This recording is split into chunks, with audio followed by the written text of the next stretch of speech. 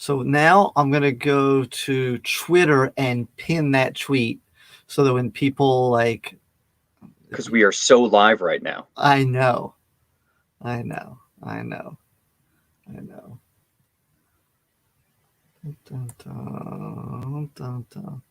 There it is. Okay, I can see it. No, that's the old one. Here's this one. Okay, click this and make it pinned to your profile. Okay, now that is the pinned tweet.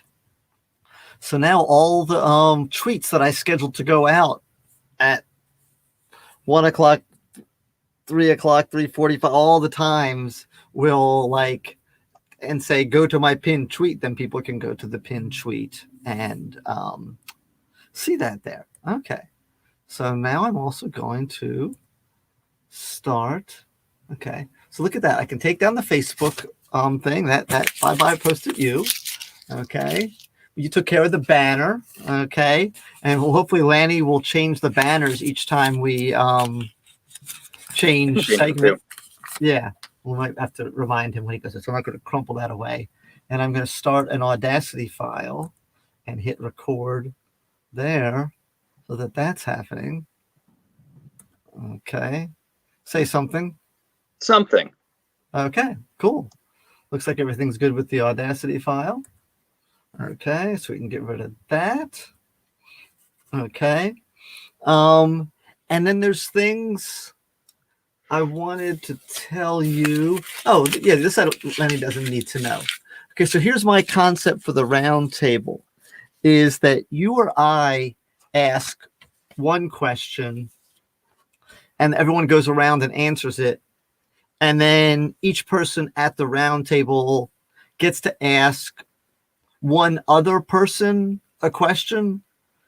I think that should take up most of an hour and a half if we've got about 6 or 7 people, right? Sure. Okay. I don't know. If not, we'll ask another question, and we'll have 6 or 7 people to answer it and go there. Okay. Cool. Do we have questions for the roundtable? That's a no. Well, the first one I do. For the first one, it's supposed to be it's going to be really simple. It's supposed to be innovation that works. So just tell us something that you've done, which is something different from what you've seen being done or what your colleagues are doing in your school that has worked well for you, and then kind of go from there. And then the other one's supposed to be about edupodcasting. So I don't know. What does edupodcasting mean to you? Or how has edupodcasting made you a better teacher or something? How is edupodcasting? Yes, exactly. Yes. So I think that's okay. Okay, so cool. I've covered that. All right. So poets are notoriously unreliable. Okay. So there's at least 2 people who have promised me a poem who haven't gotten me one yet that I'm guessing they won't between now and 3:45, but I don't know. So we'll see how that goes. Oh, so, and I know you are much more careful than me. Okay. In regards to those Anglo-Saxon words? I don't know what that means. What? The 4-letter words? No. Oh, okay. No. I mean, those 2, but those 2. I mean, I don't use them, but I would have. I'm fine with the way you did it, but I still would have been fine with like hey, there's going to be some naughty words. You might want to like not listen to this with kids around for the Jody Carrington, but it's fine either way. But no, there is this really cool spoken word YouTube that actually Deb Lee shared with me about called like, why didn't we learn that in school, or why did we do this in school, or something like that. I just know it's really cool. And I watched it and I was really impressed by it. So I don't know how you feel about us like sharing a YouTube video for someone that we have no like association with, but he's not someone that's like famous, if that makes sense. Like he's like he's he's got a YouTube following, but he's not like. Do you hear what I'm saying? Yeah, I hear what you're saying. It doesn't make a difference to me. Okay, cool. So it's if we don't, if we need to. So if we, depending on how the poetry slam goes and how much time we have to fill and all that kind of stuff. So, yeah. Cool. Yeah. So, how was the wedding yesterday? I saw you in pictures. It was Ben Miller and I don't know his husband now's name. Jeremy. Yes, yeah. I met him I think once or twice before. They're awesome. I had a lot of fun. I actually met Ben Miller when he was in Teach for America, by the way. I don't know if you know that he did that or not, but it was summer school at South Mech, and it was him and possibly Mike Lubasich and someone else anyway. But yeah, so I met him then. He was and I know him Teach for America doing summer school is a hot mess. Well, yeah. I mean, both of those things are a hot mess, and I assume when you combine them, it doesn't cool the mess any. Yeah. I know him from my first year teaching. I think I told you this. My principal, my first year teaching, took all the first year teachers out for lunch together, so we could see each other's faces. And that's right. He taught at middle school. I forgot about that. Yeah. So we taught together, and then when he went to the high school, he convinced me to go with him. Oh, okay. Oh, I didn't know that. Oh, yeah. I did not know that part of your origin story. Okay. Okie dokie. So is there anything else that you think that we need to do, or any questions do you have, or plans or something? Go, hey. No, I got poems ready. I got the board game ready. I got, what's it called? The script ready. I'll open that when it's time. Oh, I added more to the admin colleague student list. When did you do that? When? Since last? I added some today. I added some like a day or two ago. Okay. I saw the ones. We're now at like over a page. And you saw I got on some weird thing last night where I was kind of fever dreaming it with just okay, what else can I come up with, So I definitely misspelled a whole bunch of this stuff. Yeah. You put Sonny Corleone as like Sunny. I fixed that one because yep. What I didn't know, and we probably don't have time to do it now, it would be nice if it was more organized. I don't even know what, in like 5 or 6 boxes of categories, so that we could kind of. Nope, it's not gonna be organized. No. It's gonna be a mess, but it's also that'll be fun. It'll be like a grab bag, right? And then we can decide. And if the person's not familiar with that trio, we've got more. I'm not gonna lie. There are definitely some here where I'm like, I don't even know who that is, or I don't know what their personalities are like.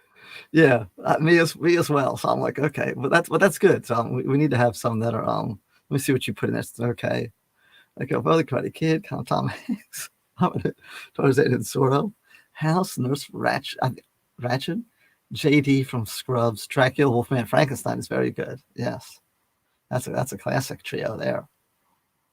Okay. Yeah. I liked where I could come up with different people with the first name. I was trying to come up with some more of those where they all had like either a first name or last name in common. I was coming up with trios of like 3 classic characters that the same actor had played. Yes, and I like that as well. Yeah, as long as it's not Paul Rudd, because that's all the same character. And Owen Wilson. Oh my goodness! Do you know Chris about Tucker? Do you know about Paul Rudd's ongoing thing with Conan O'Brien and how he pranks him? No. He has been doing it for 20 years, and he just did it recently. And the last one he did was it was brilliant. Every time he comes on the show, and he's been doing it for over 20 years. Do you know are you familiar with the movie Mac and Me? The McDonald's alien movie? Yes. Yeah. I'm familiar with it. I've never seen it because I don't think I have that much self-loathing. I mean, it's Yeah. high, but It's like, it's very much an MST3K type oh yeah, movie. And in fact, it's they probably did it. They probably did it. But anywho, so every time he comes on the show, he'll like build up a clip from his latest thing, and then when they play the clip, It'll be a clip from Mac and Me. it's the same clip every time. It's this kid being pushed in a wheelchair that goes down a hill, and then falls into like this ravine of water, and then in this water, and then the like the $5 ET knockoff Mac shows up on the screen and goes and does that. So, and each time he somehow convinces Conan that, like, you know, that he's not doing it this time. So sometimes he shows it twice. He's like, okay, that's I apologize. Let's actually show the real clip. And then he just shows the same thing again. But he's been doing it for 20 years, like every time he comes on the show. So it's spaced out and Conan forgets. So Conan's doing his like farewell show. Mm-hmm. And he's got Bill Hader on. Okay. I love Bill Hader. So Bill Hader is talking to him about because they both work for Saturday Night Live, and about skits that like got cut during the dress rehearsal because they just weren't funny. So Bill Hader's describing this skit. He's talking about doing an impression of this guy who I've never even heard of, and how everyone's going to be doing an impression of this guy, and da da da da da. He's like, yeah, and Paul Rudd was on there as the host that week, and he wouldn't do the impression, so it didn't go that well. Blah blah blah blah blah. And so then like Paul Rudd like comes on stage like dressed in a tux. He's like, oh no. He's like, I did do the voice. He's like, no, you didn't. He's like, well, the good thing is that they actually clip. Right, they tape the dress rehearsals. And Conan's like, they do? He's like, yeah, they always keep the tape of the dress rehearsals, you know, just in case, and da da da da da. He's like, so we've got a clip of me actually doing the voice in the dress rehearsal. Conan's like, oh man, well, let's show that. They're like Mac and Me for the, 20th time in 20 years. And Conan is just like, oh my God, I cannot believe, like, you literally, because Conan was really excited to see the skit, and it was just Mac and Me again. So it was quite funny. So, yes. I had not heard of this. It's good stuff. Yeah. Okay. Oh, also, oh boy, I don't want to say because we're doing it live. Because we're doing it live. But here, I'll type it to you in private chat. Okay. Ooh, how private. I know.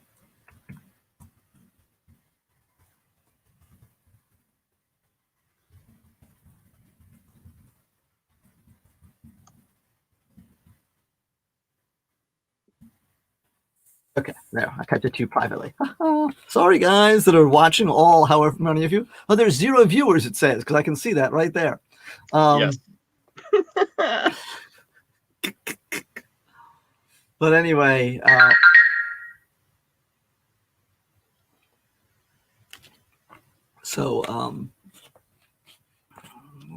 my goodness, Elaine's having computer issues.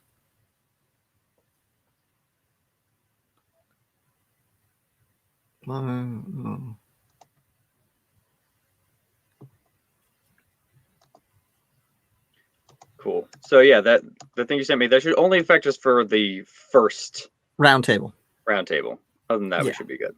Yes, I don't think it's a major thing that we need to do. Look at that. There's Gerardo. Let him in.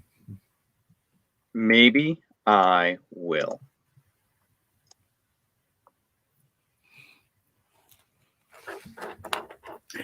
Morning, fellas. Gerardo, how you doing? I'm good. What's up? Hey, I'm trying to get connected to my camera.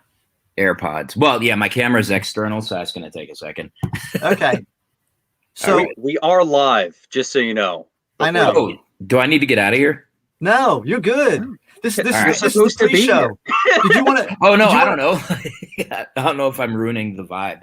Did you want to give us? You're a monster. How dare you? Yes. No, you can give us. Do you know who I am? You can give us some pre-Palooza analysis as to what you think it's going to take for the teams to win today. Well, you know, I think preparation is always key. I think in these stages, you just trust your training. You know what I'm saying? Just trust your training. Like you didn't just get here out of nowhere. Like you're here for a reason. And right. So, Gerardo, theoretically, if we didn't prepare and haven't trained, it's all in God's hands, honestly. like you just have to. You just have to know that, you know, it's not just you. You know what I'm saying? It's those who came before you, and all that. Wow, I look weird on this camera. Oh yeah, because StreamYard's weird. Yeah. Yeah. I don't know. I look weird on this camera too. That's just my face. I was gonna say I wore a weird hat just because, you know, whatever. I was looking for a hat, but I had no luck. In case the sun is too much. I like to keep this. This used to be in my door. It's Muhammad Ali. Yes. Yeah. So I can see it now. Singing yakety yak, I assume. Yep. No, that's him standing over Frazier, right? Yeah. Yep. No. I think it's Sonny Liston. I think it's Sonny Liston. Liston. Yeah. Okay. I think so. The guy from The Godfather. Yes. No. Yes. Sonny Liston. The guy that made Corleone. Liston. Actually, that's gonna be my rapper name, Sonny Liston Corleone. Like, I feel like that would be good. Wait, I heard somebody talking about the Phoenix Suns, and I'm not real pleased about it. You did not hear anyone talk about the Phoenix Okay, good. Suns. Because I was about to be out of here. I think they're getting ready for next year. That's all I know about basketball. Is that I do have to say they're a very good team. And there we go. Yeah. That's why we can't have nice things. Yeah. No, I have no idea. I just peripherally pay attention because I hear other things. No, that's right. All I know about the Phoenix Suns actually is from your tweets, but and I don't tweet about maybe that much. I follow Emmanuel Acho, so if he says anything about them, then I'll see what he says. I was trying to come at Mark Lamont Hill for saying that Joel Embiid was a better MVP candidate than Nikola Jokic, but somehow Mark Lamont Hill does not think I'm important enough to respond to. I don't know. I don't understand it. Like, he doesn't know, like, I am the Denver Nuggets most valuable teacher for the month of December. For the month of December. Nice. Just December. 2020. Yeah. That's right. But I can't expect everybody to know that. You know? True story though. All joking aside, that award or Colorado Teacher of the Year, how do you rank this? Nuggets, like definitely number one, and Colorado Teacher of the Year number two. I got free tickets to a Nuggets game, so yeah. Whereas Teacher of the Year, you got to write essays, I assume. I got to write essays. I also got a budget. Cool. What's your budget? Not a lot. It's enough to. I'm going to Alabama for space camp. Nice. Here. Hey, can you guys hear me? Okay. Yeah, you sound great. Nice. We are live in the pre-show. Yes. Hey, everybody, pre-show. Did you have any pre-show analysis? I have my that you wanted to give us. Just that my Twitter went wonky right before this, so I just tweeted out stuff, and then now it's not working. Okay, but you're able to get to the link, so that's good. Yeah, I think EduPodLOOZA broke the internet. Probably did. I think it probably Twitter. did. Yeah. Well, you see, we've got a whole 0 viewers right now. So it's fabulous. It's Those are my favorite kinds. Do you want our names up there or? Yeah, who does that? Is that your job, Tedisco? I thought that we could put our name in the thing when. Also, I don't know about your views, but on my view, Mealy, your face is covered by the live with StreamYard. I know. I have no idea how to get rid of that. Do you, Tedisco? He's gonna act like he doesn't. He's like, no. I'm sure there's a way. There's a setting. Mealy, just do this, Mealy. Just do this. There we go. Now we see you. Awesome. The whole time. Just do that. That won't hurt for very long. No. You do Well, that you can all also day. lower. Can you lower your chair? Ah, see. I can't lower my chair. Ooh, there we go. There. Now you got a Okay. hat. A street life. It's true. Yes. Yes. I don't know. But no one can see my cool switch hat, up though. The My views, colors are but- so weird because my hat is not orange and it looks like it's orange. It's Yeah, really weird. Gerardo said Oh, it is. StreamYard It does weird. look orange. Yeah. Yeah, it's not. It's like a salmon color. I'm not happy. Yeah, I don't Wait, see. what is happening? I think StreamYard is not going to make that go away, huh? That's part of their branding, huh? Looks Yeah, but they like shouldn't it. have it be in your face. That's not cool. No. I always so forget StreamYard Neely- has you doing the opposite of what you're actually doing. Like I'm actually. You're right. Ooh, yes. Ooh, yeah. Yeah, because I'm looking. Okay, but so yeah, but we had our names before. Remember Yeah. that? Yeah, you have to punch it in, but. Yeah, but I did, but why isn't it displayed on the thing there? I don't what's the know. show Oh, button? Mealy, can you respond to Lanny? Oh, did he say something? I turned my Yeah. thing on. Oh my goodness. Let's see. I wonder. Edit name. Ooh, I'm on the beanie vibe now. nice. Thank you. Hold up. I appreciate the solidarity. 57. So it says display name. It says save. I've saved my name. But This is I don't really know. hard. I don't know if there's something in the if we. you This had is- it before. Oh, okay. Hold on. I think I got it.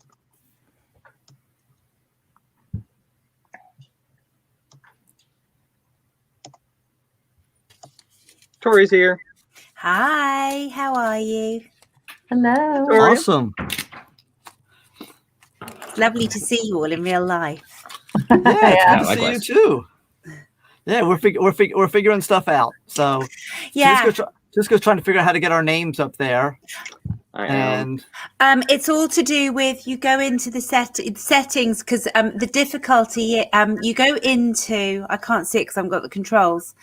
You go into settings, there's about 3 down. It goes to the different features and the different ways of making things look, and you've got about 3 or 4 different options. show advanced options. So yeah, if you go into the right hand side where Guests, you've got various different things. band Yeah, guests. I'm at settings. I also checked in brand. And Brand, it's go to brand. You need Hi, to go Lanny. into brand and you need to go down through the branding and you'll see you've got different options for showing things. And when you click on those, you'll be able to see the different ways it looks. Yeah. It says show display. Show display names. It's on. yeah, Display it names is. are always hidden when showing a comment or banner. Oh. So we have to get rid of the banner then, I guess, to this, because we can't have the banner and people's names. Interesting. You should be able to because I've had both before. It says display names are always Oh, there hidden. you go. There you There. go. No, you got it. You said to get rid of the banner. Okay. And now, Landy, don't share your screen, you silly boy. Well, I He have has to to in order share to get that the to be able to play the audio. Yeah. Do you? I thought we did it without it last yesterday. But Wednesday. we did it without it being displayed. Yeah. Correct. Yeah, we don't have to display it, but I had to share it. So Gotcha. Okay. All right. And to this, go change your name to something besides host one, you silly boy. If you can figure out how to do that. Okay. Oh. So we're almost ready to go. We have a few more people to okay. Let in Ryan. I just want to say, Gerardo, I'm going to Denver tomorrow. Okay, there's Yo, Ryan. tomorrow? Tomorrow. What are you Yeah. doing out here? Well, my family lives there. I grew up there. Oh, that's right. I remember that Remember? conversation. That's right. How Yeah. long are you going to be here? Just for a few days. Nice. No, that's awesome. Yeah. The weather's actually been wonderful the last couple of days. It's 70s and 80s. It's Yeah, great. It looks like it's going to be good. I miss Break Houston. from the hundreds. We had, I think, 6 Yeah. straight days of 100 a while back, and that was not popping. Right. Well, cool. Well, enjoy. I will. I'm excited.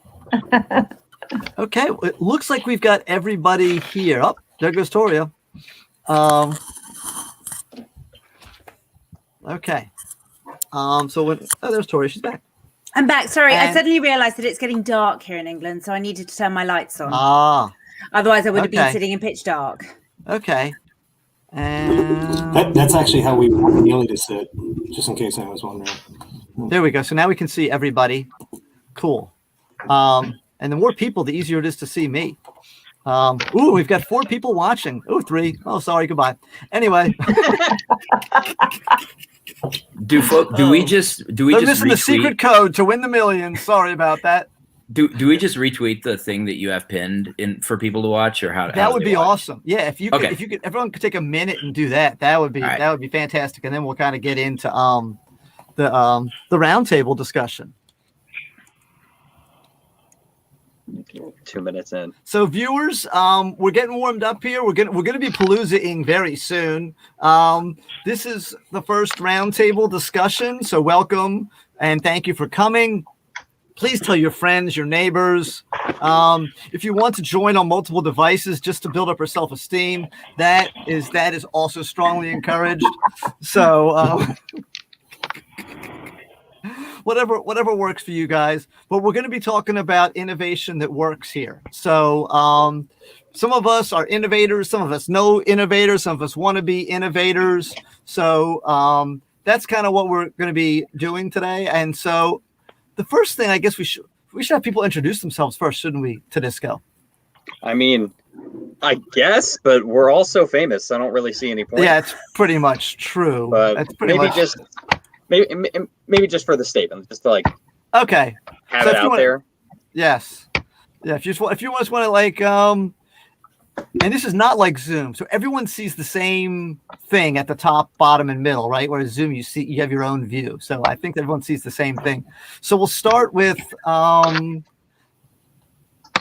we didn't lose anybody right now. So we'll start with the bottom, and we'll work for Ryan. So Ryan, go ahead, introduce yourself, and we'll go from there. All right, great. I'm Ryan Tibbins. I am the host of the ClassCast podcast. I'm a high school English teacher in Northern Virginia, and I'm looking forward to talking with all of these great minds and entertaining personalities this afternoon. Okay. Go ahead, Sandrine.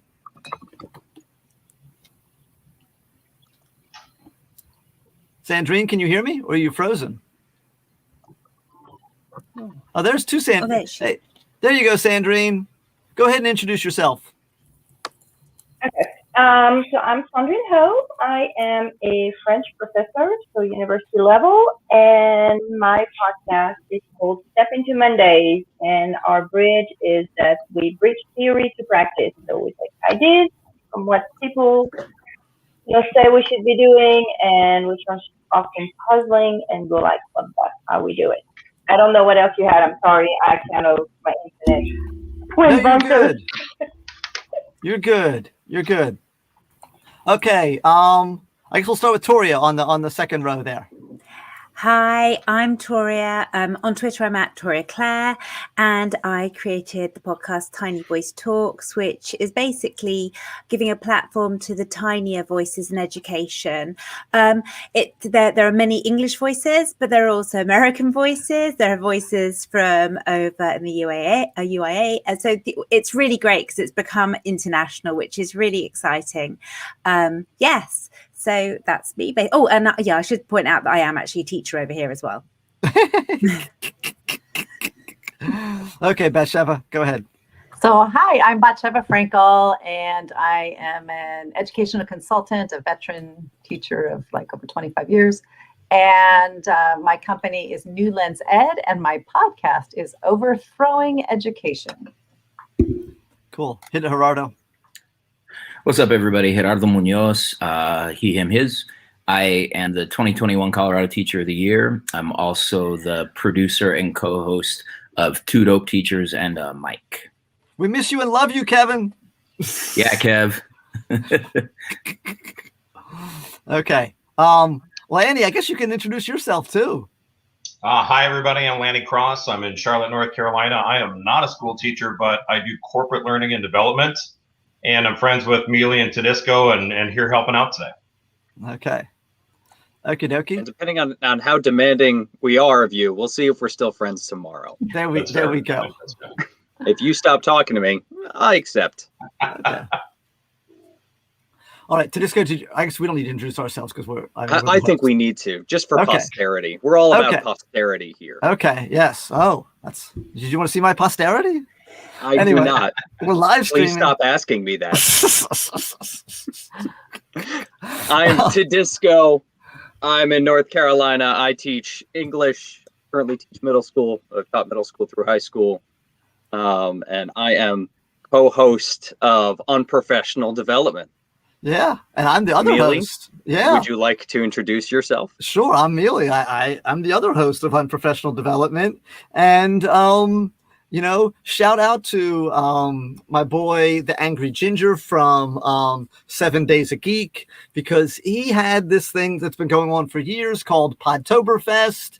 And I am a follower of his podcast, and he had this thing that he did back in October. And I'm like, ooh, we should do that with like education podcasters.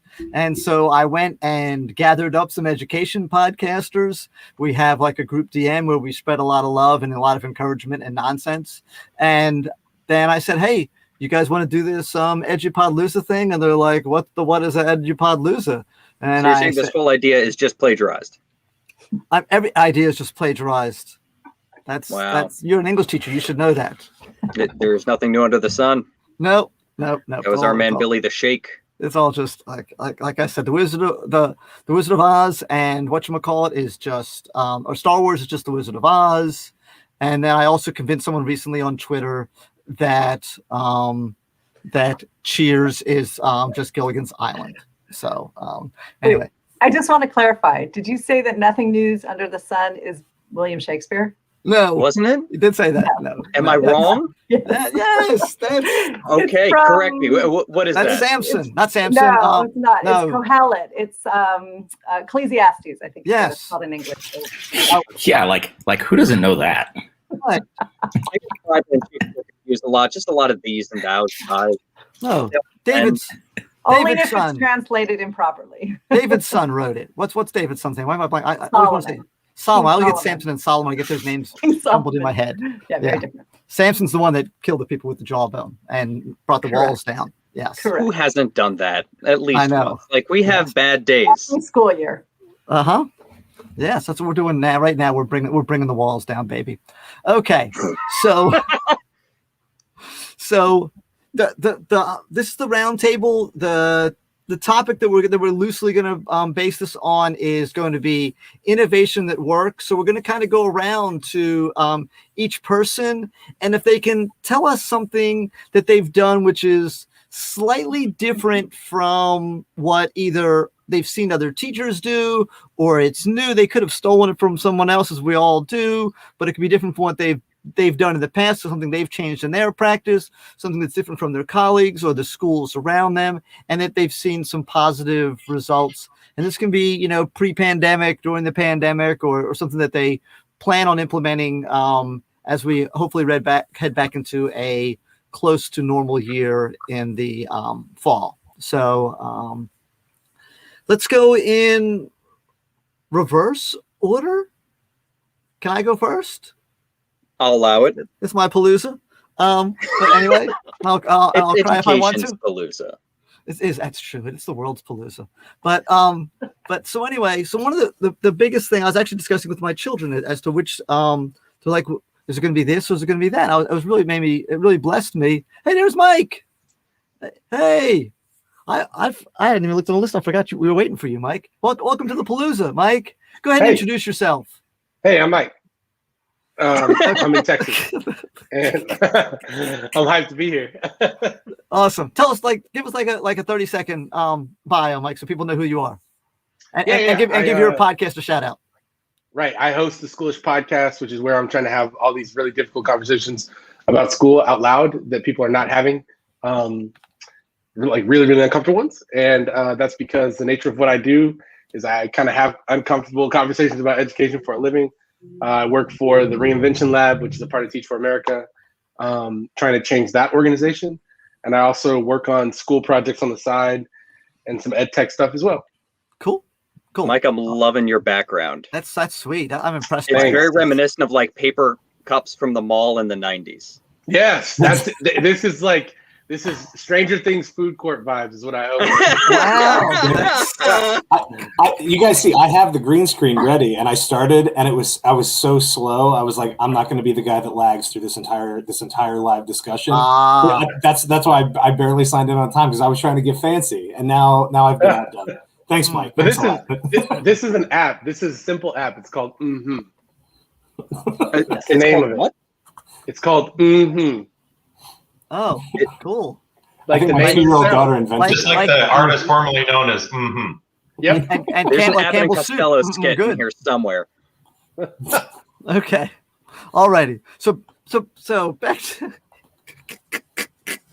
innovation that works. So Mike, just so you know, as we're getting started here, we're each going to take something that we've done different that from other teachers or other colleagues or other schools or whatever that has worked for us or our students. So as I said, I was told my 2 natural born children, not my school children, that I was going to be doing this. And my daughter was like, oh, are you going to talk about your room or are you going to talk about spiraling? And so I said, well, I don't know, maybe both. So my room real fast.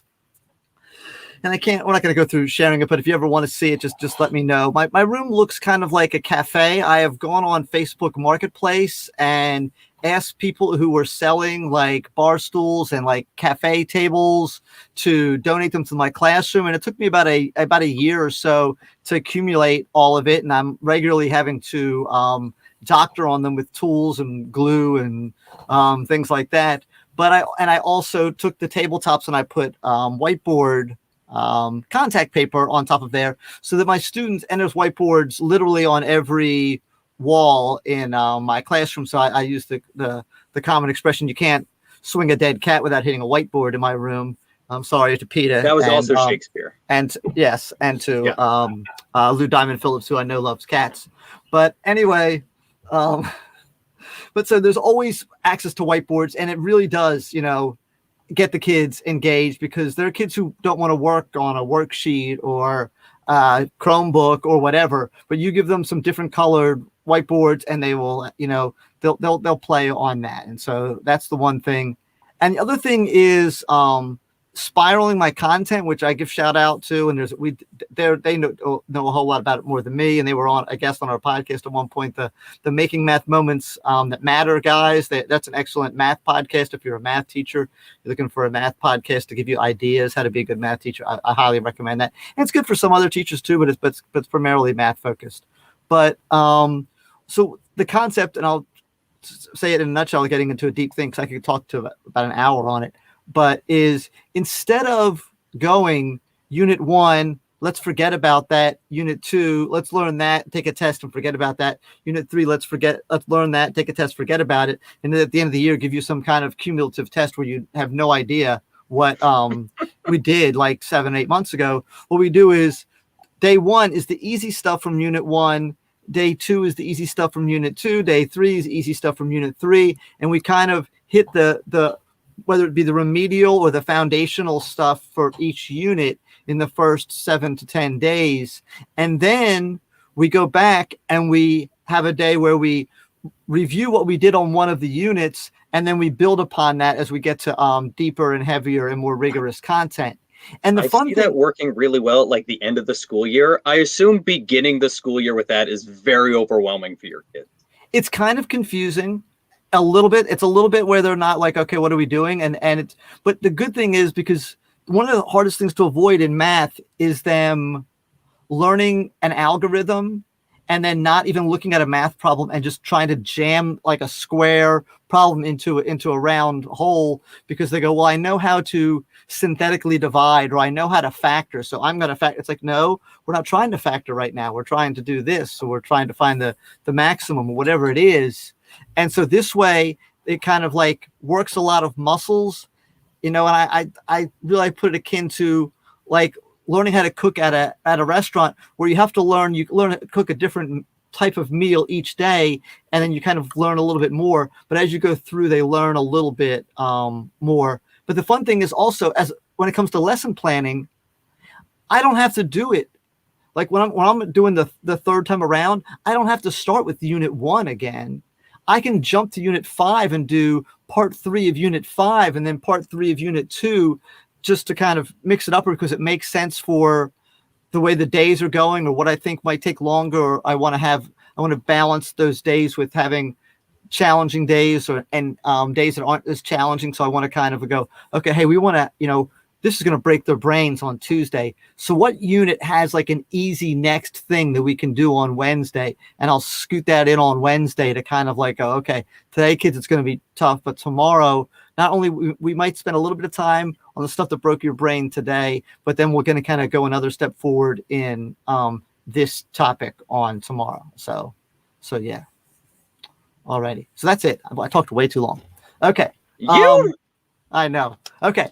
Go ahead, Tedisco. Tell us something innovative that you've done in the past year or so that works. Nothing. I don't really do innovation. That's innovative in itself. You're the uninnovator. Stay with it comfy. So there are two things I like to do that I find help my classroom and I don't see enough other classrooms doing. One was an idea from one of my coworkers this year, and it just worked really well. And it has to do with writing essays, because when you write essays, when you assign kids to write essays, it's always a big mess. For those of you who are not English teachers, like some kids can knock it out of the park instantly and just get essays, and some kids are going to struggle with just what is a paragraph. It's such a wide range, and we don't focus a lot on grammar and things, so that's where you really start seeing the gaps of which kids read consistently and which kids don't. So my coworker gave me this idea and I tried it this year and it was awesome. And what we did is we did one class period where it was just, all right, here's the essay, write the draft, just right out of the gate. So just here's the prompt, give me 3 to 5 paragraph essay. And that's all we worked on that day. And so it was a lot of like front loading work because then I have to read through all those essays real quick. But you see which ones basically get it and might need a little tweaking and helping. You see which of them just know essays and awesome with it. And you see which ones really are struggling. And so then what we did is the kids who were able to do really solid on their essays, we could give them like little tips and help them focus on mostly a passion project throughout the next week. So we can sit through with the week with the kids who need you to sit there and hold their hand to help them with that essay. And we did that with our first essay, and the other essays we wrote after that were so much more solid because we were able to kind of build up the kids who needed the extra support. So that's one thing that we did this year that really worked. The other thing I always like doing that I don't see enough other teachers doing is whenever we have to read Shakespeare, because we always have to read Shakespeare, because like Shakespeare said, there's nothing new under the sun. That was him. What I like to do is I like to show them the movie first. You need to watch Shakespeare, and there's so much happening and the language is dense enough to get through. So if we can show them the movie and they can see, okay, here are the characters, they can listen to the sound of the lines and what the language and vocabulary sounds like, so it doesn't seem so foreign, because you can just read it on a page, it's really much. And then when they see the actors acting it out and they see the progression, they see, oh, here's the good guy and here's the bad guy and all that sort of stuff, then you stop and you read through it. And that helps you go through and really dive into the language, because you already understand the plot and the characters. So those are my innovations. Awesome. By the way, let me jump in on the Shakespeare thing real fast. If for anybody who teaches plays at all, always show them at least part of it before. Like whether you do it, like I flip-flop. So I show them the beginning, then we read, then we watch a little piece, then we read, and then I flip it. Then we read and then we watch. Because at that point you should be comfortable enough. But the parallel, the reason like when kids come in and like, oh, I got to read this. I read this guy last year, whatever. I was like, there's a reason that everybody wants you to read it though. Like it's good, but it's hard. And so imagine if you were asked to read the script of your favorite television show. And so I've done this in the past. Like, you know, I have a couple of screenplays for like random TV shows, and you have them read it and they get some of it. And they miss things that are like obvious laughs. Like they miss obvious jokes, and it's modern English. It's on at 8:00 at night, you know, and then you point out like, how did you miss that joke? Like no one laughed. And like, oh, I don't know. And I'm like, guys, it's because it's not meant to be read. No one writes a play for you to read it. They write a play for you to watch it. We write a TV show or a movie for you to watch it, right? So the reason that we read some of them is because they're so well written that there's some little details that are worth your attention. But that doesn't mean you just read the whole thing. And so like I mean, I teach older students too, but really like sort of like sell them on that idea that like we're reading it because it's great, but we're going to watch it because that's really what it was meant for. Like Shakespeare never thought anybody was going to be reading his stuff. So the fact that we force everybody to do it is insane, you know, but you can do this with any play, like any play at all. Like I said, it works just as well with the television shows it does with it. Like flip flop the order of watch and read and watch back and forth. And then remind them that the actual intent is for you to be watching it. We're only reading it so that you can sort of zone in on really great figurative language or strong word choice or, you know, whatever those things may be. And I found that iambic pentameter, huh? I remember that. Yeah, no, but even that one, and kids, you know, when they watch it, they don't pay as much attention to it. And then I say, like, you notice how like they end a couple of those lines funny, like the rhythm's a little funky. And they're like, yeah, I'm like, now let's read it, and then you can show them why. But that's huge. Like I think we do a great disservice to students when we have them read plays without watching either any of it or waiting until the end. Like watching it isn't a treat. Like watching it is what you're supposed to do with it. Yeah, sorry, I went out of order. I apologize. No, it's a really good idea. And while you're on the mic, why don't you just tell us something innovative besides that? Which that's it. It's the only thing I got. That's all I got. I can. We flip flop the order of watching and reading. That's all I can do. That's genius. Yeah, no. So I teach, you know, primarily 11th and 12th grade English classes. And the way we schedule stuff, I always request sort of, it's terrible, but the easy way to explain is high and low. Like give me AP and give me your neediest students. Give me the kids who you're worried they're not going to pass the state test. Give me, whatever. You know, team taught classes. I had an ELL class last year. I had a team taught SPED class the year before. And that's sort of where I'm at. And so my like innovation is really like I have trouble with these questions because I'm rarely trying to do something new. I'm just trying to do something that works. But I think one of the things that works really well is because of the age of the students, I'm very honest with them. Like, here's what we're doing. And if we're doing something new, I tell them that. And if we're doing something like, guys, I've done this for, you know, a few years in a row and this works really well, whatever, like I treat them as though they're equal participants in it. Right. Like I don't give up the reins. Like I'm the teacher. I've got to make some calls here.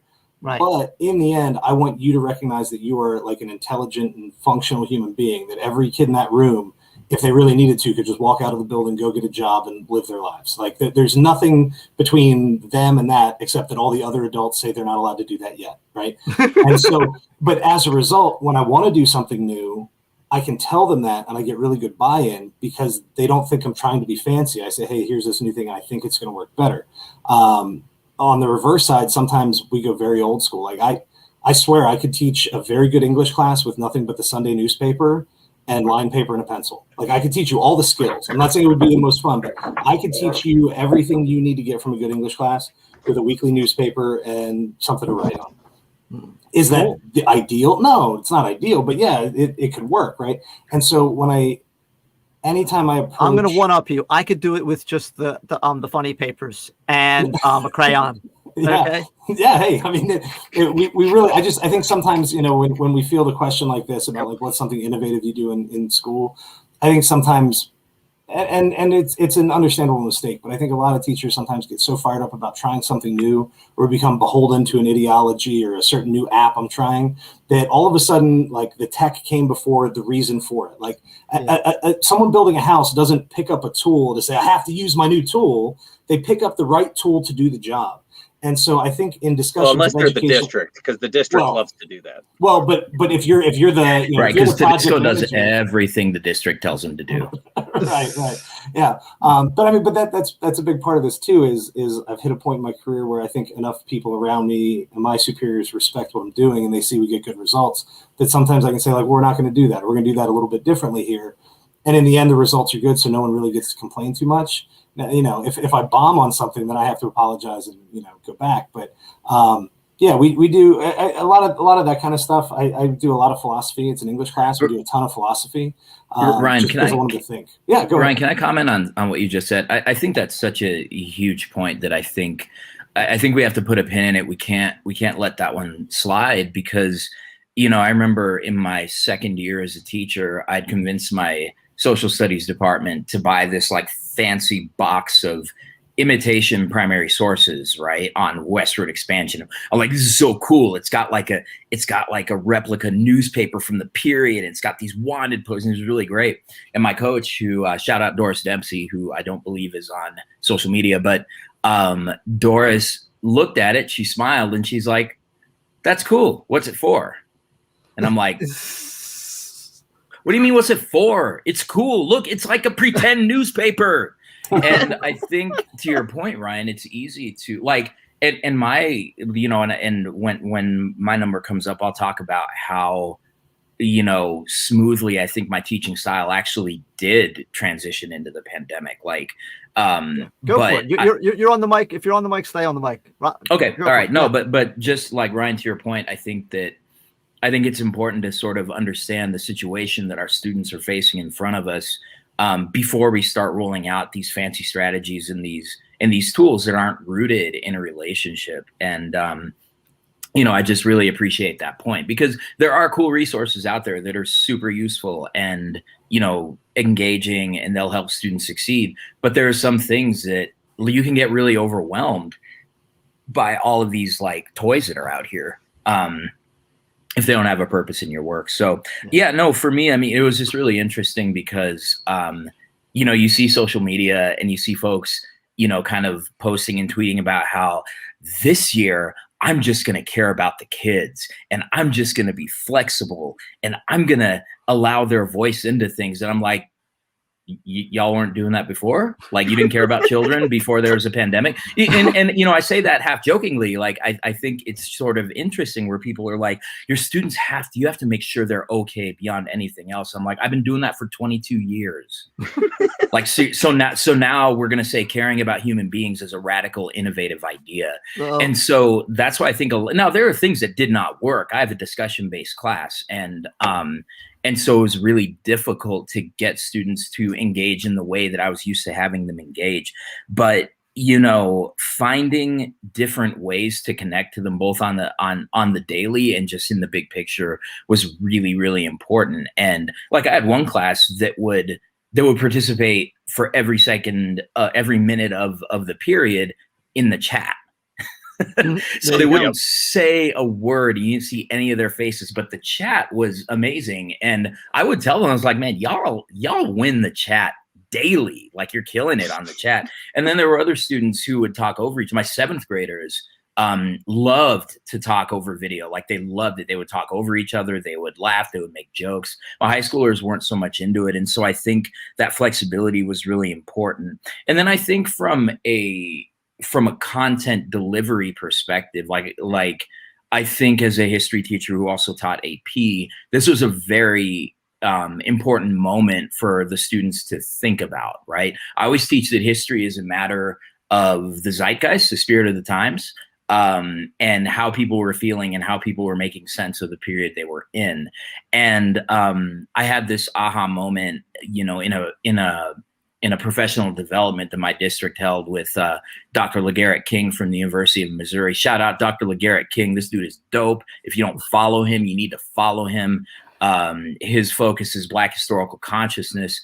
And Dr. King said, you know, the thing is, in order for young people to not hate history, we have to let them know a couple of things. First of all, this is human beings. Second of all, history is contentious. It's contentious. Different folks will choose to view history in different ways. And the third thing is that there's stuff that's just unresolved. And so for the first month of the pandemic, I was like, I have to be able to explain this. It's all going to be okay, y'all. I didn't know that for a fact. Governments and NGOs are going to do a great job of rallying the people, and the people are going to fall in line. Like, we know this will happen. And we just know that none of that happens. And so I think history became more authentic, because then I could say, y'all, think about the Black Death. They're not sitting there saying, yeah, this is really bad, but in about 60 years, it's going to be fine. So don't even worry. Like, this was imminent doom for everybody. Right. And so what I emphasize to my students is that uncertainty, that anxiety, that fear, that depression, that everything that's affecting you about this moment, this is real. And this is what people were feeling like for real in difficult times that they were living in. And so it really was an opportunity for me to try to stay present and to just know that some stuff is unresolved, you know? So I felt like, and then the other thing is kind of getting over myself. Like, you know, the type of engagement that I needed from students oftentimes was it so I could feel like a good teacher. Yeah. When they're talking and raising their hands and answering, even if it's the same 3 kids every single freaking time, like, it makes me feel better as a teacher. Okay, so this thing that I want the students to do and to participate in, is it for them or is it for me? Mm-hmm. Mm-hmm. And I think that was always my big question. And I saw a lot of teachers struggling with that over the last year, especially with those really, really quiet classes, because your anxiety fills in all that silence. It's like the first half of Jaws when like you don't see the monster and you're just freaking out the whole time. So yeah, when you just get like stunned silence from the kids after asking like every single question, it's really easy for all of that to turn into anger, or it's also possible to just channel all of that into trying to like understand where they're coming from. To be fair, you know, like that is tough. And Gerardo, I do a discussion-based class too, and it took a while to figure that out. But I straight up, like, we're all people who run podcasts. I would tease the kids like from the first week of school. I'm like, look, guys, like, you can all jump in and we can do this thing together, or I can talk at you the entire time. Like, I can sit here with a blank screen. We can just do this, but that's not good for any of us. So that was essentially like the dare was like, if you guys don't chime in, I'm going to hit you with a 90-minute lecture, and that's just how this is going to go. And it became a running joke where the kids would like jump in, and they would like, sometimes they would interrupt at the worst possible times, and I would just play along with it, because as long as you're engaged, like, we're good. Yeah, like, you know, anytime someone's like, my job isn't to sit here and talk to these kids for that long. And I'm like, I love that you think that. And I hope you keep thinking that when you return to school, because if I see you in your classroom talking at them for too long, then you were lying to me. Like, this is crazy, you know? Yeah. I'm like, guys, you got a podcaster here as your teacher. Like, I will talk at you. Please don't make me. I would also say, though, that it's important to interrogate the term engagement, right? Like, what does engagement mean? Does engagement mean the students are engaging with what I'm telling them to engage with, or are we engaging authentically through a process? One of the big things that I discovered over the past year was the work of Annie Fetter. And math folks, you might know about Annie Fetter, but she's the one that teaches math from a what do you notice? What do you wonder? Oh, okay. Yeah. And her YouTube videos are incredible. Like, you see what she's doing with math. So I started to do that around social studies. And what I was realizing is that the thing I thought the students were going to get or should get out of the material was actually not the same thing that that they would actually get out of it, and made for a much richer conversation. So yeah, I mean, I did a lot of what Ryan said, was saying, it's like, okay, I mean, it can be my voice or it can be our voices, but then I also thought it was important to say, this doesn't feel important enough for us to talk about. So tell me where you're at right now, and how do I make sure that that you care, that what we're doing here is important to you, and if it's not, what do we do about that? And so I think I've always co-created like the experience in my classroom with my students, but I think I really needed to trust that process. Sorry, Philadelphia 76ers fans on the call. I really had to trust that process because they had no reason. I could not coerce or force them to do anything they didn't want to do, you know, and they could just say, oh, my mic and camera aren't working, sorry. And there's nothing I could do about it. So I had to trust that, you know, I had to trust them with what I was teaching them and what we were learning together. So it was just a really interesting experience in that way, like saying, oh, no, we're actually equal partners in this now, because you all can just collectively decide to unplug and make this whole thing a mockery if I don't approach it right. Yeah. I think something that's important in the conversation that's happening is silence can be a reflection of something else. Maybe they're silent because they don't know what we're asking them. Mm-hmm. They have to process through that. We have to give them that time. And I teach languages, so I have to give them even more time to process, what did she just ask me, right? Even if I teach a literature class, they're coming in, I'm asking them a question, they have to process, okay, what was that? They have to put that into the book, they have to bring it back and tell it to me. But so is the question to elevate it? Am I speaking past their knowledge? And in any topic, that can be a thing. And then if we give them the answer because we're not giving them time to think, why are they going to even try? So then you're going to get that cricket, because they know I give it 10 seconds and they'll give me the answer. Excellent. Yeah, being patient, you know, that's something you always learn as like a first year teacher, is like to be comfortable in the in the silence, but it was definitely much tougher this year when the silence seemed to do that. But definitely I can see that there is a time to process, and just kind of piggybacking off of the Gerardo, what do you notice? What do you want? Is one of the things that that I do for fun, just kind of like throwing ideas, as we're throwing ideas out there, is when we're doing something where I'm wanting them to differentiate between two different, we talked about them wanting to be able to differentiate between two different processes for maybe the same thing. You might see the same type of equation, but sometimes we're trying to factor it. Sometimes we're trying to find a maximum, minimum. And I know some of that's like, doesn't make sense to people that don't speak mathese. But what I would do is I would put up and you can find these on the internet. You probably saw them back in the newspapers, or you might have had them in like a little magazine you got or whatever. The what's the difference images. So it's like a cartoon, and this one has like a hat and this one doesn't have a hat, and this flower doesn't have petals, or whatever it is. And so I would have them do that. It might be on a Jamboard. It might be just out loud. Like in the olden days, I would just project it on the whiteboard and say, what's the difference? And all of a sudden, Gerardo talked about engagement. All of a sudden, now we're having that engagement, and I think it's a quality engagement because they're noticing things and they're trying to figure out what's different one from the other. And then when I put up two equations or two graphs or two whatever mathy things and say what's the difference, then they can start doing that. That their brain's already engaged in that thing, so they can kind of do that.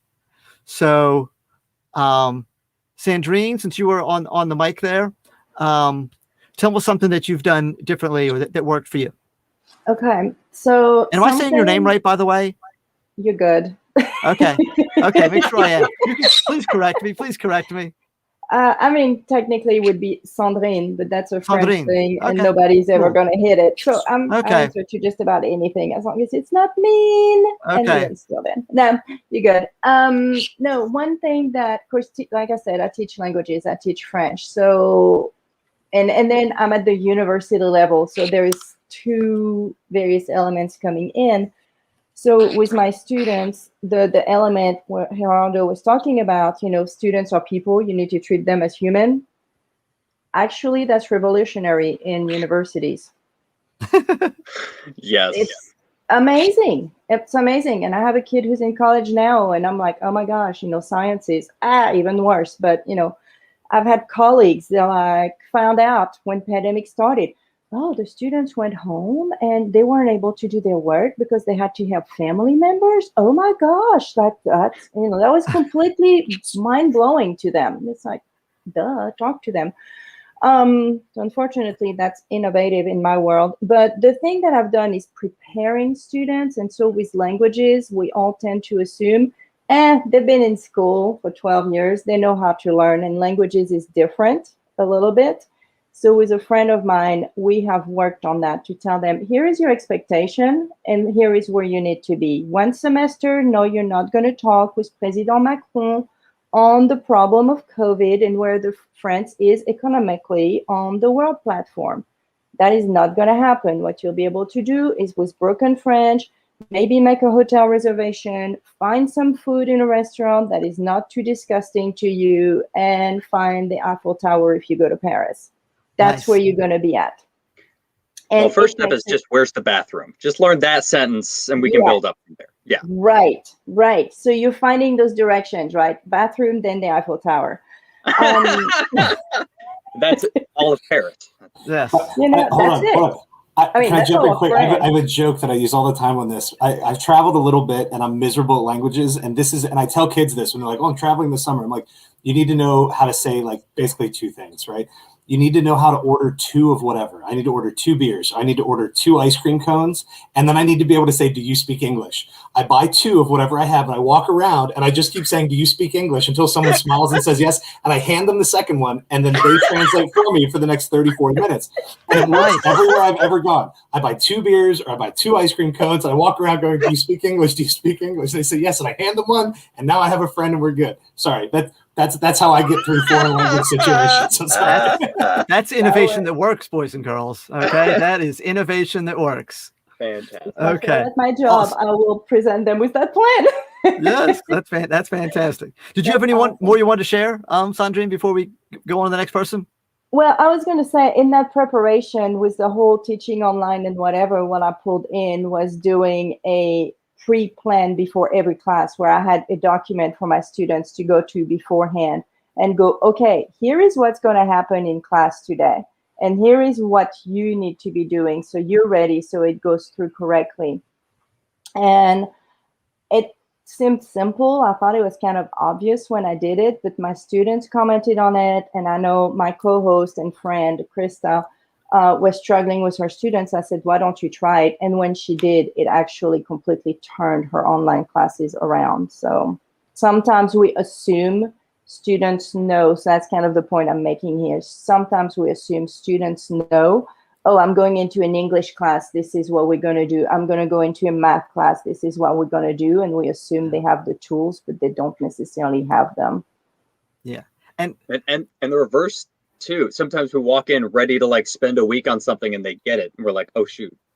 Can you guys learn slower?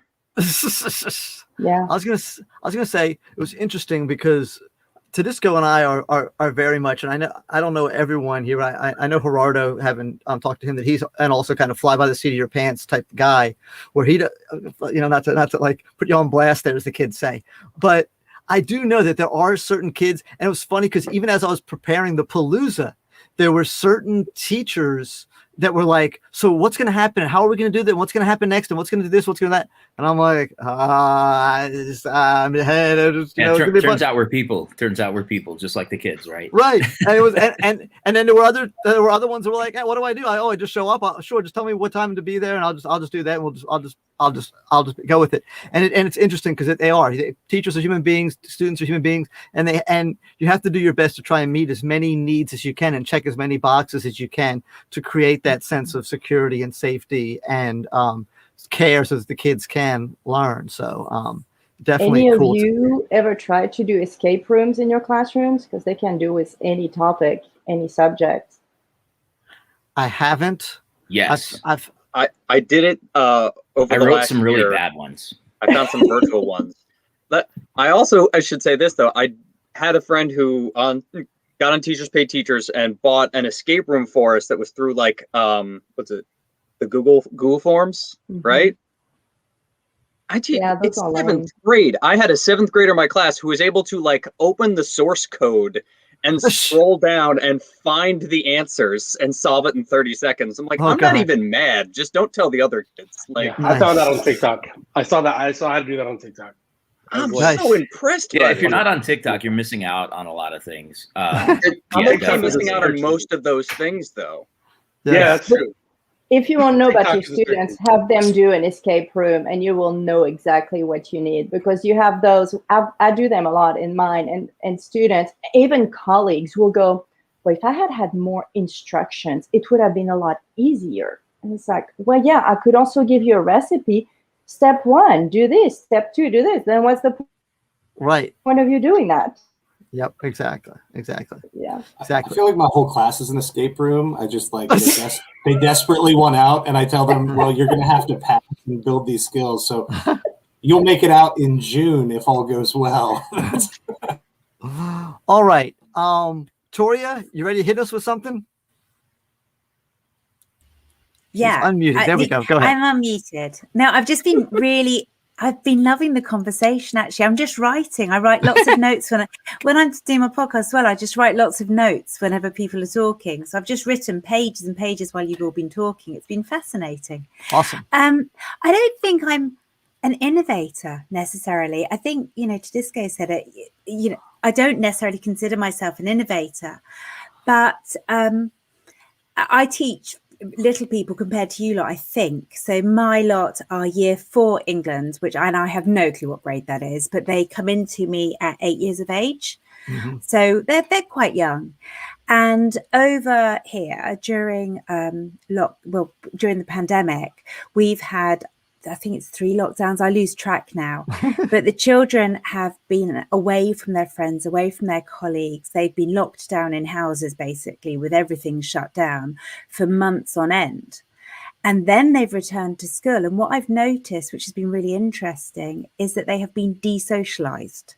So they've moved out of that ability to just socialize normally with one another, to go out into the playground and play, because they've been so used to being on their own, sitting on a computer doing virtual learning, and sitting on their own computer just playing games. So actually, something that I've really had to do in my classroom is sort of redefine the power of talk. Now, my classroom is one in which dialogue and talk has always been really important. But in a sense, I've had to reteach children how to communicate with one another. And actually, my classroom now is, it's full of talk all the time. But one of my children said the other day about how much more confident she is now. And I don't know, I'm sure that many educators across the globe have had to reconsider talk in the classrooms with children returning, because actually it is something that has just been impacted really, really considerably. I don't know your thoughts on that, if that's the same for your age groups, if you've had to sort of do the same sort of thing, or if it's just more for the little people. I'm going to find out in the fall, I think, because we the most I had in my class was like 5 people. So, yeah. I mean, Tori, I can tell you a little bit, and thanks for that insight. I think that there is a lot of implication for how we address just dialogue in the classroom, and what my thinking is that there are underlying things that prevented kids from verbalizing things on Google Meets or Zoom or wherever you're kind of doing your remote teaching. Well, I think as well, just to say, there are a lot of schools over here that weren't teaching in that way. So in my school, for example, due to safeguarding measures, we weren't doing it with the children on the other side of the camera. We were sending over videos that we had recorded, which the children were then watching. Yeah. And we were online. So I was on my Google Classroom the whole time to see the children giving their work in and being able to respond and support. Right. But at no point was I on the other side of a camera. Gotcha. To them. Yeah. So that's good. That is going to be really interesting. When I think of my own context, it's going to be more about what are the things that are preventing students from verbalizing their ideas, and particularly in middle school. I would even say more so in high school. There's a lot of self-consciousness. Am I gonna misspeak? I'm gonna say something wrong. I hate the sound of my voice. I don't want to hear it, and I definitely don't want others to hear it. Somebody's gonna call me out. Somebody's gonna make fun of me. Somebody's gonna. Anybody looks at me, I'm going to die. No, I mean, that's it. But also, we also know that like there was an issue at another school here where kids were screenshotting like their classmates and making really mean like memes and posts about them. Yeah. And so like there are some very valid reasons. And so at our level, we'll have to address it address like understanding again what the social emotional reasons are that we're not hearing that we weren't hearing their voices, and that they're not just going to flip a switch when they come back. And Tori, I can't even imagine at that point. It's like you would almost just need to, it's like sentence stems, right? It's like, okay, so it was. Yeah, that's exactly what it was. You go back right to the beginning, and it was really funny. Just the very first conversation. So I always put out these stupid questions for my children, like what are the similarities and differences between Superman and Spider-Man, or what are the similarities and differences between paper and chocolate, and up to that point, up to the point of lockdown, my children could have conversations with each other. They returned, and they'd lost that ability to face the person they were having a conversation with, give eye contact, recognize that they needed to move their body. It was really, really interesting. Yeah. I would even offer how that far I back think they've gone. The nature of dialogue, I think, will have changed. That even coming back to what I once envisioned as an academic conversation, I think that's all going to change because it's 15 months of trauma where we've been impacted. And so I almost think that even what we saw as dialogue in the classroom, no matter what level we were teaching, it won't be the same this coming fall whenever we're back fully in person. Yeah. Hey, just quick with that, because I teach public speaking. And so we had to do public speaking online, which is wild, and it's 9 through 12. So I have freshmen through seniors through whatever, and trying to figure out like the dynamics of like talking about, reading the feedback from the room when everybody has their cameras off and this kind of stuff. And so, I build generally pretty good relationships with these kids. And so we've been talking about it. And the screenshot and meme making of classmates was actually one of the biggest deterrents to kids having their cameras on. They're like, look, people are taking pictures of other people in class and doing whatever. And so we hit the point where I was like, look, you don't ever have to have your camera on here. I appreciate if you do, but if you're going to be speaking, like giving a speech, like not like, oh, I have a question that takes 15 seconds. Like if you're going to be speaking, your camera has to go on. And we're always going to have at least 3 or 4 people who are going to have their cameras on too. And it literally came to me like saying 50% jokingly that if I ever caught somebody screenshotting someone else from class, that I would show up at your front door and we'd have to talk about it in person. And and everybody's like, it's kind of funny, except for like the 4 kids who might have done it. And it seemed mildly threatening, right. But it was just enough that we could cool that behavior out. Mm-hmm. It's a dumb thing to have to say at all, but that was really it. Yeah. But that's also a place where I think the way we respond to these things is going to be very different, say for a high school student versus elementary, especially early elementary. And it's something that I'm concerned about as we say, hopefully fully return to school in person and all this stuff next year, is that at say a county or a district level, there's the tendency to say, this is what we're going to do. And we don't always get sort of effective differentiation at the policy level between what we need to do for a second grader versus what we need to do for a 12th grader.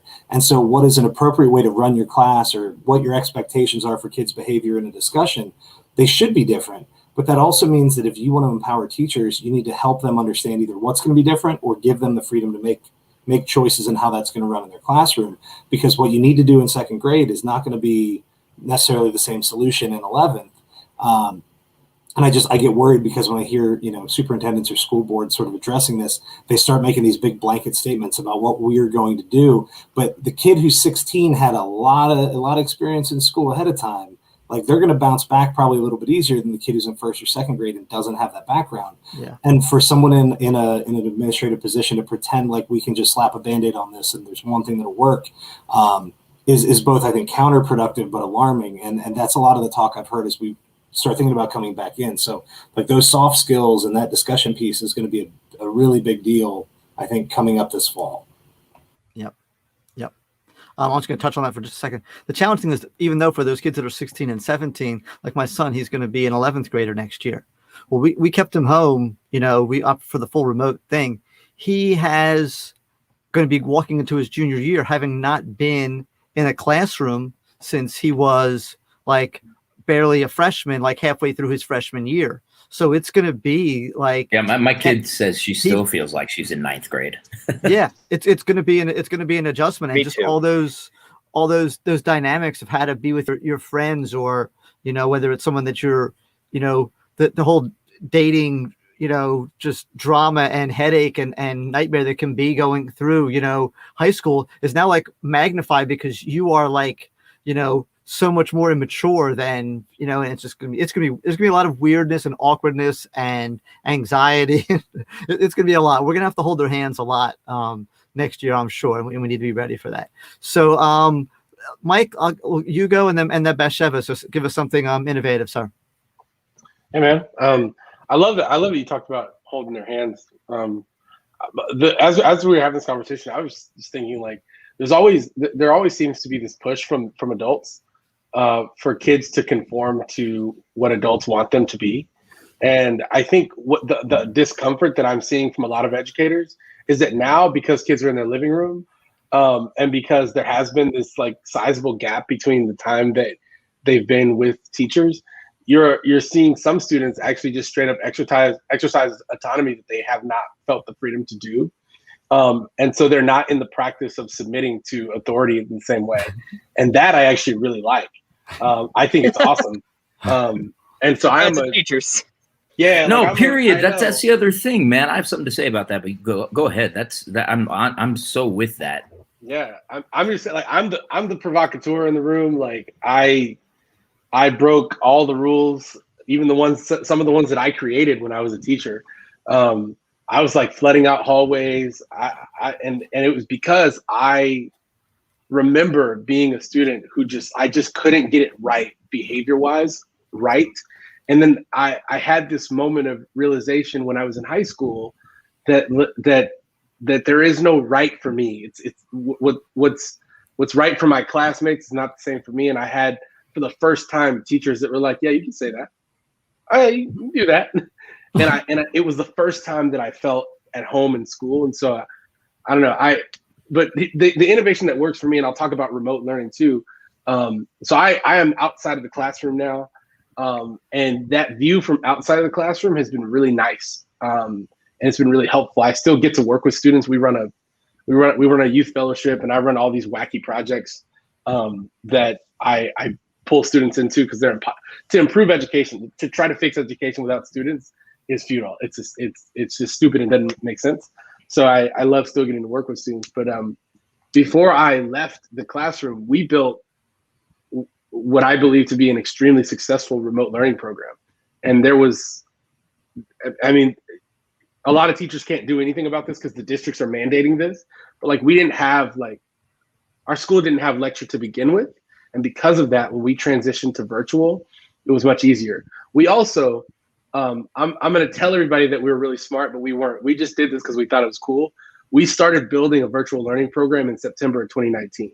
It was like, we didn't know the pandemic was coming. We were just like, wouldn't it be dope if somebody got sick? I don't know, man. You might have manifested it, bro. You might have manifested it. I've read the secret. Yes. I'm going to tell my kids. Right. Well, the reason why we didn't say anything is because we were like, we don't want to be those people that are like, hey, we have this figured out. But we also don't want to be the people where the conspiracy theorists are like, well, since y'all over here messing with stuff.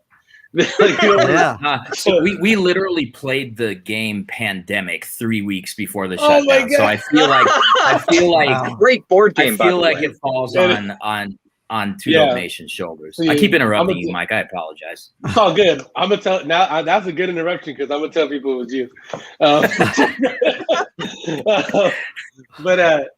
Yeah. So the cool thing about the program that we ran was that like we already had all these pieces in place where students didn't have to be in front of a teacher to engage and to sort of we had systems built that were built by students that just worked for them. And I'm talking K through 12. So like it was extremely successful, but we had like a Jeopardy board that was built on Airtable of all of these different challenges, projects, and things like that. Like I built our public speaking vertical. We had a public speaking app that gave them automatic feedback. It's called Ori. If you have not used it, Ryan, you should use it. I'll connect you with the founder. Ori's dope. Hold on, so far your apps are Ori and Yep. Yep. I have he's from Onomatopoeia University. It sounds like he knows that if you accidentally turn on voice command, like on your phone, they'll automatically download, and that's like that's good for right. See, I'm opening my third eye, Mike. I'm opening my third eye. I see you. I see what you're doing. Yeah. No, but I mean, in the types of schools that I build and that I work at, we use about 200 different apps, and because it's app-based learning, that was already their digital medium. It was already their like native home. So when we hit the button for remote learning, we actually had a lot of students that were like, I don't want to go back to being in person because I prefer this. Like I'm much more productive this way. So it's really interesting. But the thing that I really learned that I think is that I've been doing for my whole education career that I will talk about that's most innovative is the thing that sounds most simple, and it's actually like fighting to make learning real. And I mean the most real. I got tired of, as a teacher, saying, imagine this. And at that point, I was like, nah, like we had to do math skills. And I was like, I got permission to drive my students to downtown Fort Worth and leave them in a location and have them navigate to me just because it was ridiculous and it got them out of their comfort zone. And I was like, you will never actually in your life have to use like ordinal and cardinal directions without a GPS in your phone. However, they say we have to cover this and this is how we're going to do it. and then we went back to the same spot and I was like, now you get one iPhone. So I literally handed them my phone. It was like, it's going to be so much easier to find things, right? And do I think that was the most valuable and meaningful lesson for them? I don't. But the thing that I think that they took away from it is valuable is that this dude cares enough to connect the dots between what they say we're supposed to learn and what reality is. And it got me buy-in, right? Like they would do anything for me, you know? And so when we studied food around the world, we ended up building a service project where we engaged Whole Foods and got them to give free salad bars to the school for lunch because they hated their lunch food. Right. And so you have these sixth graders that are like fighting for salad bars. Like, we're showing up at the superintendent's office and they're like, we should just kick in the door. But I fought to make learning real and take it physically outside of the classroom. And I think that as we come back from the pandemic, I think that those types of things will be really special. And there are brands and organizations out there that are literally waiting for the education community to engage with them. On Twitter, maybe almost a year, like 9 months ago, I reached out to a sneaker company called 99 Products. This team, the founder of this brand, worked at Nike for 20 years. I'd say like 65 to 70% of sneakers that people wear, Nike, Cole Haan, Everlane, like all these different brands like he's worked on, the Yeezy brand, which is the most hyped sneaker ever. And now he started his own thing. So we reached out and we were like, yo, let's cross education and sneakers. And we had schools that used it as a design experience, right? Like a school like the Life, I actually have a giant box of sneakers next to me. Like they designed a sneaker that tells a story about the future of learning. And so it was an engagement in marketing, design, communication. Then they had to pitch their sneaker. And so you had like this is from a new school coming up in Fort Worth called Freedom School. This school you can write on it with dry erase markers and customize your sneaker, because the students said learning should be personalized, right? I mean, we talked about cool, like racial equity. They talked about shades of Black and brown women. They designed this logo that went on there. So the learning for them was real, and it didn't take a lot to get them to show up on Zoom. And the one thing that I noticed is that their cameras were always on, because this was something different and it was new, and it was something that they knew, I cannot get this experience anywhere else, right? And so I feel like if we fight for that as the education community when we come back, and I know, like, I've been in the classroom, I know it feels in a lot of places nearly impossible, because the thing that I work on and the thing that I'm fighting for is that at the teacher preparation level, at the superintendent level, at the district level, what they think students need, y'all already know it's not accurate. And what they think teachers need, we already know is just completely not. There's such a mismatch. And we're at the Reinvention Lab, we're trying to in part be that bridge. And we're trying to say, hey, Teach for America, like, yes, we're part of the same organization, but like we are screwing up, not have screwed up. We are currently screwing up in the way that we're preparing teachers to go into the classroom, right? So my encouragement is just to make it as real as possible, like at an uncomfortable level for you and parents and for the rest of the building. And I guess the other thing would be like have an aha factor. Like I always, every year I strive to have like an aha factor to where the rest of the school would be like, dang, that dude's dope. I want to be in his class, right? Like, so that's what I got. Cool. Mike, how'd you get such engagement out of your students? I left them on a street corner and drove away. Yes. Yep. And see, it's wild how the beauty of that is, and this is what we want to do as teachers, is toggle between making them feel really comfortable and then making them feel really uncomfortable. You know what I mean? Like they need to feel comfortable so that when we feel uncomfortable, they'll do what it takes to get the learning, from that uncomfortable feeling. Because it's weird. Like, and then you made them uncomfortable putting them downtown, but then that made them comfortable the rest of the year. It's weird how sometimes those things that I don't know, paradox or dichotomy or whatever words you want to use kind of do that. So it's interesting. That's really cool. I'll tell you that the greatest school leader that I've ever known is this guy that would prefer to be in the mountains by himself. He literally has a cabin in a place called Last Chance, Idaho, where there's no, he only has Wi-Fi for work. He always used to say to me, the best schools are a place that makes students feel uncomfortable in a place where they feel safe. Yeah. So it's you just basically said the same thing. So yeah, that's cool. Cool. All right. So Bathsheba, hit us. Wow, those are hard acts to follow. Those are amazing. Everybody said such incredible things. So that was really impressive. I wanted to look at something. There were so many, I was thinking like, should I talk about this? Should I talk about that? There's so many cool things that I would really want to talk about. But there was this one thing that I feel like not enough schools do. So this is kind of a school-wide thing. And it's something that that started with a school, the last school that I worked with, Arte Preparatory Academy, who is also the sponsor of my podcast. I taught English there for many years. And we sort of came up with this thing. I called it passion-based teaching, right? We all know like there's the million PBLs of all the learning. This is passion-based teaching. And so one of the many subjects that I teach is English, and I've taught it for many, many years. But usually when I teach, like especially high school English, all you high school teachers know out there, there's like, 1 year is American Lit and 1 year is World Lit, and and there's sort of these quote unquote canon that you're supposed to teach. But what we did actually is that every English teacher taught things that they themselves were super passionate and interested in. And you would find the students who you think would connect with that theme. Passion. Yeah. That passion, that theme. So for example, and we would sort of curate our classes, and the students could switch, by the way, if they felt like that it wasn't a class that they were super interested in. And sometimes there were places where there were choices. They could choose from this one or whatever. So one of my favorites that I talk about is I had noticed that a lot of the girls were very, like in other classes, I'd see them in other classes, and they were shy to speak out. And they didn't want to, they were sort of no offense, guys, but they were a little bit overrun by the guys. And I wanted them to feel more empowered.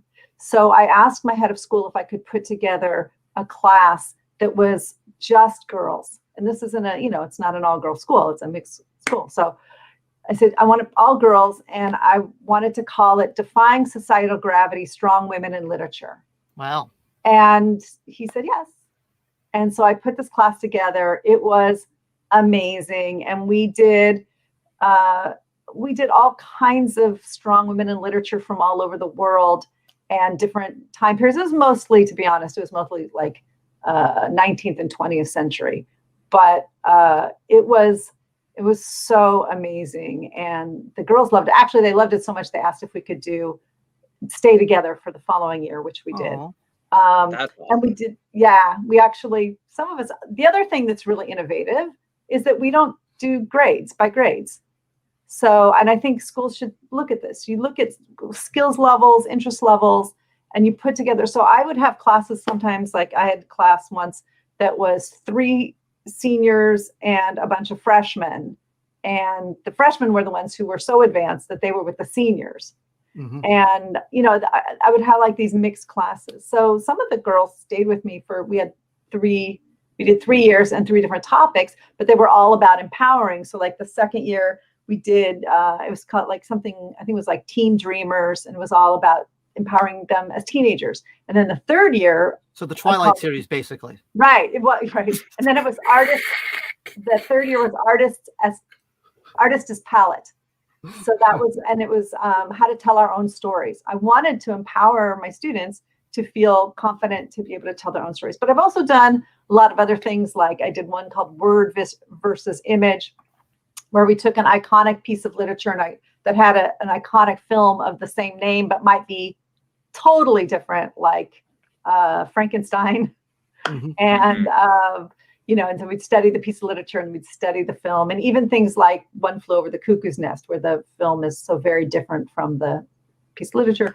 So we do like a lot of stuff like that. And then I had one class called Magic, Mayhem, and Miracles. So it's just things that like, I would be like, oh, I'm really interested in this, and I love this. I love these books, or I really want, or my students need this, I feel like students could really use this. And sometimes what we do is I'll plan like a few of the parts, but I'll say like, this is our theme. What are some things that you want to learn? What are things you're interested in? And I help them co-create the curriculum, which I think is, really fantastic, because then we can really explore things that they're interested in. And it's not just about me telling them, like somebody said before, it's not me telling them what they should be interested in. it's them saying, this is what I'm interested in. Can we study that? So that was kind of one of the things that I thought. The other thing I would just mention really quickly is, since I also teach history sometimes, is I developed a game called Battle of the Big Ideas for history. Ooh. And it's just a way of this really cool, very in-depth way of looking at the bigger ideas in history and really following them through these big themes and isms and so forth, that you can kind of follow through pieces, parts of history, and it gamifies it, and it's really cool. So that's the other innovation. If anybody wants to know more about that, I'm so happy to share it. That's it. I know you do a lot with gamification, and I want to do more with gamification in my classroom. I'm going to say there's a little bit of gamification is a tricky term. So I'm going to call it game-based learning. I do more game-based learning because a lot of times people think gamification is things. I talked about this with Lindsay Portnoy, who is an expert on this too. And gamification is sort of like, we're going to level you up, or you're going to get badges, or you're going to get this prize if you do this thing or whatever. But game-based learning is really like using game engines, and it can have a competitiveness to it. It can have there's all kinds of things that it's more like game-based learning, I think, is what I do. And I would love to help you. Just go anything you want. I'm there. Awesome. So, first of all, this has been absolutely fantastic, and we got a little bit of time before we start playing the game you've all been dying to play. So, but what I want to kind of do now is, and however many we get to, and however it goes. But if someone said something that was of interest to you, and you go, hey, I'd like to know more about that, or can you give me this detail about that, or how did you do that, or what did you think about this, or something like that. So if go for it, Ryan. What you got? All right. So it's a question, because I was thinking there's like a not with all these comments, but there's a common thread between a lot of them, right? In that what we're talking about is doing things that are essentially more like real life and less like school, if we're allowed to make a distinction between real life and school, which right. I hate that we can do that, but that, that I think everybody at least knows what I mean, right? Yes. In some of the early episodes of my podcast, I talked with people, and even last summer, I had some conversations about like unschooling, this sort of idea where people just sort of pull their kids out of school, and then you're just like, you're in the community, you read some books, we go to some museums, we do whatever. And, and I have concerns about it. I don't think it's for everyone. And I don't think, I think there's a certain degree of privilege that says you have a parent who can stay home and help the kid, and you have a community that has the resources that can facilitate all this. But if you think about like the sneaker idea, some of the GPS stuff, some of the creating a game, the Bathsheba talking about like having the same group of kids for multiple years in a row, because you're at a private school where you can ask and you can get some flexible scheduling and the kids can be a part of this. Like a lot of the ideas that we just heard were really about ways to take things like it's in school and then to make it seem as little like school as possible.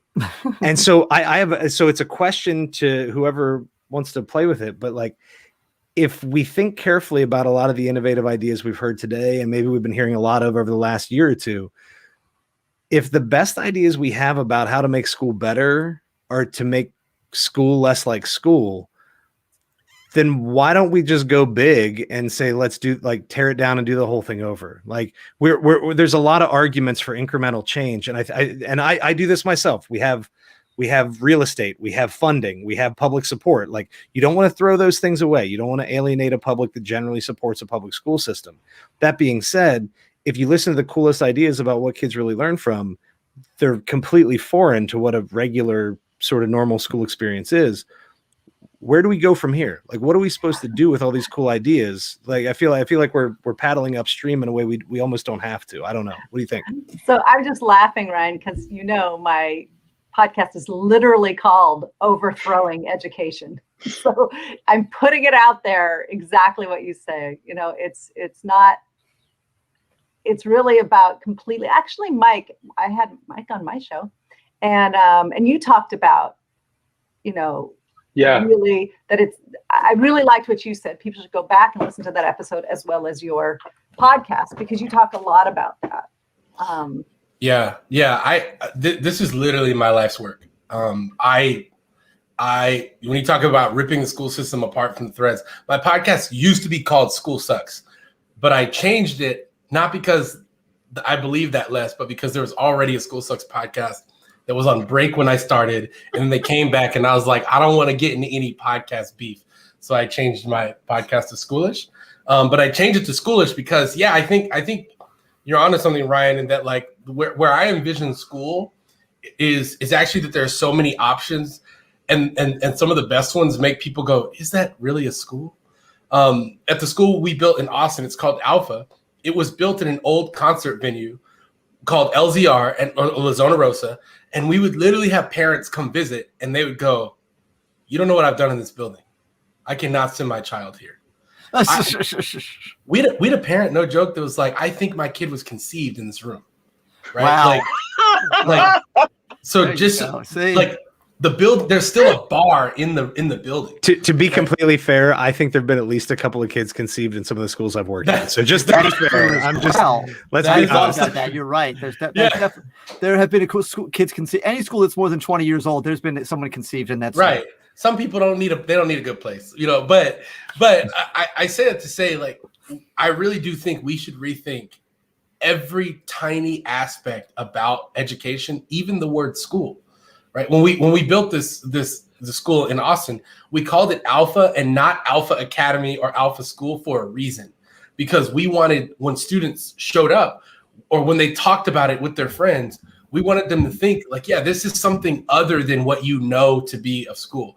Yeah. And the last thing I'll say is I think a lot of people, when you start talking about innovation, the public school system has done a really good job of training the general public to believe that the system is needed as is. And I actually I deeply believe in public school. I believe in free education. Public school changed my life. I went to public school from K to 12. I didn't have an option. My mom was a single mother, and she was a single mother on a teacher's salary. And so, raising 3 crazy boys. So the public school system literally saved my life.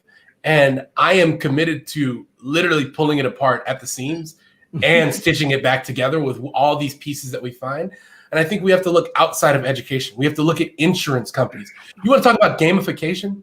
The best place to learn about gamification right now is an app called Root. It's an insurance app that gamifies almost the way you drive. They don't do as great a job about it. There's a better one called Loop that is coming. Shout out to Loop. Y'all should go check out ridewithloop.com. They're coming. Yeah. And we just need to change it to OOP. We just want to make it OOP because just stick with the theme. Get rid of that now. Just OOP. Right. Okay. I think that's also another. But Loop's gamification is going to be dope because I'm going to be working with it. But anyway, I think you're right, Ryan, that we do have to pull the system apart. But the one thing I'll say is that some of these options are not necessarily only reserved for those with privilege, or not necessarily as expensive as many people think. And there are also just some sacrifices. Like my wife and I are very transparent about this. We homeschool and we do as close to what unschooling is. Like we're using apps for everything, and everything is taught through, asking questions, discussion, designing projects, all of that. And apps, mainly, it's not necessarily because we think that's the best. We do think it's the best, but it's also because like neither one of us wants to do the teaching. I'm like, look, I do this all day. I'm not trying to go downstairs and talk to y'all about it. My wife is like, I'm not trying to. But I will say, like, we're very open about this. We were on welfare at one point because that was the choice we made, right? Like I changed the trajectory of my career as a sacrifice so that I could school that way. And I know that not everybody's willing to do that. And I know that we're blessed in ways that even allow that to be possible for us. But as long as there is breath in my lungs, I will be trying to build those solutions, those hybrid solutions, those school solutions, so that there is a neighborhood place. Like we're working with, we're trying to work in Washington, D.C., Ward 6, 7, and 8, trying to build a McDonald's-sized virtual learning hub every square mile of that 33 square mile radius, so that you can walk and plug into a community of learners anywhere you go, simply because the charter schools, they just ain't cutting it over there, right? So I think there's a lot of wacky solutions. My call to action is not actually with any of us. It is to these. I was ranting about this the other day, and this is the last thing I'm going to say. I keep seeing these big entrepreneurs and businessmen say things like the K through 12 system sucks. And I'm like, yeah, you're so correct. Really appreciate it. Now, where's the check? Gary Vaynerchuk, like Gary V, Mark Cuban, you keep saying that's real. That's real. Right. That's like real. Where's the money? You know, because they haven't. Yep. Yeah. And I want to throw something out, like, and I think, Ryan, thank you so much for that point. I think one of the things that doesn't get called out enough when we start talking about an abolition, because what we were all talking about is an abolitionist perspective on education. And there's a whole lot of folks who are way smarter than me who are doing this work. So if you haven't read Dr. Bettina L. Love, if you haven't followed and supported the Abolitionist Teaching Network, if you haven't looked at the work of Quetzal Education, like there are Black and brown women-led organizations who are having these conversations, right? And who have these kinds of visions. And so what we're really talking about, and I just pulled up a tweet from my friend Marilyn Zuniga. She says, a school is a school is a school. All my years working in different school contexts, I've realized the truth. A school with a social justice vision and mission is still a school. U.S. schooling is a colonial project, and it must be abolished. So what we're talking about when we talk about U.S. American education is we're talking about white supremacist settler colonialism. That is what this is an outgrowth of.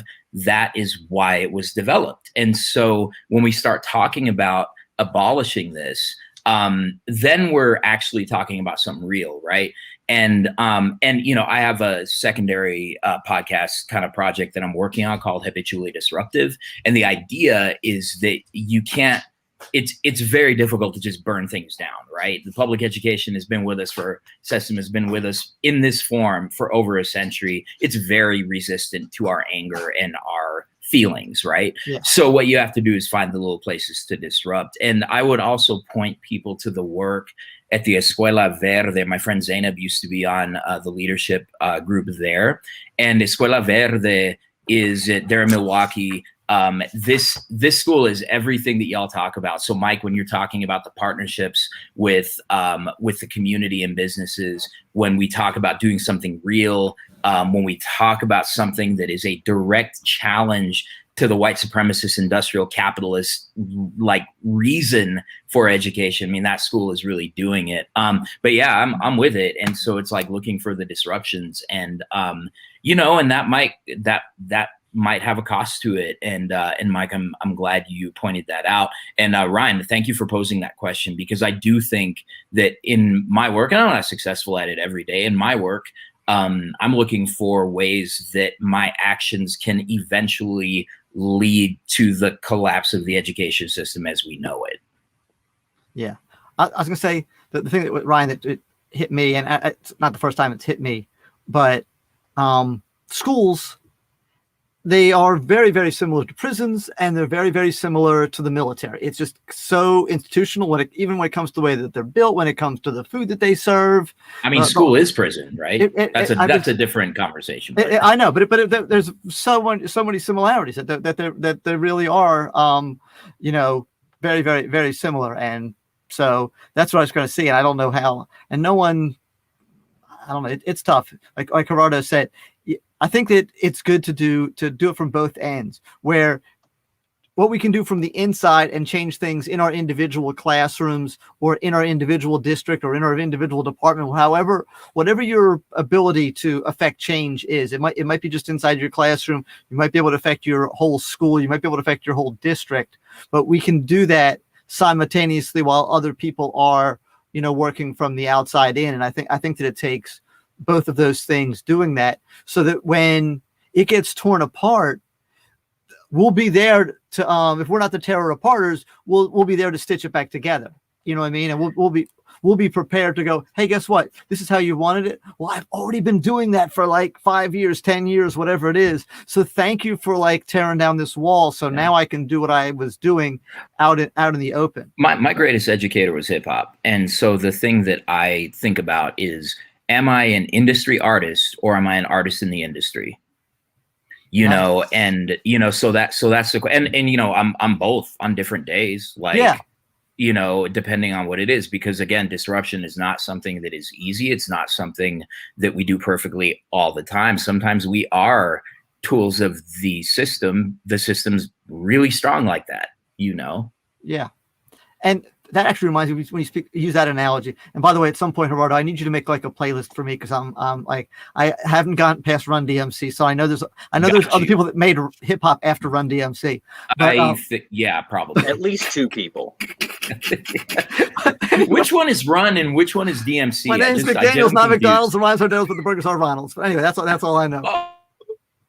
Thank you. But what I was going to say is there are actors that they go one for the studio, one for me, one for the studio, one for me. And sometimes as teachers, we have to do that. Here's a lesson for the establishment. Here's a lesson for me and the kids. And sometimes we have to find that balance so that we can, I'm going to teach the standard today. Tomorrow, I'm going to teach what I think we should teach, and kind of, and sometimes you can blend those and sometimes you can do what Mike was talking about and do that. But sometimes you have to kind of go, okay, today I'm gonna do something for you. Tomorrow we're gonna do something for us. Yeah, we brought in hip hop. Sorry, this is my last thing.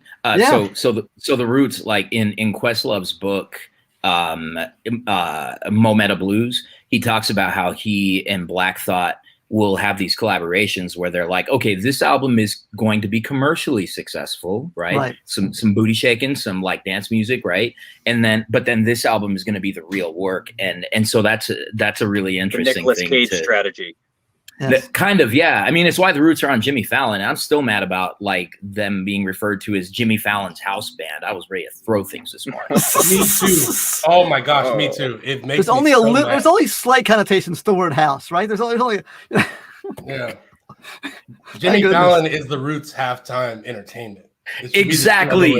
He's their opening act. You are the filler between when we get to play. You're welcome, Jimmy. That's right. Yeah. All right.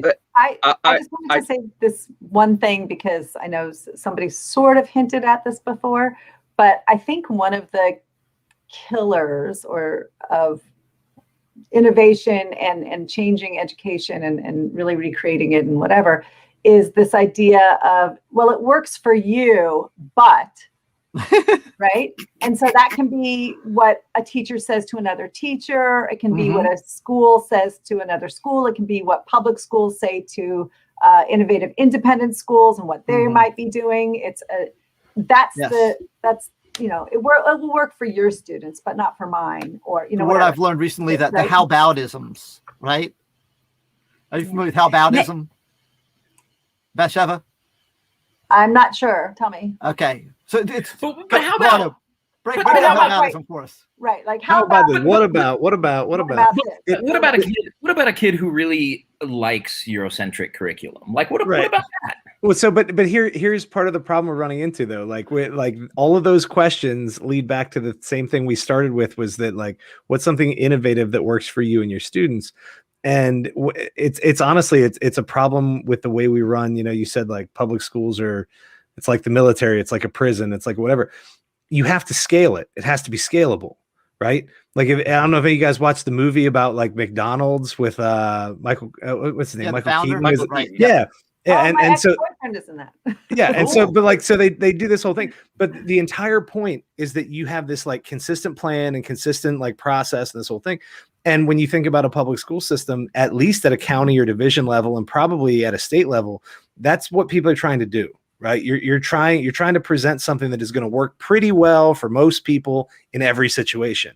And so we're talking about something that is incredibly utilitarian. And then we have this cool conversation about what works for us as teachers or works for individual groups of students in a specialized setting. And if somebody's going to turn around and say, yeah, but what about, or that's not going to work with my kids. Okay, then be more creative and find something that will work with your kids. Like the idea that that there's a silver bullet or that everybody has to find the same solution is insane. And the fact that you think you have to do that, and this is actually I've got some upcoming podcast episodes about this, but like we're creating like school for dummies. And I don't mean the students are dummies. I mean the teachers are dummies. Like yes, we're doing things that essentially like there's this sense that we can't trust individual teachers. So we have to sort of lay down like, here's this curriculum, here are these methods. Hey, we're all going to do this innovative thing, but we all do it together in the same pace at the same time. how innovative is that really? Like, if you can roll it out in such a way. And so I just think that sometimes you have to have the confidence to say, like, I'm going to do this thing that works for the kids in the room today. And maybe it won't work next year. And like that, tough luck. Like, that's my job to figure it out.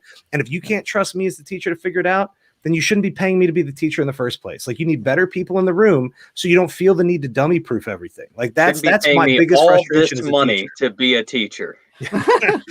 Yeah. I don't know. We're dummy proofing things in ways that it's horribly regressive is where we're at. I think it's really important that we bear in mind that we are preparing students for a future that we don't know, we don't understand. We're equipping them for jobs that aren't there yet. And actually, I was having a conversation with one of my podcast guests about the fact that actually, in the future, computers are going to be able to do all sorts of things that we've actually been teaching our children to do for years in classrooms. Yes. And what we need to start considering is equipping our children for things that computers won't be able to do, because those are going to be the roles that they're going to have to be the roles that they'll carry out. And I think that's really, it's turning things on its head. And no offense, Mealy, but computers are going to be really good at maths. Oh, definitely. So oh my goodness. Actually, 90% of what I teach can be done without me. Yeah, I've used more computers more and more because and it's just like, no, let's just do it this way. And if I could get back every day that I've spent being taught how to write a bibliography or correct my spelling, I'd be such a happier person. Yeah. Oh. And actually, we need to be teaching those soft skills. We need to be teaching about communication and interaction and all of those things that, computers aren't able to do. Sorry, I was going to say the top thing that we need to be teaching, I think, is critical thinking. Yes. Absolutely. Absolutely. That is the biggest thing that's missing. You can see the results of the lack of that from the last 20, 30, 40 years of education, because adults are clueless how to think critically about which page of the textbook is critical thinking. Exactly. Well, if you were taking notes, I was actually thinking about this morning about how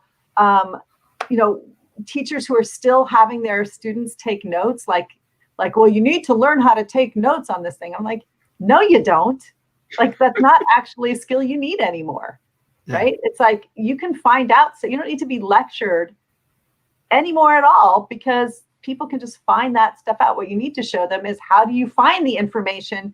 How do you critically look at the information that's out there to see what's real? How do you question it? Question everything. Right. Like, how do you ask good questions? Students have no idea how to ask good questions. It's like my biggest thing. So right. I'll say this. I don't want us to miss. I think Ryan made a really important point about scale, and it's like the public school system is really obsessed with scale. I say public school, the traditional school system, private schools and charter schools too. Charter schools, more than traditional public schools, are obsessed with scale. Yeah. To where they water the product down. And what you see when businesses, and this is my greatest hope, is that teachers do less of this, right? Less of us being in the same room sharing ideas, and more of us inviting other people along with us, right? Like, where are the startup CEOs, and where are whenever I hire for positions in education, I want to talk to a stay-at-home mom. I want to talk to a failed startup CEO, like somebody who's tried to start 3 things and they've all failed for some reason, and they know exactly why. I want to talk to people outside. Like, give me a plumber who's like, I think I want to go teach, right? Like, I want to talk to people from other industries, because that's how you learn what's going to be important in the future, right? Like, and what sort of like just been summed up is like the need to be more human, which is like absolutely so. Like, I think learning to learn is more important than any life skill. Like, if you know how to learn, I met a guy who built a headset that allows you to control things with your brainwaves. Ooh. He's legally blind. His name is Zubian Wuta. He's legally blind. He joined the military, went blind, so he started going blind. And at the point where he was legally blind, he could no longer be in the military. He's like, well, now what do I do?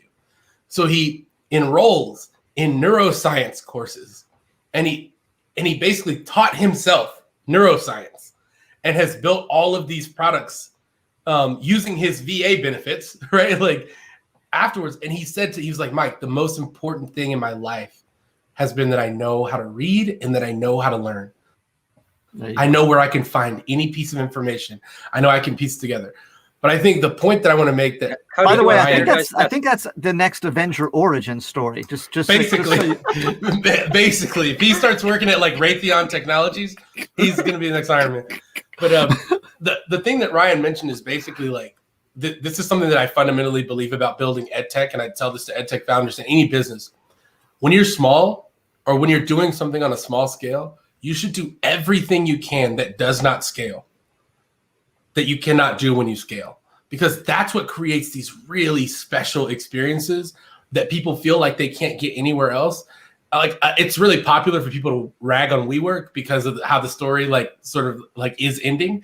But one of the things that WeWork did so well is that every one of them you went to, it was always different because their community managers did something that you, like in DC, they did something for you that they couldn't do in New York City and that they couldn't do in Austin, Texas. And you felt like, oh, this is just for me. So if we can do that for students, like don't worry about down the hall. Yeah, don't get in a little group and everybody copy the same innovation. Like figure out exactly what your students need and want and do what you can do that doesn't necessarily scale. And you'll have, and I'll also say, more things scale than we think. If we're just willing to get uncomfortable and do the work, more things scale than we think. So great point, Ryan. Okay. So I know we could do this for forever. We could do the whole 8 hours probably like this, honestly.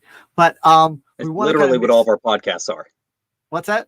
It's literally what all of our podcasts are. Yeah. Yeah. So we could probably more than 8 hours. So please, guys, whether you're watching this live or you're listening to this as we release it as a podcast and see the stuff in the notes, follow these people, listen to their podcast, hear all these ideas, digest them, share them, and all that kind of stuff. But we promised we were going to play the admin colleague student game. Hold on. I think you just invented a new app for Mike. Can you do that again? That could be your new app. Yeah. Mike, quick trademark that. That's trademark. Yes. So we're going to start with. I know Tori is only here for this roundtable. She's not here for any of the other events in the Edupodlooza, so I want to make sure she plays this now. Some of the other guys will be back later. Right now it's February. I don't really know how the time differences work. Yeah, no, basically we're still, it's November actually, but yeah, close enough. Oh wow. Yes. But anyway, I know that like other people have other opportunities to play this game because we might not get to everybody in the next 20 minutes. We might, I don't know. So Tori, I'm going to start, and then I'm good on missing out on games though, because I'm really useless at them.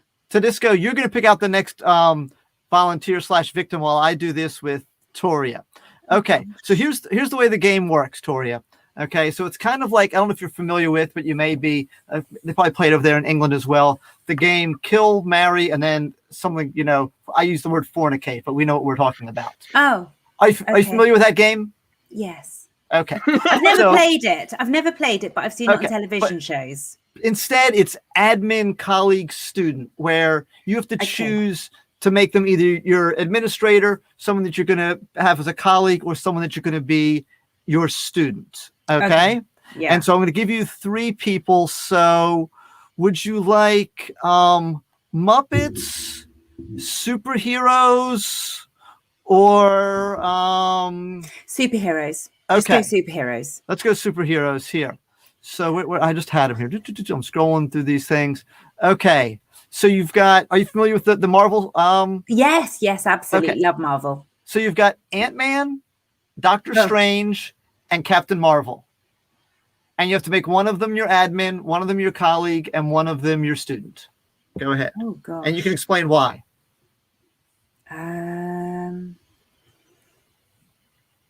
Oh, we just lost 2 people. Right. So my student would be Ant-Man, because I just find Ant-Man, he just needs to learn a lot, basically. When it comes to superheroes, he's just not got it down pat compared to some of the others. The others are yes, streets ahead of him. So Ant-Man, definitely student. A colleague would have to be Doctor Strange. He would be my science, he'd be teaching the science department. Mm-hmm. And then my admin would have to be Captain Marvel, because Captain Marvel is the superhero that I just think is absolutely brilliant. And I would absolutely love to work under her. Awesome. Fantastic. Okay. Well, some people are taking a break because of my mouth is broken and it's only hour 2. So some people are taking a break because they are participating in a lot of the Edupodlooza. I didn't anticipate that when I started the game, but we just roll with the punches. So Tedisco, your choices as to who you choose next are relatively limited. So go ahead. Well, why don't we throw the same question to Ryan and Sandrine? Yeah. Sandrine, you go ahead. No, but Thank you. Tedisco, but give them new Tedisco, give them new people to choose from, though. Do you think we'll burn out our list, though? No. Okay. Well, hold on. Sandrine, would your answers be different? Would your answers be different? They would be. Okay, go ahead. Go on then, Sandrine. I think I would put, oh man, this is kind of tough, but I'm thinking I would put Captain Marvel as the student. Really? Yeah, because I think she also has a lot to discover. And maybe looking at things in different ways and learning.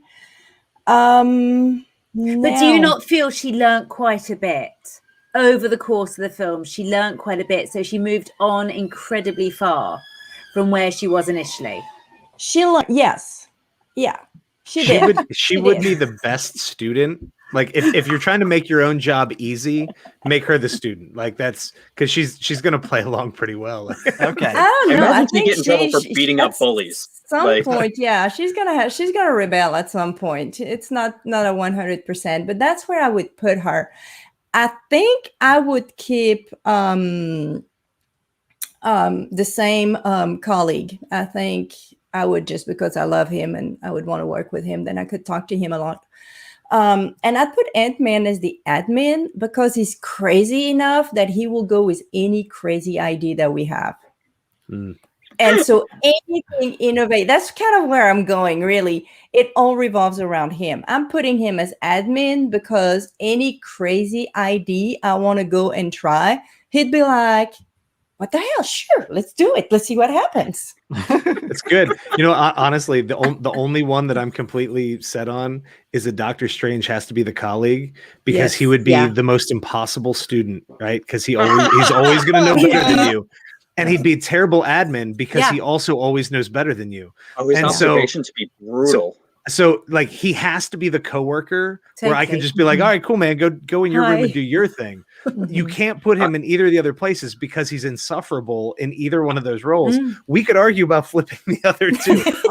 But no one wants Strange's room because they wouldn't want to be there. Unless they really like him, and then they'll love being there. Like that's a love or hate. I'm just saying, like, I don't want that guy telling me how to do my job. And if we're being really honest about it, he's smart enough to figure it out on his own. He doesn't really need me as a teacher. But this is why you want him, though, because then in your post observation, he could walk through all the different permutations with you of your lesson and go, well, see, if you had done this, then this would have turned out. And then, no, what if you had done this and done this? And he could walk you through. Man. And halfway through that, I start throwing hands like, I'd have an anxiety attack during the observation, and you would see it and you're like, oh, I am screwing this so badly. And he knows what I should have done. And it's going to take me however long to figure that one out. Too much pressure. You're bombing the observation, and then you find out it's all just a spell he cast in a mirror dimension, and none of it really happened, and now you know how you might fail, and that's in your mind. Yeah, I'm like, you can argue the other two, but nobody wants to put Doctor Strange above or below here. Like, so Ryan, where would you put the other two? I don't know. I liked your answer a lot, and then Sandrine stepped in, and now I'm like, now I like her answer a lot. I think, as it turns out, I just think that Ant-Man is like the easiest one of all of them to work with. So I want him to be my boss because he doesn't care what I do, and I want him to be my student because he's adventurous enough to play along. But no, I would, if I had to pick, Captain Marvel would be the admin, because there's a clear like sense of purpose. Like that's all I really ask of people. And if anyone who listens to the podcast, you hear like over and over, I go back to like, why are we doing this? Like, we can disagree. And if you have a clear vision, you have a clear sense of purpose, and you're making decisions in accordance with that purpose, I can play along even when I disagree. But when someone flip-flops, or they're not entirely sure what they're doing, or they're making decisions just to make someone else happy, and I never get to talk to that person, like, I personally have a lot of trouble with that. Like, we all need to know what we're trying to do, and then we can make good decisions about how to do it. So I would put Captain Marvel and the admin because she's purposeful and clear, and I would put Ant-Man in the classroom because it would be a lot of fun. But as I already said, Doctor Strange is not going to be easy to work with in any of the other capacities. So I'll take him as the colleague who throws some cool ideas at me once in a while, and then I get to go in my room and not have to have that as either oversight or, you know, whatever. Yeah, I like both of your answers, so I'm torn, but I am dead set. Doctor Strange cannot be my principal or my student. Can I ask an extension question? Yes. Which of those three would you like to have as a teacher? If you could choose one, you have to have one. There's no, you can't not have one. You have Dr. to have Strange. one. Oh, Dr. like Strange. if I was a student, who would I want to be my teacher? Yeah. I'd want Doctor Strange. Okay. Yeah. I'd want Ant-Man because I was a really lazy student, and I know I can get him off on tangents. He'd be the teacher. I'd be like, yo, man, just bring up the quantum realm, and he'll be talking for like 30 minutes. We won't even have the test today. Yeah, no, I as the student, I want someone teaching me who I am very confident is smarter than I am, and who's confident in what he's doing. And he might be overconfident at times, but yeah, I would take him as my teacher. But that's the same reason I want him as my teacher is the reason I don't want him in the other roles when I'm a teacher next door.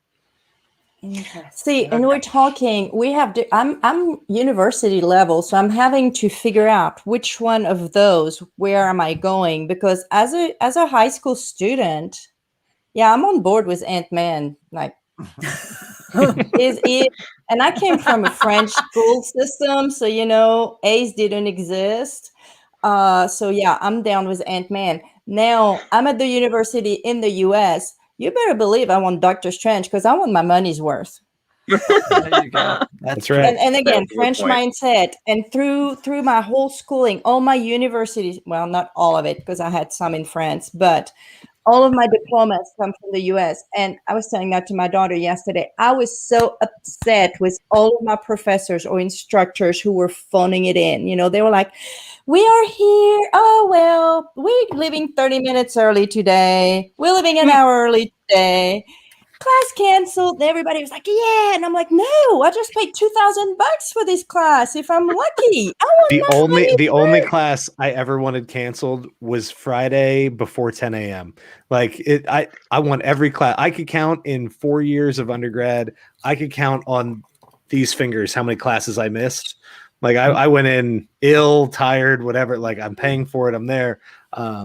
Hit me with an 8 o'clock Friday morning. You can cancel that one. That one's okay. Like, but yeah. I don't know. That's what I'm saying. I think Doctor Strange is the teacher among them. I don't know. Yeah. So Disco. So give Ryan some choices. Oh, geez. All right, Ryan. So I liked going last time. That was way easier. All right. So here's what we got. You ready? We have Looney Tunes. We have The Matrix. And we have Famous Chris's. I'm gonna go I think the first two are actually probably gonna be better, but I'm just so curious. Hit me with the Famous Chris's, and all right, I have no idea where that's gonna go. So give me that one. So here are your three. All right, one has to be your admin, one's your colleague, and one's a student in your class. Chris Rock, Chris Pratt, Chrissy Teigen. Chrissy Teigen. She's Who's the that last one. She's like a social media. Was she an actress? Yeah. Supermodel? Yeah, she was like a supermodel. Right. Yeah. She's married now to she's just like John Legend. Okay. Yeah. Okay. No. When you said it, I wasn't sure. And I'm like, wait, I know who that is.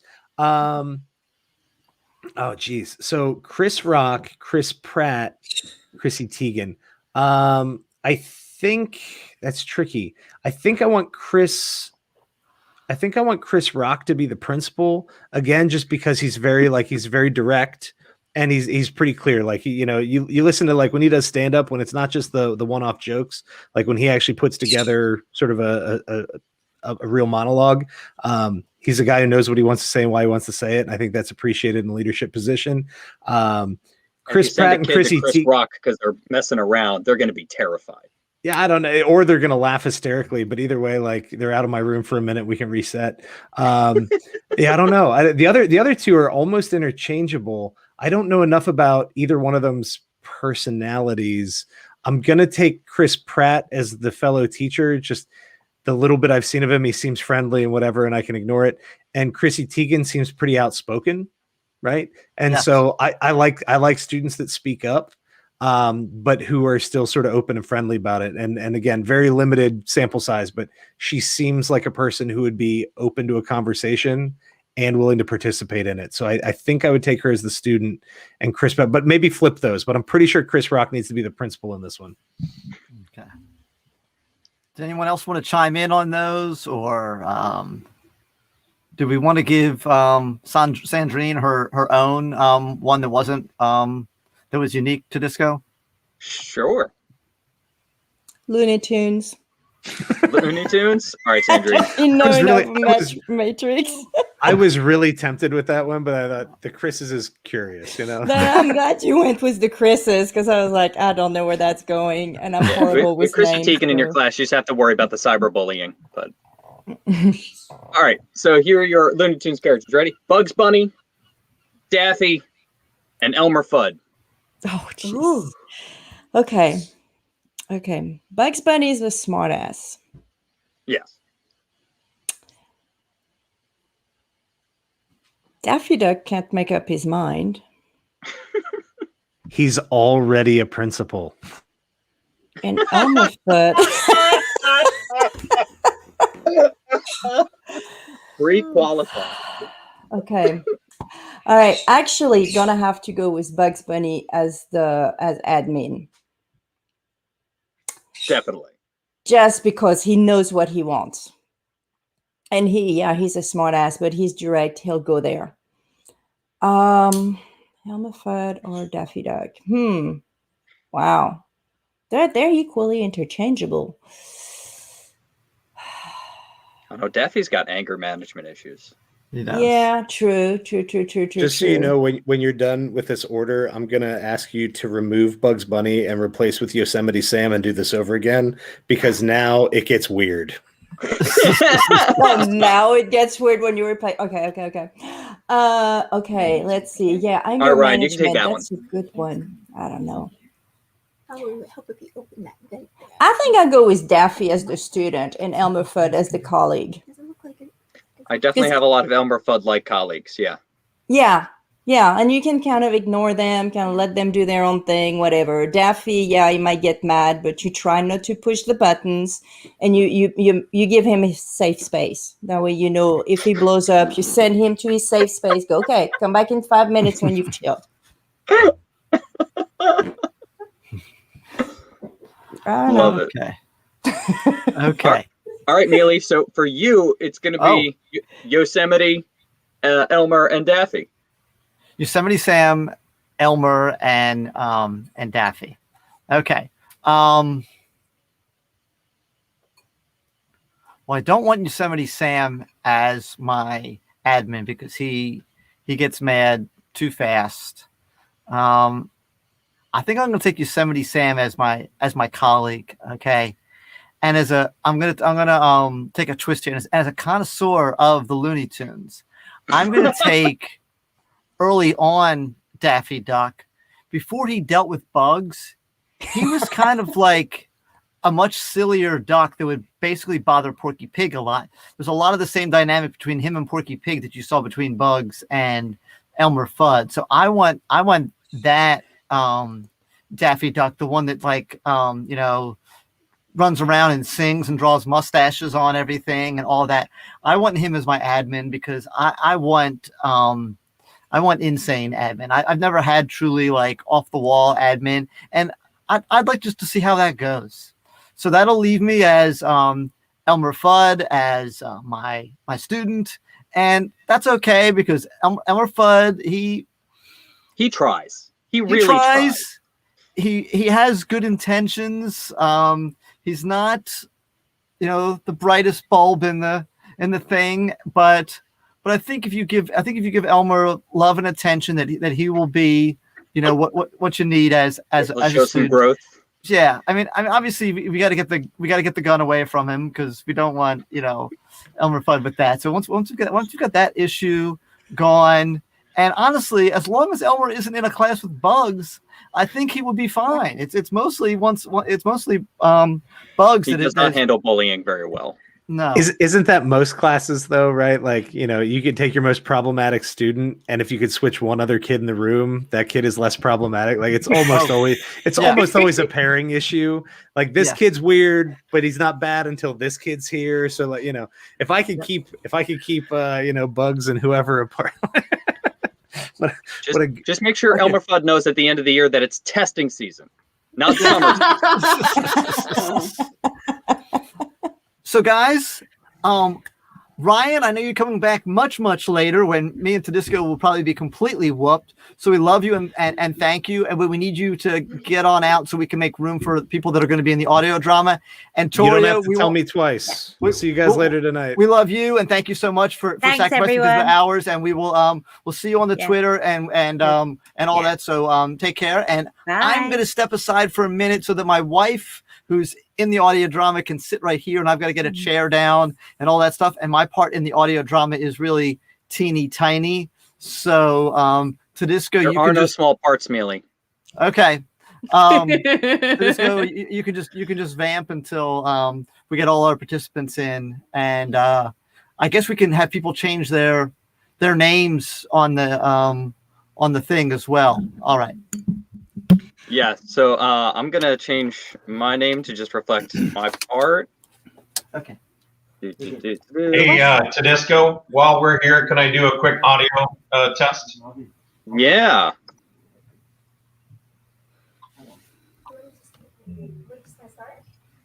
If you want to change your name, I guess I got to get out of my Google Doc. I'm glad we're doing a test. Test. Yes, I can. Thank you. Hello, everyone. Hi, Charles. This is how I'm wrapping up this week-long vacation with y'all. I heard that. So right now you are Nashville. In Nashville. Yeah. Nice. How is it? It's nice. It's super hot today. Like, it's much, much hotter today than it has been, but it's nice. Savannah was beautiful. Yeah, I do like Savannah. All right, Landy, did you try the sound effects again? Yeah, let me try right now. Do you hear that? No. All right, so do I need to maybe unshare and reshare that? Yeah, try that. Oh, Brad's here. Hey, everybody. How's it going? Hey, Hi, Brad. Hello. It's like the most casual entrance ever. Hey, everybody. Did you hear that one? No. All right. Did we click on something special the other night, or? Oh, when you shared your screen, did you click the button that said share audio? Oh, you know what? I did not. So let me remove this again. Hey guys. Hi. Hi. Nice to see you. Good to see you all. Welcome. Tedisco sorry. Is there a link that we can share on Twitter for people to watch? It's in the group Twitter. So it's the same link that I clicked on? No. It's the one that's the YouTube one. Oh, okay. Thank you. Oh, it's in your Twitter DMs? Yes. Perfect. Cool. Charles, if you want to change your name to your cast name, just go to where the 3 dots are on your picture down below. Yeah, I wasn't sure what we were using for names.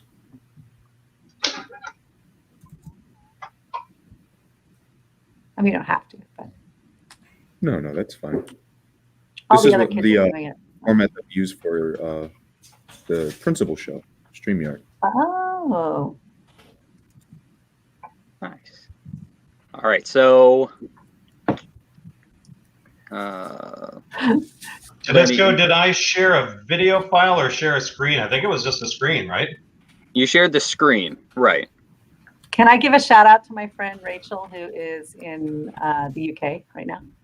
She said she's watching. Hey, Rachel. Hi, Rachel. She's hilarious. She's a professional comedian. She's really funny. Rachel Krieger. There you go. Commercial. Yeah, so Landy, if you go to share screen. Yeah, I think I got it now. Cool. And you click the share I'm gonna audio. just do one more audio test.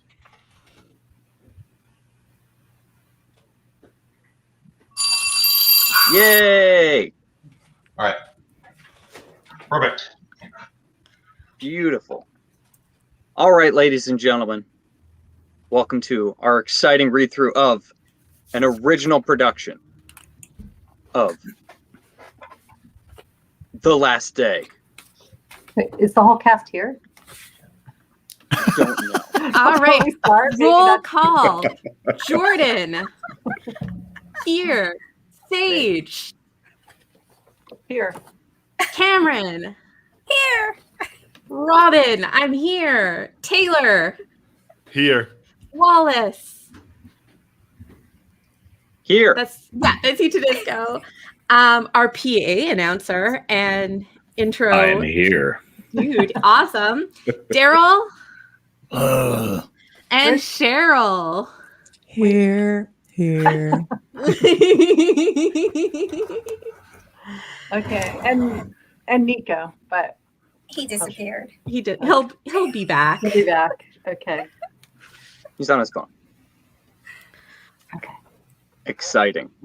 All right, so I forgot. Betsheva, were we going to start with an announcement from your husband? I don't remember what the order was. I don't know if Lenny has it. I sent it. Oh. It was pre-recorded. I got your theme music. I did not get the announcement. I'm sorry. Oh, I emailed it to you, huh? Okay, well, I could call him in to do it right now if you want. Oh, no, hang on. I found it. Okay. All right. Are we ready? No. But we will be in a moment. We will be once the. It's worth the wait, people. It's worth the wait. Trust me on this one.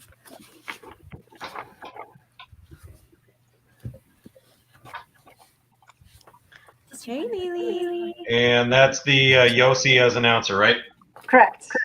Okay. Hopefully, I hope it works because you didn't listen first. So we'll see. Yeah, I apologize. There's a brief intro, and then there's a and the outro. And we're also having an echo issue. Yeah, it is echoing. All right, I'm just gonna be quiet. Let me do a quick test of this.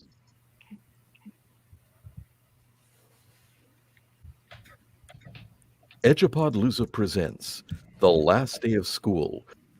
All right, we got it. All right. There's a little bit more to that.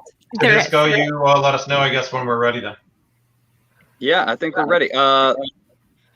Lanny, can you either put in headphones or mute on your end? Yep, let me switch. I think I'm that might afraid be if I really mute, I don't know if it's going to play my audio. Here, let me try muting and playing this real quick. Edupodlooza presents The Last Day of School. Keep going. All right, so I've got back-to-back sound effects. Is everybody ready?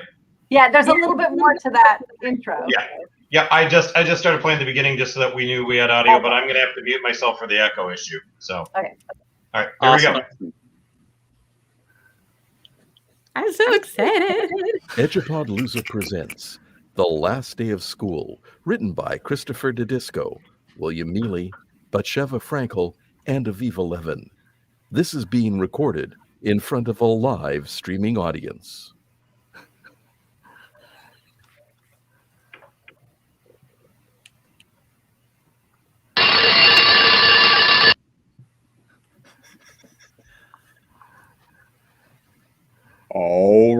right, let's get this started. Now, we want to emphasize that you're not in trouble. But you are here because you came very close to failing your observation this year. So we're doing some needed professional development. In the afternoon, on the last day of school? Don't think about it as the last day of school, but the first day of changing your practice. Hold on.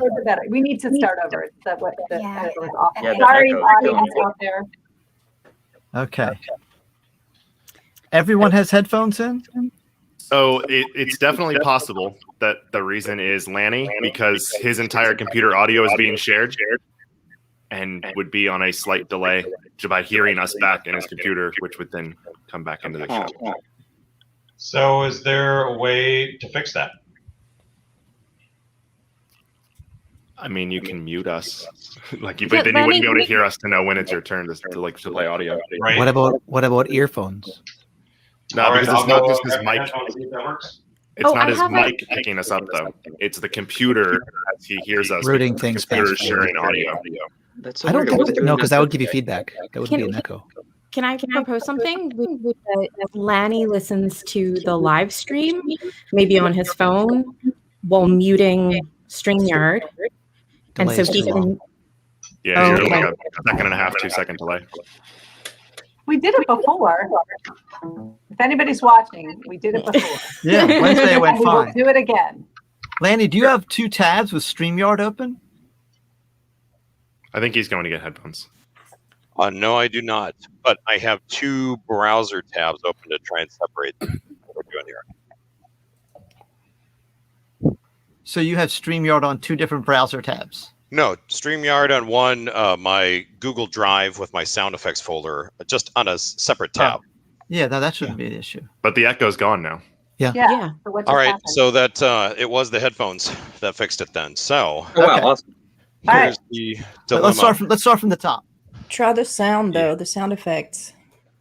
Yeah, we can test it again really quickly. I got to move it over screens because, all right, here we go. So we'll just test this one again.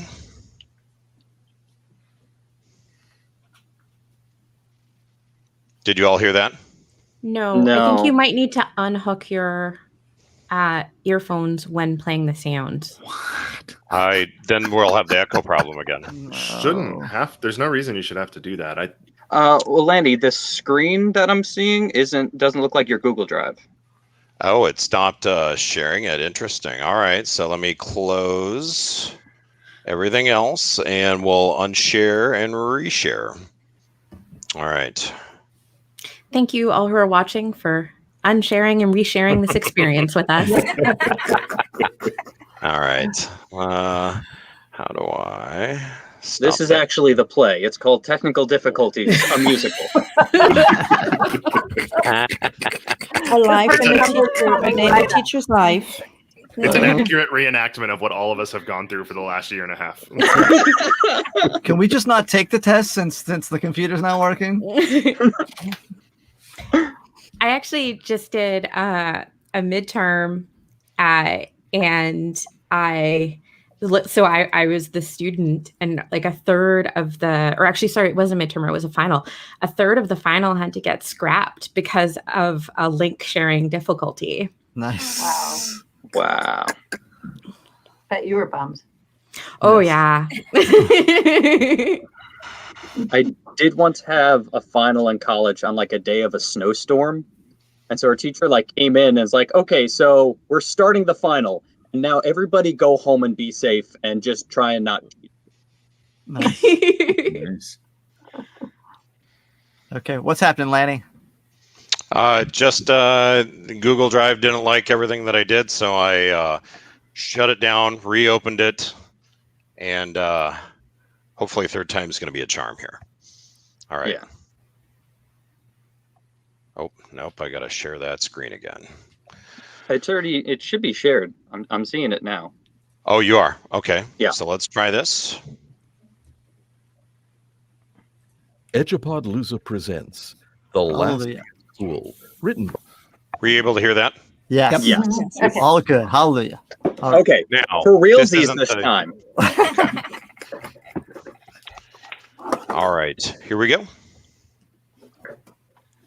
Edupodlooza presents The Last Day of School, written by Christopher Didisco, William Mealy, Batsheva Frankel, and Aviva Levin. This is being recorded in front of a live streaming audience.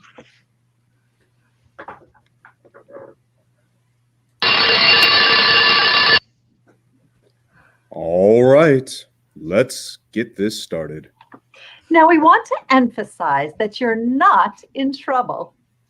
But you are here because you came very close to failing your observations this year. So we're doing some needed professional development. In the afternoon on the last day of school? Don't think about it as the last day of school, but the first day of changing your practice for the better. And we have to do it in my technology lab. There's a lot of expensive technology in here. Podcasting equipment, green screens, top of the line PTA funded computers. Don't think about it as your room, but our room for exploring how to improve your practice. So anyway, if you'll direct your attention to my PowerPoint slides, we'll start with slide 1 of 189.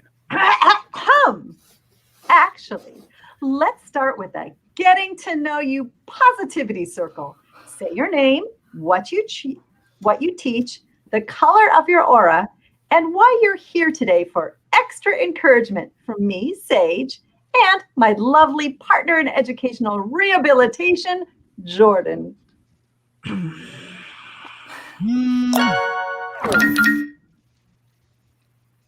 Well, if no one else is going to talk, I'll start. My name is Cameron. I teach English Lit, and I guess if I had to choose a color, my aura would be pink. Anyway, to be completely honest, I don't think I should be here. My classes are great, my teaching is innovative, and my students improve by leaps and bounds. According to my notes, you refused to do any assessment? I did a lot of assessment. My kids got excellent feedback.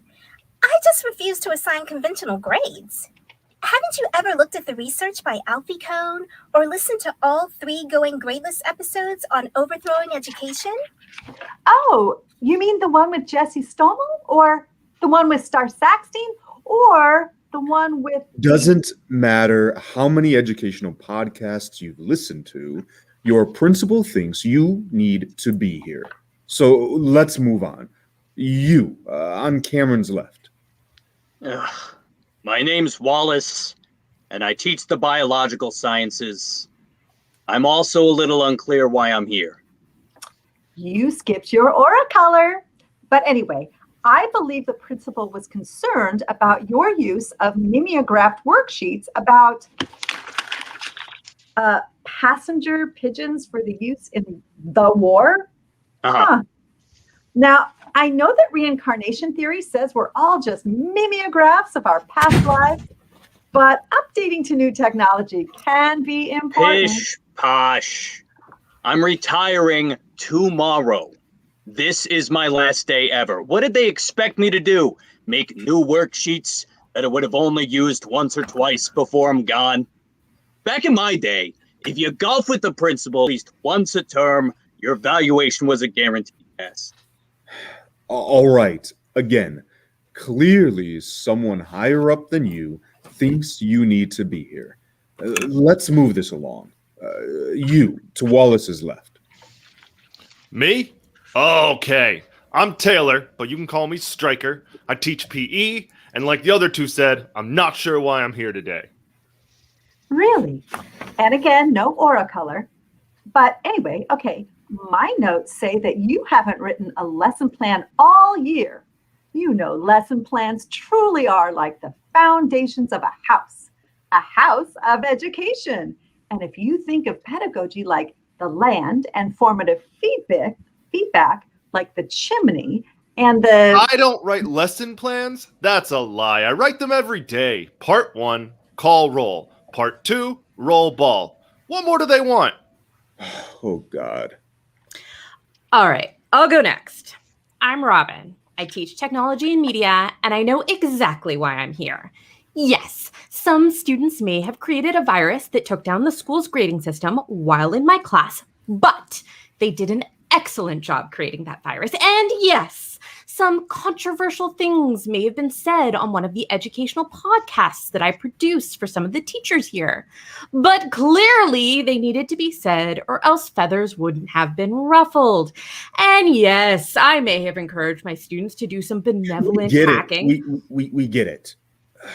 You, the last person. Let's just get this introduction done so I can finally start my PowerPoint. That's you in the BTS shirt. Do you mind sharing with us in this beautiful circle of self-sharing? Maybe putting your phone down? That's Nico. I don't think they looked up from their phone, probably for years. Yeah.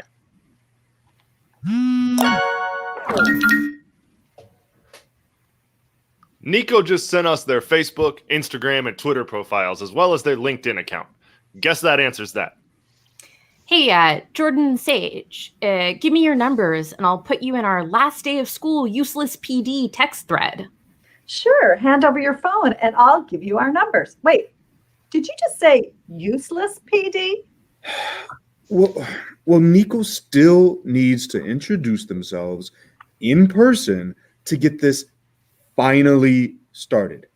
Nico, we're waiting on you. Please pardon the interruption. Romero Rangers, if you are parked in spot 17, it appears your car is being turned upside down by some unidentified, possibly undead hooligans. Go Rangers.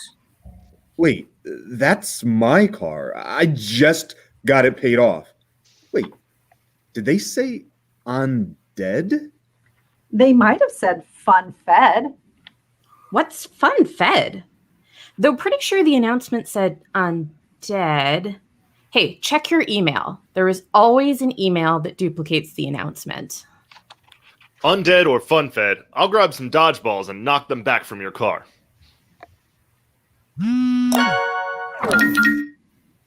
Did Nico just send everyone Walking Dead memes? Wait, the Grateful Dead are still touring? Romero Rangers, this is a real lockdown, not a drill. I repeat, not a drill. The zombies are now in the traffic circle and they are not following traffic circle protocols. They are traveling counterclockwise. Go Rangers. You know, I've always thought those traffic circle protocols are culturally insensitive to parents who are from countries that drive on the other side of the road.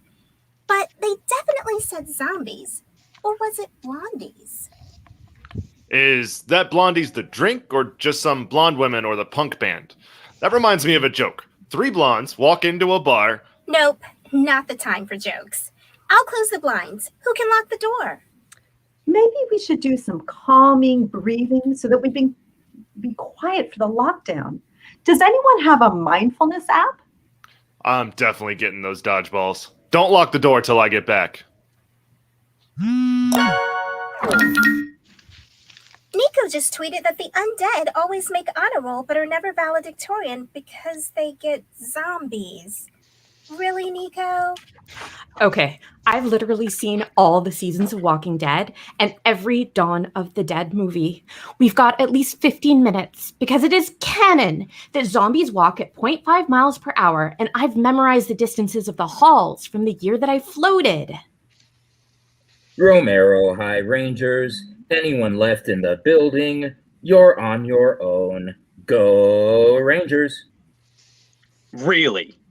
I finally made it through Walkmans, fidget spinnies, cell phones, and something called a Cardi B, and I'm gonna die on my last day of school.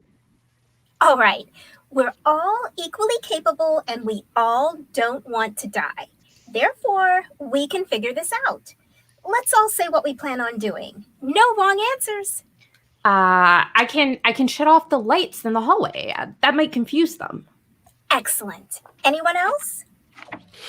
I'm back, and I've got the dodgeballs. All I can carry. And how does that help? I also have a whistle. Just sit down before you hurt yourself.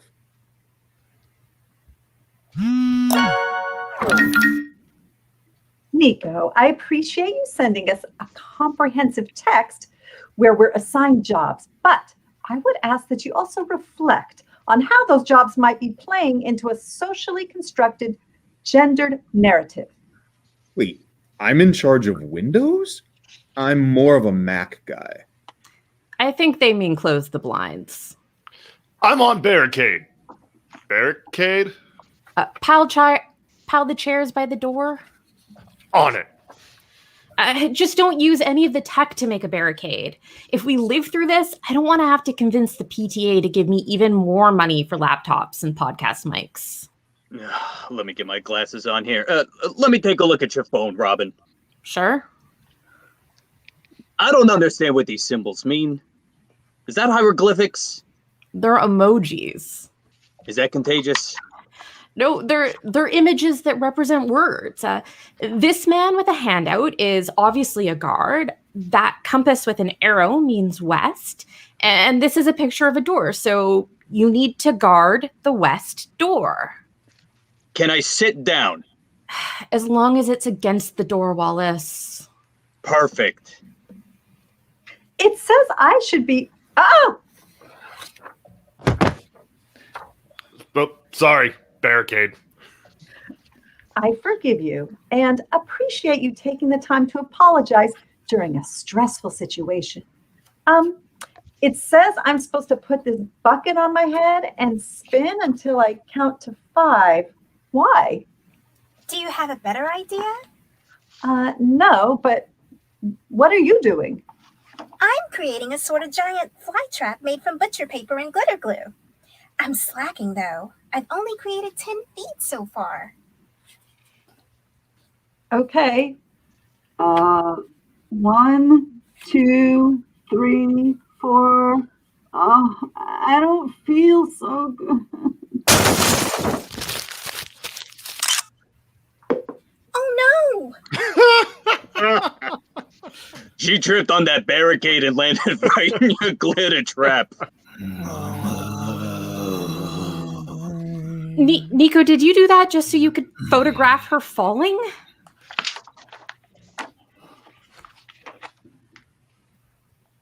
A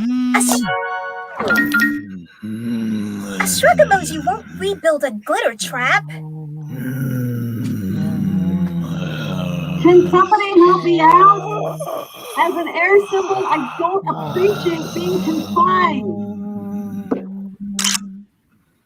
Here, I'll help. Let's pull on 1, 2. Who was supposed to be watching the east door? Okay, Nico, hey, could you please stop sending photos so you can help us stave off the undead? The zombies have made it into the room! Eat dodgeball! Everyone, grab a dodgeball!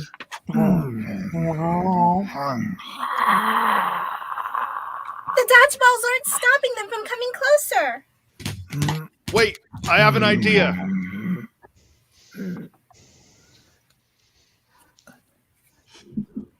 Whistle noise.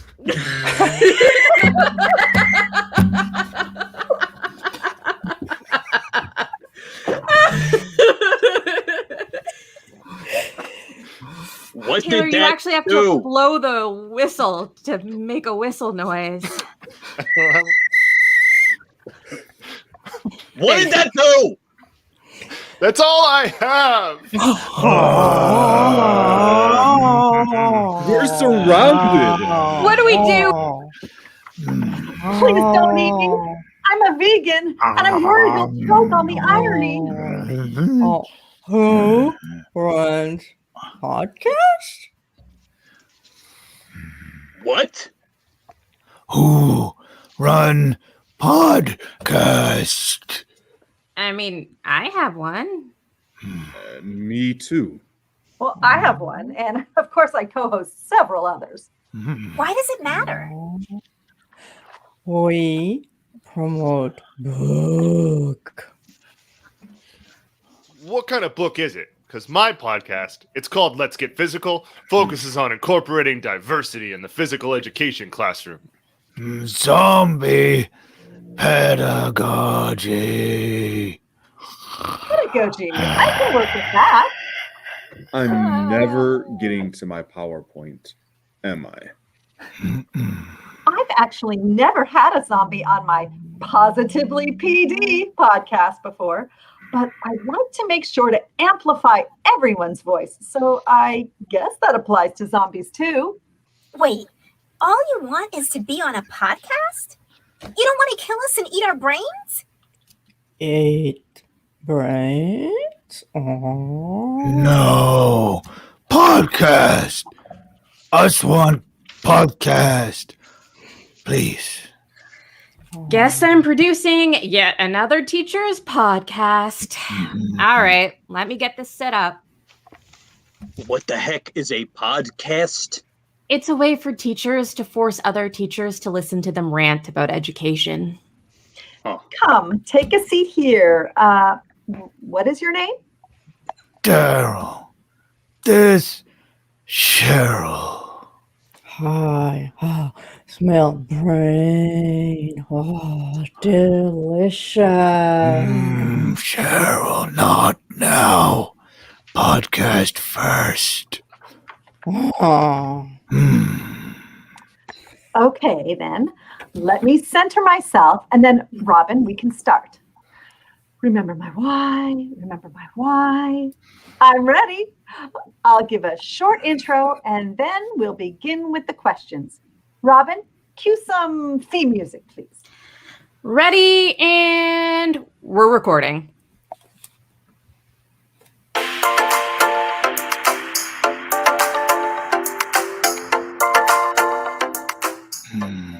Hello. So happy that you are joining us for the Positively PD podcast, where we bring best practices, the latest educational techniques, and combine them with meditation and daily affirmations. Today, my guests are Daryl and Cheryl, who are going to talk about their approach to education they call, what do you call it?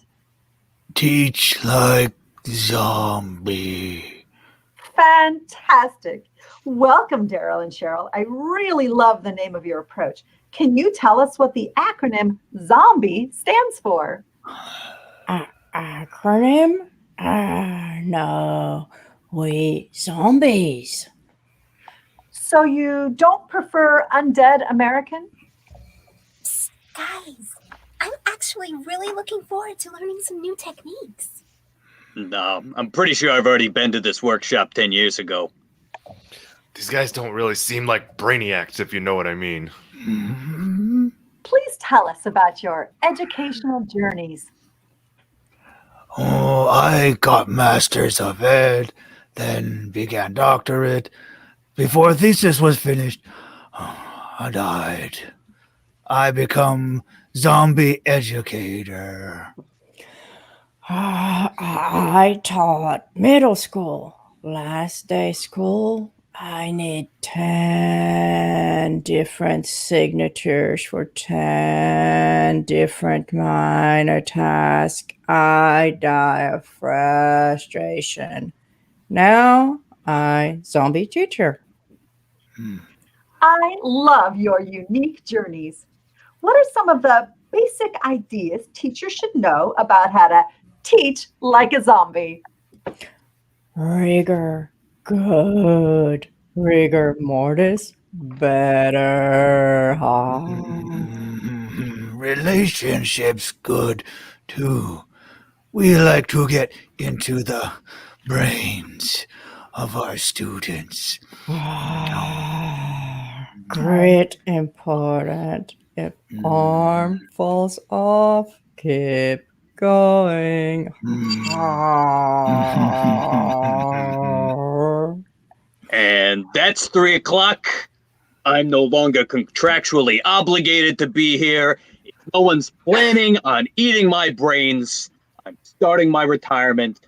So long, suckers. Have a good one, Wallace. Thanks, Nico. All right.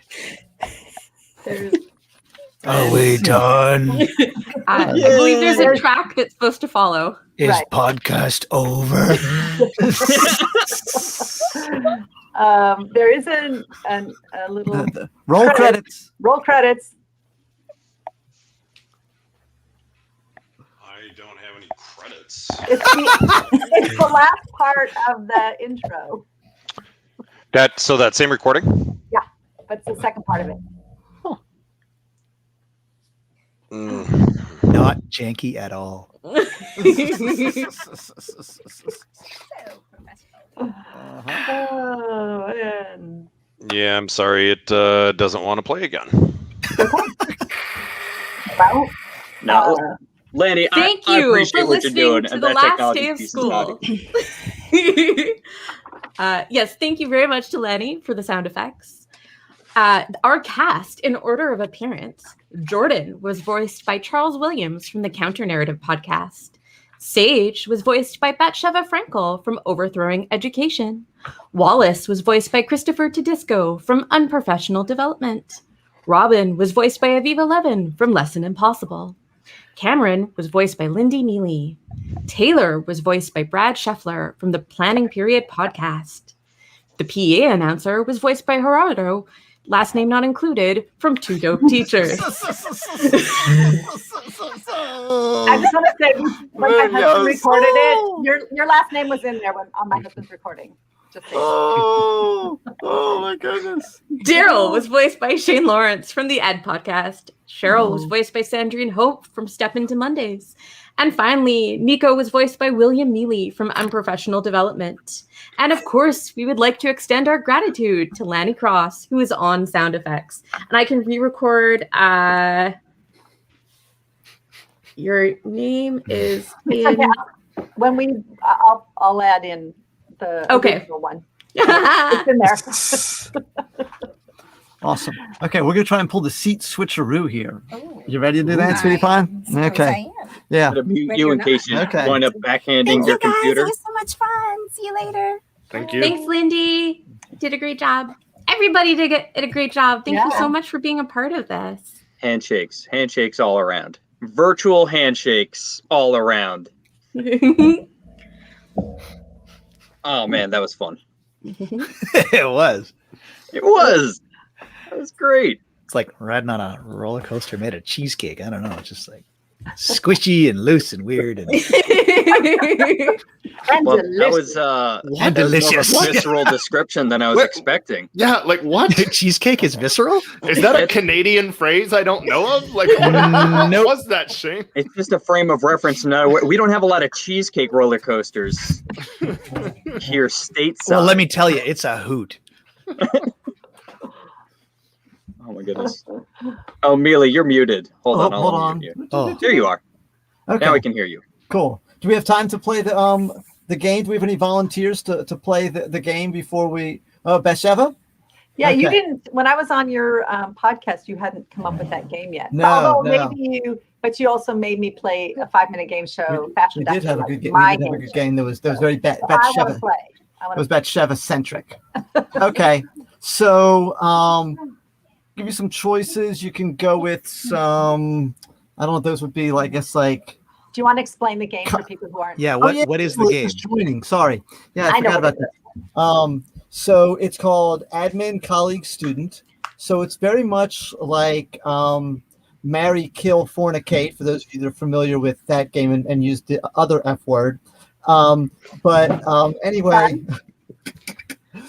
but you have to choose. You're given 3 characters, people, they could be anything. And then you have to choose, will they be your admin? Will they be your colleagues, meaning you would teach with them? Or would they be your student? So I think that we got that clear, right? So we can go with Simpsons characters. We can go with billionaires. We can go with Toy Story characters. Simpson robots. sounds good to start. Okay. Well, I was going to give back Sheva the option. You can. I'll leave Simpson characters for you, Aviva. What's another one? We have Pulp Fiction characters, Tom Hanks characters, Sesame Street, Cosby Kids. I'm going to go with. I think I'm going to go with Sesame Street. Sesame Street. Okay. So again, you have to make one your admin, you have to make one your colleague, and you have to make one your student. Okay. So you've got Oscar the Grouch, Big Bird, and the Count. Interesting. Wow.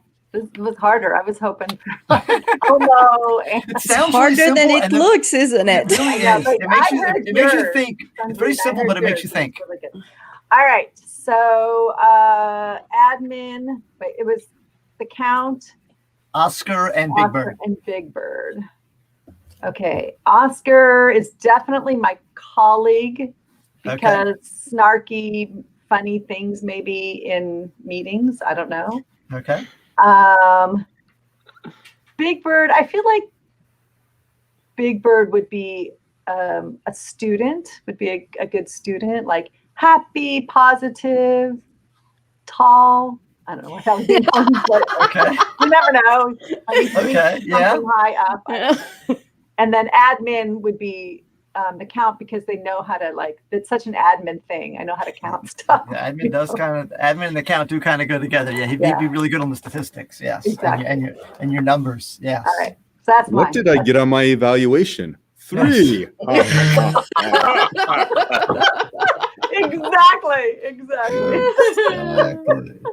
Exactly. So we're going to jump to Aviva since she really wanted to do the. Sorry, I was having a bit of a heat wave in the Pacific Northwest right now. So I had put a damp towel in the freezer for my dog, and I was trying to convince her to lay down on it. Okay, so now I got to find the Simpsons characters. Okay, here we are. Okay, you ready? Yeah. Aviva? So you get Simpsons character, same thing. But you've got Homer, Bart, and Milhouse. I would want Milhouse as my admin because while I don't know if he'd be a big relationship builder, I do feel like he wouldn't, be too difficult to deal with. I'd want Bart as my colleague because I think sometimes the best teachers are people that were bored or needed to act out in their own schooling experiences. And I'd like Homer as my student because, based on that time that he shoved something up his nose, I know that he has capacity to learn, just maybe needed the right teacher.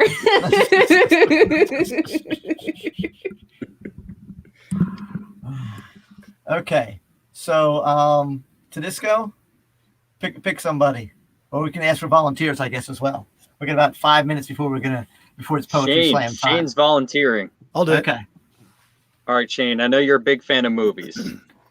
Okay. All right, so here I'll give you some options. We can go with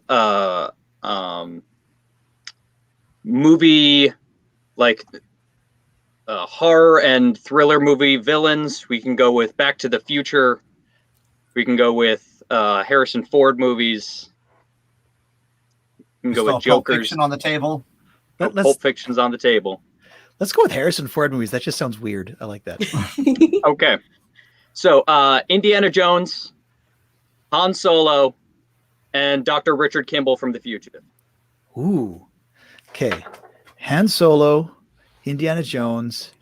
Okay. I was hoping you were going to say the guy from the Mosquito Coast because I'd want him as an admin because he'd be cool. I'm going to Google that and then I'll laugh. They actually just made it into a series or a movie again just now. But great movie. Ice is Civilization. That's all I remember from that movie. That's it. That's the movie. Let's see. This is tough. I think I'd want Han Solo as my colleague just because he thinks outside the box. He'll, do what it takes to get things done. He's a renegade. And I think that's a good thing to have as a teacher. I definitely want to get a beer with him on Friday. Yeah, absolutely. Right. I mean, I think he'd be a shop teacher and he'd just go around just telling everyone, this one goes here, that one goes there. He'd say it all day long. It'd be great. So I quote And that. if you were in the bar with him, he would shoot first. But anyway, go ahead. Yes, absolutely. No, totally. No. So that leaves admin and student. Gosh, I think I'd have Indiana Jones as a student just because he's so curious. And I mean, if he was admin, he would never be there. He would never be there.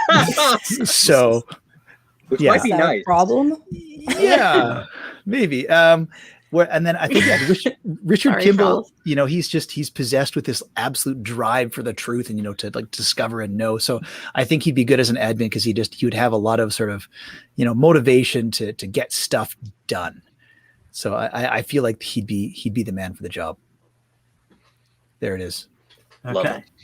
Okay. So who do we want next? We still got a couple of minutes here. I'll Let's take go a shot. Okay. Oh, yeah. Let's go. Brad, is there one that's jumped out at you so far that you wanted that you've heard already? Pick any of them. I'm not picky. Are you familiar Roll the with? dice. Are you familiar with Pulp Fiction? No, not as well as I should. It's been way too long since I've seen that movie. Okay. Hold on. Since you were the gym teacher, why don't we give you sports one? Oh my goodness. Sure. I might know those. Rocky Balboa. Okay. The Karate Kid. Okay. And Tom Hanks in A League of Their Own, whatever that character is. So, I mean, this isn't obvious. Tom Hanks is clearly the administrator. Like, that's easy. And, like, that's because he's going to motivate everybody so well. There's no crying in elementary school. I don't know. In my head. I mean, I teach in an elementary crying school. in education. Side note, there is crying in elementary school. Well, that's why And I in don't. education. That's why I don't work at an elementary school, because that sounds terrible. So that's number one. And then what I got? Rocky Balboa, and who was the other one? I just got sidetracked. The Karate Kid. Karate Kid. Okay. Karate Kid, I think would have to be the student. And because I just feel like you would never get Rocky past any one topic. He would just be stuck all the time. So every time I'd be trying to tell a story about a character, he'd just want to know where Adrian was. So I can't get past that. So he'd have to be my coworker that I never talked to. I think that. He's so annoying to talk to. Yeah, he would just go in Did you go to the orchestra concert? It was a good concert. You should have been there. I just keep ranting about that for like 10 minutes. I got it. It was a great concert. Cool. Can we move on? And the Karate Kid, you could just give him a packet and say, "I will see you in 3 days." Just do that packet, okay? No, it'd be like in order Until to he do encounters one bully and then he's missing for a month. No, but then if you want, if you say, in order to understand these math problems, you have to wash my car. You have to take my clothes to the dry cleaner. Yeah, you give so many things. Exactly. Positive integers, negative integers. Alrighty. So, Charles and Gerardo, we will hit you with the game at some point later in the Palooza. Okay. All right. So if you are not on the slate for the poetry slam, we love you. Thank you so much for the stuff. And so we need to get rid of some people before we can add some people. So I don't know which. Right. Okay. Pleasure doing theater with you all. All right, thank you. Okay, cool. And there we go. Hey, I see that is an excellent option you went there with, Tracy. I'm loving it. The problem solved, right? Can you hear me okay? I can hear you fantastic. So Tedisco, you may not know this, but Tracy has been battling hair challenges, I guess, and she's trying to figure out what she was going to do, and that's the solution. And it's not even my cap; it's my husband's cap. So Nice, we're just all over the place with girl hair props. Yeah, it's like you're going steady and you're wearing his jersey or something like that. So yeah. So I think we have Natalie to join us, and then we can get started. Right? Let me. Rhoda, Natalie. And Mike. Yeah. And Mike. Yeah. Yeah. Well, I'm only wearing this because my hair is faster. So yeah. Well, I mean, yeah, it's either wear a hat or go full Britney Spears and just shave it. Which Oh my goodness. Well. Yeah. That's what I do. just about. Mealy solution. Hey. Mealy was inspired by Britney. I don't think so, but I was inspired by like male pattern baldness and just became, I looked at my dad's comb over and I said, that looks horrible. So I'm not going to do that. Wow. What a muse. Yes. Oh gosh. Oh. Y'all are killing the mascara too, boy. I'm having all sorts of problems. Oh my. It ain't going to get any better. Okay. Oh man. So hopefully Mike and Natalie realize what time it is. All right, Mealy. So this is going to be a poetry slam.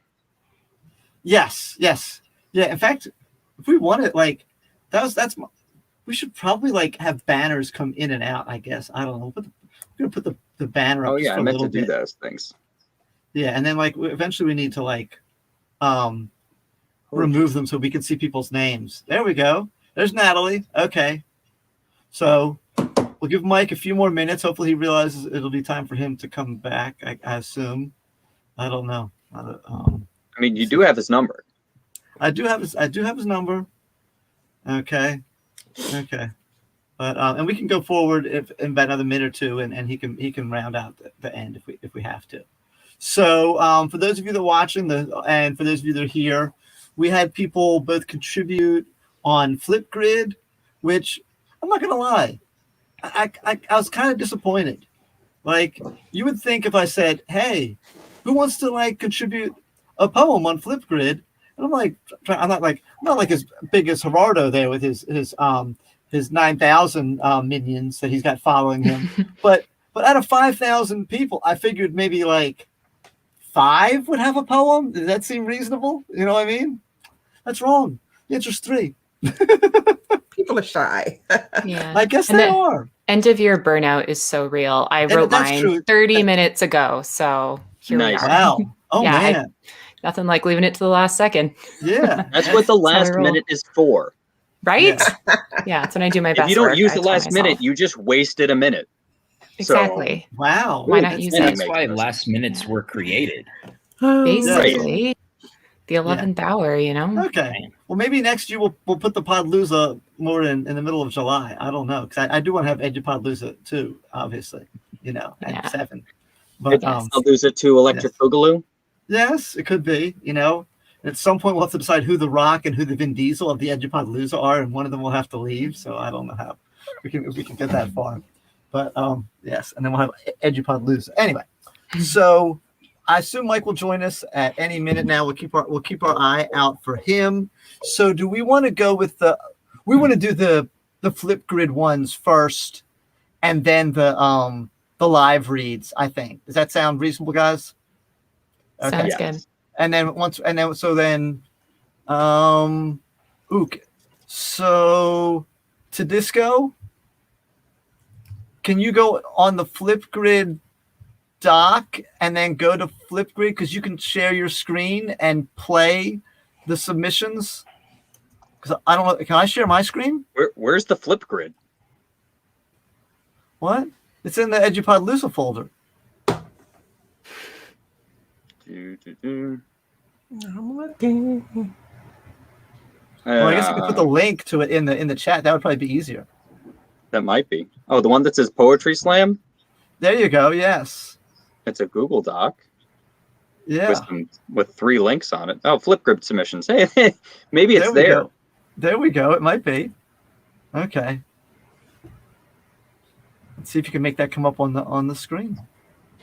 We're gonna find out together. And then we'll watch one, and then we'll give like some positive feedback on that, or how it hit us. Obviously Poetry Slam snapping is encouraged. But so I have it here. I don't see any responses to it though. Oh my goodness, really? Yeah, here, I'll share my screen. Maybe I'll share my screen. Well, maybe we'll both share our screens. How about that? Okay. Well, sharing is caring. Well, good. I guess everybody cares then. Maybe I put the setting on Flipgrid where you couldn't see other people's submissions. I don't know. This is what I got, Mealy. Okay. Stop sharing your screen. Let me share mine. Done. Okay. Okay. There we go. Okay. We can see that now. We have an hour for this segment. We got time. We got time. We got time.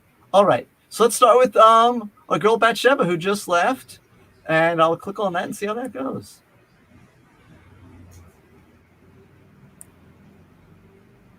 Amelia, you have to click to share the audio. Oh. When you share your screen. Okay.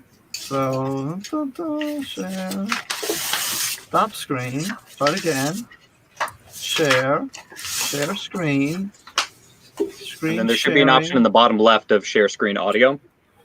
So go computer. Don't show these tips again. Follow these steps. Look for the share audio checkbox on the next window. Okay. You can do this. I believe in you. There's share audio. There's that. Look at that. This is why people log in, really. This exciting. I mean, this is a roller coaster right here. I mean, my goodness. Okay. Here we go. Bring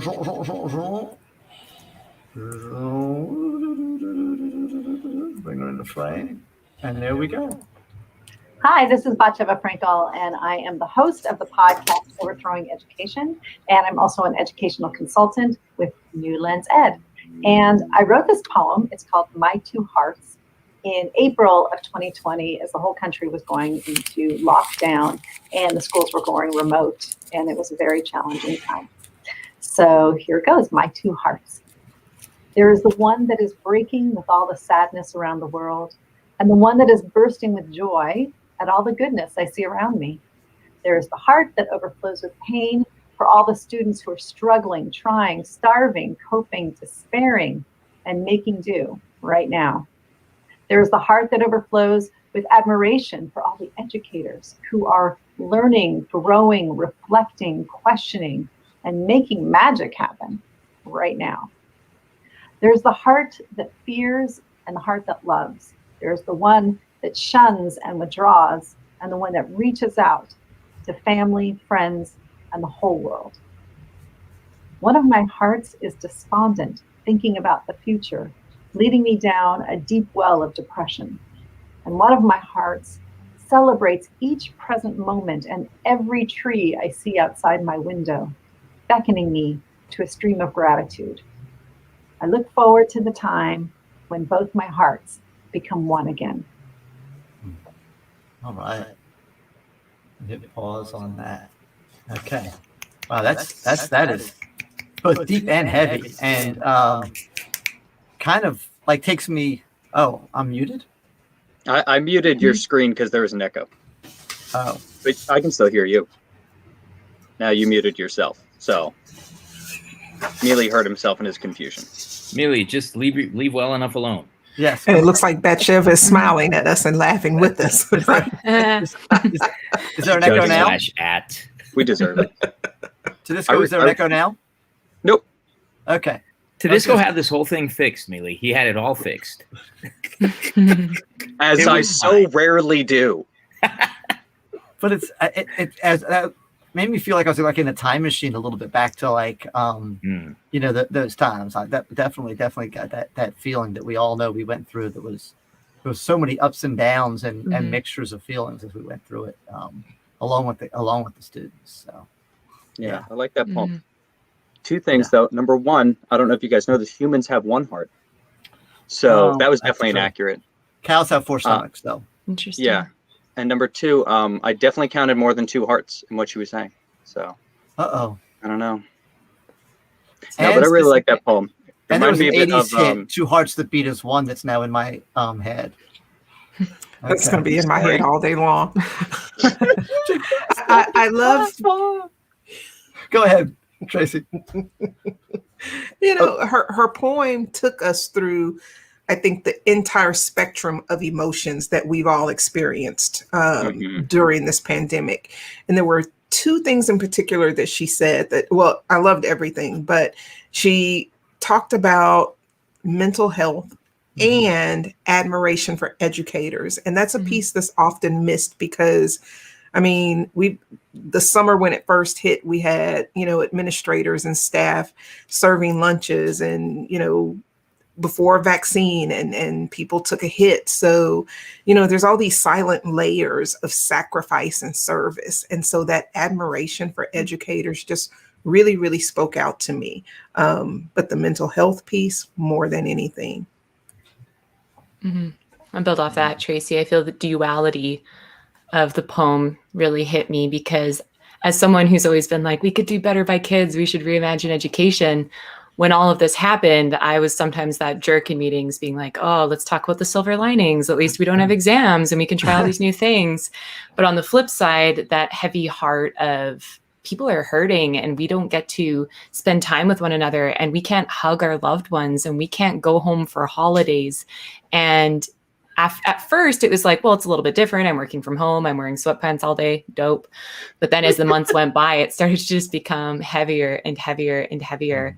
And so that duality was day to day. Some days I was just like, oh, what an opportunity to do everything differently. And on other days I just wanted to like curl up with my boxed wine and cry. So that really brought me back there. I never drank boxed wine before this pandemic. Oh, Lord. Don't even open up the box. Just stab in a straw and go to town. That's it. Pretty much. It comes out like jet fuel. It comes out so fast, fills it right to the top. It's a problem. I understand. And you know what? It also reminded me of like those first days. I mean, being the teacher, we're supposed to be the ones with the answers. And like when all this started, this is so weird and it's so crazy and it's so insane and unexpected. Like kids would ask me like, well, what happens if I get sick? Or how do we know we're safe? And like, I didn't know. And I didn't have any of those answers for them. And yeah, it's scary. Yeah. The image that sticks with me is this image of two hearts. Not just because it was Phil Collins hit back in the day. You remember that was from Buster? No, I don't remember the Phil Collins two. Living in just Amelia, I know you're older than me. I know. Well, I've covered this before on other podcasts. Some of my musical choices were based on the kids in my school that and whether or not I liked them, and if I didn't like them, then I didn't like their music. And there was some Phil Collins. Yeah, I feel that kids were really annoying posers. Oh, shots fired. I'll come back to this part. Sorry about that. Go ahead to your point. No, but this idea of the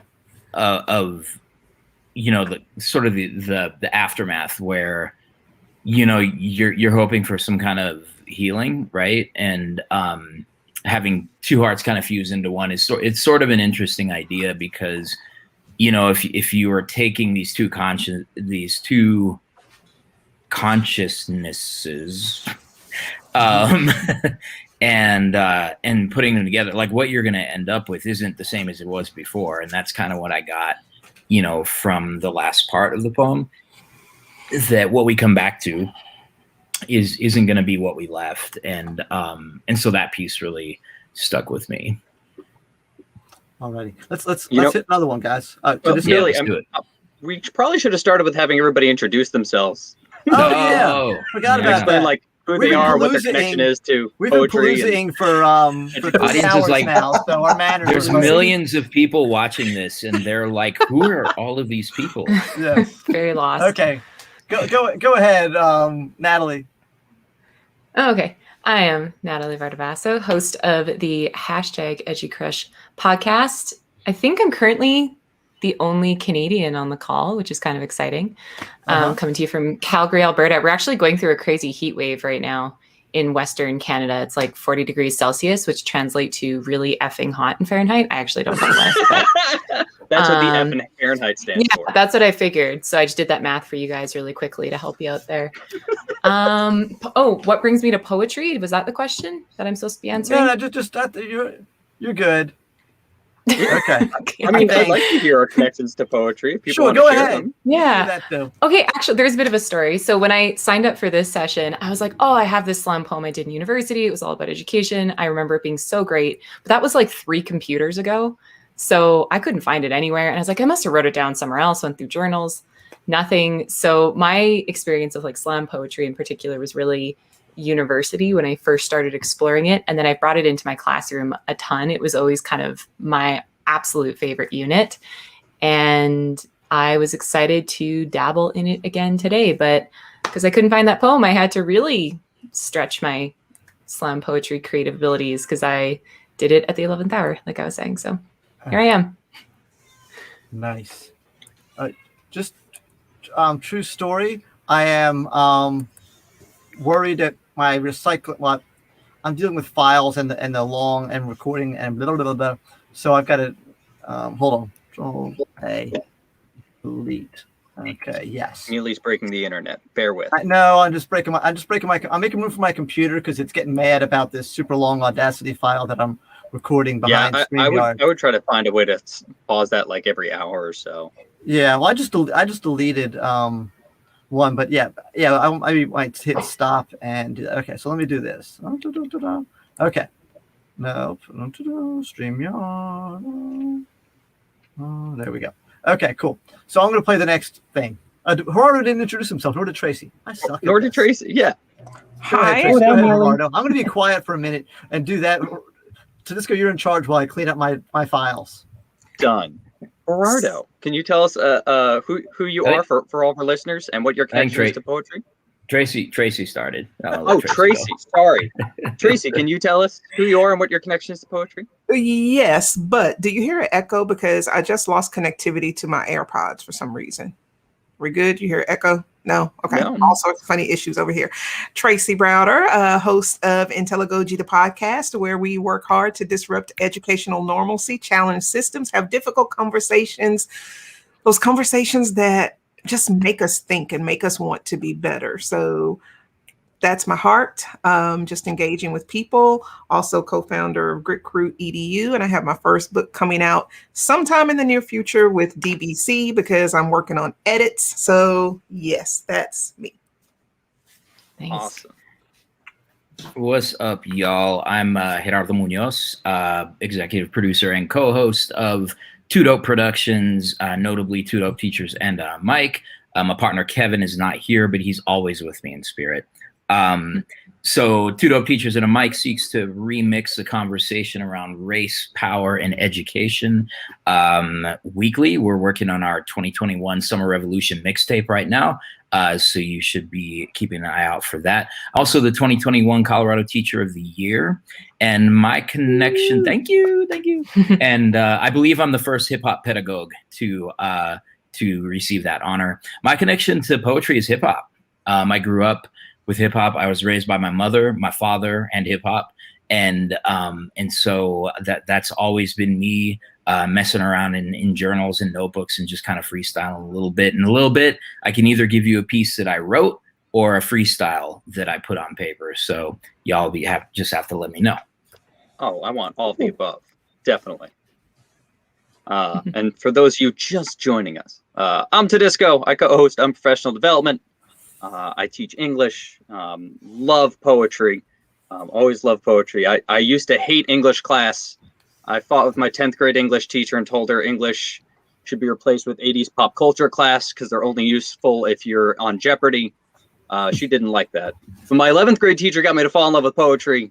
So I started to fall in love with poetry, especially transcendental poetry, W.C. Bryant and Walt Whitman and Emerson and Thoreau. And it's just kind of grown from there. So love poetry. Okay. And I'm Mealy.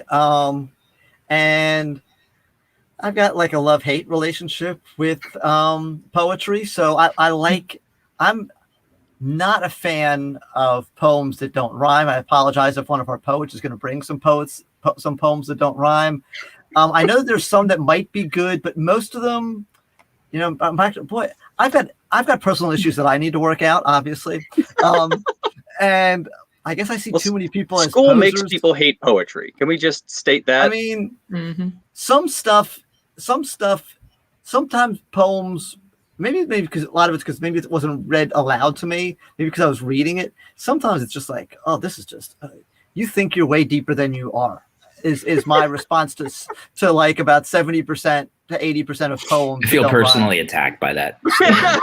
Saying nobody cares about your red wheelbarrow, okay? Oh, yes, yes, yes. Please make some symbolism that people can understand, not just you and like 3 other people.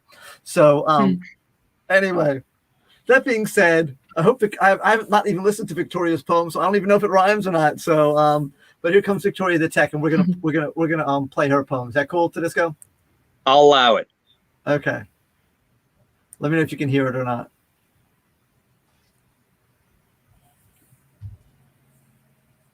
Nope.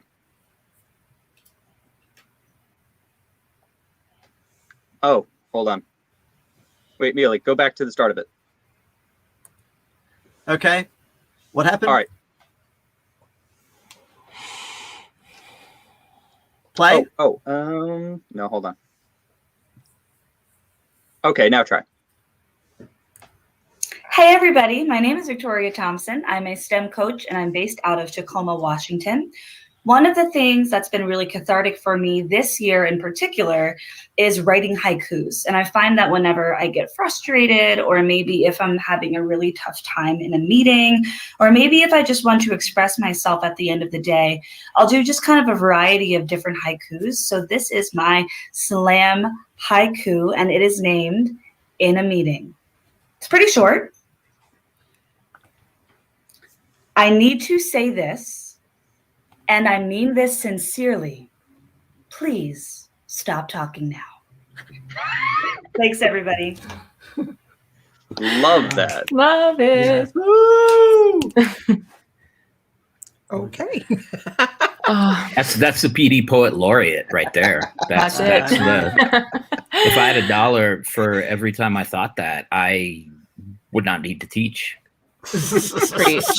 I feel like I could substitute that final line with something about an email, and that's the exact thought I've had a million times as well. Yeah. Yeah. So I actually pulled for this. I'm glad she brought in a haiku, because I wrote a haiku one of my first years teaching, and I'd like to read it for you all now. Do it. All right, let's go there. Another Friday, both me and this brown bottle waiting to be drunk. Haiku. Hey, Tedisco, I see what you did there. Thanks. Thanks. Yeah, it was a play. Really, on did you it. get it? Does Yes. the symbolism make sense? Yeah. It was a double entendre. Yes. They say. What's that brown bottle?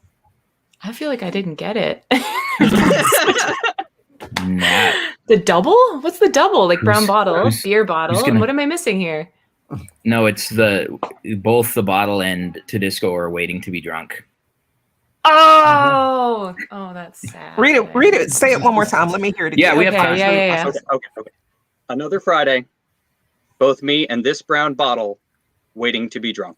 Oh, there it is. I got it. It's like you and the brown bottle have like a symbiotic relationship. You need each Yeah. other, in fact. Yes. There you go. Yeah.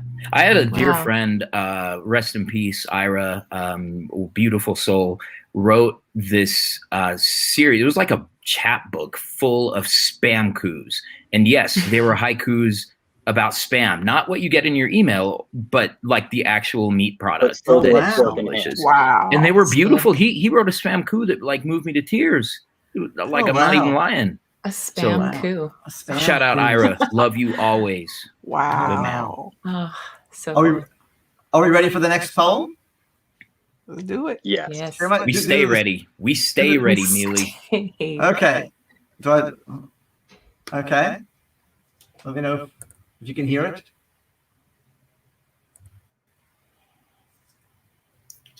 Let's hear it for teachers, a curious crew. There isn't a limit to what they will do.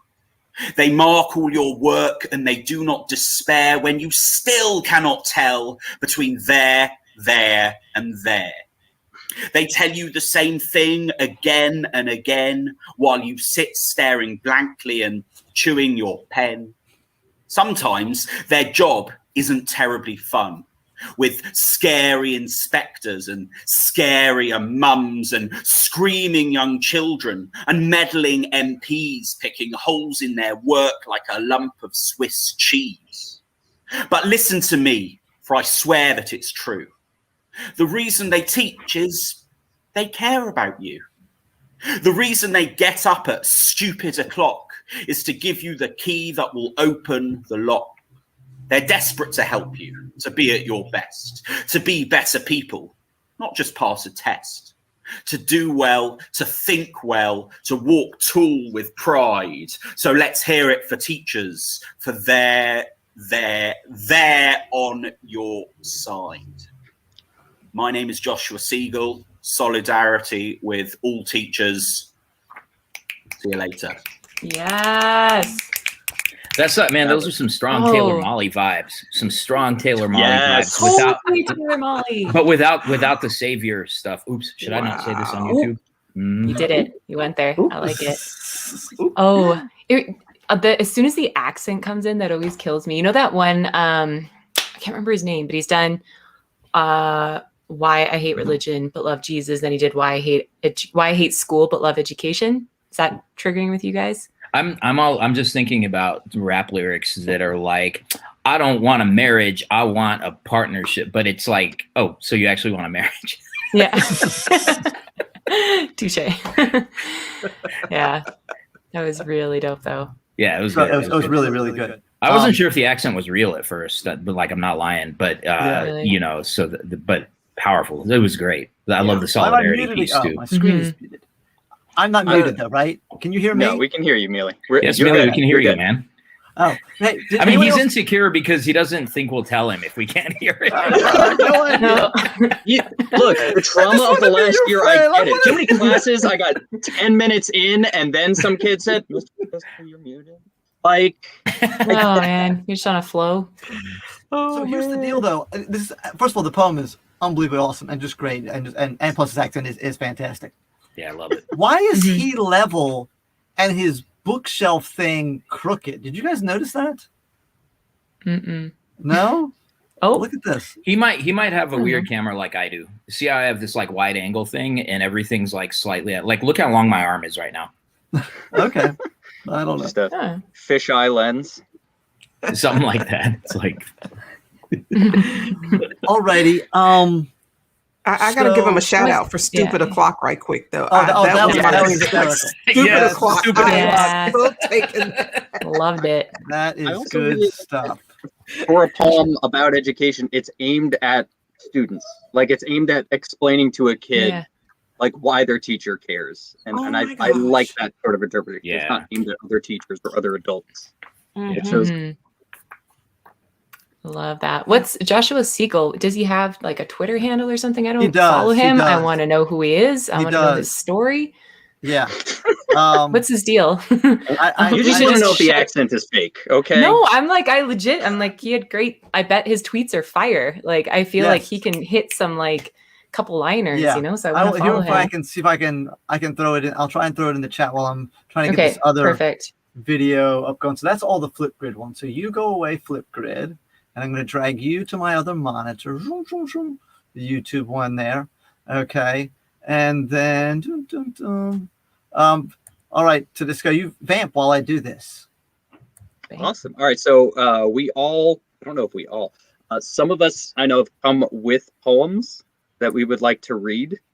So I want to just kind of open up the floor to you guys, so we can just kind of see what poems we want to read, or if there's any kind of setup that we want to give for them. Yeah. So I'm heading out soon. Would it be all right if I did mine? Yeah, go, Gerardo. Okay. All right. So is this the one you wrote ahead of time, or is this your freestyle? This is the one I wrote ahead of time. They're both they're both written, and I'll kind of explain the difference between like we can't conflate freestyle with off the dome because I'm not good off the dome. I have a stutter, but I do have things that I wrote free of style and just kind of left it as it was. But I'll do the one that I'm going to do the one that I wrote. My entire closet is free of style, just so you know. There we go. Tedisco there doing Tedisco things when Mealy says things. Okay. So the only thing you need to know about this one is that when I refer to a passage, passages are a type of project that we do at my school where students choose something they want to learn, choose a method to learn it, and then learn it and reflect. It comes out of it came out of the Jefferson County Open School here in Denver, Colorado. Shout out to Jeffco Open. And it was the entire requirement of the school. You'll hear echoes of like project-based learning and expeditionary learning, all that kind of stuff. But that's what kind of inspired it. And I did this for my students. So here it goes. Cool. It's called Flight. For my passage, I'm going to learn how to fly. I haven't really thought about how or where or when. I've been walking too long, staring up at walls that touch the sky, at clouds that are out of reach, at a sun that is both terrifying and appetizing. Of the clear blue freedom that is up there, unconquered and unimpressed with flightless creatures such as myself. I've decided that it's time to fly. I'll make my own wings for now, for one cannot fly into flying. I will taste what Icarus tasted, hunger for liberation, hunger that is stronger than even my considerable fear. Yes, the sun may burn me, but the moon may kiss me as I dance with the clouds. I will craft my wings with artistry and pizzazz. My feathers will be outrageous yellows and reds and oranges and blues and greens, brilliant and bold, as the voice inside of me that whispers, it is time for you to take flight. I will be seen from miles around, everyone pointing to the sky. That is a strange and beautiful bird. I've decided it's time for all of us to fly. When the principal asks me, what classes do you want to offer next year? I will say Intro to Individual Aviation Studies. And she will ask, is there a curriculum? And I will answer no, but all you need is your wings. And downtown will say there's no budget for wings. And I'll say we will make our own. And they will say, but how can you meet your seat time requirements for flying if you're flying? And I will say your first mistake was to say that learning means being in your seat all day. My feet hurt. My feet hurt because life's walk is hard and unforgiving. The cracks in the concrete, the bumps in the road caused by trees pushing for liberation from their urban prisons. My neck hurts from looking up at my dreams as they float away from me like unanswered prayers. And it is so damn crowded down here, so crowded that we cannot spread our wings. We've been stuck in crowds so long that many of us even forgot we had wings to begin with. Wings that are unused become heavy, burdensome. Old Navy doesn't have shirts that are suited to flight, so we forget. We think our only mode of transport is our feet because it is all we look at all day. We stare at our feet because we're afraid of stumbling instead of staring at the blue canopy above us. Where are we going if not to the heavens? We will make our wings by hand. We'll shape them of the dreams we stashed in a box somewhere in the basement, the dreams we put aside so long ago we don't remember why we put them aside. We'll dust them off, tear them into strips, and fasten them to a skeleton of courage. Then we'll tie our wings to our arms, strapped on by stubbornness, and move them. I will flap my wings, move them up and down until my feet leave the ground, till I levitate just a little, because if our feet leave the ground for just a second, we will know that flight is possible. We might get hungry, but we know the pain of flightlessness is worse than the pain of exhaustion or hunger. I must fly. You must fly. We must fly. The infinite sky is a terrible beauty. I know you're scared. So am I, because flight is the most natural thing that we could ever do. Love that. Now, actually, I just realized I paraphrased that, I was inspired by another piece that I had found on YouTube, and then I couldn't find it because I wanted to play it for the kids. So then I wrote my own version, inspired by that. So that's right now. Wow. 4 years ago. Fantastic. Yeah. Goosebumps. Awesome. Yeah. Wow. So I made just a couple of notes, and then finally I was like, you know what? I just got to stop taking notes and just be in the moment. Yeah. Right. So I can only tell you something from the front end that really, when you said, like the sun may burn me, that those two lines about the sun and the moon, it was like the sun is the risk and the moon is the reward. So it's all about perception and perspective and how we see things. You talked about stuck in crowds and wings that are unused, and that's our minds being stagnant. And you know, how empowering is that whole poem for a student to hear, for heck, even an adult to hear, to take those risks, to go after your dreams, to just not waste time, because we don't have time to waste. So that was powerful. Thank you. Yeah. Thank you. The line that hit me was craft your wings. Like you said it earlier in the poem, but I've been reflecting a lot lately on how creativity is one of the most human endeavors. And you talked about, you know, the wings being natural at the end, and that connection triggered for me, because I think so much of what we do in life is meant to stifle our creativity. And I always talk about it's something that needs to be liberated. It is our humanity, because it's how we express all of what makes us uniquely human into the world. So connecting that idea of craft to wings was just such a beautiful image for me, because it truly is not something that's like, oh, I'm here now. It's like an ongoing craft. And that's my favorite word this year. I've been using it constantly with literacy, is craft, is like, what is your craft and what is their craft and what can we borrow from their craft?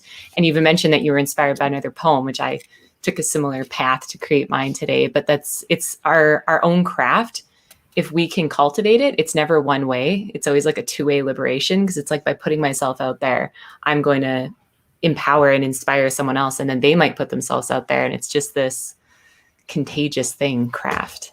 So I loved how you talked about that. Thank you. Amen. Can I read mine? Go ahead, Tedesco. I'm sorry. I was just gonna say I really enjoyed, like, it starts with like an abstract, you know, whimsical kind of idea, but you keep connecting it back to concrete things. Very much. Yeah. And like connecting it back to, okay, so what's it going to look like in school, or how, you know, how do I build wings from hand? Like, you keep connecting back like concrete things, which makes it feel so much more possible. You know, it makes it seem like it's not an impossible thing. Like, it's like right there, and you just need to like put in the effort and do it. Yeah, I'll work at it. Very relatable. Do y'all want to hear the freestyle? Yeah. Hell yeah. The freestyle is shorter, so and then I'll give up the space. So again, free up style, not off the dome, not improvising this, but I just kind of wrote it without like a whole lot of limitation on myself. This one I wrote a few years ago after reading Jay-Z's Decoded, and where Jay-Z talks about how it doesn't really matter whether you understand his lyrics or not, that he writes them for him, but also if you give them multiple listens, you're going to hear different things every time. So, so this one is December 2017. I am the resistance by virtue of my existence. Why do I need so much to navigate this world? I want to fight because you underestimate me. When you fight me, you fight the spirits of the past, the spirits of my past's past. You know what I am. I am the ghost of your past. Karma in person, genocide, mass murder, crimes be a blur, son. Rustling behind the curtain when you thought you was alone, looking over your shoulder, knowing I'm more than just a drone, buzzing off someone else's orders. I act on my own, crossing borders, pierced by pangs of my grandmother's poverty. She ate the bark from the tree that was barely on her property. The whip persists in my DNA strands, searching for my people in these decimated lands, going home where there's a secret language you can't speak, where strength is given so we don't prey on the weak. And though death may find me, I need to live, not ready to die, so we continue to live. Dying for years now, far too many to count on one hand, feeling like I ain't lived any, feeling the warmth of the sun from behind this shroud. Oh, and I guess that's the end. Amen. Amen. Good job. Good job. Wow. Thank you. Wow. Those first couple lines, can you just say them one more time for me? Like the first two lines. The first I have two? to hear it one more. Yeah. I am the resistance by virtue of my existence. Why do I need so much to navigate this world? Boom. Like that right there. Like tweet that, put it on a t-shirt. Like I will join that so movement. many lines from that, right? Oh. Wow. Damn, Skills. that's an opening. Thank you. I love what you said about Jay-Z at the beginning too. And it actually put you on the spot, Muley. Kind of harkens back. The question popped into my mind when you're like, why is it so hard to understand stupid poetry? Like, why not just make it understandable? And I had the thought that how dope a unit would it be for students if the essential question is poetry meant for the audience or for the poet? Like, how sick an inquiry would that be? Because really that's where the tension of it lies, right? So I was lucky enough to teach hip hop studies for a couple of years to high schoolers, and we would always open with a cipher. So they would write a couple of lines, and they weren't required to share them, but the idea was to get them, first of all, engaging in braggadocio a little bit, like, because this is definitely an egotistical piece, right? But one of the things that I tell them is like, you think rappers doubt themselves? Like, do you think they're insecure about the words they're putting out there? So how about if we try to also, kind of walk the same way, walk a little bit bigger than we think we are. And so like, and it was really interesting. So you start looking at things like hip hop where, some lyrics are really deep and poetic and meaningful, like Rakim, exactly what he's talking about. But then you listen to Eminem and he's just playing with language. He's just having fun with, we could rhyme these weird things together, and then I'm going to gross you out with vomit on my sweater already, mom spaghetti, and he's just having fun with the words. And I think Jay-Z has a little bit of that too, but yeah, I mean, I think, it's like, write for yourself, because, and you don't know what people are going to connect to either. Like I actually, Natalie, those two first lines are my least favorite lines in the piece. Like, I feel like, okay, funny. I'm just warming up. And then, I kind of get into a rhythm a little bit. Yeah.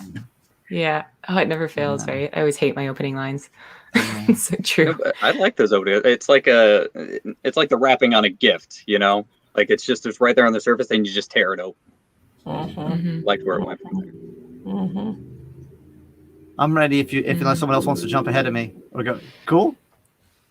What you got, Mealy? So I put this together last night, actually, because I said, okay, and if we had, we're gonna have enough, and we obviously have more than enough poetry than we'd have time. So I'll go through this one relatively quickly.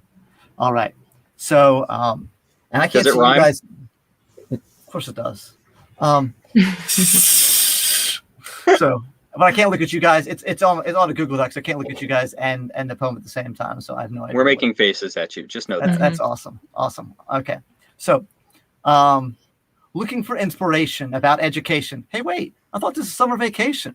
But for teachers, our brains can hardly refrain from ideas about lessons. The year is barely ended, and we're sure we'll do better with the next one. So as I contemplate going from good to great, back to good enough, like NKOTB, hanging tough, I want to improve and make a difference despite outside interference and internal motivation disappearance, and kids not getting my reference to say I'm still here. Hence, I put these words down because though I clown and often goof around, I educate, I guide, I listen. Like the dude, I abide.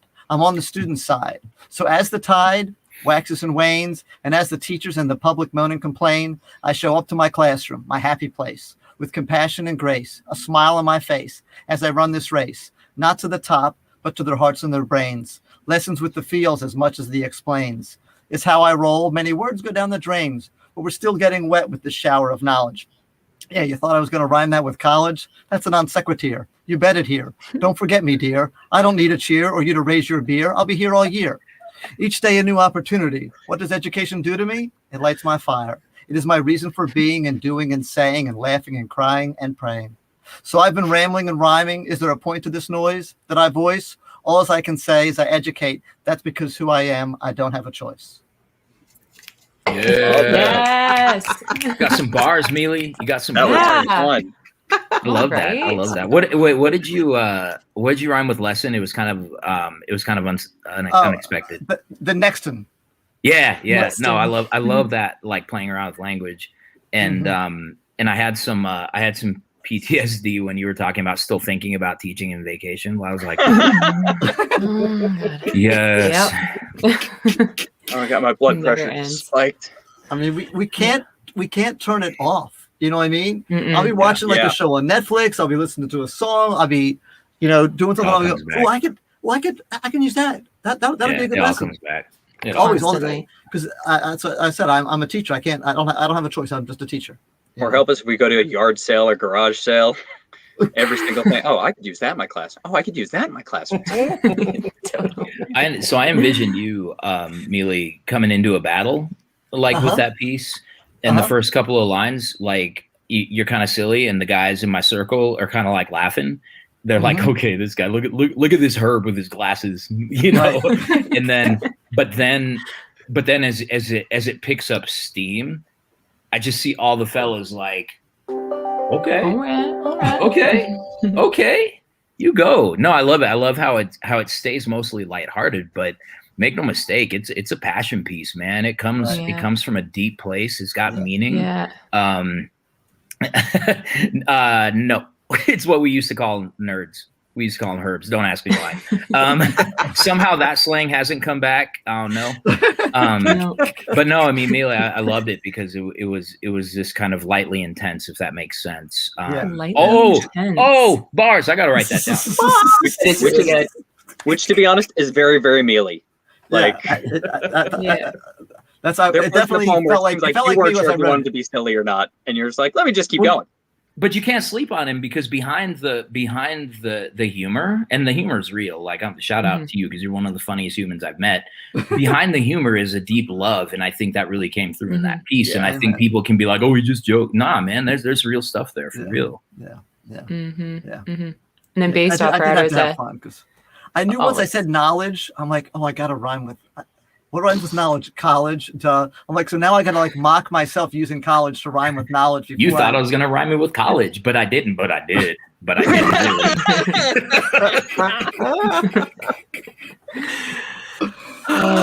You're like the Eminem of edgy poets.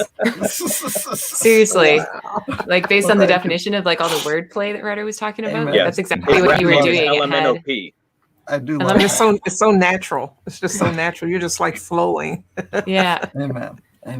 Yeah. It's kind of the magic of poetry, hey? Like when you do get into the flow of it, it just takes on a life of its own. Like you're even talking about reflecting on like making the connection between knowledge and college, and then that naturally leads you to the next point. I think that's one of the coolest things about poetry and hip hop, I guess, too. Yeah. Tarzan swinging from line to line. There you go. Yes. All right. So we've got one more YouTube thing to do, but also I want to make sure we get to Natalie and Tracy's. But I think we've got time. So so who wants to? And Tedisco, you have other ones as well. If we can get to those. I mean, we don't have to get to those, but like, if we need filler time, I sure do. Okay. All right. If we don't get to them, I won't be heartbroken. Let me just state that. Okay. So Tracy or Natalie, did you either one of you feel motivated to go first? I'll go and go for it. I'll go and then I won't, and I'm going to set that up for you. And you're like, what? Okay. All right. What I planned on reading, I am not going to read in its entirety just because of some emotions I'm dealing with right now, and you guys know what those are. Yeah. So I'm not going. In fact, I was sitting here like, do I even want to read a little bit or not at all? But I am going to read this. This is actually an excerpt from the book that I've been looking at taking away as a standalone poem. So it is raw and it's not fully fleshed out, but it really, really is on my heart. And there was an incident this past summer. Like many others we hear on the news, this is heavy and I really don't want to bring it down. So I'm just I'm going to read these questions that were a piece of this poem and just let you figure out the context without me even setting it up. Let's just do that. Cool. So these are the questions that will be in the poem. What if the woman wasn't there? What if the customers weren't bystanders or told a different version? What if the man drew a weapon or became physically violent? What if others would have made the usual assumption that my son and his friends were in the wrong and came to the man's defense? What if the officers would have become hostile with my son and his friends? What if my son and his friends ended up with a knee on their necks and backs?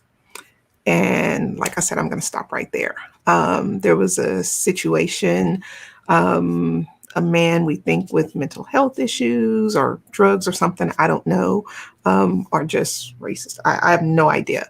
Kind of charged at my son and his friends, and it got really crazy and the police were called. And of course, the report was, these 3 Black boys. Right.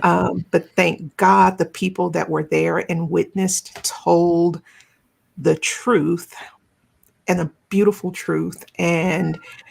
But the person who called the police was just like, oh, I'm so sorry. I just assumed. So could have been a completely different outcome. So yeah, there's so much more to that that's powerful that I think really just makes people think. And we just have to share our stories, and we have to share our voices and our experiences, because we can use experiences in life can either make us angry and we just are in a state of anger and not action, or we can use that anger to work through it, process it, and then use it for fuel for change. And that's what my family has chosen to do. Yeah. Wow. I love that it's structured as questions. I love that so much, because that's, in those scary moments, that's all that we really have. You know, and you're really just leading the people listening to just that feeling, that exact feeling, and that feeling that there's no answer and we can't find a comfortable one yet. That's where a lot of the pain lives, right? It lives in the uncertainty. It lives in the why so-and-so and not me. And I grew up in a community where these questions were always at our forefront. And, because of my own proximity to whiteness, I didn't have to face those same questions, but they were always there. And that uncertainty is where a lot of that pain really lives. Tracy, thank you for sharing that. That was thank you. Got me deep. Thank you, Tracy. Amen. You're welcome. Amen. Thanks, guys. All right, Nat, lift us up. I've been waiting for I know. this. I'm like, okay, pull yourself together, Nat. or don't. I mean, or don't. All right. Right? Am I right? Yeah, I sit. I can read a bad poem now just to help you set the bar low. I have a lot of those. Well, mine is, we'll see. Like I said 30 minutes ago. Okay, here's the story of this journey to get to this poem. Is I left everything to the last minute, like I was saying. And then I actually had to take one of my own lessons, because in all the literacy work we've been doing at my school the past year, we've talked a lot. We pull from the work of Kelly Gallagher, Penny Kittle, incredible. If you haven't read their stuff, read Aside. Kelly Gallagher's book changed the way I approach all of my humanities classes. And one of the practices that they really uphold is this idea of the mentor text. So what we naturally do when we're looking for inspiration is we look to our mentors, but we don't let kids do that enough in the classroom space.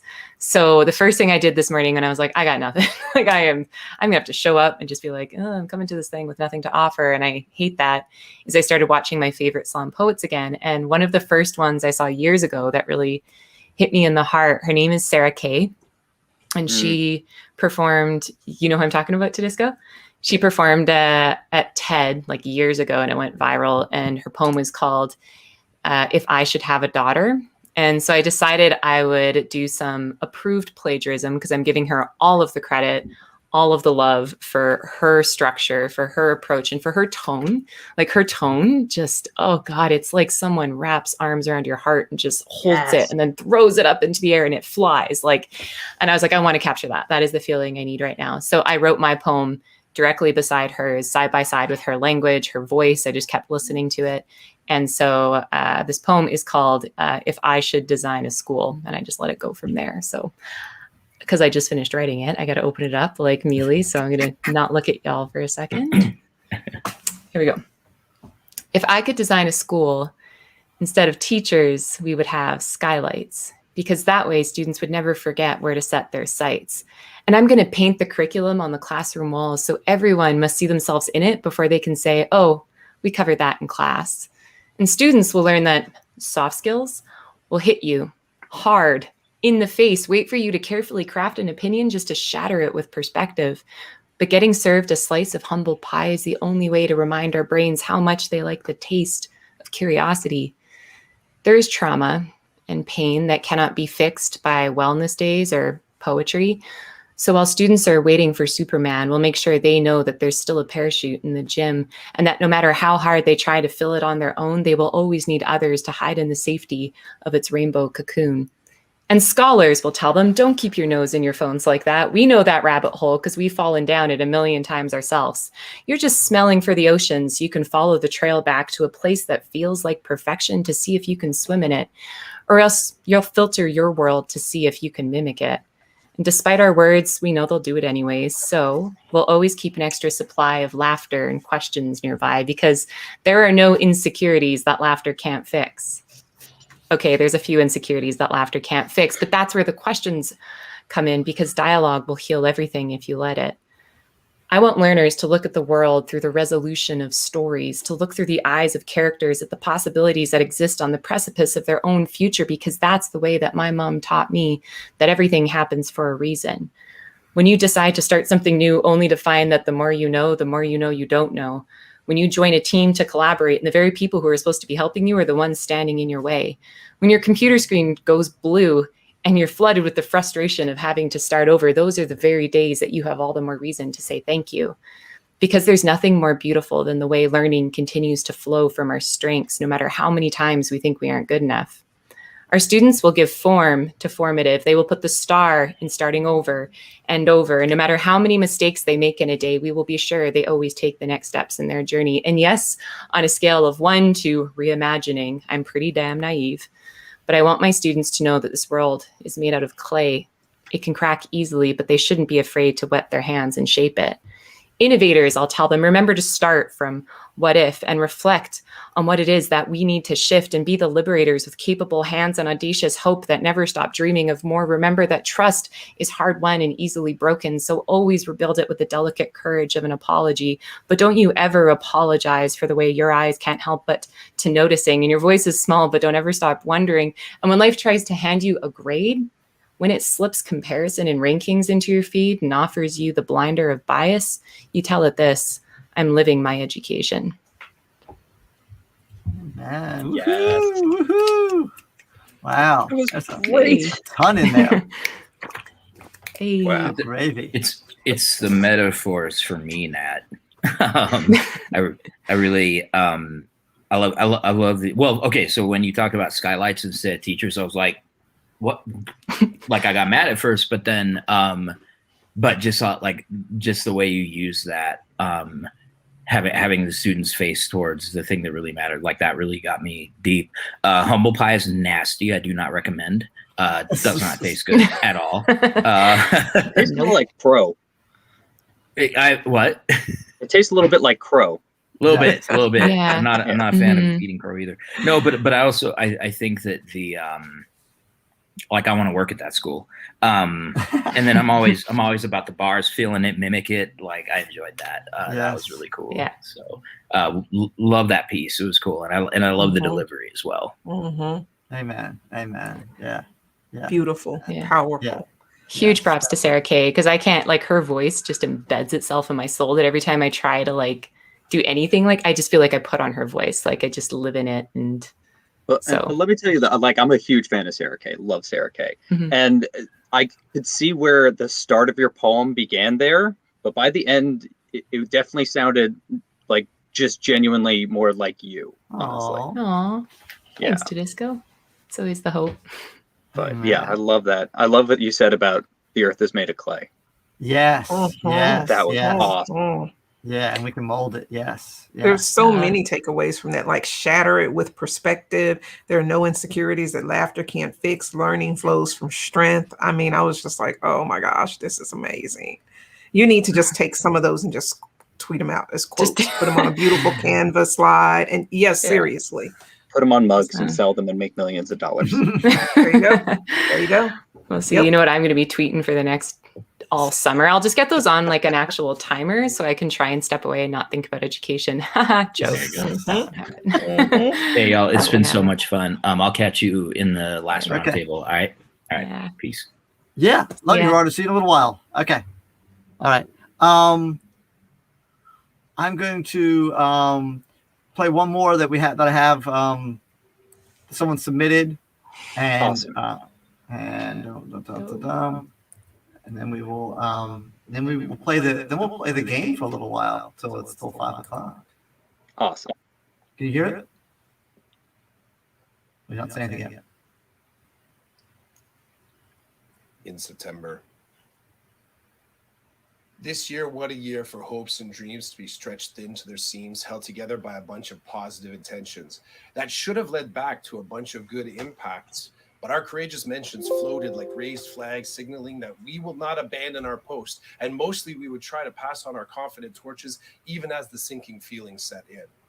Then in that first week, timidly and vividly, we saw the ghosts of markers passed on the whiteboards, like memories not quite wiped clean. Old due dates, kindness quotes, and reminder notes made us remember that to-do lists are never ending.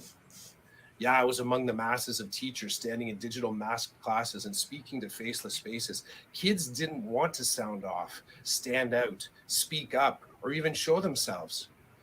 What teenager willingly gives all of that up? As we grasped the gaps before us, we leapt hoping that our tenacity would be enough, that our kindness would be enough, that our between the bells tools would be enough. Had we been in tune with our social fluencies as well as our students were, we might have chosen differently and taken the year off too. In September, we walked impatiently and patently down divided hallways and play yards, compartmentalizing spaces with the efficiency of snails. Did we honestly think that herding these cool cats would be easy? Waiting for numbers to fall and grades to grow, and by the end of that first month, well, what do you know? We were on our knees, and it began to show that nothing could ease the stress that comes with the first sneeze. And so began our undoing. And we knew that this year would be different, specifically because you and me had to move intrepidly into a school year that no one could prep for, but we did.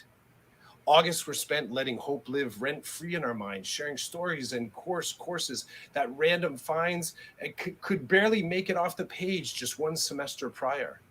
Overnight, we felt our fire stolen and we were shook, but still were willing to fight because ignoring our everyday fear of being fearless was more important than our grade books. Around November, protection became misdirection, information became myth, and we were left with only each other to lean on. You good? I'm good. Good. But we weren't good, and so on and so on and so on. Save throwaways like have a good weekend or see you tomorrow felt heavy like a prayer and smelled like hand sanitizer. It was a tribute and a charm. It was a promise against harm and a protection meant to keep all kids off the COVID radar. It was also the ultimate and strangely singular assessment tool that covered all categories. You good was simultaneously diagnostic, formative, and summative. We'd do anything to keep us from being the center of the conversation in any way, especially when they'd say, hey, but they seemed so healthy yesterday. As school expanded beyond the bells, we made living rooms into classrooms, pets became mascots, we gave parents honorary teaching degrees, and we adopted students. And reading the Zoom correctly meant saying hello to siblings and stuffies and maybe hearing fire alarms and seeing dad crying and wondering if that sound was someone washing the dishes really, really loudly in the background. We answered questions like, can I show my cat? Is it time to go home? Do I have to wear pants? Are you wearing pants? Tomorrow, do we have to come back? Where's the work?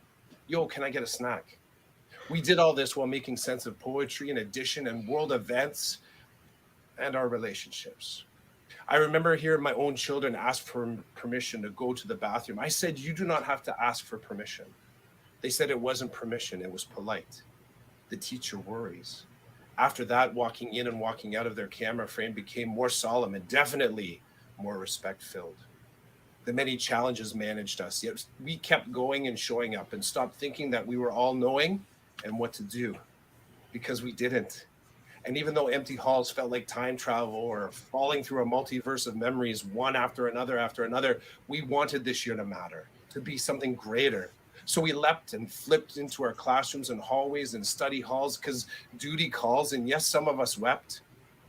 And yes, some of us kept our feelings pent up and posted for only our closest of friends to see. Now, the impact of that tactic made many act like if they did react, someone would knock them back, unfortunately. But we kept going, not knowing that the unlearning was beginning to show. And though it was not said out loud and proud as it should have been, HOPE, hope was starting to grow. We were winning. And in some ways, the virus going viral led to upward spiral after spiral of tidal thinking that the end was near. And damn it, we would be in a good way this year, not like last year. So we extended all deadlines without any catch.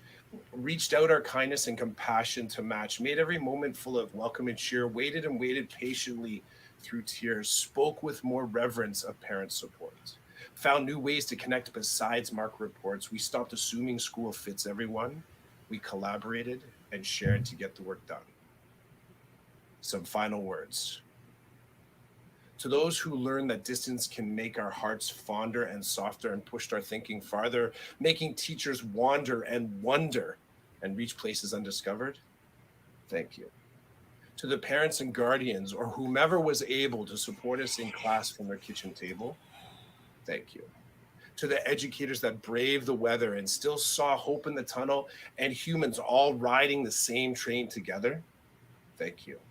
To the leaders and doers, your pivots helped move us and groove us to imagine new limits. Thank you. To the keepers and listeners, to the breakers and fixers, to the fighters and defenders, to the injustice enders, to the caregivers and beholders, to the bridges and shoulders for the kindness of strangers and the science that saved us from danger. In September, we walk back into school because of you. Thank you. Wow. Wow. That's Another heavy one. Oh man, Whoa. and a long one. Like So I don't know if good. I know that many words. And do you know what depth of contemplation that it took to bring that to fruition, and what emotions must he have experienced as he was writing that? We talk about building the plane while flying it. It's like, were you writing that poem in real time or what? Just wow. We will not abandon our post. There was one sentence in there that just did it for me: speaking to faceless faces and not wanting to show themselves. Just wow. Yeah. I love the imagery at the beginning. He used so much imagery for fear and just trying to just show that the terror and the haunting feeling. I mean, yeah. And just starting there and then building up to a place of hope, which is what happened. Right. Oh, I love that. It was like the perfect summation of my own A little too experience. perfect. I It didn't was a want to little. relive I it. know. Yeah. I was like, I think he was writing it in real time. Yeah. Honestly, I'm like, how did you capture all of those moments in my own journey, which was clearly his journey, which was very now obviously our journey, right? Which is so fascinating when that happens. I loved his line. The one that really nudged my thinking was around if we were more in touch with our social fluencies. And I was like, I had never heard the phrase social fluencies before, but then he was talking about how students decided to check out early on, and maybe we would have done the same. And I was like, ooh, for sure. Okay, I got to sit with that for a minute. That's interesting. Because I do think teachers push themselves through human extremes that I don't know all the time if we should, like if that's the right thing to do. Yeah. Are we modeling the right thing by kids if we're not breaking down in front of them and be like, it's all too much. Can't deal with this right now. We're not going to do all the things we said we were going to do. We're just going to go cultivate some joy next week. That's it. That was really interesting. Yeah. Oh, by the way, just shout out that his name is Chris J. Clough. So at Chris J. Clough, CLUFF. I'm following him. Yeah, on Twitter. And the other one that we heard, well, the other ones we heard, I'll throw them all in the eventually this is gonna be released as a podcast, and I'll throw them all in the show notes. And anyone else that wants to hit me and ask me who they are on Twitter or whatever, that's heard this, or you, Natalie, whatever, I'll get you the deets, as the kids say. The deets. Yeah. This one last thing on that, and this is going to sound real crazy. I don't know why I'm making this analogous, but it's what came to mind. He said a line that made me, of course, I have sons and a husband, so zombie apocalypse movies are just the norm in my house. But think about when, well, I don't know about everybody else, but here, spring break of last year, we had like an hour to go get everything we needed from school and don't come back. And so when we walked back in that following year, he mentioned the to-do list and all that stuff that was still in place. And it just, I had this vision of like the zombie movies where there's this ravaged desolation and then people walk in and you just see like everything just stopped. So that visual was powerful for me. I was gonna say, I think a lot of us had experiences like wherever it was, the end of spring, summer, or whatever, where you walked into your classroom with a school and it felt eerie, like almost like a ghost town, where you're like, oh boy, just like I've been to school before where there's no kids, but it never felt as haunted as it did when we came back to clean up our classrooms. Absolutely. Absolutely. Yeah. Or it's empty, I guess. I was talking with a group of my friends. I was trying to explain that feeling to them, like, because there were days when, and I don't know how everybody else's district worked, but there were days where like they required the teachers to be in the building to teach, but no students were welcome back. Yeah. And so I was trying to explain to them, like, it's like, I don't know if you ever like show up at school like too early and there's nobody else around. And my friend's like, yeah, but that was like really awesome. I'm like, not when it's all day, all week, for weeks on end. Like I call it CTSD, COVID traumatic stress disorder, and I'm serious. Like that is a thing. It is. Needs coding. And this home captured that. Like housekeeping. I think we're going to hold off on playing the game because we're going to be at the Roundtable soon. To Disco, did you need to take like a 5-minute break? Oh yeah, I definitely need some food in me. So I'm going to take a break when the Roundtable starts. Okay, cool. So I was going to say, and Land, if you need to, you can do that as well. And I might jump out at the end of the Roundtable or something like that to go grab some food or whatever. So I'll handle it till you guys get back. So I guess you can just, like turn your camera off and mute yourself, but kind of just leave yourself there, I guess, or whatever. Sure. Awesome. Okay. Okay. I'll let people in. Yeah, I got the power to let people in. So. Oh, cool. Okay. Man, this is a lot of fun. Though. Thank you for sharing, Tracy. Thank you for sharing, Natalie. Oh yes, thank you so much, and thank you, Gerardo, as well, who's made an early exit. Okay. Yes, he's no longer with us, but in a fine way. Yes. So and he may be coming back for the Roundtable, even though he went to the wrong table to begin with. Whatever he works at. And there's Brad. And did we get Shane yet? Because Shane's supposed to be showing up as well. Not yet. But hi, Roundtable people. Welcome back. Yes. Hi, Roundtable people. Hello. Yeah. So we'll wait a minute. Seen you guys in like a whole zombie apocalypse. There's Shane. Okay. So for those of you that just joined or whatever, I'm going to give to Disco and Lanny a little break, and I'm going to run the Roundtable, and then maybe at the end of it, like I might take a little break because we are now 5 hours deep into the Palooza. 4 hours and 21 minutes, Mealy. All right, don't be dramatic. Okay. Wait, are you counting the pre-show? I'm counting how long we've been live. Oh. It says it in the top left. It does. Why does it feel like it's longer then? Oh, that's not a good sign. I feel like that's a comment aimed at me, and I'm hurt. I'm really hurt right now. Maybe I'm not really good at doing the math. That's. I was trying to subtract from 6 o'clock, but it's only 5 o'clock, not 6 Mealy, o'clock. you have one job. I know. And it's math teacher. No, well, sort of. Alrighty. So, I know everyone here has been part of one segment already, but since we're probably going to break this up into separate little episodes, we'll do like little intros again. So we'll start. Let's start with you, Shane. Go ahead. Oh gosh, I haven't done an intro yet before. This is new. Oh. My name's Shane. I host the Ed podcast. I teach. I do film. I do drama. I do art and computers. Yeah. And there's nothing else of interest about me at all. Okay. Cool. That's it. Also, we should be playing the Shane Lawrence drinking game, which is anytime he mentions film study, you take a drink. So, and I think about that every time I mention that. Every time. Anyone else is prepared, but or the title of a movie. Yes. I think I'm going to do an episode one day that's just going to be designed to get Brad like really wasted. Just oh my goodness. Wow. Can you have Brad on the show while it's happening?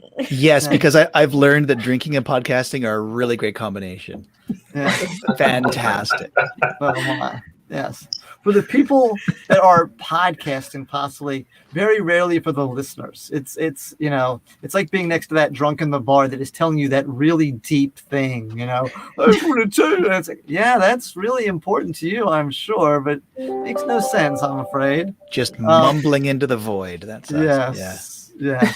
So Brad, why don't you introduce yourself, my friend?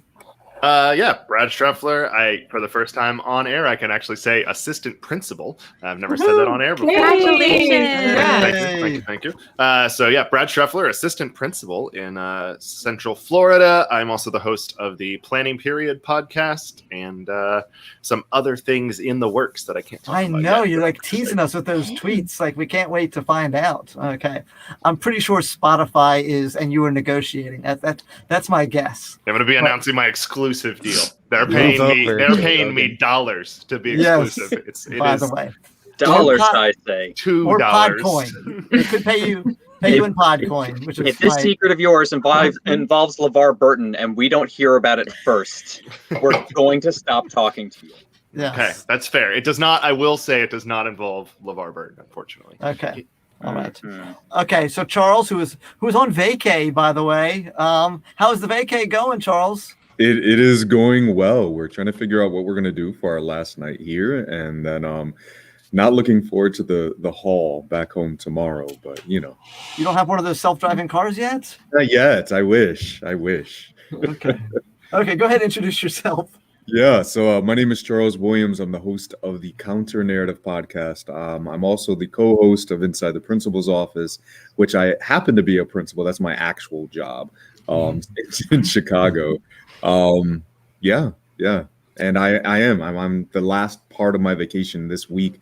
I was out of town. I was in Savannah with my wife for our anniversary, and then we ended up in Nashville for a friend's birthday, and that's where I'm at now. So cool. Oh, so I just want to ask this guy. This is always my question I ask when people go on vacation. What is the best thing that you ate while you were on vacation? Oh, so there's a chef down in Savannah who won a James Beard Award for chicken wings. And you're like, really? For chicken wings? And then you eat them and you're like, oh my God. So definitely going to have to say like that has been my top. I do shrimp and grits and things like that all over the place, but like I have to say these chicken wings. And I did want to point this out. I know because when we spoke on the show, LeVar Burton, you guys just mentioned him again. Yeah. So we were at the market and there was a picture of him, like this artist was doing things, and I was like, it comes back. Wow, you can't get away from LeVar Burton. So I'm really, really hoping, right? We're putting it out into the void, right? Making it happen. Yes. I really thought that story was going to end up with, I turned around and there was LeVar Burton. Not yet. The story's not over yet. Okay. All right, go ahead, Aviva. Introduce yourself. My name is Aviva Levin, and I am host of the Lesson Impossible podcast. And I am a French and social studies teacher and a med student. Cool. Are you going to be a doctor? That's kind of the plan and kind of not. Apparently, American schooling is very expensive. What? I thought Biden was paying for all of it. No? Okay. Not for Canadians. Okay. Well, you could, the internet is cool. You could probably just be like a doctor on the side. People always need like bootleg doctors in America that can't afford real health care. So you could just offer like discount rates and do it in your garage or something like that. Oh, you thought like I thought you meant if I was going for my doctorate, but no, I am not. Who of our podcasting family is becoming a doctor?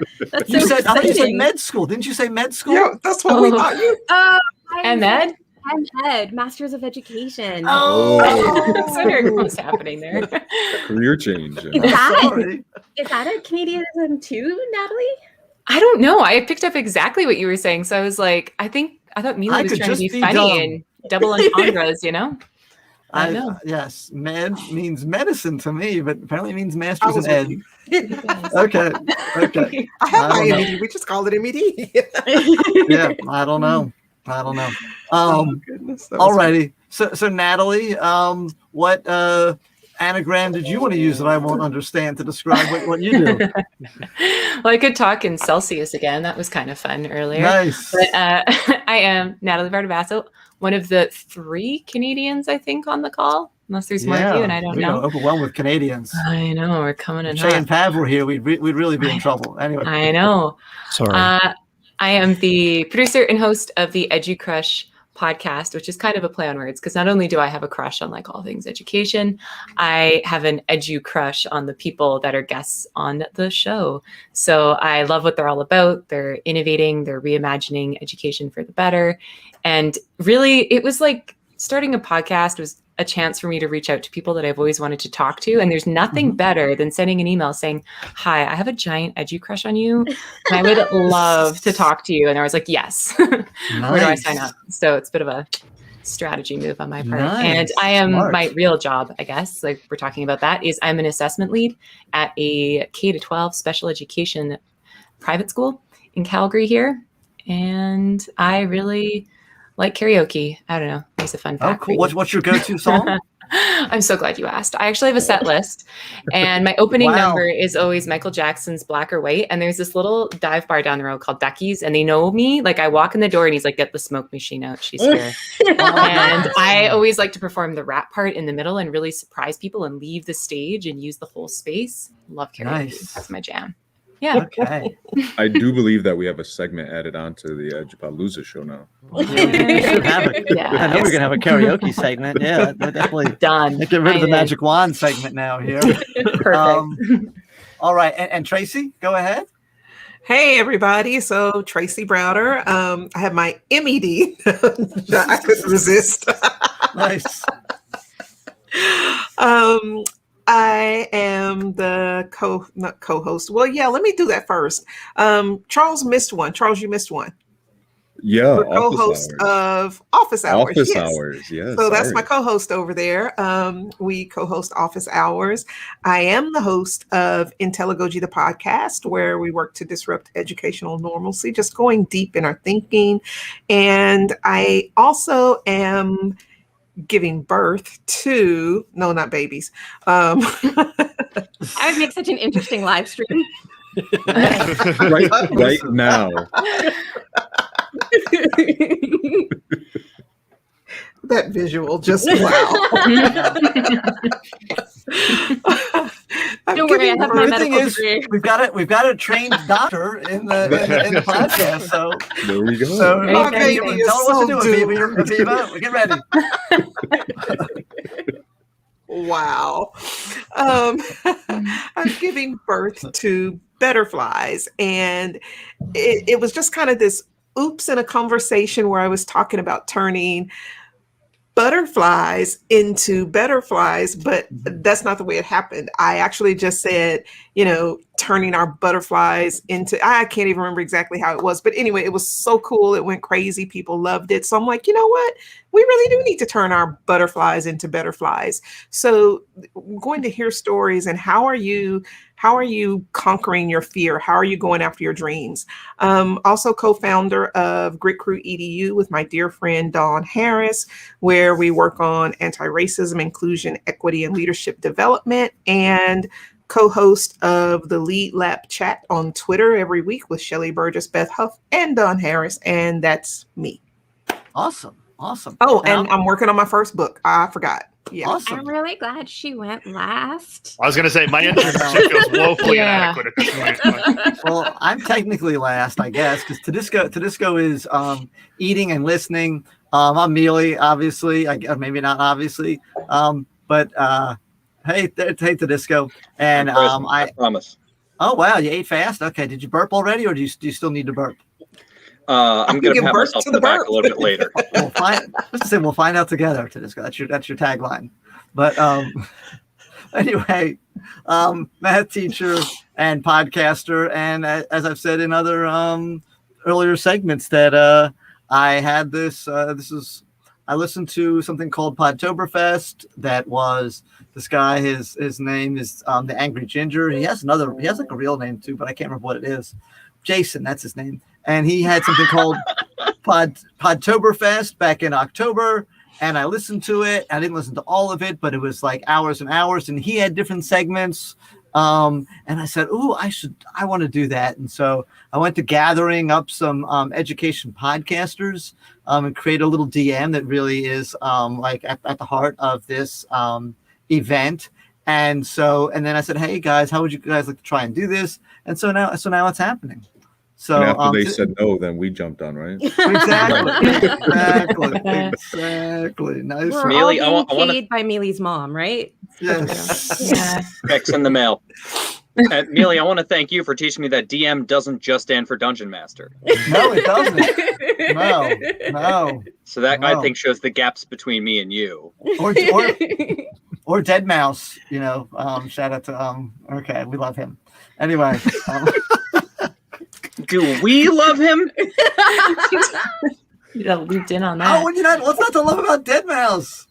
He's like he's everything. In Canada we call him Dead Mal 5. Just want to say that. Did you?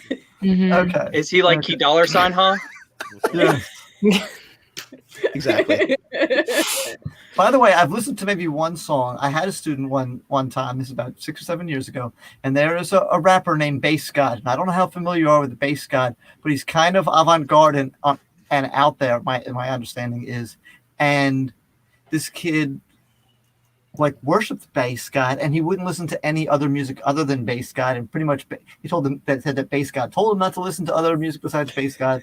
And anyways, and he had like Bass God written all over his book bag. It was a really weird thing. So anyway, that kind of the Dead Mouse thing kind of took me there. Okay. I'm really glad the drinking game isn't the Bay Scott drinking game because I love drinking. Shout out to Bay Scott. Please come on the podcast. So anyway, so we already had an earlier thing where we talked about innovation. So this is going to be an Edupodcasting centric roundtable. So I'm just going to kind of throw out the ideas that I'm going to ask you guys one question, and then when you listen to the other people talking, don't just wait for your turn to talk. Okay, listen, all right, because you're going to ask some of the other Edupodcasters kind of like follow-up questions to that. So the question is, why are you an Edupodcaster? Why should other people Edupodcast? What got you into it? What do you love about it? Like, just sell Edupodcasting to the listeners here, okay? And I'm going to start with Shane. Okay. You're the OG, right? Has anyone here been podcasting? Godfather. How many years, Shane? I just finished 6. Anyone? 6th year. Okay. All right. So yeah. Yeah. Shane's got me by like a year, I think. Okay. All right. Go, Brad. Well, you go next then. Oh, okay. I was going to say it's just because of all the, I want the money and the glory. And so I thought, that's why I'm here. No, I started podcasting. Okay. I'm the worst person to answer this first. Can I just say that? Because honestly, like I've just kind of wandered around as a podcaster for probably 3 years, just podcasting because I was like, I don't know, this is kind of fun and I like it. Like, honestly, nothing more than that. It's like, I like education. It's a good fit. But I guess I had to start thinking more about my why because people kept on asking me this question. so no, honestly, philosophy. Yeah. Well, it kept you off the streets, basically. I have to have a mission statement and a vision statement, and nice. I spent a year figuring out what the difference between those two is. No, I honestly, it just comes down to having great conversations, and I'm a person who learns very slowly and very broadly. Like I'm not very good at focusing on one thing. I'm pulling things from everywhere all the time and then just kind of throwing it in this great big like bucket of experience and knowledge. And it gradually makes my bucket fill very, very slowly, but it does. And so that's kind of what I find for me, like personally, what the effect is as I'm podcasting is I always try and have someone on who has some angle or approach or subject matter or philosophy that I have not touched on before, which frankly, after 250 episodes, is getting a little tricky, but I'm still doing it. So, yeah, I guess that's just, I just want to have fascinating conversation with educators and fill my bucket. And along the way, expand the conversation about education as well for other educators and, maybe have an impact here and there, which would be good. But honestly, like I said from the start, the one thing I was clear on is the moment this becomes work, I quit. So as long as I'm still having fun, I'm going to keep doing it. And that's kind of it. It does have to be a personal effort because unlike Brad, Spotify has not called me to set up a contract yet. So Shane, you get paid in all the doubloons. I don't know why you're complaining. I'm rolling in it. Yeah. That phone call from Joe Rogan. Yes. I've already blocked that guy. He won't leave me alone.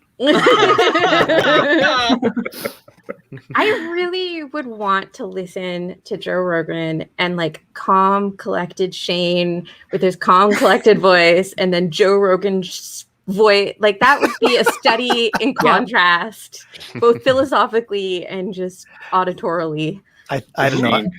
Calmly explaining how he doesn't want to smoke salvia. Yeah. I don't listen to Joe Rogan. Am I one of the few? I don't know. I don't know. That is okay. Yeah. I loved only him enough to, on News to know Radio, and I Mhm. loved him on what was it? Where they would put bugs in your Fear Factor. eyes. Fear Factor. Yeah. Right. Oh, the bugs in your eyes. Welcome to Bugs in Your Eyes. My favorite show. And I've seen a little bit of his. I've seen a little bit of his stand-up. I've not listened to. Maybe I listened to like 5 minutes of the Elon Musk podcast, and I'm like, this is like 3 hours. I can't do this. Yeah. I'll say one more thing, and then because I think it was Natalie called it out. She said I'm kind of like WTF, but for education. Yeah, and like that was like my secret goal. It's just to be the WTF of education. Yes. So and yeah, so that's it. That's me. Cool. You Brad, truly are. go ahead. So I started a podcast because I kept having when I became a coach, an instructional coach, I kept having cool conversations with teachers in like the break rooms. And I felt like if all the other teachers on our campus heard those conversations, we'd improve everybody's practice. And it wasn't like it was intentionally designed to, the conversations we were having even then weren't meant to like improve practice. They were just debates and discussions about like, oh, well, how are you grading? And well, is that working for you? And I would just like ask them and prod them and poke them to kind of maybe consider new alternatives. And so I kept having those, and I felt like, hey, if I put a microphone in front of me, I could probably keep having those more often. And so, yeah, it kind of happened. And, kind of like Natalie said, it's also a really useful way to just reach out to people that I want to talk to randomly and say, hey, want to be on my podcast? Instead of, hey, do you want to just like have a random phone call? Because I feel like it. Like it's somehow less weird if there's a mic recording it. I don't know why. That's actually really in the grand scheme of things probably weirder, but it works. Yeah, like if you pull up with a white van with a satellite on it, it's cool. But a white van just to talk to someone, they call the police. Exactly. We're all about shameless self-promotion. That's why it's a mutually beneficial thing. You're like, I'll release it, and your brilliance will be shared with all. And it's like, oh yes, I will do that then. Fantastic. So can you remember the last time you called someone? I mean, honestly. No. I hate phone calls. That's the funny thing is I actually hate talking on a recorded, like on a device, but I love the podcast thing. I should say I used to love. I haven't released an episode in a long time, but I have to like point that out just because I'm a sham. But yeah, so that's kind of why I started podcasting, and it's been interesting. It's been a long. I've been doing it like I said, I've been like 4.5 years, something like that, doing the show, and I. Like Shane, I try to have new, interesting conversations and try to ask people to be on the show that I wouldn't have asked before, or maybe said no one time and ask them again now that I've been doing it a little longer, and just kind of pushing that conversation. So that's kind of it. And I like to ask everybody in the world the same 3 questions. So that's kind of what my show is. Am I supposed to like dead air? It? I know, right? Well, if we're going by time, I've been doing it for 3 years. Is that right in the middle? Yeah. Charles, because I remember I interviewed you and then you started your podcast, so I'm a little bit you before launched you. And it's only been a year. It's only been a year. So. Yeah, me too. The babies of the crew, Charles.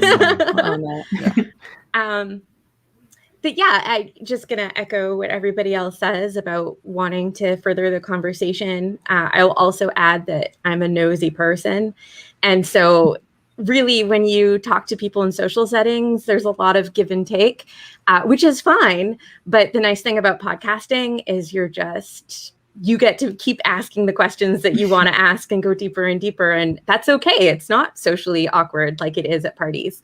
And then for my why for starting was I made my move from BC to Washington State, and not being in the classroom for the first time of like my adult life was a big shock. And so I really wanted to stay involved in education. And I think that's a way, like, I've made friends. Well, I hope we're friends. And we get ideas from each other. And then there was also, I think, that aspect of learning a new skill and finding something that I wasn't good at and that I wanted to improve in, because as an adult, we really stay in our comfort zones. And so having something that I had that productive struggle in was really something that worked well for me personally. Excellent. Excellent. Go, Charles. Yeah. So, I didn't realize I was podcasting. I just started talking now. I really launched into podcasting. I had a lot of friends doing it, right? The punk rock classroom, we mentioned them earlier, the staff room, right? Being on a Viva show. So it was amazing just being able to be in spaces and talking about education with a lot of educators. And so I said, I'm going to do my own thing. I've sat in spaces, and I tell people this all the time. I was tired of having those negative conversations around our students, right? All the issues that they're facing. I'm like, can we just talk about the successes, right? And let's bring things to light and have some very honest, if not difficult, conversations. And so I launched the show, and it's been amazing. It's been just about a year old now, and been able to connect with some amazing educators. And it has launched me into areas that I never would have thought about, and has created a ton of opportunities that was never there before. So I'm very happy, to have launched this. Originally, it was just an experiment. But like Shane said earlier, the moment it becomes a task, a job, something that I dread doing, it's over. So it doesn't seem it's going to be there yet, but it's only a year. I'm not 6 years in yet. So I'll let you know then. Okay, let's circle back to Tracy, and then we'll come to Natalie. All right. Sorry, I had to go let the puppy out. So No duty called. So for me, it was just this yearning desire to help educators and share my story and hear their stories and push against normalcy and have those conversations that we're often fearful of having in our own settings and space, and not renegade type conversations, but why is this way, and what can we do to change it? And that's been the foundation of, kind of similar to what Charles said, so many relationships and so many connections where I feel like all of these little entities, all of these little pieces of this big system are working together, where all of us are making a difference in the world. Excellent. Go ahead, Natalie. Oh man, so it's so hard to follow Tracy.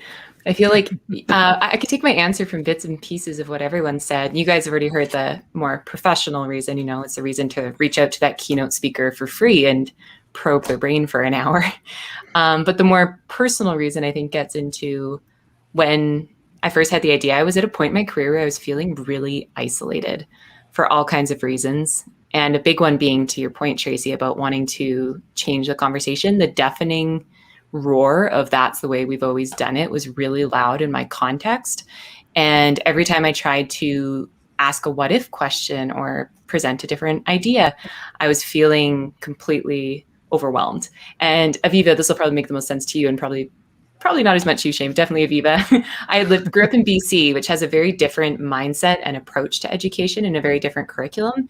And I'd moved to Alberta, which is quite a bit more conservative. So I felt like I was in this big Albertan bubble and I really had to like put out a like siren call, like a flare, like Titanic style, to be like, is anyone else out there? Is anyone alive? Can anyone hear me? To translate the Canadian, it'd be like living, I think, in like Seattle and then teaching there and then moving to Texas. That part. Mm-hmm. That part. Also, side note, Big Albertan Bubble is the name of my folk trio. Fantastic. Fantastic. I hope, no, keep that to myself. Political, Natalie. I was going to say something very political. No. I'm being good. So yeah, there was that personal reason. And then Aviva, you said it so well, like just the process of creating something. I was about 6 years into my career at that point, and like you create lesson plans, unit plans, you're always making things, but creation is such a personal thing and it comes from such a personal place. And I was feeling isolated and I needed to drive from that to build something and learn something. So I just really went with that feeling. And then as it went on with the name, originally I was like, well, EduCrush isn't like crush it. And then I was really reflecting on my use of language and how that was like furthering a bit of a colonizer agenda, like this really aggressive language. And so I really lean more on the like EduCrush, as in like I have a crush on you. And it's, to your point, Tracy, been more a tool to amplify people that I'm just completely in awe of. They're in a context where they have no reason to be innovating and completely doing things differently, and they're doing it. And they are telling the story and sharing their learnings. And so it's now really just a tool to amplify and to connect. Excellent. So let me say this. This is kind of weird. I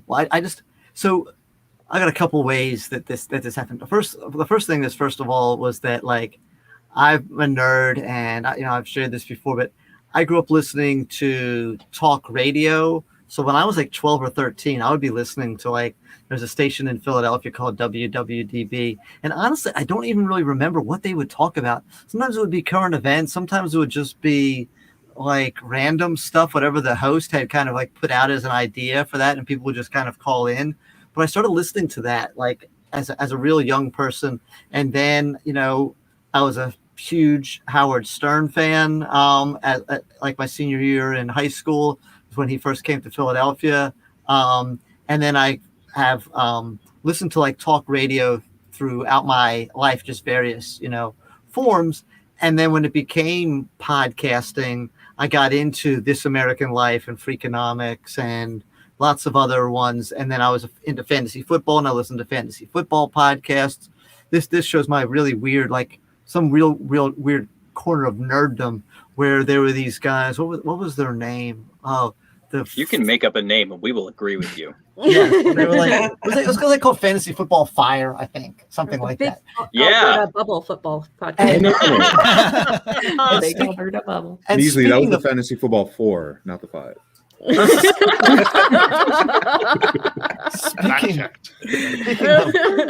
Speaking of drinking, they would be talking about fantasy football for like 3 hours. I would listen to that, not Joe Rogan. I would listen to like a 3-hour fantasy football podcast with these like half-drunk knuckleheads. But I would learn stuff, and I'd be writing stuff down to prepare for fantasy football season and all that kind of stuff. But anyway, and who won fantasy football that year? Not me. Okay. I've never won. I've done homework doesn't help. Yeah, no, it doesn't. It's fantasy football. I do homework with it. This is often to other nerddom. I would create spreadsheets, color coded, and rank players, and have conversations with my brother, and adjust things and all this kind of stuff. And I always came in. I was always like had a good team. I never had a great team. So anyway. So sorry about that. Yeah. So, but so what was I going to say? Oh no, but educational podcast. God, that's what we're educational talking about. Podcast. I am not the only one with 80. Yes. So something I've actually realized about myself literally in the past year that's related to forming this podcast, but also related to fantasy football. Because I formed a fantasy football league at my school with over 30 teachers that would participate in this. And I've got like people from Canada and Chicago and whatever in this DM and coming to this EduPodLOOZA. Like I have a heart for creating and facilitating, like I say, facilitating more community amongst people that I know in various ways. I just enjoy making these spaces happen where people, you know, and some of you guys knew each other before you came here, and some of you met each other since you've come here, but it's just kind of neat when people, I see relationships forming and bonds and all that kind of stuff. And so part of that was the whole thing, like podcasting, because originally, Tedisco and I taught at the same school. And originally I was going to just have the two of us interview every teacher at our school, which is about 180 teachers. And that was going to be the plan. I was like, oh, that'd be a whole lot of episodes. We won't even, who knows how long it'll take us to get done. But somewhere in between me, who knows how long it'll take us to get fired. Right. Yeah. Somewhere between me asking him to be my co-host and us actually starting recording, I decided that I'd like to have it be bigger than that and use kind of like with Natalie, you know, which is why like, you know, I was so happy. Like Jennifer Gonzalez was like a huge edu crush of mine that I was able to like get on the podcast. And we can't go an episode without dropping the Tony Danza name. You interviewed Tony Danza? Yes, I was like, tell that story. There's the drinking game drink. right there. You know, let me tell you, Mealy is slowly turning me into an optimist against all my best wishes. Like he told me, hey, let's do a podcast. I'm like, no. And he's like, it'll be fun. I'm like, no one's gonna listen to it. And he's like, it's called Unprofessional Development. I'm like, fine, I'm in. And we started doing some episodes, and like people were listening to it in countries I've never visited. And then he's like, we're gonna get Tony Danza on the podcast. I'm like, you're an idiot. And then he's like, yeah, I got Tony Danza for the podcast. I'm like, I'm an idiot. Like, yeah. So how do you get Tony Danza? Can we go back to like? Yeah, sure. You don't actually know. Mealy comes from the school of thought that it never hurts to ask. And I was raised Catholic, so we were taught if we make any noise, we're inconveniencing everybody. So like, I get constant panic attacks talking to Mealy. So first of all, I love Oprah Winfrey, and she was on that's my real big edu crush. Manifest that. I had seen Tony Danza on Oprah Winfrey years ago talking about him having been a school teacher. When he turned 60, he had gone to college before he became two famous Tonys on two really big sitcoms. I know what a stretch to play a guy named Tony, but so anyway, an Italian from New York named Tony. Wow, I know. Yes, who can we get? But he decided he'd gone to school to become a teacher, and so he went and said to his agent, "Hey, I don't have a job right now. I'm about 60. Can you help me get like a reality show? And I want to actually teach in a school."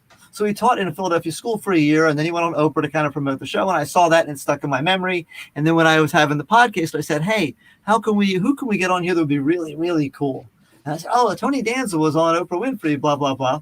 And I said, and it was just outside Philadelphia. And he was in Philadelphia and I'm from just outside Philadelphia. So I went on the Facebook and I said, "Hey, does anyone here have any connections to Tony Danza? I know he taught at Northeast High School in Philadelphia. Who can get me in touch with Tony Danza?"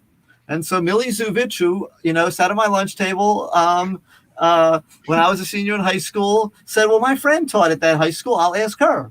And so she asked her friend, so I don't know Tony, but I know Peggy. And Peggy, and so she put me in touch with Peggy. And so Peggy said, "Well, I knew Tony because I was the guidance counselor. I was in charge of making sure Tony's kids didn't fail.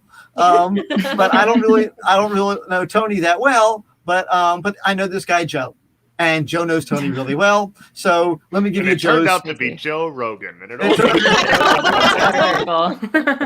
And so Joe said, I said, "Hey, Joe," I said, "I know if I was friends with Tony Danza, I wouldn't want a bunch of people asking me to get me in touch with Tony Danza because that would be kind of annoying." I said, "But I do have a podcast and I've been talking to Peggy and and it's just teachers and this and everything." I said, "If it won't mess up your relationship with Tony, could you ask him if he would be interested in doing the podcast?" Nice. And so that's it. And then so he said to Tony, and Tony said, "Sure, I'll do it." And then so long story short, we Forrest Gumped our way through it. Yeah. Yeah. And so that's cool. And now I have. He actually wrote a book too. Tony Danza. He wrote a book about the whole experience. He That's did. when I first started teaching. Someone gave it to me. It's actually really good. It's really good. You were very crying reading the insightful. book. Mhm. To prep, Mealy read the book and I watched the TV show, and that's what we came to. Nice. Yes, yeah. Good way. And now I have Tony Danza in my phone, and I text him, and sometimes, occasionally he texts me, not very much, but occasionally he texts me, and it's really crazy. Do you text him like daily? Is it No, like no, 1 no, a.m.? no, no, no, no. After you've been playing Shane's That's the way you drinking get blocked, okay, Natalie? Oh, okay. Duly Yes, noted. don't do that. Don't do that. Stop that. Okay, sorry. I'll stop texting you all. Yes, that's when you become an edu stalker. Okay, you can change the name of your podcast to edu stalker. Perfect. We call it Edu Crush. Like you can't don't. We should just go around Fine the room line. and find out who's everybody's edu crushes, because I have a big one. Yeah, let's do that. That's awesome. I love it. Great question. Oh my gosh, mine is, and it's not even I love Michelle Obama. Oh. And I really want to have some conversations with her, not just one, some. I watched her at a conference recently, and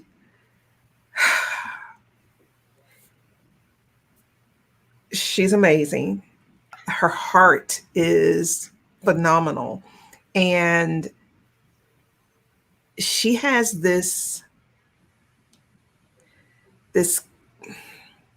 humility about her that no matter what your political color of your skin, how we identify, no matter any of that, everyone seems to, it's easy for people to connect to her. People are drawn to her.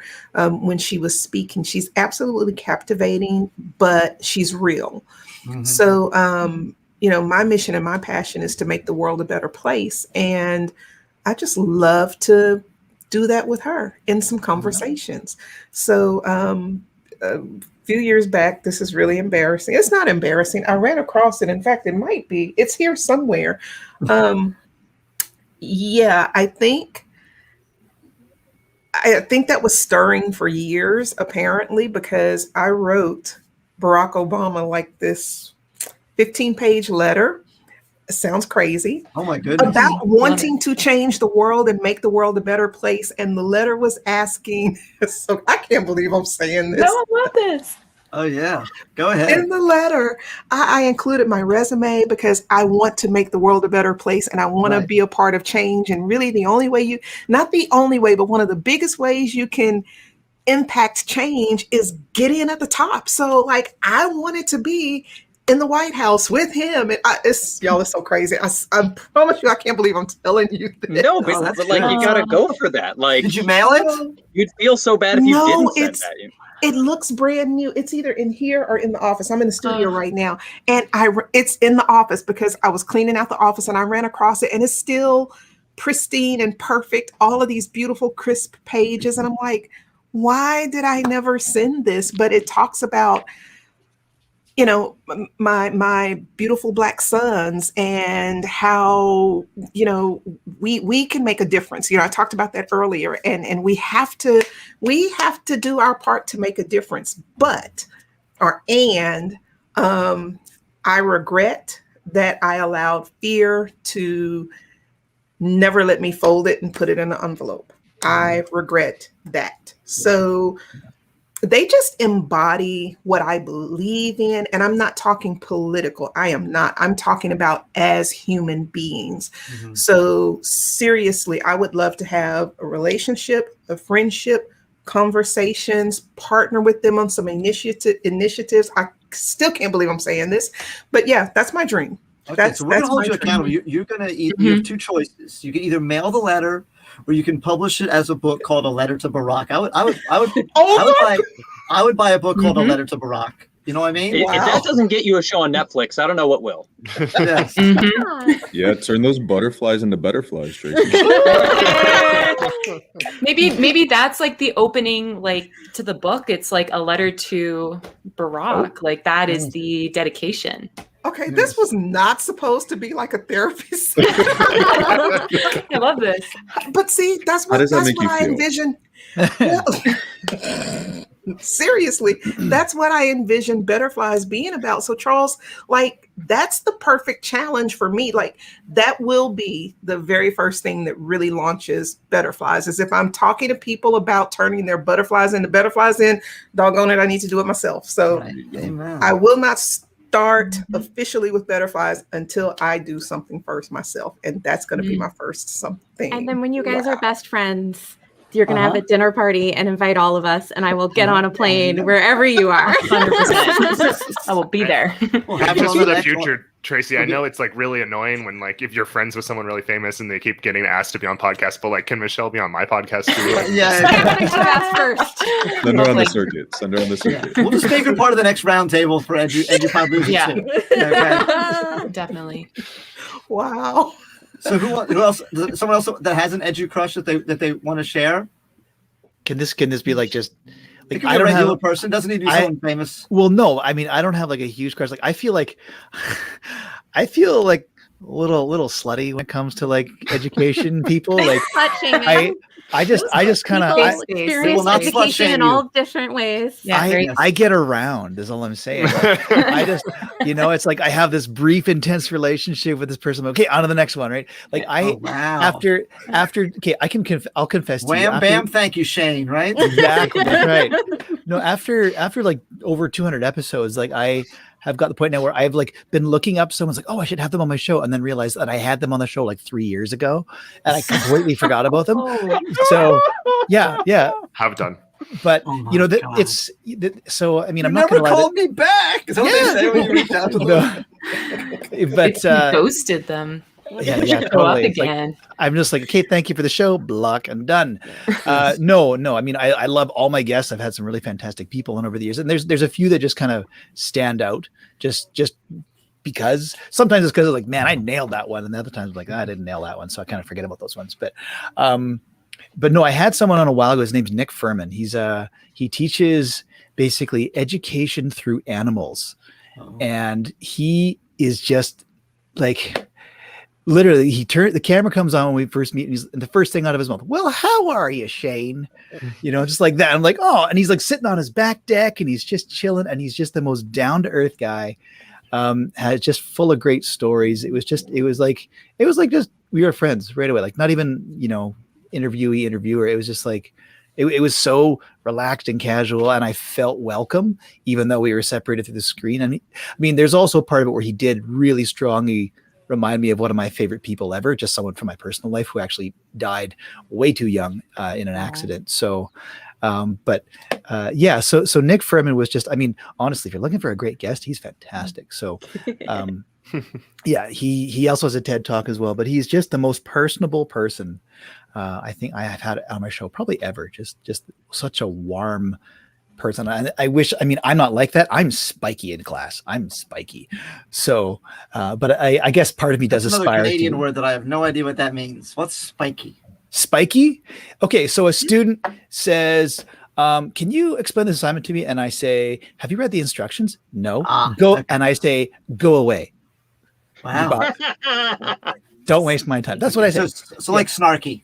Yeah. Spiky. Okay. Snarky. Like spiky. Yeah. Okay. And I'm not to everybody. I'm not spiky to everybody. I know who can be spiky with. But no, Nick Furman. You're conditionally spiky. He's the opposite of spiky. He's a hedgehog. Sometimes it's nice and smooth if you touch him one way, and really bad idea the other way. Me, I'm a hedgehog. Yeah, Nick Furman is cat belly all the way. Oh wow. Okay. Best. All right. Anyone else want to chime in? Do we need to pick people? Who's got one? I was thinking like I don't really have an edgy crush. I don't know. Like as part of the show, I'm not lying, Shane. I almost said you. I'm not lying. I know you were thinking that. I really thought about it. I genuinely, y'all, for real. We were supposed to meet at ISTE in 2019, and it didn't happen because of or 2020 because of the pandemic. And it was the worst part of the pandemic was not getting to meet Shane. So it's awful. Anyways, but no, like when I want to talk to somebody, I kind of reach out to them, and like I don't generally go for like sort of the celebrity voices because I feel like they've said a lot of the things that they're going to say. And once you get to, I feel like when they get to a certain level, they're not going to don't know, they're not going to push the system real hard on my show. You know what I mean? And that's what I want, is like an honest, real conversation. And I think if you've been interviewed enough times, you just start repeating the same stories over and over again. So, but like, you know, I think about some of the awesome guests I had, and someone that I'm still like in awe, like Taylor Molly was one of my favorite episodes ever. He's a poet. If you don't know him, it was an amazing episode. We wrote poetry together live on my show. It was madness. Oh, wow. Like I still think about that, and it's like, holy cow, right now. that's a thing that I did, and it's amazing. And I wasn't nearly like, it was early on in my show, way too early. I wish I could do it again. So like that's one. And then like Rick Wormley is another one who's like wrote Fair Isn't Always Equal and kind of the basis for differentiated instruction in a lot of ways. And so like I've had those times where I just said, you know what, this person will probably tell me no or won't even reply, but like I'll give it a shot, shoot them a message, and then more often than not, they say yes. So I don't know, like there's people I'm amazed by and impressed by, but I also can call a lot of them friends, and others I can say were at least a guest on my show once. So cool. I think too, to kind of build on what Brad said about like the celebrity versus the classroom teacher, is that's where I walk away the most inspired, because a celebrity usually has a platform and famous friends to facilitate, and maybe even, you know, like a book advance or all of this stuff. But the teacher who's able to push against a system when they don't have a name to make people listen, or they don't have the money to facilitate, like that's where I end up in the most awe of the teachers that just, you know, that do amazing things just in the back of the building, and maybe half their staff doesn't even know their name. Although, can I say add some to that anyway? Is that I like having the bigger names on, but my goal is always to get them off script. Right? So I mean, when I have a bigger name on, I research the crap out of it, and I kind of figure out all their talking points, watch all their TED Talks, figure out that stuff, and then I'm not trying to like deliberately like short circuit them, but it's like we've talked about that, and there's all those things that have been said, so I want to have a different conversation now that, you know, assumes that everyone knows all your talking points. Let's go deeper. And I find those are sometimes some of my best episodes as well, is when I can get them off. And it doesn't always work, because there's times where, you know, they'll just kind of, you know, you can hear them kind of click into their little rut, but then I just kind of nudge them off and away you go. So those have been always fun too. But I agree with you though, that it's so good shining a light on the people who are working sort of towards the back of the auditorium, so to speak. That requires this little thing that I don't do called preparation. I don't know. I don't even know. It felt weird coming out of my mouth. I can't even say it. Perspiration.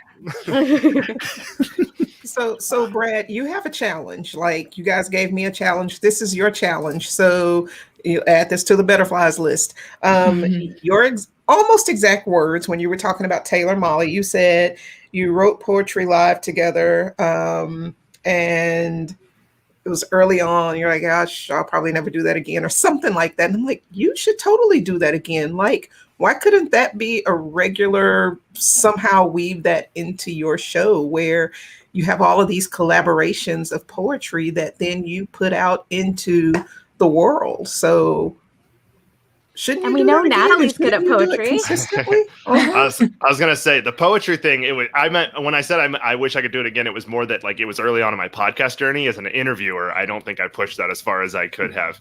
I've put my writing hat aside in my life for the most part, but by choice. It's not like something I miss necessarily. But yeah, no, I do like the idea of pushing and considering having some early on guests that I thought were powerful coming back. That's a good idea. I like that. Well, I think that brings me to a question that I'm always asking myself, which is, so when I prep my interviewees, unlike Brad, I do a lot of editing because I'm not as comfortable just letting it all out there.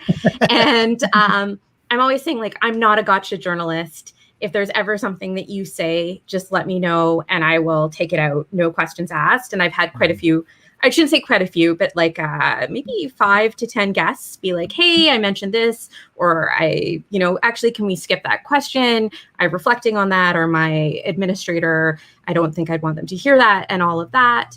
But at the same time, I do want to get at the source of of people's talking points and their own narrative too. Like we all have the story that we tell about ourselves, and sometimes a conversation can help you rethink that. Like, do you guys think about where that line is in your interview, like pushing people, not pushing people? Like I ended an interview and I still reflect if I should have or shouldn't, because I was like, I no longer can keep having this conversation. I feel like what you're saying is antithetical to my beliefs. I believe the things that you're saying are like a racist ideology. I think I'm going to hang up now.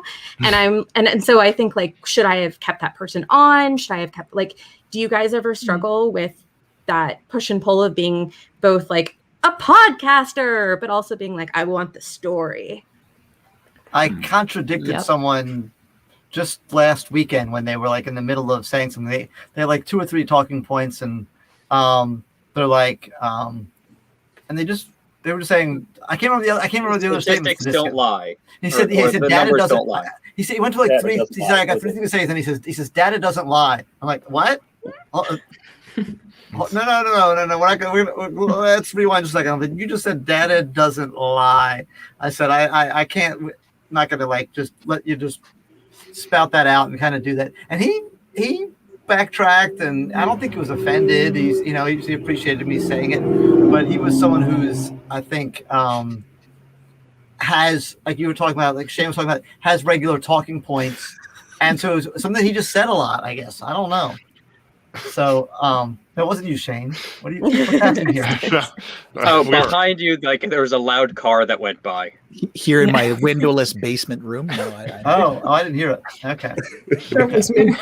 That happens a lot. So Mealy can't hear his outside noise. So occasionally, like his neighbor will start mowing the lawn, and he won't know.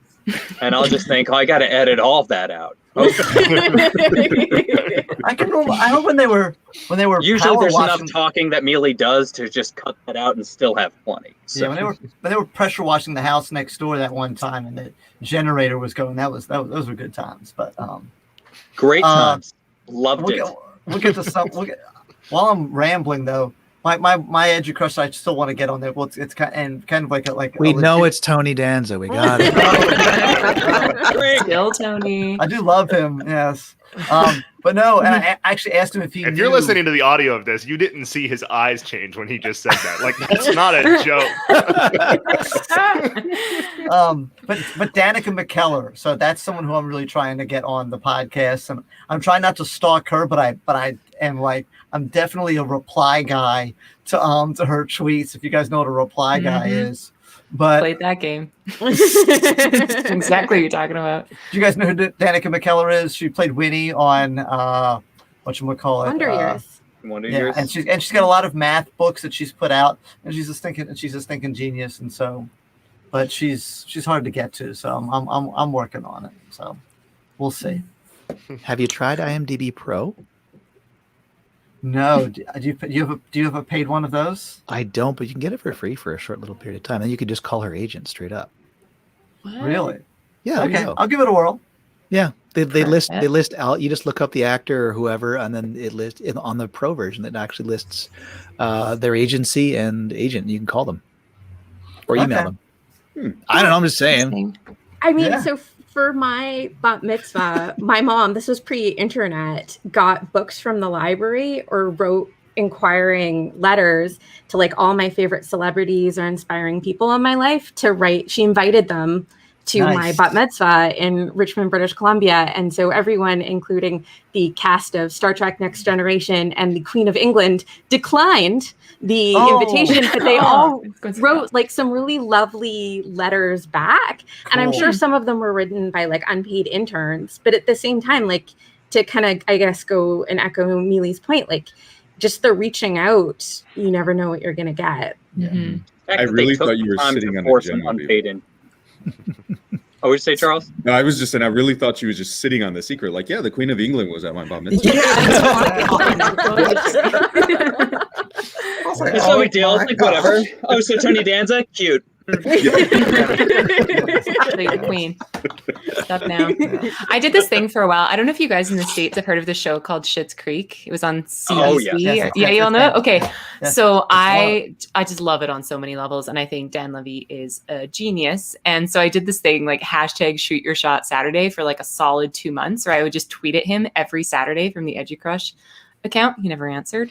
But I feel like that could be a fun thing. You get enough like following on Twitter that's like, oh, this podcaster really wants that person. And eventually like they got to pay attention to you, or they block you, which is probably what happened. Yeah, I tried that. I tried that with Danica McKellar, and it so far it got me nowhere. Yeah. I think you have more, definitely the letter or the DM or the email, something more personal is usually a little bit better. Yeah. I'm learning. Yeah. Charles, did you have anyone you wanted to share that is like an EduCrush of yours that you want to have? Yeah, so I know my wife is watching. She's also sitting right over there. So EduCrush, my wife, who is a teacher. That's how we met. But I'm going to go a different route with leadership, and something that I've been tweeting and like messaging a lot is the show with Ted Lasso. Oh, yeah. And so my guy introduced me. He's like, dude, this is you. This is who I think you are as a leader. And I started watching it. And I don't know if you've ever seen, there's this part where they're like talking about language, right, with Boots. And he was like, so if Puss in Boots was arrested for putting cleats in the trunk of his car, it's like, yeah, Boots got the boot for putting boots in the boot. And almost as soon as he said it, I was saying it, and he's looked at me. He's like, see. And so I did throw it out there, I guess, on Instagram. And I didn't see this, but he was like, did you see he responded? Or the show, like the rep. I was like, wait, nice. What? Like, I have a really bad habit. I throw stuff out, and then I just keep moving. I never really go back. So now I have to go back and look, but that would be awesome. I just think the leadership lessons from that show are amazing. And so that is just something that, I would say an EduCrush, I guess, if you will. Okay. Is anyone not going? To this go? Did you want to say something? Yeah. Betsy DeVos is such an inspiration. She is, to be fair, my white whale for the show. I would love to have her on the show. Yeah, she's the white whale, and that you follow around with a harpoon, hoping to run into her. Wow. Unlike Aviva, I search out people who I don't agree with and let them on my show to say insane crap so I can argue with them. So. Oh my goodness! Wow. I don't think I could be professional enough to deal with that and still keep my job. If I have an EduCrush, I don't know. It's not quite education, but I mean, I love Lin-Manuel Miranda, and he does a lot of voice work. He does a lot of work with like Sesame Street. He was a school teacher for a little while. So he's definitely going to be on the podcast eventually. Yeah. So definitely him. Also, I mean, he's Gizmo Duck in DuckTales. So what? In the new DuckTales, he's Gizmo Duck. He's fantastic. No way, is he? Yo, the cast of the new DuckTales is so good. Unironically, go watch the new Duck. Oh, I have. I just didn't know Lin-Manuel. I know, like David Tennant plays Scrooge McDuck. It's incredible. David Tennant. Scrooge McDuck is Doctor Who. Yeah, no, my kids are into that, so I get to watch that guilt-free. It's awesome. Yeah. Yeah, you too, right? 10-year-old stepson helps my love. Yeah. Yeah, we just sent some goals into the universe. Yes. I feel like something is going to come back from the millions of people that are watching this right now. Like, probably a cease and desist letter, but maybe that. But it'll be signed. That's something. Like, still, I'm saying something will happen. Oh my. So wait, I wrote down letters to Barack. I don't know what y'all are talking about, so I'm writing that down. Turning those butterflies into Obama flies. Wow. Oh, nice. He's been sitting on that one for a while. He's waiting. That's good stuff. That's good stuff. I'm logging out now. I might get blocked if I sent that out into the universe. So does anyone have any like follow-up questions that they wanted to ask someone? We got about like 30 more minutes here, and I'm not any more prepared now, I think so Brad kind of answered my question about conflict. Like, I was just going to say, I think we should go back to Aviva's question. Yeah. Oh, okay. So Aviva, one of That the sounds things, like the worst. Like if my husband's like, so we're having, Thai food tonight. I'm like, oh, okay. Yeah, that's it's fine. like a clear That's fine. message that I will not be had tonight. I mean, Mealy, we've had boring guests, but I don't think we've ever had like contentious guests at all. I mean, we do have the episode which shall not be named, which is in a file that never to be released because we had. So that was the contentious guest. That was just a friend of ours who was a little too comfy and didn't follow any of the rules we set for them. So they started off by like talking just about like Jesus and Christianity and like what our religious beliefs are, and then started talking about Donald Trump. And we're like, we just need you to education. Can we just talk about education? We told and her then they went on a 20-minute rant about Johnny Cash. Yeah, so she was a teacher that I knew I wanted to have on. Release the mealy cut. Do you know those teachers that every time you're in a room with them, you are just like your face hurts from smiling and your stomach hurts from laughing? And so that's who she was. And I'm like, oh my God, we have to have her on the podcast. She's hysterical. She'll be so much fun. And we're like, and she doesn't listen when you tell her stuff. So we told her, like, this is going to be an education podcast, and it's called Unprofessional Development, and we're going to talk about, like, teaching and, have conversations and get into, like, teaching practices. And we had a list of questions to ask her and all that kind of stuff. And so we put the microphone in front of her. She's like, so what are we going to do? Are we going to talk about politics and religion? What's the name of this podcast even? Is it good? We call it blobbity blobbity. I can't remember what she wanted to call it. She had some other name for the podcast. Like 3 names to call the podcast. We're like, we have a name. We told you what the name is, and she's like, well, what about this? And then there was this guy, and he like always listened to Johnny Cash, and I know Johnny Cash did this, and I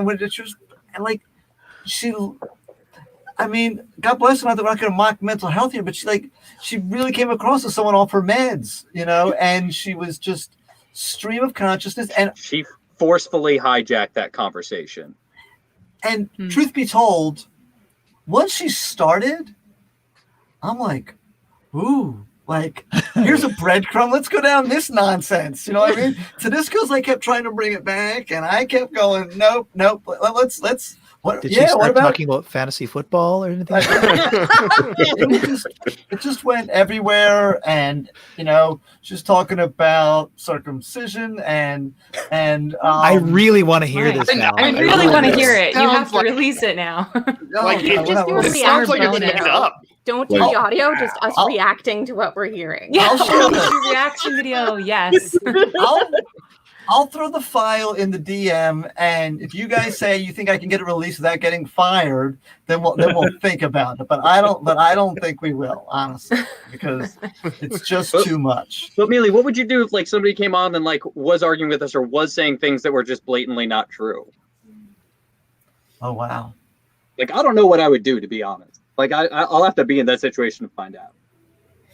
Well, we could do some role playing right now. We could just be contentious. Well, I mean, the data doesn't lie, y'all. It's the facts.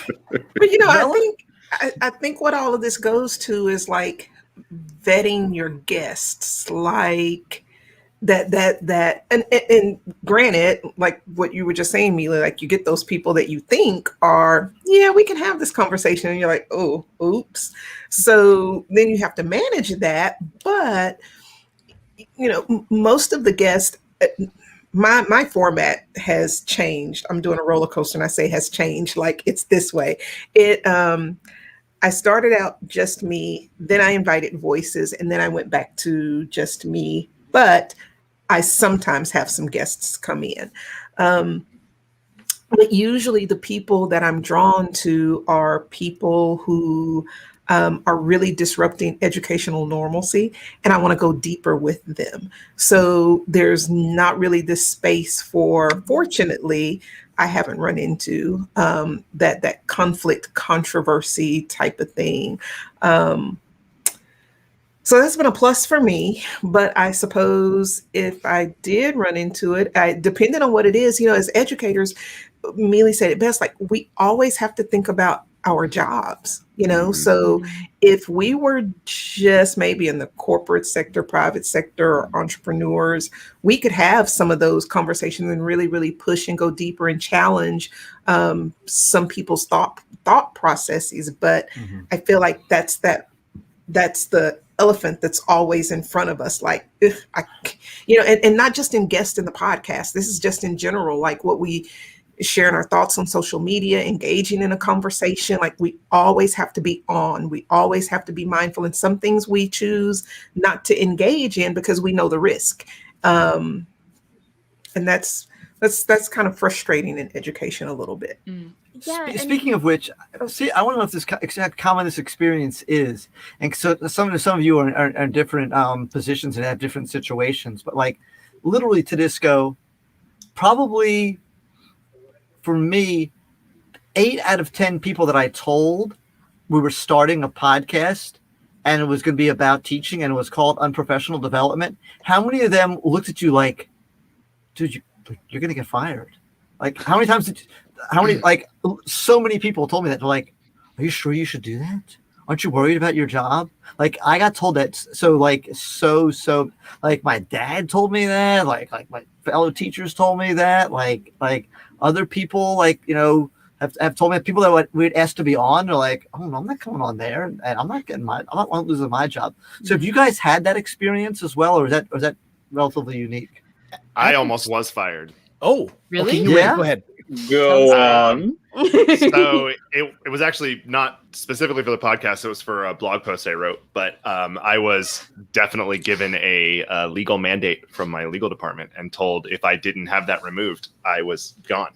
And so I have become very well versed in what my contract says and where it reaches my First Amendment rights. And so it's, you know, it's one of the things I talk about. You know, you look at Shane's all black bunker room. There was a running joke for a while that I was podcasting out of a bunker somewhere in Florida because I don't specifically say where I teach, what district I'm in, what part of the state I'm in. You know, those are things I don't say because Brad Schreffler, host of the Planning Period podcast and Twitter personality or whatever else you want to call me, is not the same person that has a day job every single day and works for someone else.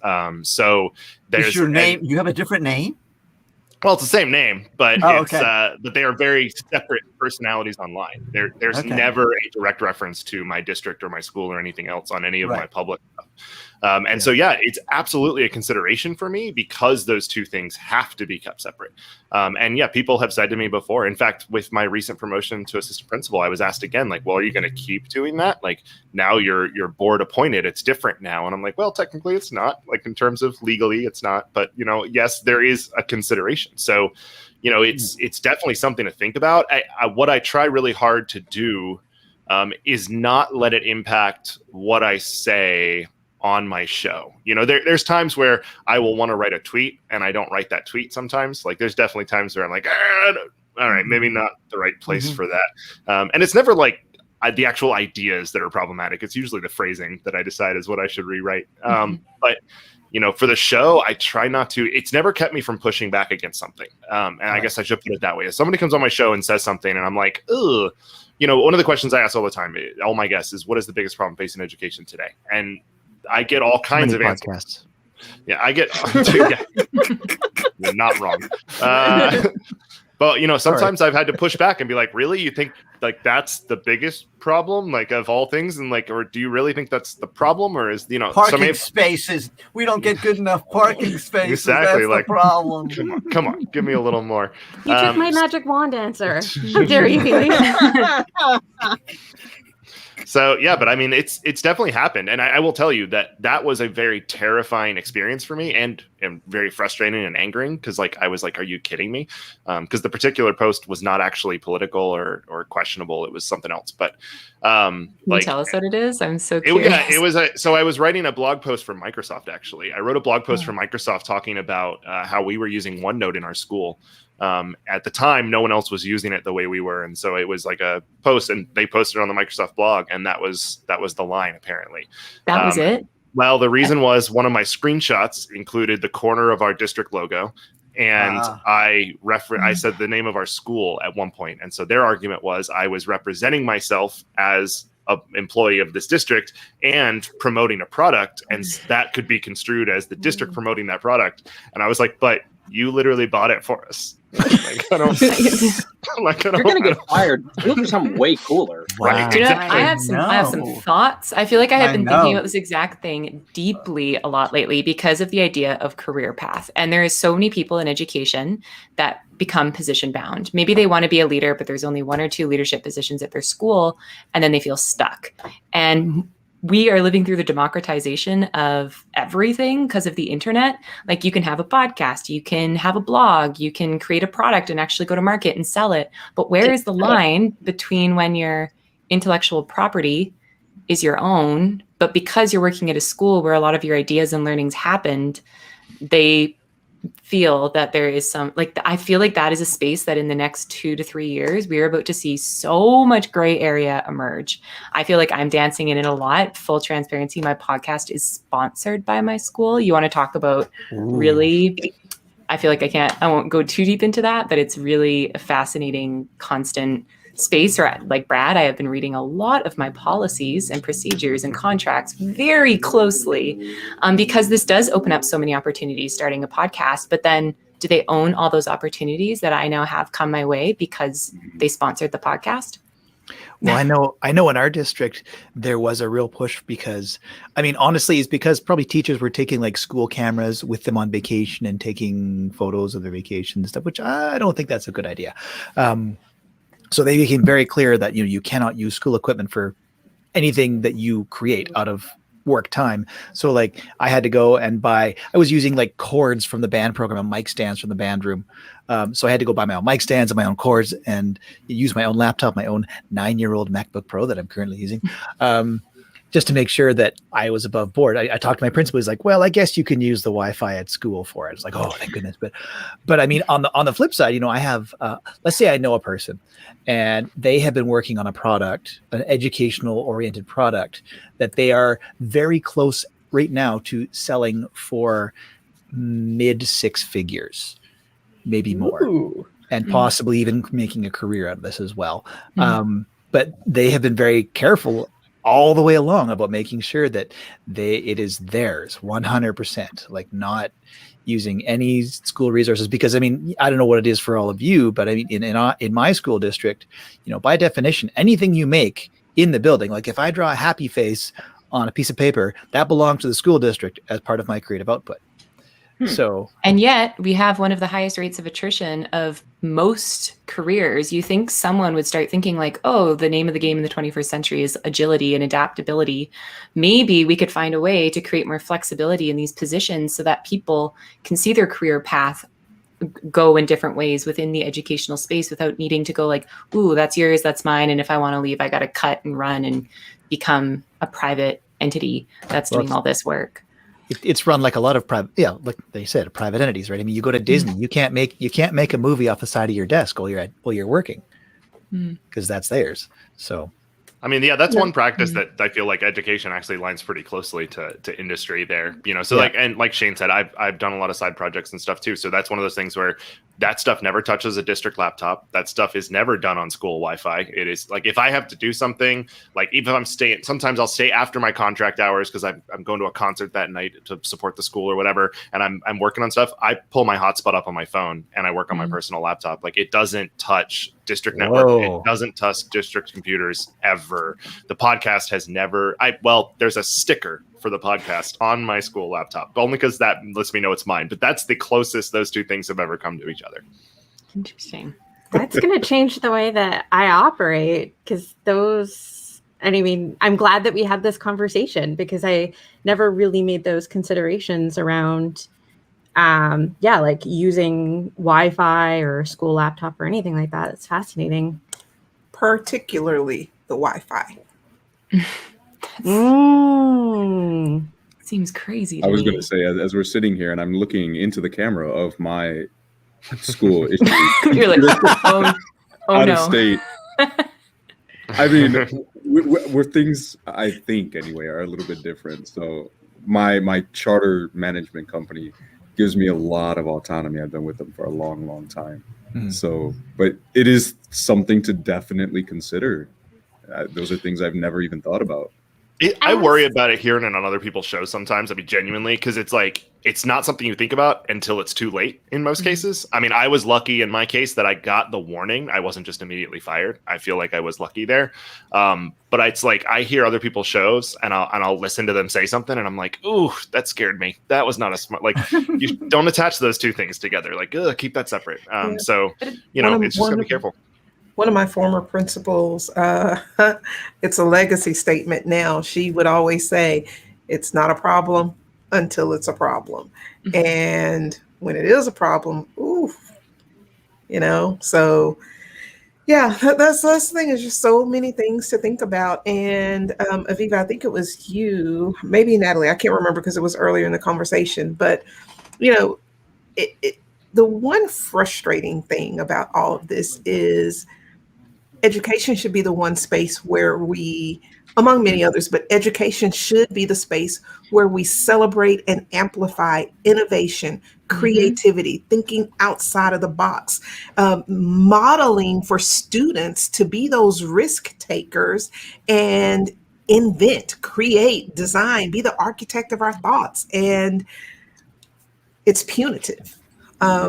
Exactly. Are proprietary and not beneficial for us. So, those are the things that are just disappointing. And if we're going to launch better flies, I mean, the circle's right back to what you were saying earlier, Tracy. Like, think of all the fear that was just shared around the circle. As Brad shared his story, and we're like, oh my God, Charles is looking into his computer screen, like putting black tape over it. Like, we should never be living in fear. And it creates so much fear, and that is not where learning lives. That's not where innovation lives, like you're saying. So I really think this is something that those in educational positional power, I guess, or maybe all of us at the grassroots with a microphone and an audience need to keep talking about, because I do think it's problematic big time. Maybe this is the first topic of the Better Flies podcast. I mean, I've got a page full of notes right here. but yeah, just wow.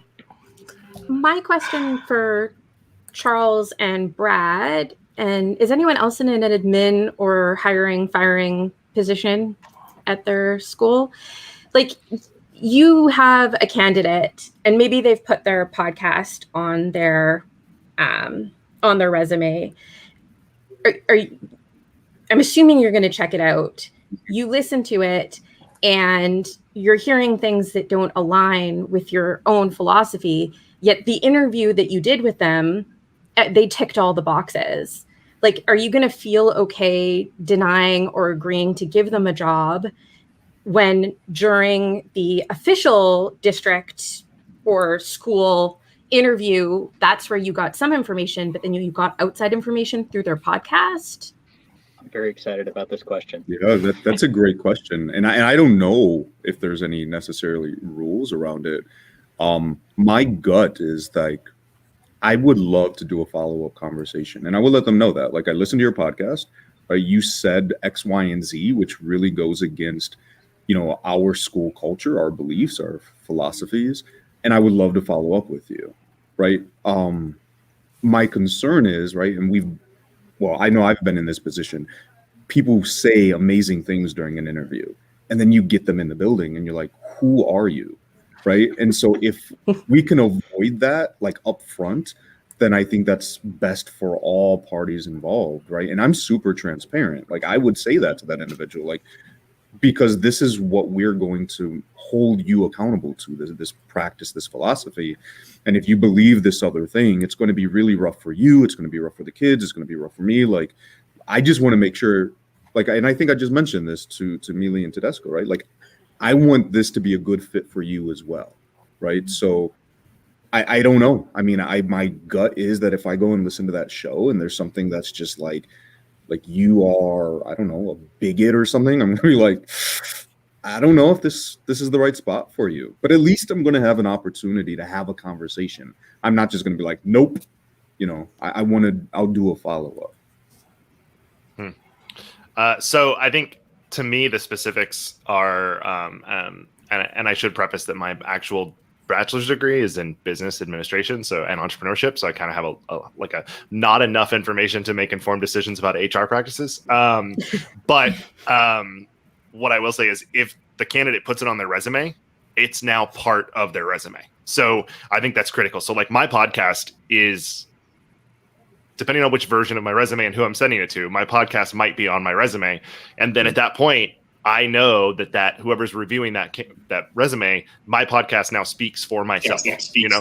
So I think that's important. Whereas if I did a Google search on them and found their podcast on my own, I think that would be a slightly different position for me to be in. But I will say, if I listen to a podcast and they say, and it's their show and they talk about something that completely doesn't align with the vision of our school, then kind of like Charles said, it's not a good fit for me. It's not a good fit for them. And like, it's only going to cause problems for all of us involved. You know, it's definitely going to be part of my decision-making for sure. In terms of hiring. And is that something add, please, Tracy, sorry. I'm sorry. I just, you know, while I'm not an administrator, I've participated in several hiring committees. And one thing we typically do is whoever we're interested in based on the applications, we're checking them out first, like before we even call them in. Like, what is your social media presence? What are you, and not just what are you posting, but what are you liking and retweeting? What are you sharing? And, you know, we might learn about a podcast after the fact, possibly, or something that you have to go check out. But, you know, a lot of times you may have enough information that they've shared, because a lot of people include their resume as an attachment to the application, where you can kind of screen some of that too on the front end.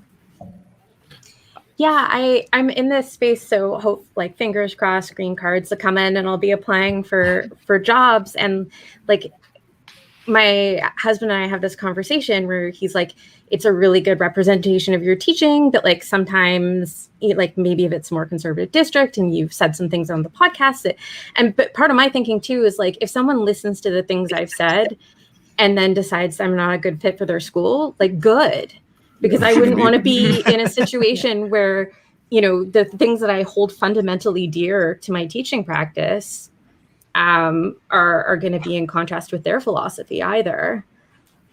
So, and I don't know how closely you all watch like your analytics, but I can definitively say that my district leadership Googles candidates into the assistant principal process, because I can watch my analytics of my guests who I know are going through that process, and they will always get a search hit that they didn't usually get. Like, it's all of a sudden they'll get a spike in search results, and I've definitely know for a fact that it's done at my district, and I know they didn't put that on their resume, so it's not like it was given to them, right? It was found in a search hit, and so I am confident that that's something that happens.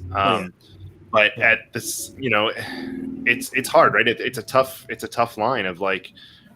But I think, like you said, Aviva, if they disagree with something I said on my podcast, like, I stand by what I said on my podcast all the time. I've actually had parents try to use it against me in an argument one time, and I'm like, yeah, but I meant that. So like, I don't really care. Like, I'd just be like, hey, thanks for listening. Wow. I didn't know you were a fan. In this specific case, I said, actually, I still think that 7th graders are soulless little monsters stuck in the middle between 6th and 8th graders. Like, I stand by it. I don't know what you really have a problem with. For me, honestly, like, I have the fear, but like, it's not even fear of like, oh, did I say something bad? Because I know I watch myself. Like, I know I haven't said anything horrible or controversial. It's for the fact that I'm worried that I'll be robbed of opportunities just because I have a podcast, like, without even people listening to it. So like, I got a new job over, you know, this year. This last year I was at a new school, and during the, you know, interviewing process, they asked me like, oh, is there anything else we should know? And in my head, I'm thinking, you should probably know I have a podcast, but I'm not going to say it. And I just didn't, and I got the job. So I don't know how correlated those two things are. But if you suddenly notice like one extra listen and you get fired the next day. Yeah. I was going to say, what gives me peace is I'm Facebook friends with quite Tony Danza, we know. I was taking a drink right there. I couldn't get it out. Shot.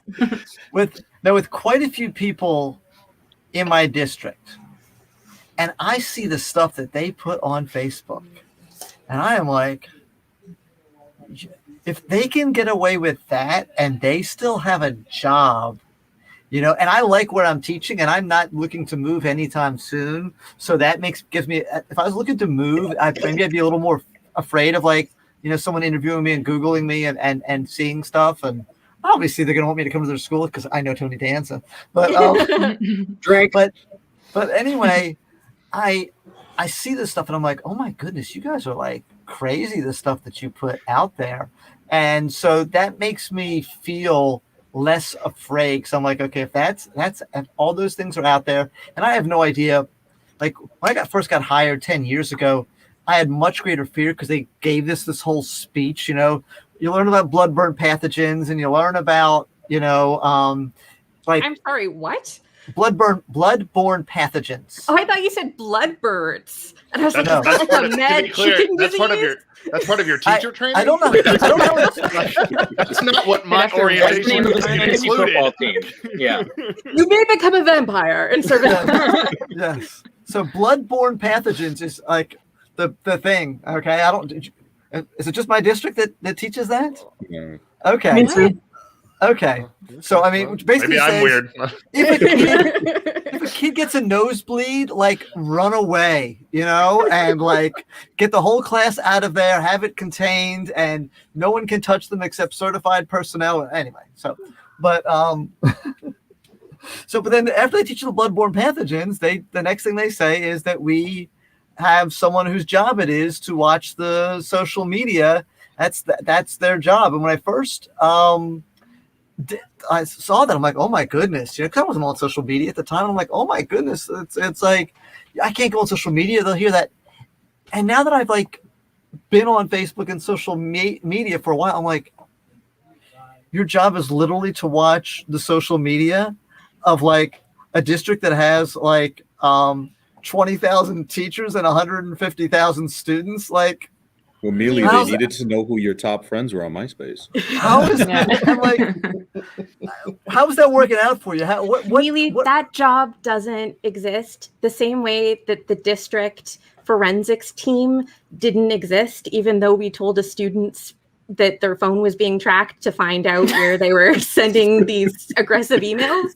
Like that's not a job. Tactic. If they're not paying for poster paper, they're not paying for someone to sit.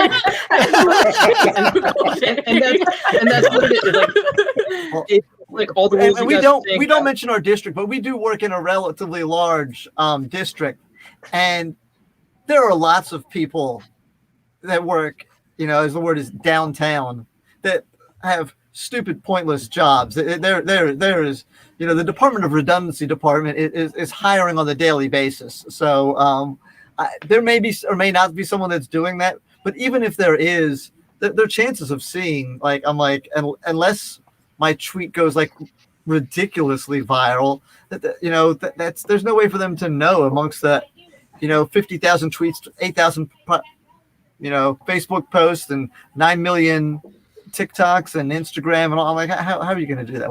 Just as long as you don't really piss off someone that works downtown and they have a personal vendetta against you. They go that happened to me, but like it may or may not be related to the almost fired spray. I don't know. It wasn't me. It wasn't me. But. We had my dad on the podcast, and we'll get him to play the game here in just a minute. But we had my dad on the podcast, and he mentioned this thing that when he taught a long time ago. But I don't think you remember this, Tedisco. He had to fill out this daily form, right? And he had to circle something or put a circle somewhere. They got him, like they brought him, however they documented, because his circles weren't the right size. So I do hear that, Brad, that if someone decides to come after you, and that's the thing though too, that I think if someone wants to come after me, I'm sure they can find something, stupid that I said, whether in person on the podcast in the break room or whatever. I've shared this one, I think, on the podcast before, and I apologize to the kids the next day, but it was my first year teaching, and the kids were out of hand, and I looked at them, and they were just acting crazy, and I looked at them, I said, what is the problem? I said, is the nurse out of Ritalin? And so, that probably wouldn't go over very well, right? That one I don't want to be quoted on. And and it wasn't. It was just says broadcast to the internet. Yes, right. Statute of limitations for stupid things. Yes, and I apologized the next day and said, "Hey, I understand that this is a thing," and I went, into I like But no one's going to backpedal. come after any of us because we're all so lovable. So Yeah. not a fear anybody should have.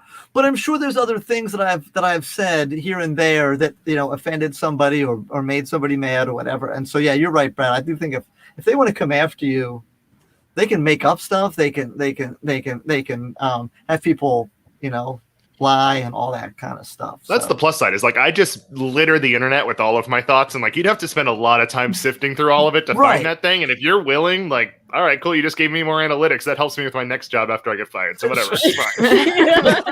Touche. Yeah. So what chapter are you up to in his internet search? Well, he's rocking some eggs and bacon for breakfast. The orange juice went bad. Yes. Something about an Edupodlooza he mentioned 2 or 3 times. Right. Not even legal. On that Wi-Fi. So crack the Wi-Fi. Can you imagine getting a bill from your district from like extra Wi-Fi that you use for like 38 Wi-Fi cents? juice. Shane, it would be 38 cents for you in Canada. Internet's expensive here in the States. It would be way more than that. Way more expensive in Canada, I feel like. Wait, and okay, cell phones are 3 to 4 times as expensive in Canada than the US. Yeah, I have a lot of Really? friends and colleagues that use Because it's so- American cell phones because it's cheaper, even with the long distance rates, than it is to have a Canadian cell phone. You can do that? Yeah. Okay, time for a side room discussion here. Yeah, Okay. we'll talk about that later. All right. So it's time, guys and gals, again, to play our admin colleague student game. Okay. So we got 15 minutes before the role playing game, which is going to be awesome. But we're going to play the admin colleague student game. And so to reiterate the rules of this game, it's kind of like kill, marry, fornicate. Only instead you have to choose amongst these 3 individuals. They could be characters or whatever, which one you would want to have as your administrator, which one would you want to have as your colleague, your teacher. We're assuming you're the role, even though we've got some admins here, we're going to say that you're as a teacher, and which one would you want to have as your student. And I have lost track of who has and hasn't played this game over the course of the Podlooza. So who is someone that wants to step up to the plate that hasn't played yet and wants to do this? I'll step up, Mealy. I haven't gone yet. Okay, and we didn't play with you when you were on there, right? No, that's Okay. what I was. So we haven't yet used Pulp Fiction people, the Cosby Show kids, what would these be, like nursery rhyme or little kids story characters? We have, what else? We still got some superheroes, some billionaires. So which category would you like to choose from there, Charles? You know what? I'll go with superheroes. You'll go with superheroes. Okay. So we have Batman, The Flash, and Supergirl.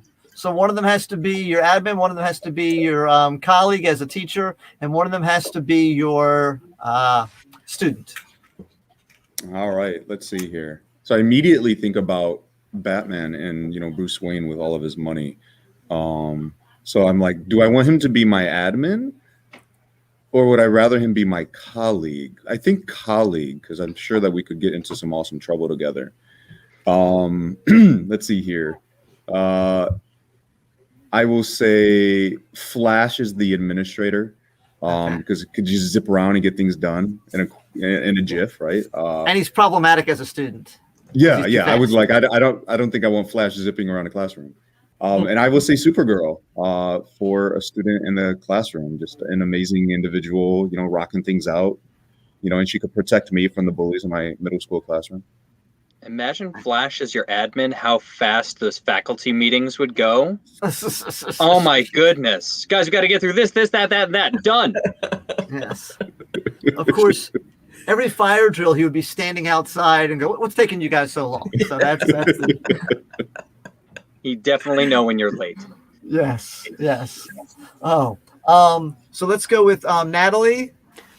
Did you hear anything that appealed to you, or do you want some more choices? I'm wondering if we can just go to my favorite Canadian TV show, Schitt's Creek, and choose some characters, because that's naturally where my brain. I don't know the names of their characters. Okay. Tabisco, do you know their names?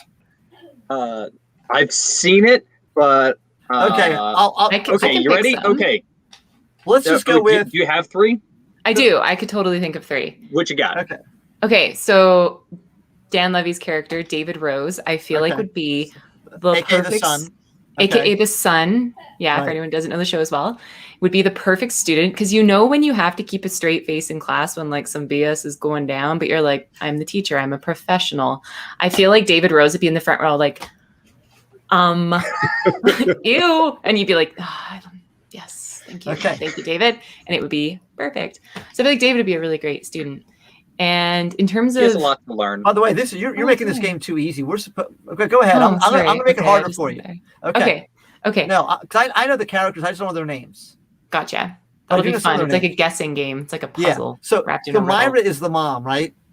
Moira. Yeah. Moira. So you've got Moira. Yeah. What's the daughter's name? Alexis. Alexis. And what is Chris Elliott, the mayor's name? Oh, rolling shit. Yeah. So so Natalie, we're stepping up the rigor. Okay, those are your 3. Okay. I like it.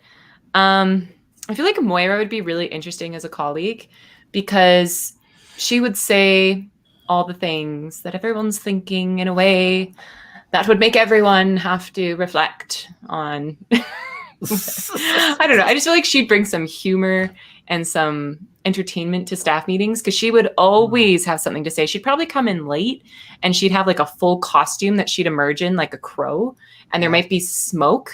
Like someone would be trying to start their staffing, but no, Moira is about to make her entrance, and I am here for that. Like I feel like that is the kind of entertainment I need. I don't think you would get to the district talking points, because it would be all about her the whole time. The whole time. She would start, she'd break into song maybe. Oh, But I feel Johnny like she'd have so boy. many questions at like the end of the staff meeting and make it keep going, and that would Yeah, there's drive that. me insane. But like it'd be so entertaining that you'd be like, this is fantastic. Like I've got my popcorn. This is great. That'd be really interesting. Yeah, Roland Shit, I think it actually would be a great principal, admin, if you will, because he would say all of the problematic No, he things. can't be the admin. You already have an admin. No, David Rose is my student. Oh, you said Myra was going to be your colleague. Moira is a colleague. I'm sorry. I was not listening. Sorry. You're right. My bad.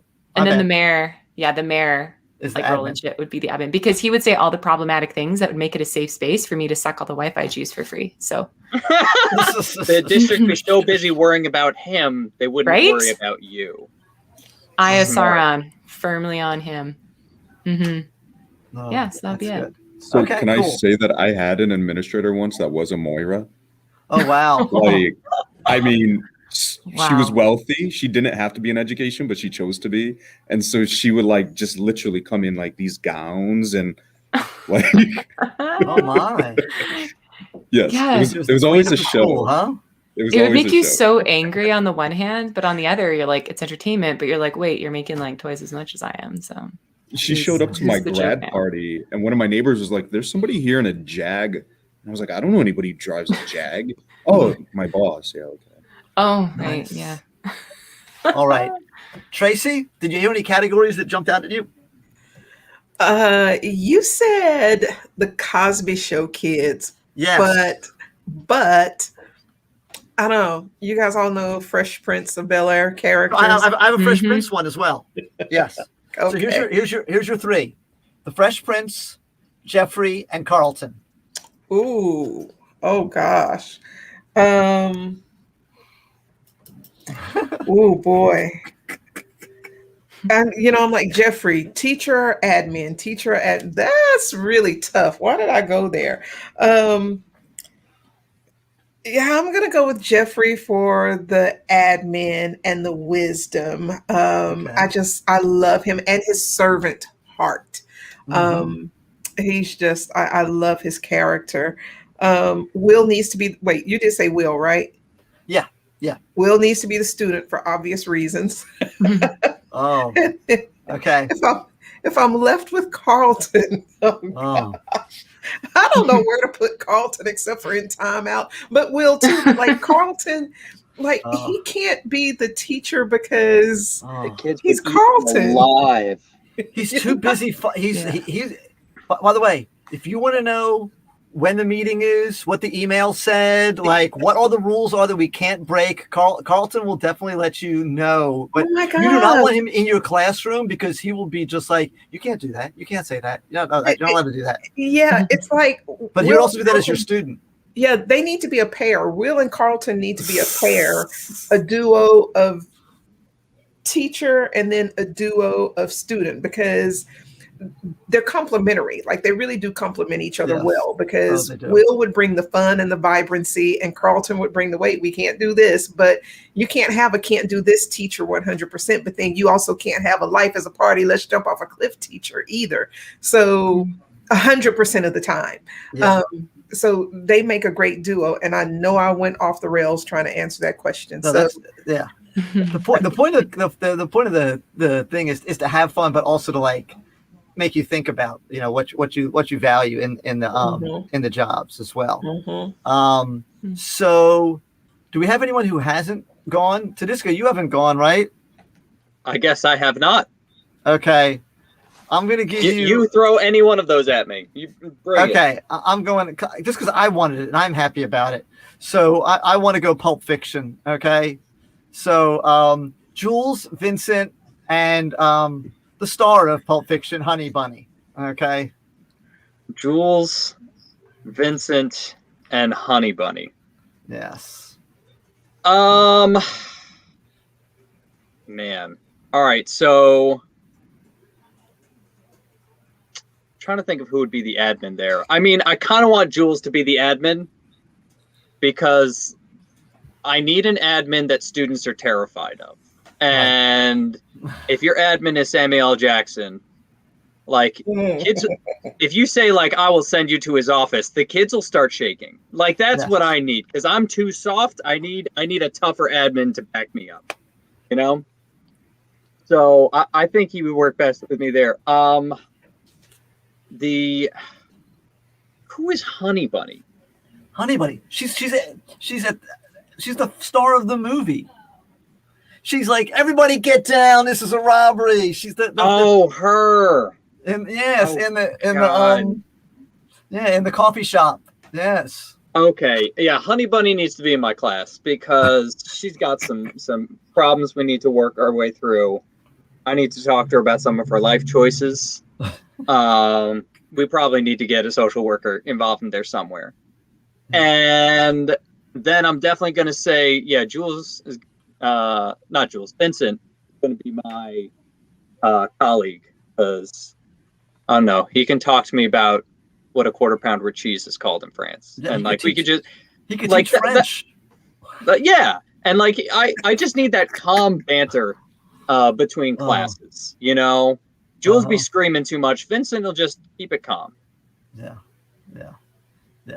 How about you, Mealy? You want to pick one for me? Well, those same three. What would you say? Oh, okay.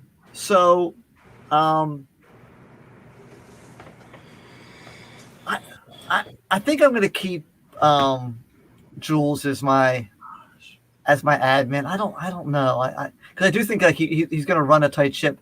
But also, the only thing I don't like about that is like I am scared to like if I mess up in front of him, right? And he's doing my observation. Well, it depends. It's do I get like beginning of the movie Jules, or do I have enlightened? I'm gonna walk the earth, Jules, because I'm gonna walk the earth. Jules, because he has that balance. He'll still kill you. You know what I mean? He's still got the wallet that my wallet is bad. Bump on my wallet. That's how you know that's mine. But so he's still not. He'll still handle his business, but he's enlightened and he also wants to. You can probably have a conversation with him that's going to be more philosophical about that. And so then, I want Honey Bunny is actually that teacher that we talked about that was on our podcast episode that we haven't released. Like she's not too far from Honey Bunny. I mean, she's not homicidal, but she's not too far from that. So I want her as my teacher, just because I know how much fun she will be, and also like she's going to be the one that's going to. If she's my co-teacher, if she's my colleague, I can be stupider and worse because Jules is going to be having to deal with all the phone calls and all the issues that happens when she goes off on the podcast. And then I'll take John Travolta Vincent as my student. And yeah, he's going to be a little slow, and he's going to have his obvious issues with his substance abuse. But I think that he's curious. He likes learning things. You know what I mean? So I think that he'll be good as my student. So wonderful. Yeah. So I think, right? We are good. So if anyone else had anything else they wanted to say before we jump off here, I know Aviva and Shane, and Brad, I've got it written down over there, are sticking around for the role playing game. I just want to say to Tracy and Charles and to Natalie, thank you so much for being part of this Podlooza. I love you. It's been so much fun, and I hope you had a good time. And I hope that the people who are listening, hearing, and all that, viewing, and all that get the feel that this is our EduPod family. So yeah. They're all my Edu crush.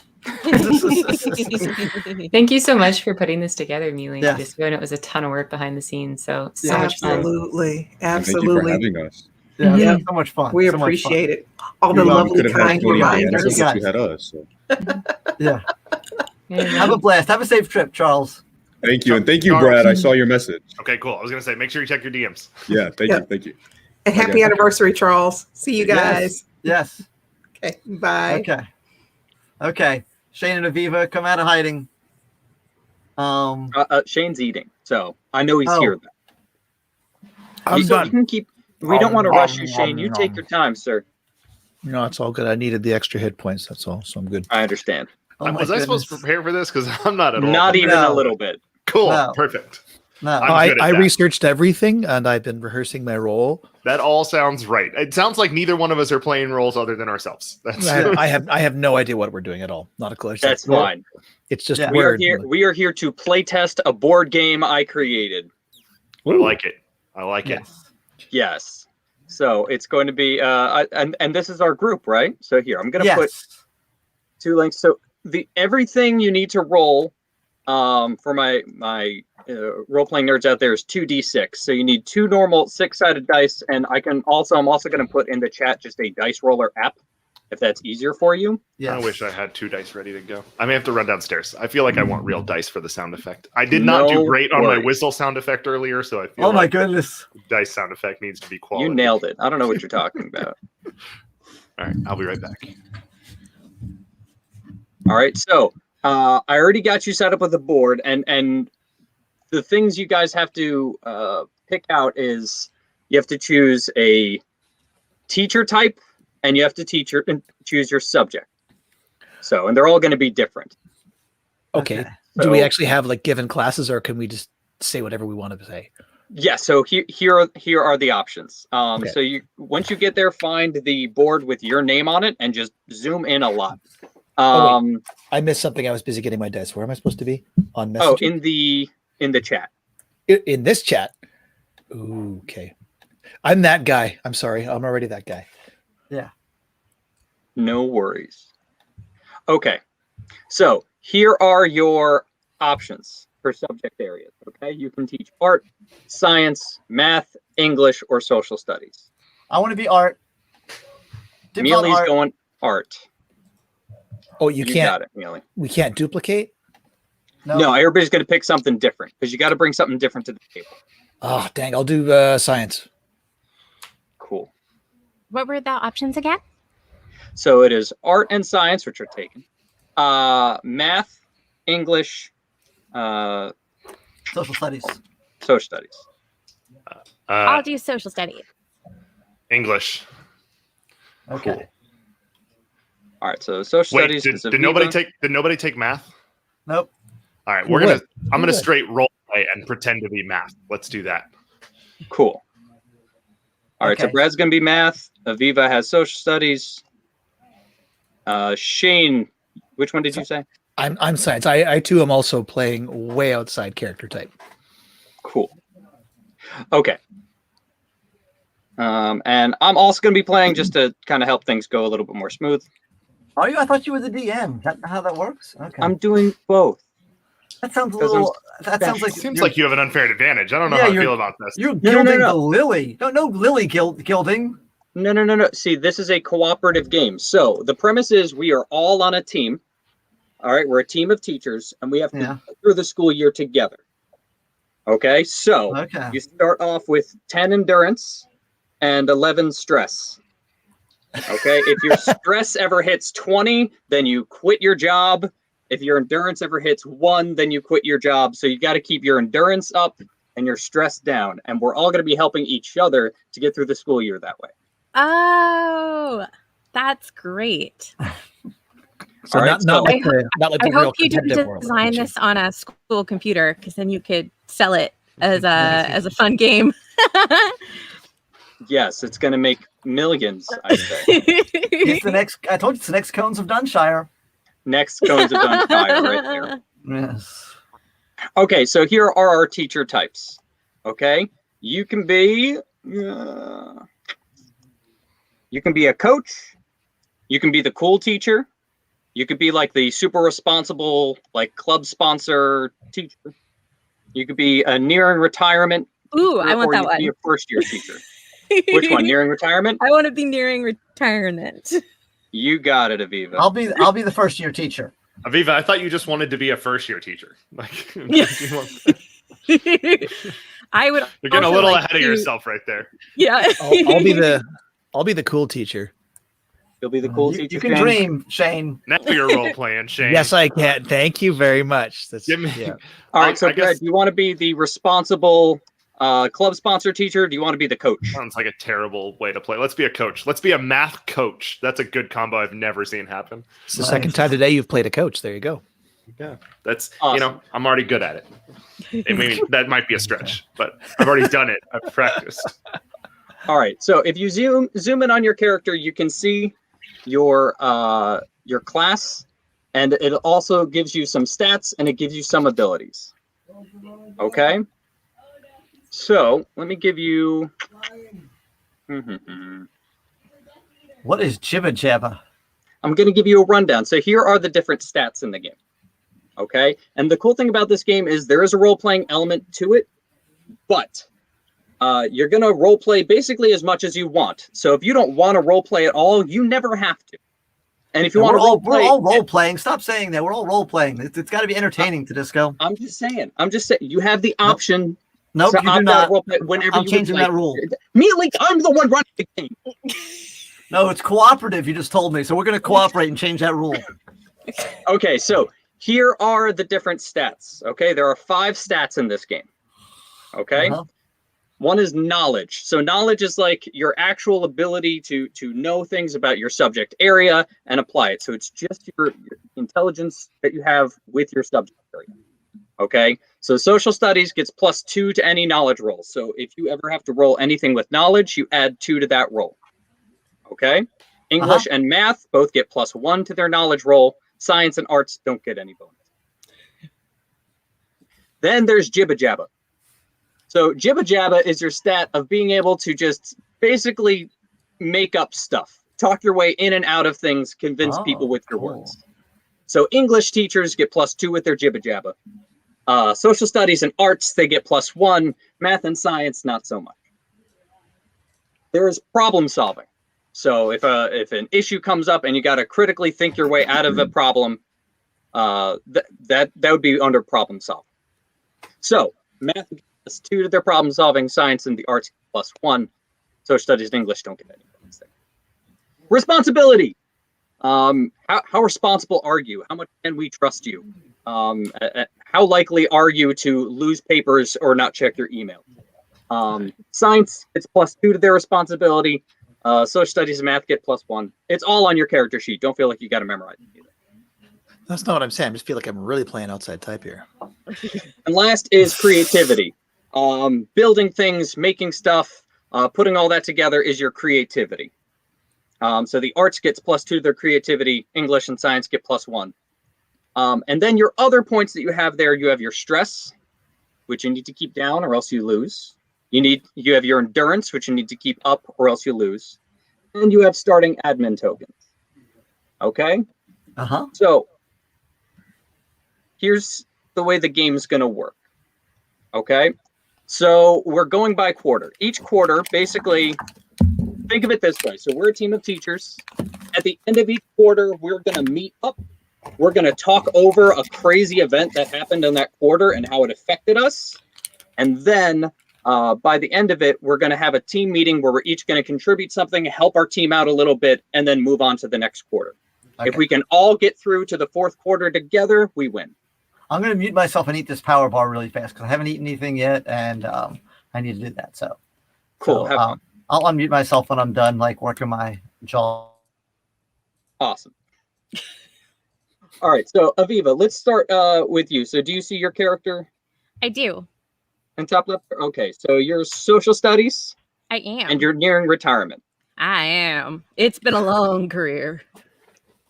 So social studies, you get +2 to your knowledge, +1 to your jibber jabber responsibility. And can you tell your team what your team meeting contribution is? Yeah. Let me tell you about. And then I give you an admin token when I tell you about it. Yeah. So during the team meeting that happens at the end of the quarter, you give every member of your team 1 admin token. So these are your admin tokens, these little green things here. At the bottom. Okay.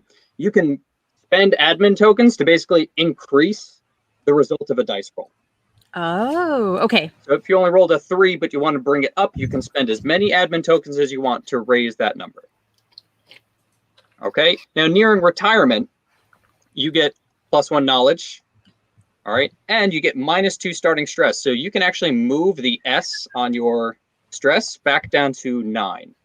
Oh. You understand what I'm saying there? Yes. So to 9. Okay, perfect. Yes, because you have -2 starting stress because you're not as stressed out. Okay. And you get +2 starting admin tokens. You actually begin with 7 admin tokens. Nice. Right.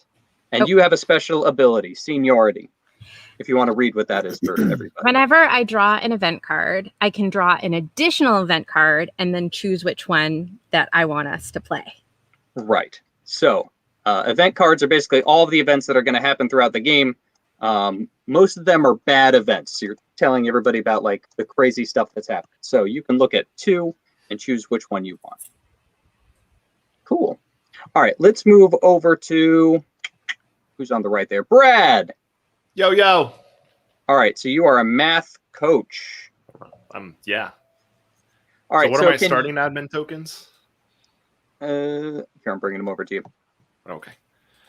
So as a math teacher, can you read to everybody what your math skills are? Yes. So I've got +2 problem solving. I've got 1 knowledge and 1 responsibility. And I have already crunched the numbers. And as we all know, the data doesn't lie. Every other team member gains 1 endurance, or 1 team member gains 3 endurance.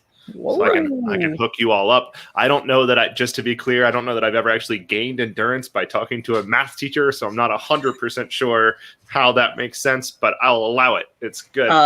Have you Don't ever trash the math?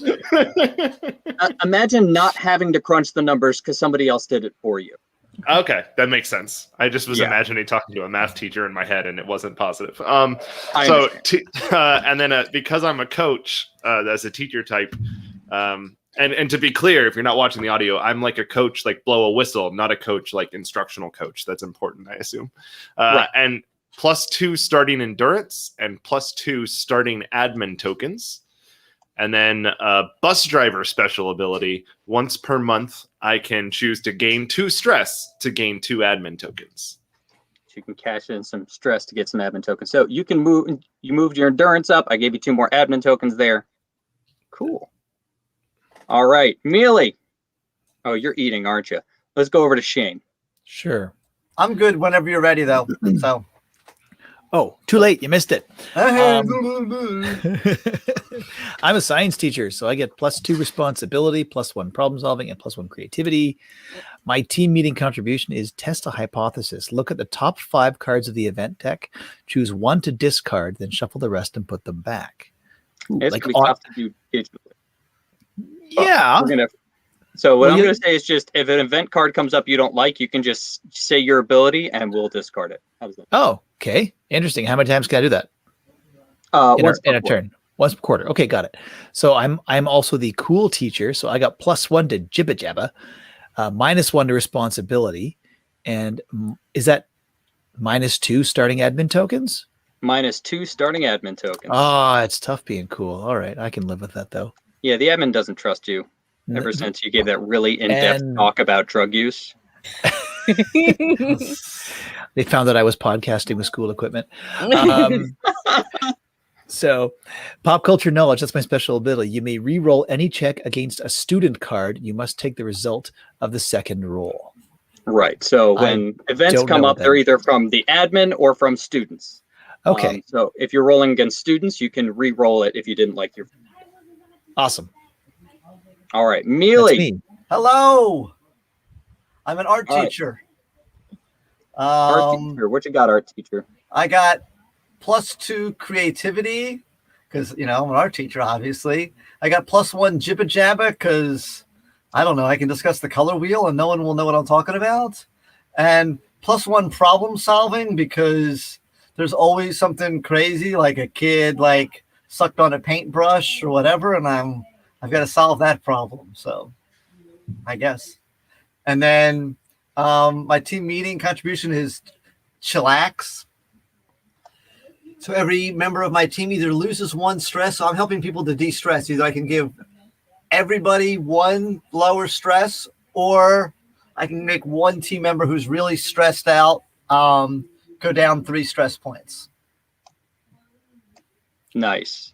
And your teacher type is? I'm a first-year teacher, so I've got +1 responsibility. First-year art teacher. You're going to be so useful. Yes. Is that -1 responsibility? I got to zoom in on that. Hold on. It's minus. It's -1 responsibility, +1 for creativity. Which I have +2 for creativity on that for being an art teacher. I'm confused about that, and +1 for knowledge because I can't believe I know. I guess I just know all the latest and greatest stuff that took place at teacher college. Well, yeah, college was so recent for you. Okay. That it's easy for you to remember that stuff. Okay, cool. And then I have a special ability. I can knock on someone's door once per month, and I can ask another player to make a roll for you using their bonuses. They must, and then I don't know what the rest of that is. Or maybe you just forgot a parentheses. Or your parentheses are in really weird spots. Oh no, it did get cut off. So you can knock on someone's door, you can have somebody else roll for you, but you both have to take the results of that roll. So if they're good, you both get the good thing, and if they're bad, you both get the bad thing. Okay, I don't see myself using that very often. Yeah, okay. What's the strategy of him using that? So he has -1 responsibility. So if he knows there's somebody more responsible on his team, like the science teacher, he would knock on their door and have them do that responsibility roll. Okay, I get it. Okay. Thank you. Maybe I will. Okay. So I'm an English teacher, imagine. And I'm a club sponsor. Wow. So I can give, if I draw an event card I don't like, I can give it to somebody else, and then I'll take the next one. So I can trade out my event cards. Ha ha ha. Good for you, I guess. Okay, so here's how this is going to work. So each, the order is, and there's a description there in the middle, but if you want to just stay on your board, that's probably the best way for you to do it. So first we're going to do the event of the quarter and apply it to everybody. Then we're going to draw event cards, starting with the oldest player because seniority. You're going to get the first event card, and we resolve it entirely, and then it goes to the next person, and we just go around until everybody has an event for that quarter. Then we do our team meeting abilities, then we move to the next quarter. Does that make sense so far? Yeah, I think it'll make more sense as we do it as well. That's true. Should we share the screen here? Share like the player screen here with all the stats and stuff on it? That might be... Maybe Tedisco should share his screen because he's probably going to be flipping around to all the different things. Well, the screen I'm going to share is for the cards that come up. Oh, okay. So if you guys just want to stay on your boards, that would probably be the best thing for you to do.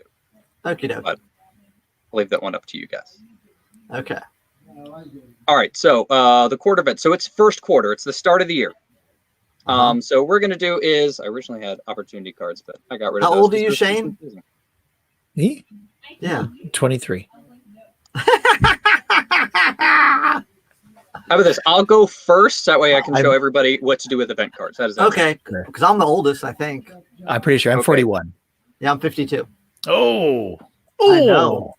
Good for you for knowing how to use a computer. Well done. Me and Jennifer Aniston are the same age. That's how I remember. And you both That's your knock mnemonic? it out of the park, man. We're going to start first quarter with everybody getting an admin token. So that's how Hardly everybody tell us apart. Okay. So Do we get our own admin tokens or do you give it to us? yes, there are admin tokens below your board. Okay. Cool. Those are your admin tokens. No, but you give them to us when we gain them. That's what she's saying. Yeah. Yes. Yeah. I can't just copy and paste the ones you gave to me. I mean, you could. I won't know. Got 7,000 admin tokens. I win. Going to add 7,000 to my dice rolls. Okay, so I'm going to go first. Okay, for the first round to show everybody what to do here. So I start with a student card. Okay, so here's my student card. It says, food fight. Cafeteria is quiet. Too quiet. Suddenly you duck best you can to avoid the tornado of taco, the mudslide of meatloaf, the hurricane of whatever starts with an H. Huevos ranchero. Everybody, hash. Hot dogs. Everybody has to roll plus creativity. Okay, so here's how this works. We're all going to roll plus creativity, and you can add the results. You can spend admin tokens to raise that number if you want it raised. Okay? And just so you guys know, a 2 through a 6 is going to be a terrible failure. A 7 through a 9 is a partial failure or partial success, depending on the card or how bad it is. And a 10 plus is always a success. Okay, so everybody has to roll plus creativity. Oh, we all roll now? I thought on your turn we all roll?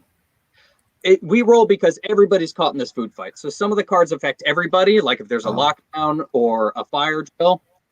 And some cards will just affect you in your classroom. Okay. I rolled an 11. You rolled an 11. So you use trays as shields and you are safe and sound. Nothing happens to you. Okay, good. I rolled a 7. You rolled a 7. You could duck behind a table, but you're going to gain 2 stress. Do you want to spend 3 admin tokens to bring that up to a 10? Oh, wow. Or do you want to take the 2 stress? I'll take the 2 stress. Cool.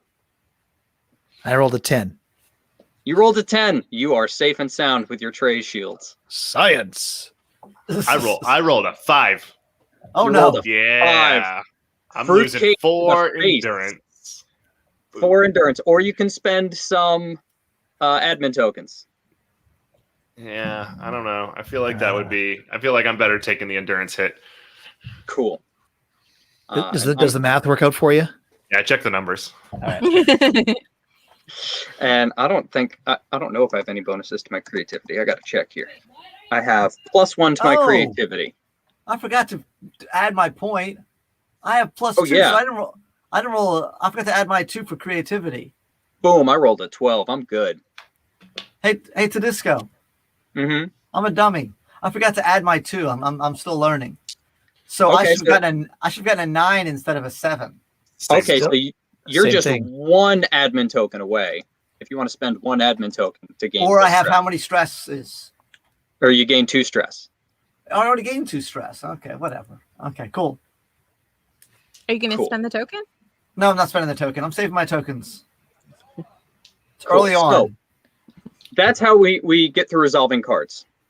All right. Now, okay. Here's where the role-playing piece comes in, and here's why I say it's optional. Okay. Who's going next? I was already role-playing. Okay, go ahead. Well, Millie, do you want to go next? I don't know. Sure. He's the oldest, yeah. I am the oldest. Okay, Millie. So you have a student card here. All right. Last minute lesson.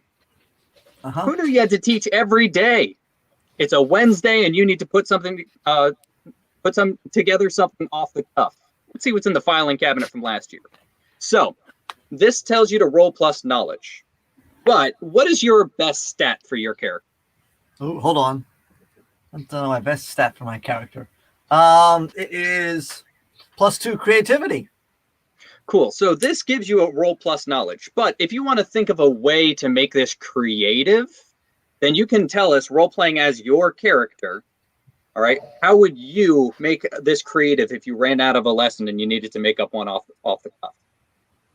Oh, so, we're just going to paint a portrait of our neighbor. Awesome. So instead of rolling plus Without knowledge, them knowing. and then at the end, they have to guess who it is. What's that? Say All right, it again, Disco? And then at the end, they have to guess who it's supposed to be a portrait of. Yes, that's safe. Yes. The oldest person goes first because you inevitably have to repeat yourself when they didn't hear you. Yes, it's true. Okay, Brad. So, Mealy, instead of rolling plus knowledge, you can roll plus creativity because you role played a different way to play that card. Okie dokie. Ooh. I like this. All right. So, roll again. All right. So, hold on. Let's scroll. You can do it. I believe in you. Oh, your latest roll is at the top. Okay, so I've rolled an 8, but I have +2, so I get 10. 10. Cool. The students love it. You gain an admin token, Mealy.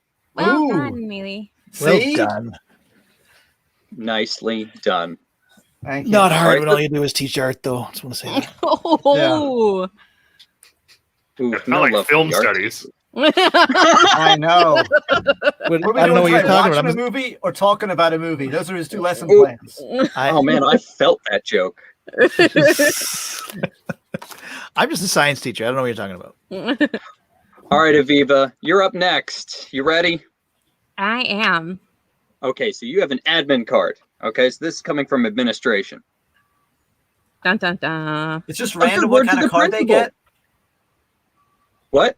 It's just random what card, whether they get a student card or an admin card or a whatever card? Some are student cards, some are admin cards, some are special cards. We'll get to it. Cool. A good word to the principal.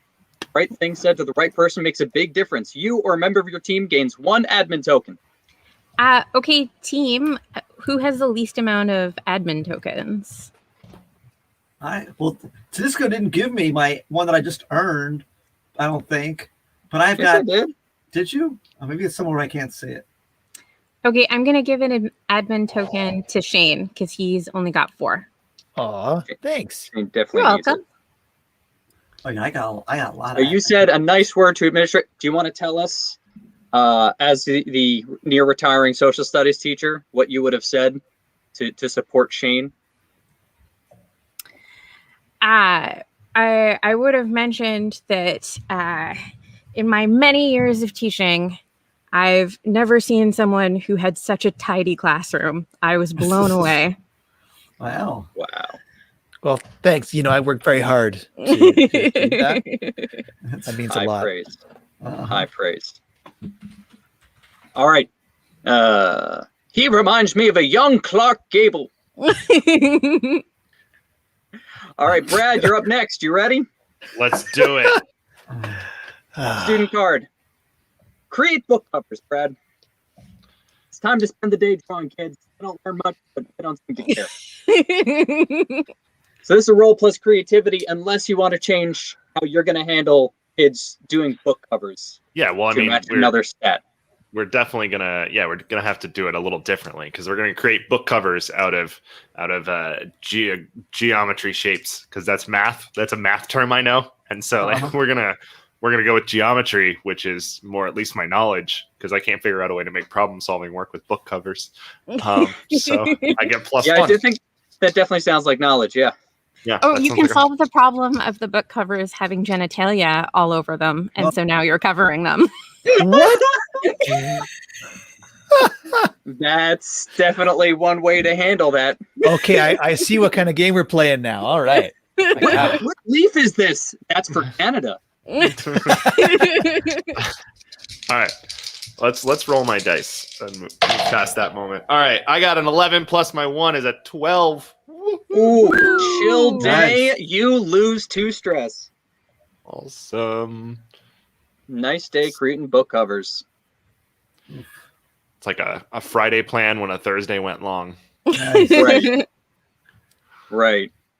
Shane, you're up next. You ready? Oh, yeah. All right, admin card for you, Shane. Oh, yeah, I love it. Your car breaks down. Ooh, you better call your admin now, and it better sound dire. All right. This is a roll plus jibba jabba. Well, I got some jibba jabba. All right, So, so I got you a plus call him up. one. What are you going to say to him? I'm gonna say, look, you maybe wouldn't get this because you're not in Canada, but it was actually really snowy, and I lost control. I'm actually calling from the ditch now. Tow truck's on its way, but it's going to be like a 6-hour delay because that's just they've actually got a hold on the tow trucks right now because of the snowstorm. So I'm really sorry, but I can't even get out of the car. I think I'll die. Oh my goodness!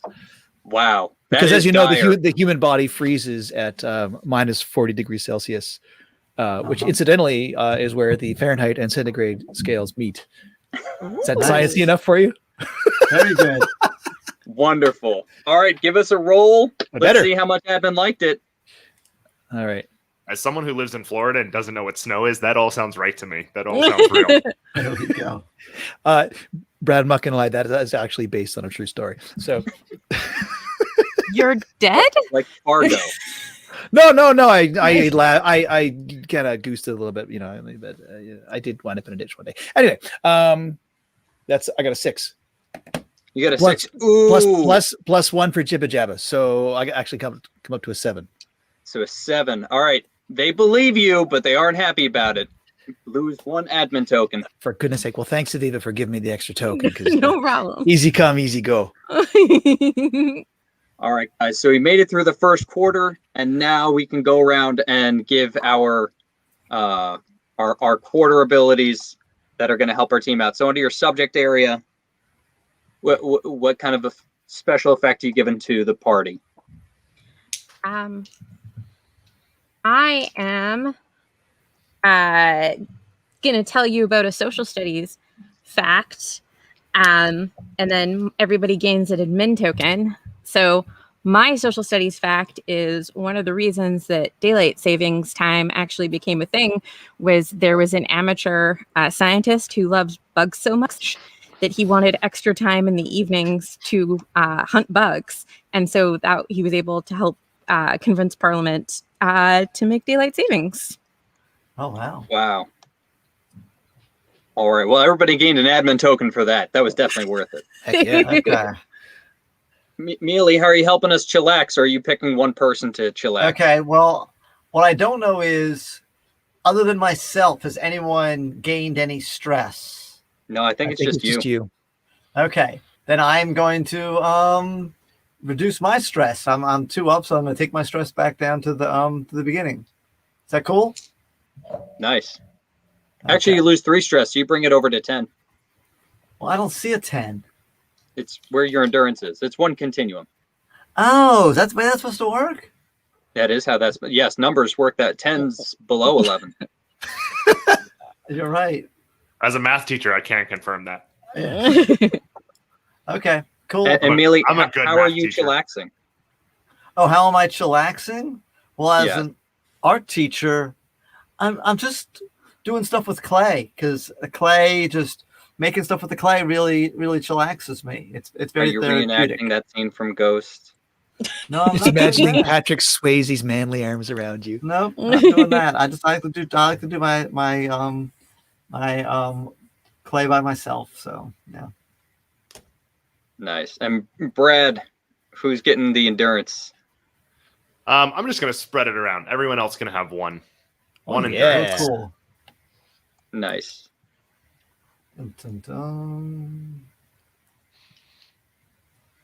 All right, we made it through the first quarter, guys. Okay. Woo-hoo! Exciting. It is. All right, we move on to the second quarter. Uh-huh.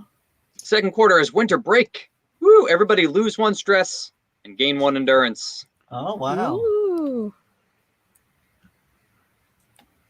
We and gain.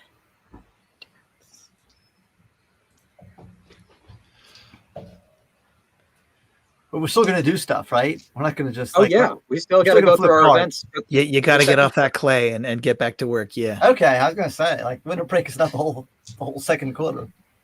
No. Now we got to find out what events we run into second quarter. Okay. Ooh. All right, so I'll go first, as I did last time. I got an admin card here. I don't even remember what I am. Hold on, what am I? I thought you were an English teacher. teacher. I'm an English teacher. That's right. I'm an English teacher who's the club sponsor because I'm super responsible like that. Yes. A much needed PD.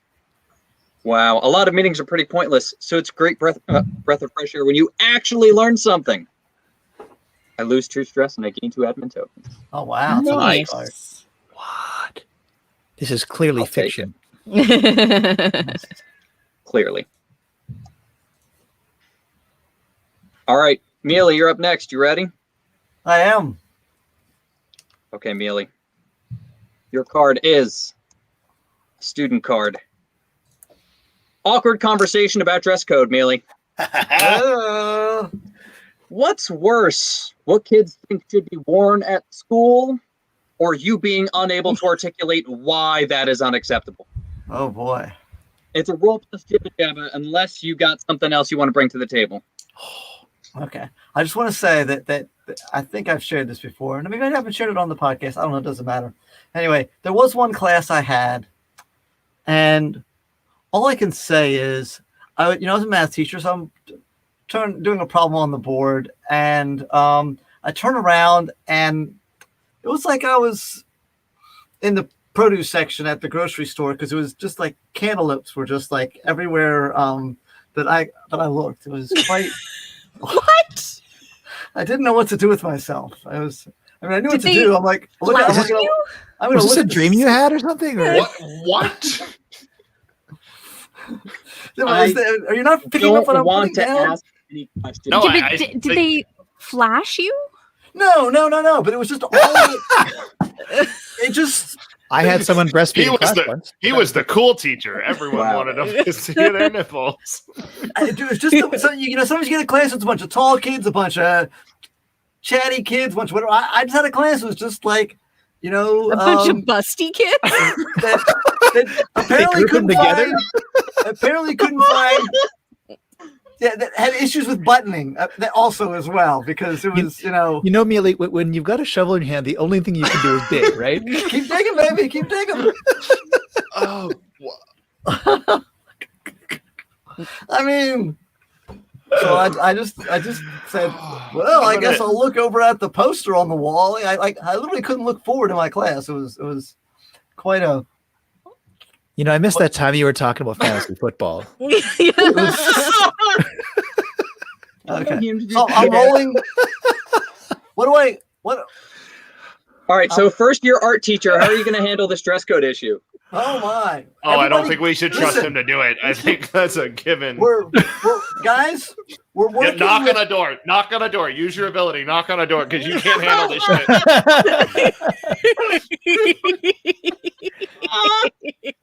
We're working with some. I don't want anyone's clothes to get stained, so I have these smocks in my closet, and everyone's putting on a smock. Oh, that's good. That's better than I thought it would be. Yes. All right. That sounds like what? Problem solving? Sure. All right. So- roll plus your problem solving. Okay. So I rolled a 5 + 1 for my problem solving, so I get a 6. So what happens? Sounds about right. They ask why you were looking in the first place, and you fumble on your answer. I gained 4 stress. That's good. Gain 4 stress. I think I gained 4 stress How in many that round. You can spend admin tokens, Mealy. Oh, how many admin tokens? If you spend 1 admin token, you're only going to gain 2 stress. And what if I spend 2 admin tokens? The next level is 10 or higher, so you'd have to spend, what, 4 admin tokens to get there? Oh. How many do I have? A lot. I mean, we're on the second round. I might as well. There are only 4 rounds. I didn't build this that way you would lose. Okay, so yeah, I'll spend all the admin tokens I need so that I don't get any stress. So just Oh, take and it you from also me. gain So 1. You spend 4 admin tokens, so you call up an administrator to help you with this conversation. Nice. It's the smartest thing you've done all day. Yes. And it makes sense. So, yes, in total, you will lose 3 admin tokens because you will spend 4 and then gain 1 back. Okay. Congratulations. Yep. All right, Aviva. Are you ready? I also, my power is I get to see 2 and then choose which one. That's true. Okay, nice. so Aviva, here are your 2. You ready? Yeah. First one is a personal injury. Oh. You didn't see a paper on a floor, and then it sweeps you off your feet, which could really damage your endurance. Okay. And the next card after that is you bring in a guest speaker. I'll do this just because I do have +1 jibba jabba. Cool. So you're going to do the guest speaker? Sure. All right. These kids need to learn what you're teaching applies to the real world. This survivor will talk like their big brother to teach them all the road rules.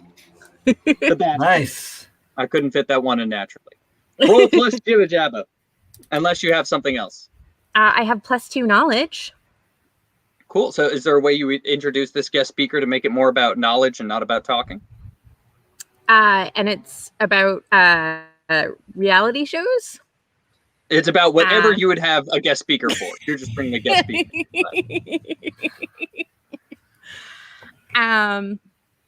Well, we're using our knowledge of geography for understanding the housing market, and so we have house hunters, a former house hunters guest joining us today. And did you know that House Hunters, the show where they show 3 properties, you actually have to have closed on one of the properties before they let you on the show. So they are never choosing. They've already chosen. It is a crock. I also will say Wait, you mean TV isn't real? Yeah. Oh. It has reality in the name? That doesn't make sense. By the way, the other one is Love It or List It. They actually filmed them saying love it and list it. And then they just choose which one to go with depending on what they feel like. Oh. Yes, they film both endings for Love It or List It. Every time I watch Tiny House Hunters, I just watch it and I think, trailer. You want a trailer.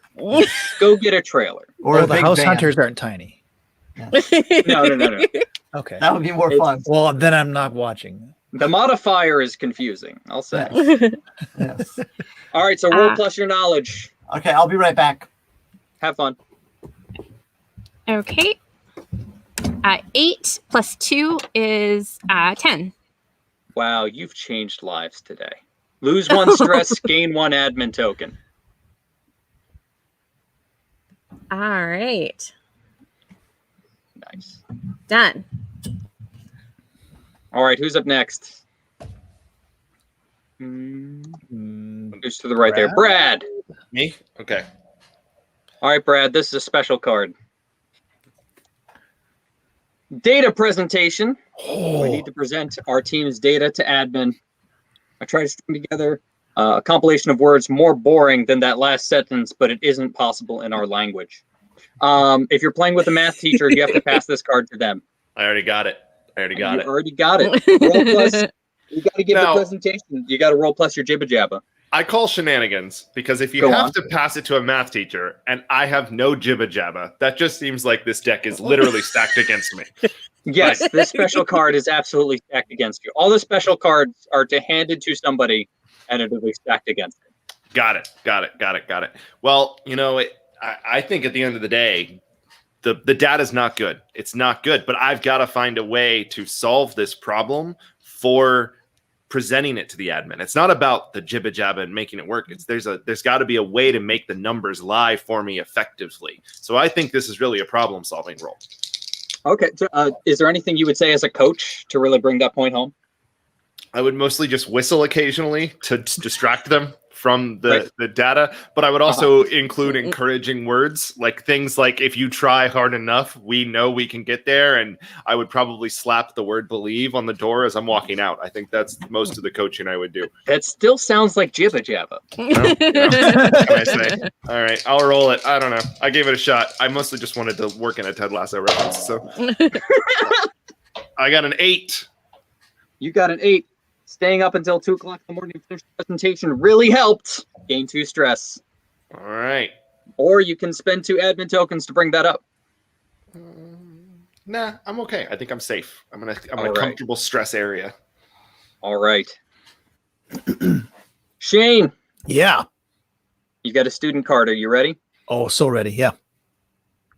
You find contraband. You weren't even trying to catch someone, but if a kid takes out something illegal right in front of you, what can you do? This is a roll plus problem solving, unless you got something else to bring to the table. Well, let's see. I got a +1 problem solving. I got +2 responsibility.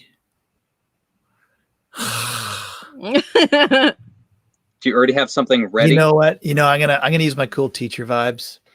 And I'm gonna have a good sort of relational kind of one-on-one with a student, talk about like, hey, I saw this happening, and it's not good, but maybe let's learn about why you're doing this. What's going on? Is this the way you're dealing with stress?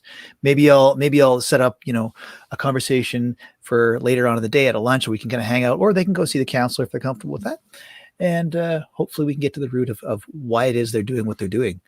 I mean, I'm assuming it's drugs. It could be a knife. If it's a knife, then I'm just going to be like, wow, no. We're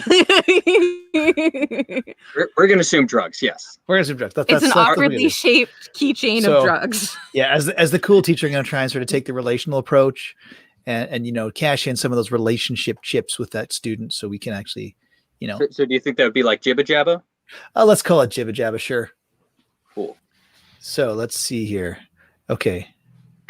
Rolling my digital dice. Wow, knocked it out of the park. 11 + 1 means 12. Nice. Well, the good news is it was just an awkwardly shaped keychain, so you don't even have to worry about it. I've used that excuse before. I have a melee. What, when you pulled something, you're like, don't worry, kids. No, it's just not. a keychain. It's just an awkwardly shaped keychain in my pocket. That's all. Oh. In high school. Are you trying to top melee here or what? When I was in high school, I'm just saying, as a kid, I tried it one time. Didn't work. I once had a substitute teacher that was teaching next door to me come and knock on my door and be like, okay, this kid had this on the desk. What do I do? And it was like this baggie with like a bunch of green stuff in it and rolling papers. And I was like, holy shit, bag of weed. And like, I was like, okay, well, the admin is in the class, blah, blah, blah. And I'm like, wait a second, like this much weed is going to smell. And I don't smell anything. And I open it up and it's just like oregano or whatever. And it turns out the kid was doing a role play in like human services in his class, in his next class, about why drugs are bad. And he was playing like hey kids, let's try some drugs. Wow. And the bad thing about being in that part is no one's going to believe him if he said that story. No, it's for a play. Wow, that's fantastic. To be fair, if he had actually been high, he wouldn't have come up with that story. The great irony. Are we done second quarter? I think we are just about finished with our second quarter, right? Did everybody go? Yep.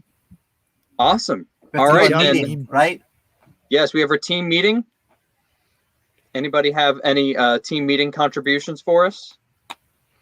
Do you guys need stress reduced or not? I think I'm good on stress. I'm good. I'm feeling groovy. Okay. I'll keep on knocking my stress down, I guess, then. I don't know. Cool. One, look at this guy. 2, 3. I am so chillaxed. It's unbelievable. How are you chillaxing, Mealy? I got to come up with something different for how I'm chillaxing now. Yeah, last time it was Clay. I'm watching some Bob Ross because who doesn't love some Bob Ross? And I'm an art teacher, and there's nothing will chill you out like watching some Bob Ross. While he rolls up oregano. Yep, smokes with squirrels. So can I, on mine, it says every other team member gains 1 endurance or 1 team member gains 3. I could use the 3 on myself, right? Mm-hmm. Yes. All right. Well, I'm going to do that. Ooh, cool. All right. Jump up 3 for me. And Aviva, are you saying anything nice to admin about our team? I'm saying something nice to admin about everybody. Wow. Well, who needs the tokens the most? I think it's everybody getting an admin token, right? I'm okay. I have a bunch. I had to use some, but I'm still good. Every member of your team gains 1 admin. Yeah. Okay. Well, I have to pull another fact out. Well, let me tell you about salt.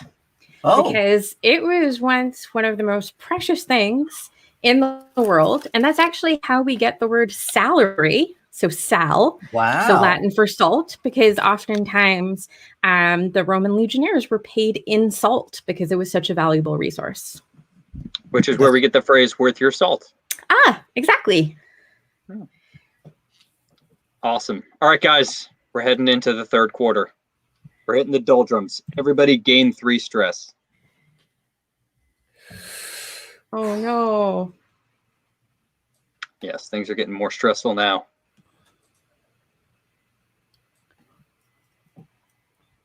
All right, let's see what I got. I got a student card here. Make a difference. Aw. That's why we do what we do, guys. Uh-huh. I had a breakthrough. The student we're working on is really turning things around.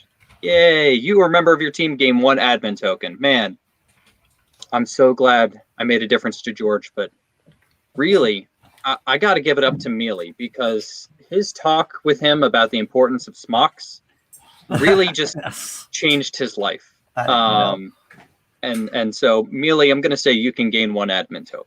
Okay, cool. And then you do that, right? Not me. Oh, I sure can. You want me to? Or am I supposed to just copy and paste an admin token? Up to you. Otherwise, I'll the copy pool and is paste right one. above your head. I wanted to do that. Oh, okay, cool. Okay, cool. All right, Mealy, you're up. Okay. I have some fans on. Are you picking up the audio? Yes, we are. Okay, I'll turn them down. Special card. Uh-oh. A science fair. How many papier-mâché volcanoes can 1 person grade? You better hope you know which chemicals you should touch with your hands. If you're playing with the science teacher, pass this card to them. Okay, cool. See ya. All righty. All right, Shane. You got to roll plus knowledge. All right. Honestly, I wish I could just have a baseball bat and just knock all these things. Maybe that's what we'll do afterwards. Kids, we can take them and just light them on fire or something. But anyways, I'm going to roll. I'll do responsibility. No, I don't want to do that. I don't want to. You know, I don't want to do that. I don't want to do that. I'm going to do creativity, and I'm going to be. We're gonna see like, okay, which kids, we're gonna give them like a bunch of different chemicals labeled, of course, and they have to use their knowledge to make the biggest explosion in their volcanoes as they possibly can. So that still sounds like knowledge. I was thinking it was just the opposite of responsibility because I'm hoping for like real fire coming out of these things. So you can just do a flat roll with no pluses. Ooh, I'll live dangerously. Sure, I'll do a flat roll. He's saying that's another way of saying your answer sucked. Keep challenging you. And the numbers bear it out. I got a 5. Wow. Wait, that was acidic? You're going to lose 4 endurance unless you got some admin tokens to spend. Burned off all my hair. Admin. No way. I live dangerously. Losing your 4 endurance. That puts me down to 8. I can make it. Oof. All right. Who's after Mealy? It's me. Oh, Aviva. Admin card for you. The administrators are out. It's one of those district meetings. All the bigwigs are out of the building. And when the cats are away, everybody needs to roll plus their problem solving. Okay. Or Okay, I'll stick with this one. Okay.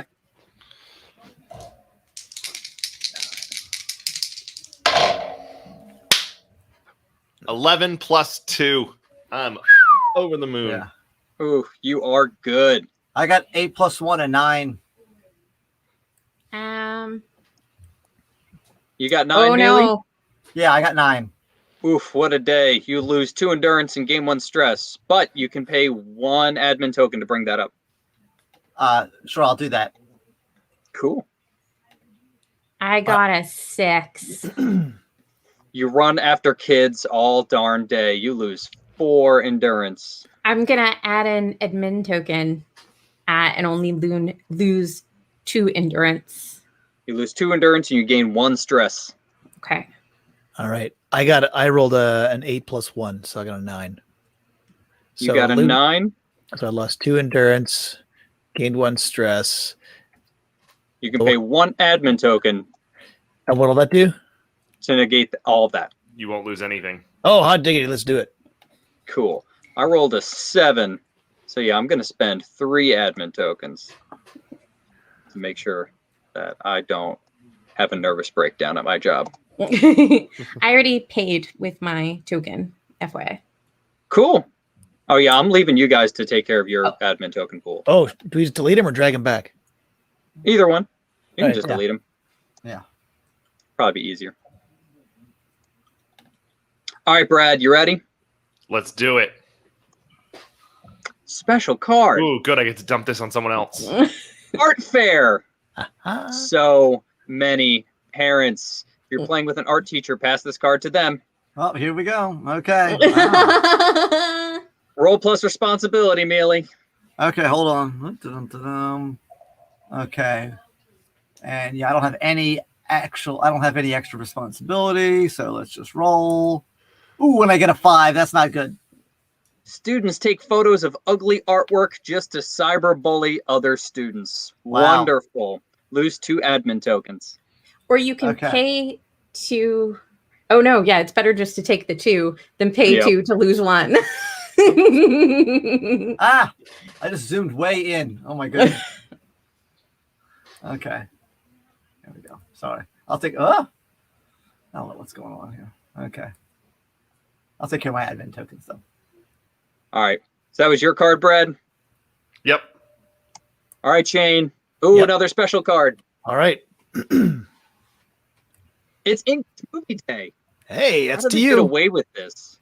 Oh, Admin can't really think they're using multimedia literacy, right? Playing with an English teacher, classes for them. I have roll plus responsibility. Let's see.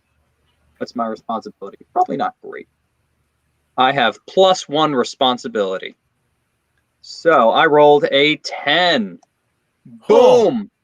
It is multimedia literacy. Dang it. I lose 1 endurance. These cards are great, Disco. I'm really impressed. Thank you. All yours for the You low, need to low make price this of $3 million. You need to make, yeah, I was gonna say you need to make this distributable as long as you didn't make it on district resources. Oh my goodness. Never. I would never be doing this on my school computer right now. That's I'm offended by that accusation. Yeah. All right, we've hit the end of the quarter. So now we get to do our end of the quarter abilities. What do we got? Well, I'm gonna go ahead and I've run the numbers, and looking at it, I think everybody's struggling, but mostly Shane is real struggle. So I'm gonna give him bonus and give him 3 endurance. hey, thanks, buddy. Okay. Nice. And I guess I'll share my stress reduction so that everybody can take their stuff down 1 stress point or whatever that means. Yes. Everyone reduces their stress by 1. And I'm just stressed by this whole magnifying. Okay, there we go. I don't know why. What is this made on? What is this? Google Drawings? Yeah. Yeah. I like Google Drawings, but it's just, I don't know. It's either this or Roll20, and I figured you didn't want to all make Roll20 accounts like a nerd. Come on, like I don't already have a Roll20 account. Get out of here. Mealy needs to Google what Roll20 is for us to keep having this conversation. I'm gonna guess it's for RPG nerds. So, but okay. Boom. Not wrong. Well, let me tell you about a recent study that I read about dogs. And so there is a genetic condition, I forget the name of it, where a human is like super trusting. They don't have fear of other humans. And so they lose that like cognitive wariness that most people gain. And so they've tied that condition to different species of dogs, like golden retrievers. And so one theory about the domestication of dogs is that they were breeding selectively for dogs who have what we would consider an abnormal condition in humans. And that's how we get the friendly dogs.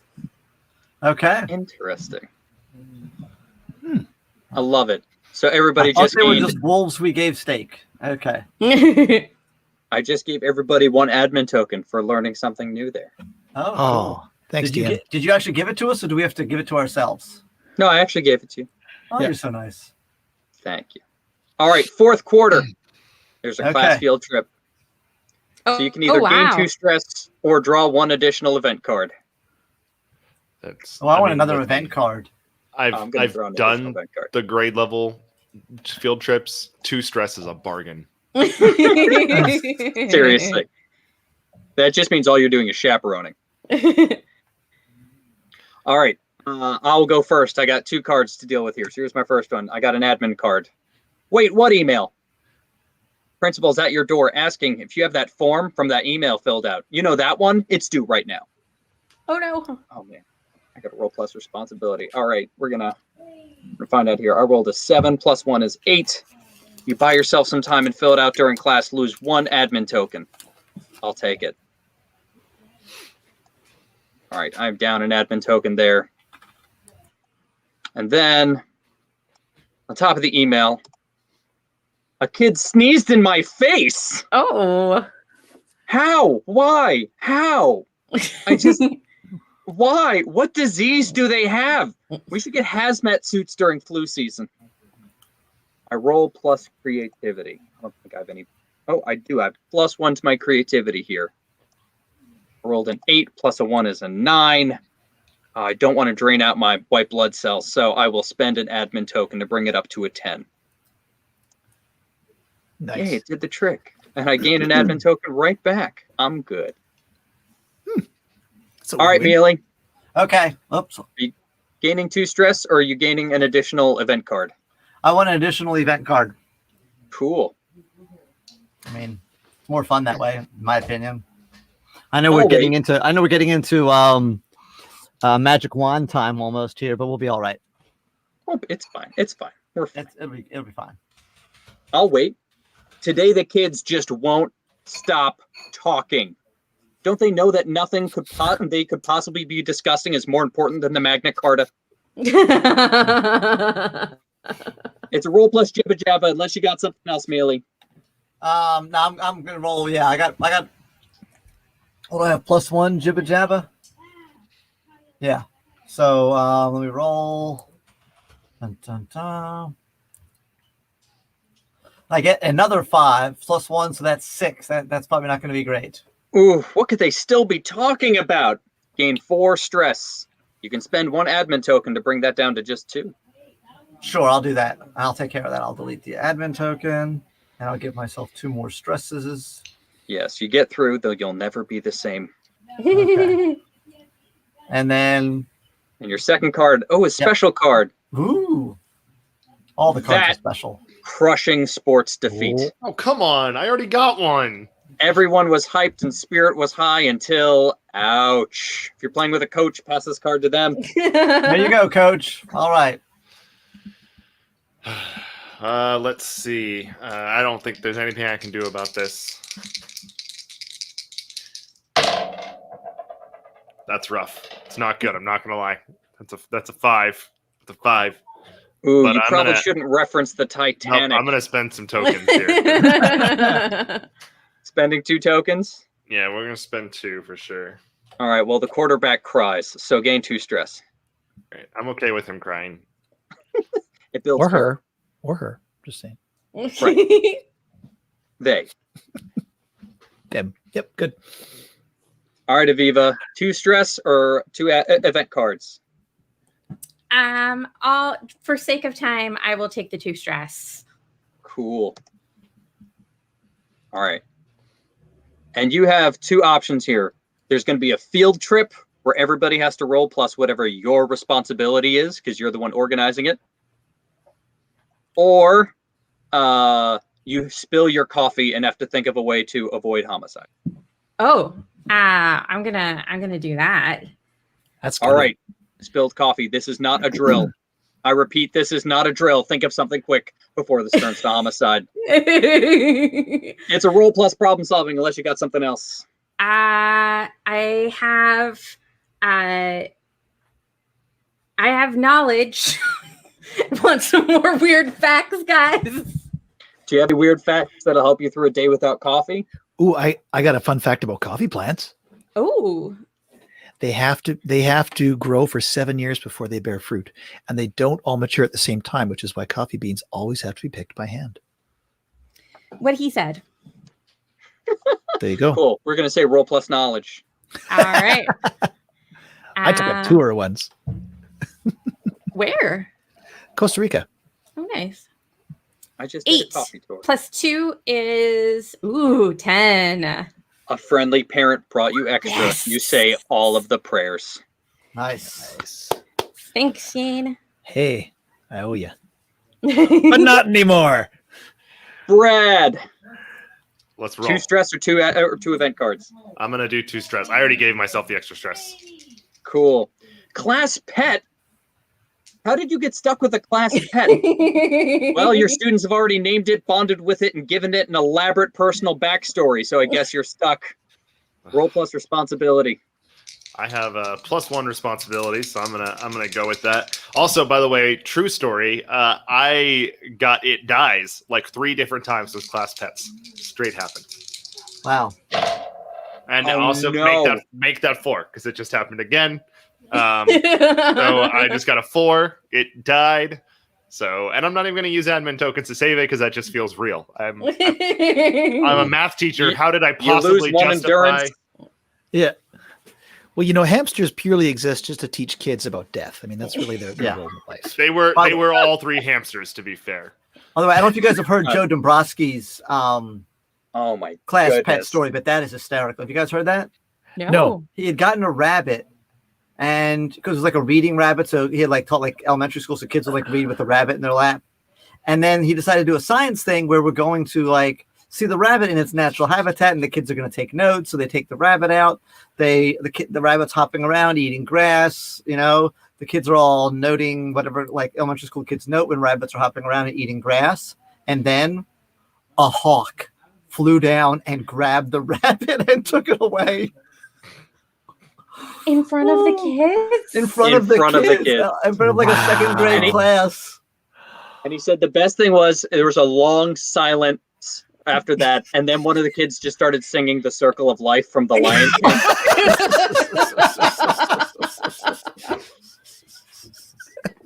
I mean, that's fantastic. That's why we're here, right? All right, Brad. Lose 1 endurance, gain 1 stress, lose 1 admin token. All right, and are we ready to finish this, Shane? You betcha. A senior prank. Havoc, chaos, mass hysteria, and occasional animal parts. Why? For the love of all that is good in the world, why? Let's see if you can get some kids to tell you what's going down today.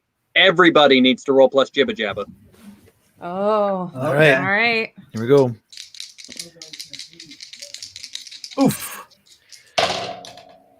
I got a 7. I gained 2 stress. I got 8. Well, 7 plus 1. So same thing. Yeah, I got a 5. Ooh, Mealy, they greased the stair rail and you found out the hard way. Lose 4 endurance. That's what I got too. I got a 6, but I can afford to lose the endurance more than gain the stress. And for me and Aviva and Shane, there is something sticky in your seat. Let's not find out what. Gain 2 stress. Actually, you know what? I'm going to use 4 admin we all tokens survived and the get out of school this year. completely. Yep, I'm going to use 4 admin tokens. 3, 4. Boom. I'm at a 10. Beautiful. And we survived the school year. Congratulations, everybody. Well done. Woo. Oh, so I think on the schedule, yeah, just Aviva's sticking around for the and then Shane, and then rather Ryan's coming in. Brad, thank you so much for all you've done today. It's been real. Really Thanks, appreciate it. Shane, Yeah. you as well. So thank you so much for a great Podlooza. Thank you, everyone. It was awesome. And it's still early in Canada, so or in your part of Canada, right? What, me? Yeah, Yeah. I'm part of the Alberta bubble. Okay. Large Alberta bubble. It's like still yesterday over there, I think. That's true. That's the definition of Canada. It's still yesterday. Okay. All right. Well, I got to go hunt some moose. All right. So I'll see you all Yes. later. All right. All right. Be good. Love you, man. Love you too. Oh. So much love. There's just a lot of love. Hi, Ryan. How's it going, guys? Oh man, Welcome back, Ryan. going We love you it's too. going I guess we should start there. Podlooza-tastic. Appreciate that. Yeah, that was fun. I caught the last 8 minutes of that or something. That was good. Cool. Okay, let me see here. Dun, dun, dun, dun, dun. Somewhere I have the magic wand thing. So You let's want me to put it up in let's shirt? do introductions again since it's a new segment, boys and girls. Okay. So we've only got a couple little introductions here. So we've already said hello. But introduce yourself, Ryan. Give us a little whatever here. Hey, I'm Ryan Tibbins. I'm the host of the ClassCast podcast. I'm a high school English teacher in Northern Virginia, and this is I'm back. I'm bookending this Edupodlooza. I'm opening and closing. So if you skipped all that boring stuff in the middle, good for you. My name is Aviva Levin, and I'm the host of Lesson Impossible, an exploration of educational innovation. And I'm a French and social studies teacher. And according to the role-playing game that I just played, I have survived the last school year, which is lovely to see. Awesome. Fantastic. Not according to actual practice, though. In real life, the jury is still out. Okay. So I am Tedisco. Oh yeah, you are Tedisco. I'm a Libra. I like long moonlit walks on the beach. I enjoy pina coladas and getting caught in the rain. Yes. And I am the co-host of Unprofessional Development. Okay, I'm Mealy, and I'm the other host of the Unprofessional Development, and I suck at multitasking because I'm trying to find this doc, and there it is. And If it makes me feel better, I suck at tasking. So like singular is struggle. Set appropriately low expectations. Mealy's laugh cracks me up. I was editing the episode that I had with you guys, and I kept on thinking it was static, and then I realized it was Mealy's laugh. Yes. He had to specify it on our second episode because people were asking. Yeah. So let me blow this up. Yeah, It's like Ernie from Bert and Ernie. It is a little bit. If Ernie smoked a lot of cigarettes. Wow, I don't know what to say about that. Okay, so let me tell you about my rubber ducky. Yes, Mealy, if you press the share button, or no, I think there's a present button, then it will go full screen if it matters to you. It's a doc, not a what's the present button? There's no present button. It's not a this is a doc, not a you can present to a meeting. Oh, but I think it might just be a Google Meet. It doesn't matter. Sorry. Yeah, you're good. Oh, wait. What? If you click the box with the arrow, you can choose the magic wand hour to present to. What? What box with an arrow? You know, the box with the arrow. I'm not Right seeing there. it. Never mind. I'm sorry. This is not podcast appropriate. Continue. I do. no I have idea. I have a present button on my docs, but You please do? edit that out. Okay. That's good. Google likes her better. Yeah. Yeah. I don't have that. blame it. Yeah. Yeah, I have it on my slideshow, but not on my docs. So anyway, so what happened was with the poetry slam, I had put out a whatchamacallit out there, a Flipgrid link, assuming that there would be like this high demand for people just wanting to like submit poetry things, and 3 people submitted things. And so I said, okay, let me just make this a little simpler with the Magic Wand Hour and not add the Flipgrid hurdle, and just said, if you could wave a magic wand and change one thing in school, what would you change? So we're just going to kind of go through some of these ones that were submitted and give shout outs to the tweeters and discuss what our takes are on this. And that's what this is going to be. So we'll get started. So the first one, now his handle is at Coco Children of Pooh, but they go by "We'll Argue with Bigots," which I don't think is like a really smart thing to do, but okay. Everybody needs a hobby. It's like we'll bang head against wall is about the same in my opinion, but that's kind of like setting up a pretty easy, villain for yourself, right? Oh, you know what I hate? Dumb people. Yes, I'm for children. I can't really think of a pro-bigot argument to really challenge her with. They're better than smallgits. I don't know. Thank you. Why? Why do you do this to me? I don't know. We'll Argue with Bigot says they would change inequity in funding. There's no reason that schools in nicer neighborhoods should get better things than my students at my Title I. Yeah. And I'm assuming they're referring to Title I school, which for the non-American audience are schools that are in low socioeconomic areas and get special funding, I believe. Mm-hmm. Yeah, they get special funding that's supposed to help balance things out, and we all know it doesn't. As we can tell from literally all of the data. Yeah, I will say, so coming from BC, and now I'm living in Washington State. In BC, it's not funded by the housing, like that. Property tax. Like it's a central where it all goes in one big provincial bucket and then gets distributed evenly, not based on the school's income level of the houses around them.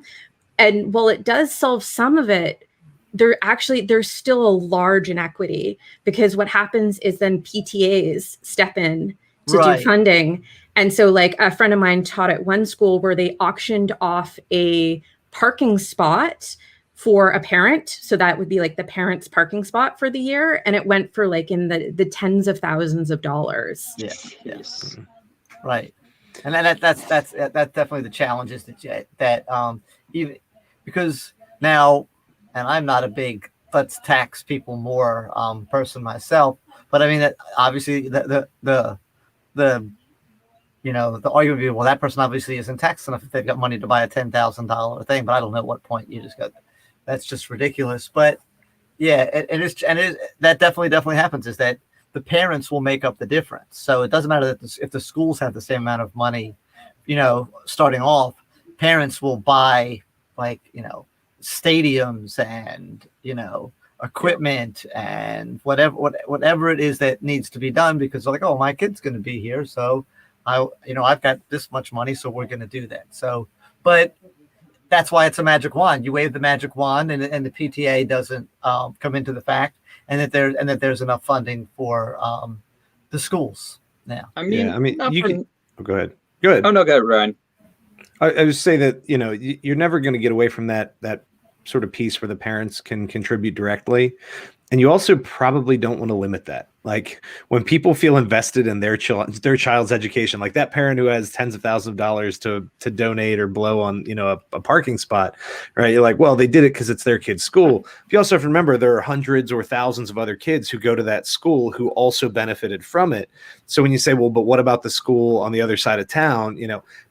That is unfortunate, but I don't think you ever want to limit people from supporting their local school. The question is there a better way to fund it? And I think arguing to fund it at a state level or a national level, something like that, I think in one way is good. In another way, it does make people feel a little less attached, right? Because like now my local school board and my local board of supervisors, like they have less say in the funding because it's all being decided somewhere else, which means you've removed local control in ways that in many other ways are good things. Like we want people to feel invested in their schools. And when you feel like your money is just sort of being spread around at random, psychologically, it tells you that somehow you're less engaged in it. The other thing that people don't normally think about is that it significantly changes actual teacher compensation.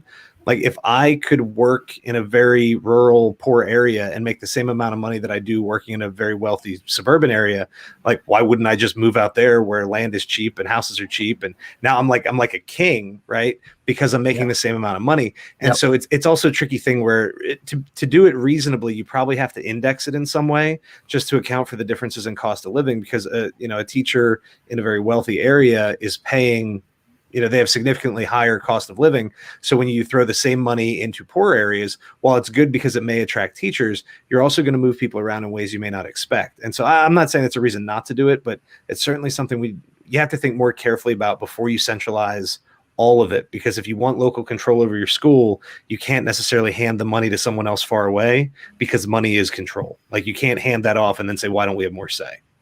I'll also say that I don't think it's saying it's just a funding issue is just not seeing the full picture. Yeah. Like if we gave tons of money to inner city schools or to schools in poor areas, that still doesn't account for the levels of unemployment, the struggles at home, the dangers of getting to and from the school, the attendance issues. I mean, there's still so many factors beyond the school building that are going to be impacting those kids. Yeah. So, I mean, I think extra funding for schools in poor districts will definitely help, but I don't think it's an all cure.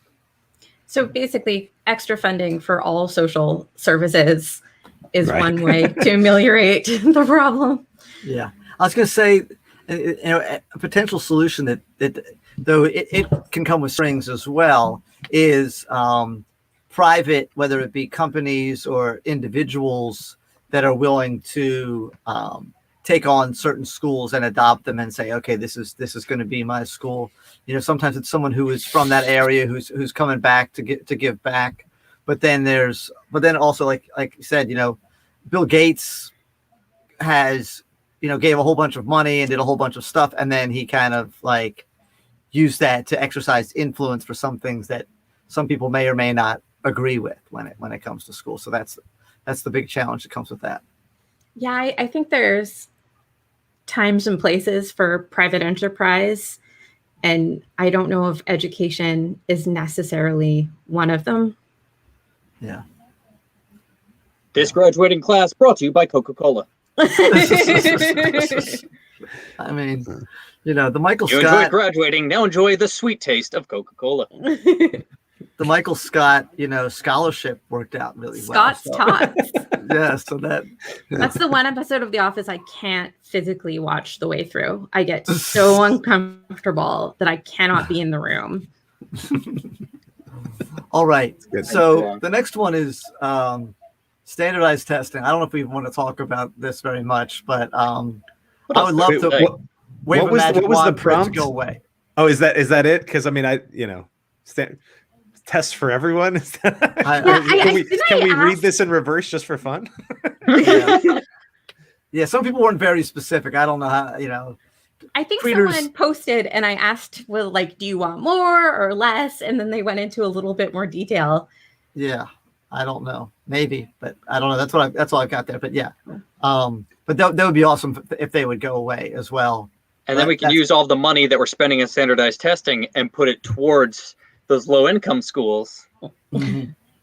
I mean, do you know how much money it costs to make a test? Oh, well, to make a good test, I mean, anyone can make a test. But yes, to make a good test, and we hope Like that's those usually what's standardized happening. tests, like how much they spend on them. Oh yeah. No, and if they're actually normed and all that, but at the same time, like I'm one of the only, say, like teacher friends, of my group of people who I know who are teachers. I'm one of the only ones who will defend standardized testing to a degree. Like, I don't think we should get rid of it. I think we should do less of it. I think pretty much all of it should be, math and English based, or, but I wouldn't get rid of it. I understand why people say that. I think there is some useful data, and there are some teachers and students who are getting an appropriate kick in the pants from it, where like you're motivated to cover some details you wouldn't otherwise.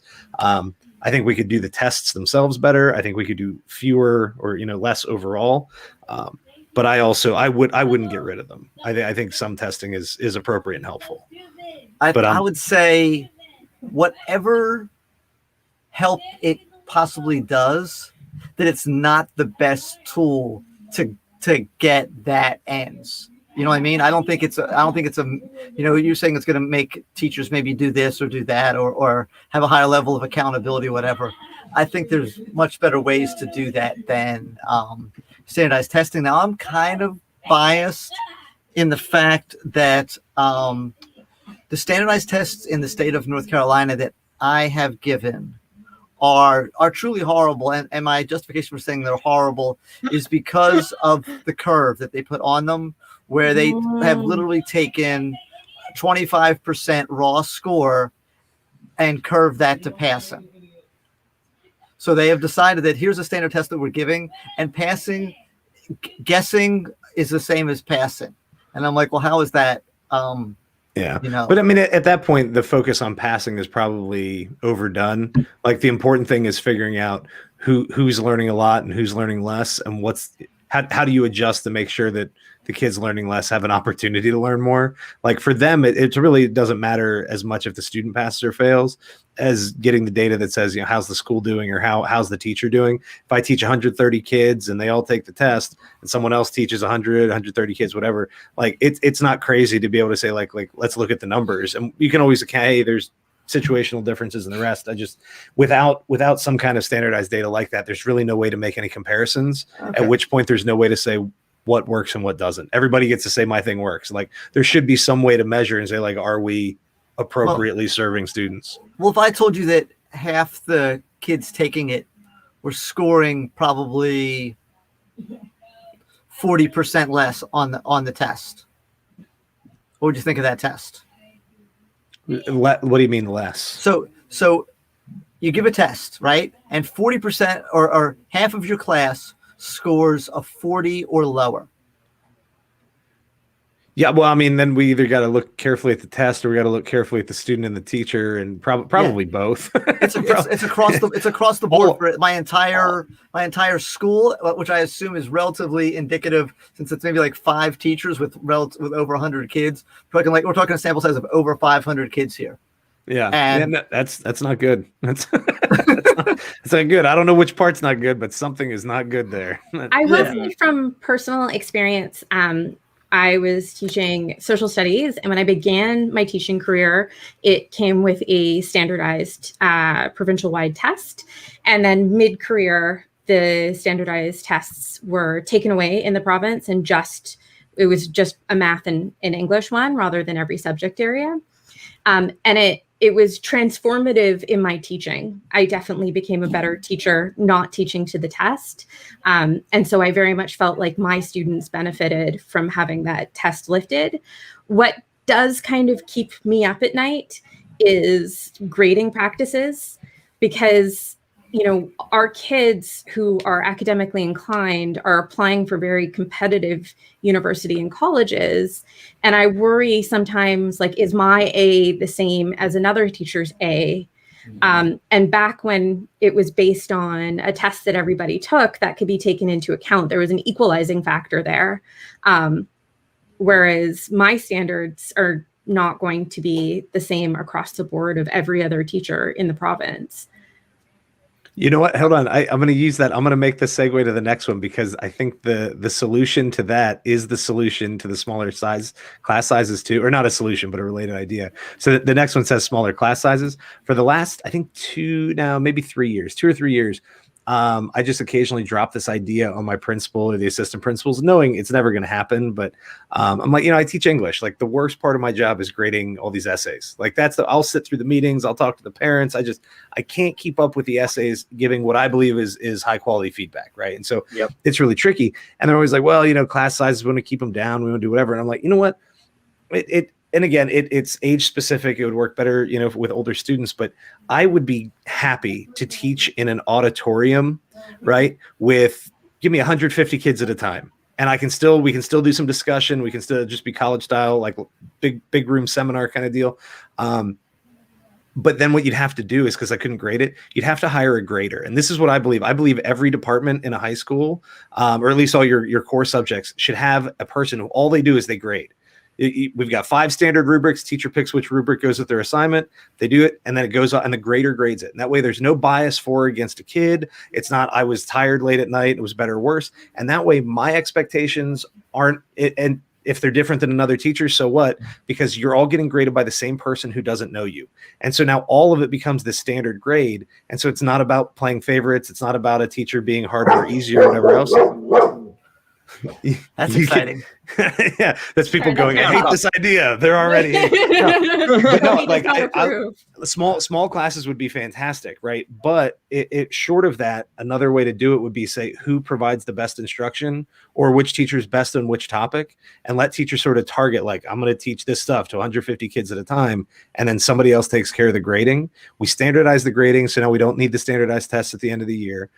You take a lot of work off the teacher's plate, which lets them focus on relationships with the kids and planning great stuff, and in the end, whether we have large or small class sizes, it becomes an amount of work that most teachers can handle because we've taken a significant burden away from you. So like that's my way to get rid of the standardized tests and quit arguing about class size. Hire a grader.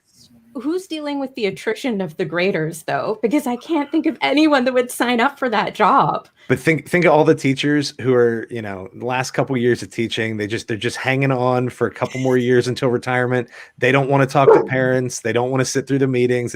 They're just hanging out, waiting on a pension. And you know what? We've got the perfect job for you. You get to sit in a room by yourself and grade the stuff, and that's it. They're not grade with fidelity, by the way, Ryan. What's that? That person you just described is not grading with fidelity. Well, I mean, how many people are grading with fidelity already? At least we can have the same person screwing it up, so they screw them all up in the same way. Yeah, he's just going to say, hey, listen, everyone's, I'm bottoming it out at this point, and everyone's getting either this or above. Because if I give everyone, for lack of a better term, a C or above, no one's going to complain if everyone gets a C or above. But that's what classroom teachers are already doing, right? They changed the grading policy in my division to where kids can redo any graded assignment if they score below an 80. Right. And they if you score below an 80, you get to redo it. Now they're not allowed to get above an 80 on the redo. So a kid who gets a 79, it probably isn't worth your work, but whatever. Right. And you know what I did in my AP classes? Because I use the AP essay rubric, but you decide how that converts to an actual grade. I just went through and I was like, well, these are the numbers that are going to be the most common scores, and they need improvement, but we're going to write more of these anyway. So I just made that an 80. That's it. Yeah. That's an 80. I didn't have time to read the first one. I don't have time to read it a second time. And in the end, you're going to write another essay in 2-3 weeks anyway. So why bother? And so, that's what I'm saying. Like any problem with the grader idea already exists as is. Like it's already there. I'm going to say I would be ridiculously against that because I know how kids learn math. And if I am not getting to spend some time at minimum in smaller groups and hopefully some one-on-one, there are so many kids that are going to fall through the cracks.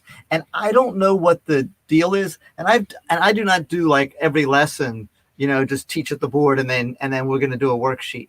But I do know that there are definitely kids that, like, for whatever reason, if I explain at the board, it's as if I never said it. And then when I come over to their desk and they ask me how to do it and I say almost exactly what I said at the board, or I ask them questions to try and get them to like whatever, and then all of a sudden they get it. You know, what's your ideal class size? If you could pick any number to have all, like, what's the ideal class size for you? I'm 20. I was going to say 20 is probably where I would max out. I want 16. Yeah, I'd want about 15.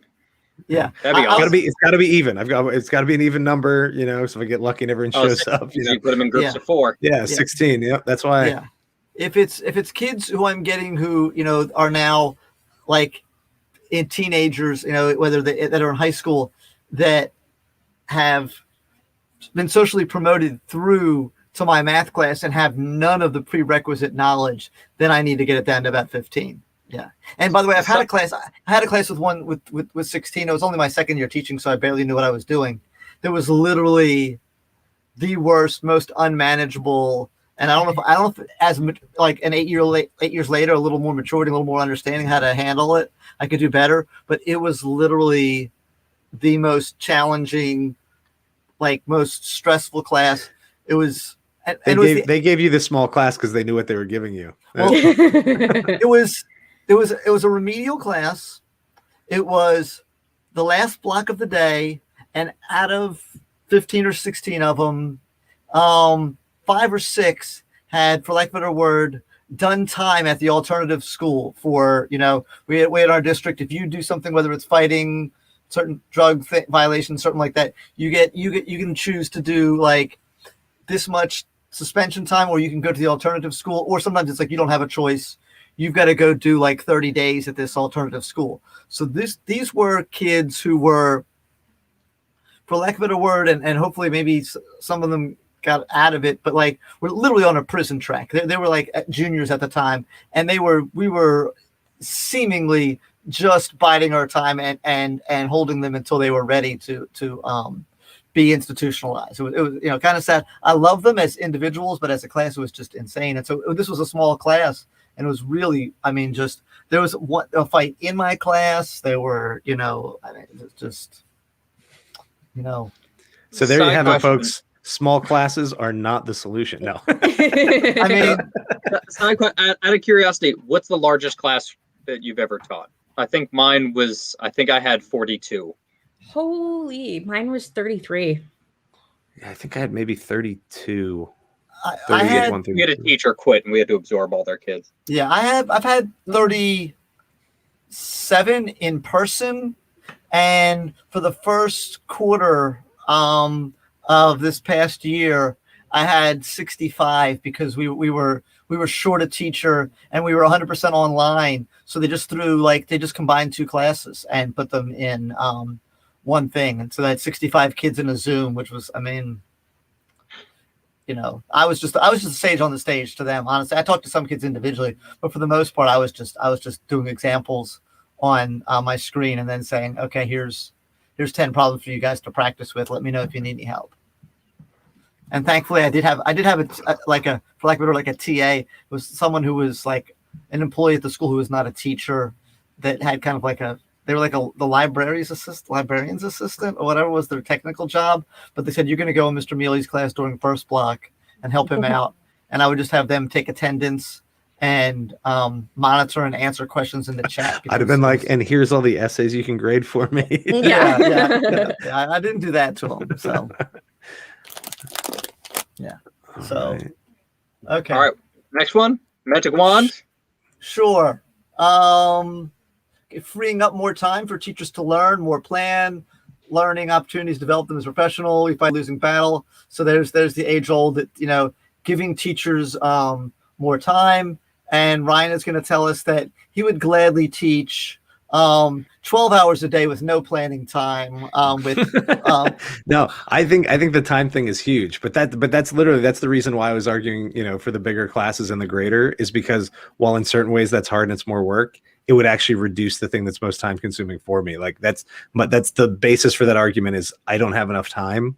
And so that's a format where I would have more time, so I'd have less grading. So I think this one's huge. You'd have to be careful with accountability, because people get tired and don't use their time well. You know, if you've ever watched students in study hall, that's the same way teachers behave when they don't have something to do. And, you know, so I'm all for it. I think we should have far more planning time. I think that there should be a couple days a year where it's not professional development day that's pre-planned, where it's like, here's a day and you should go learn something. Like, you know, I think that's a fantastic idea. That, more time.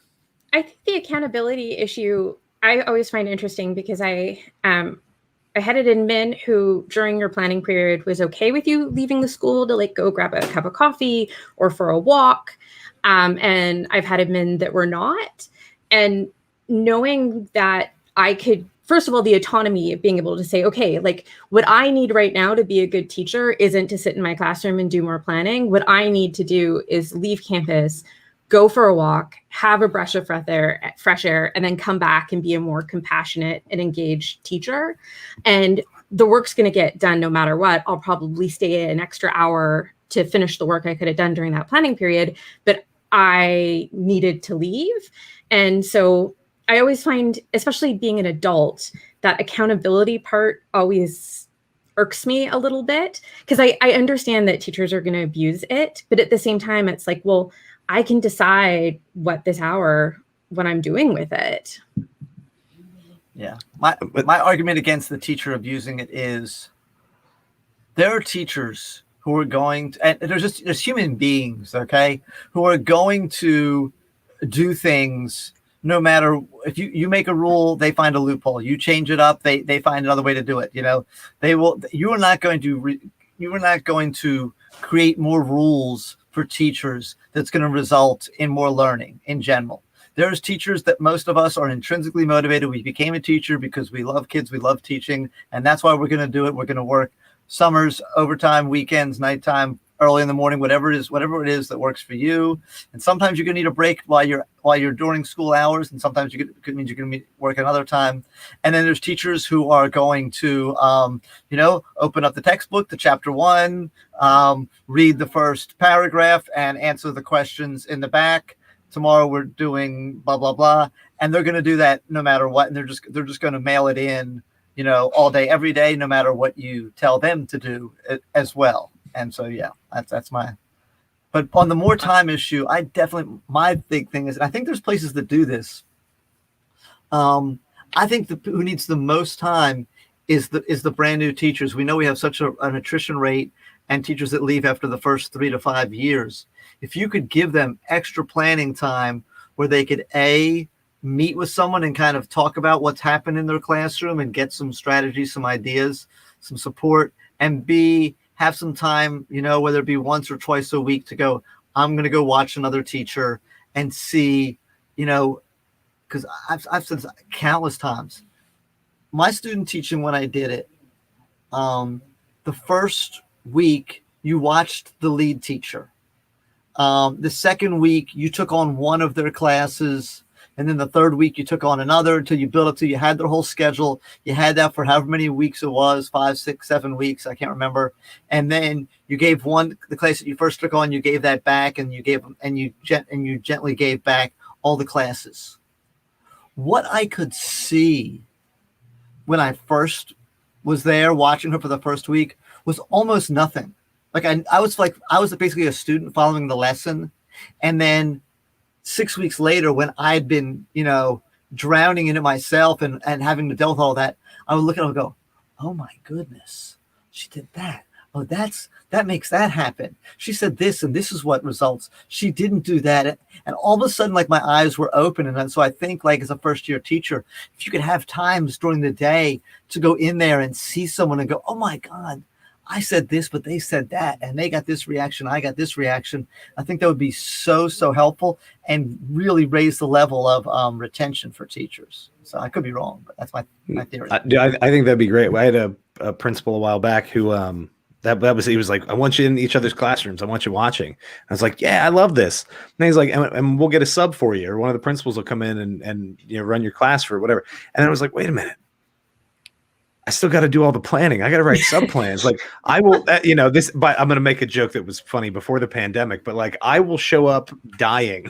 Like yes. I will, before I write a sub plan. Like it's so much extra work and nothing ever goes right. And it hit me. I was like, So I got to write this plan that the principal's going to roll into my class and teach. And then I've got this whole weird dynamic of the principal and the kids so that I can go watch somebody else for an hour.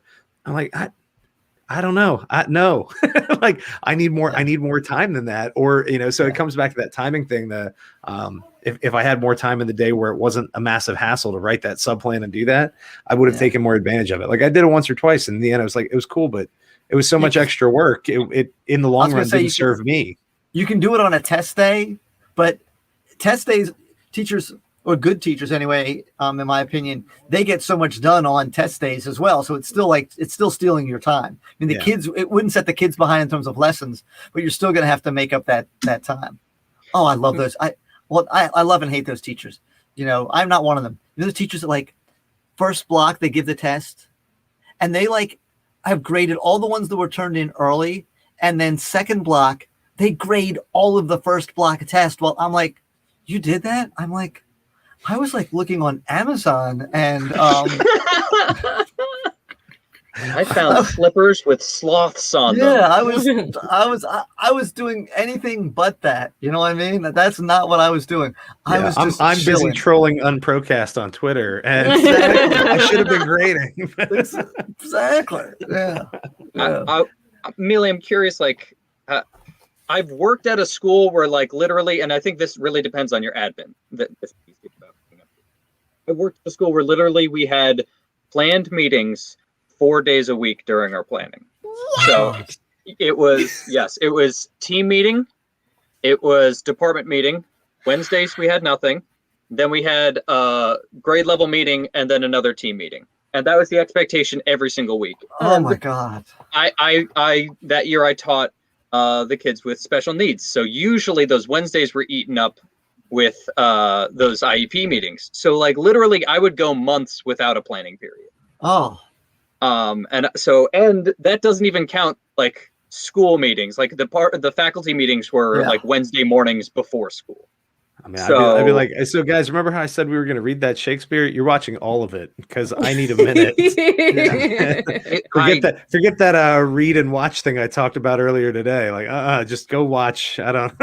So I'm curious how much planning time you get, because I taught at a semester school, and so the way that my teaching load is you taught 7 out of the 8 classes that the kids taught. So one semester, I'd only do 3 classes a day, and I'd have an 80-minute block for planning. And then the next semester, we called it 4 on the floor, because you had no planning all semester. You had to do all your planning for the next semester, the first semester. That's insane. Yeah, how much planning? Do you get a planning period every day, every other day? How does it work? We have at my school it's 4 blocks and they're about roughly 80 minutes.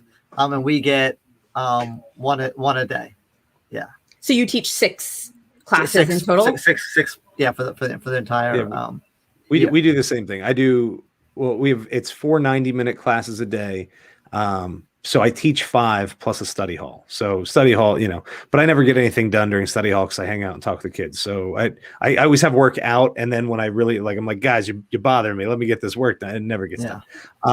But yeah, it's 90 minutes a day. Now I haven't done it in a while since I had kids, but I want to say 6 or 7 years in a row, I taught an extra class. So because you go from 5 to 6, because you don't get rid of your study hall, you make an extra 20% of your salary. And my theory was, as long as it was a class I was already teaching, you didn't add anything to my planning time. You took away from grading time, but I already don't have enough time for the grading, and I do most of it at home late at night anyway. So why not take the money? Because if I'm sitting and planning, Tedesco, you're like, oh, I'm getting pulled into IEP meetings. I'm getting called into meetings. I get people stopping in. I'm not really getting that work done. So I used to take the extra class a lot, and I'd only have the one planning every other. But in that setting, I think it worked. Now, with kids at home and all the rest, I try to keep the planning. But yeah, one a day. I can't imagine doing a whole semester without any planning time during the day.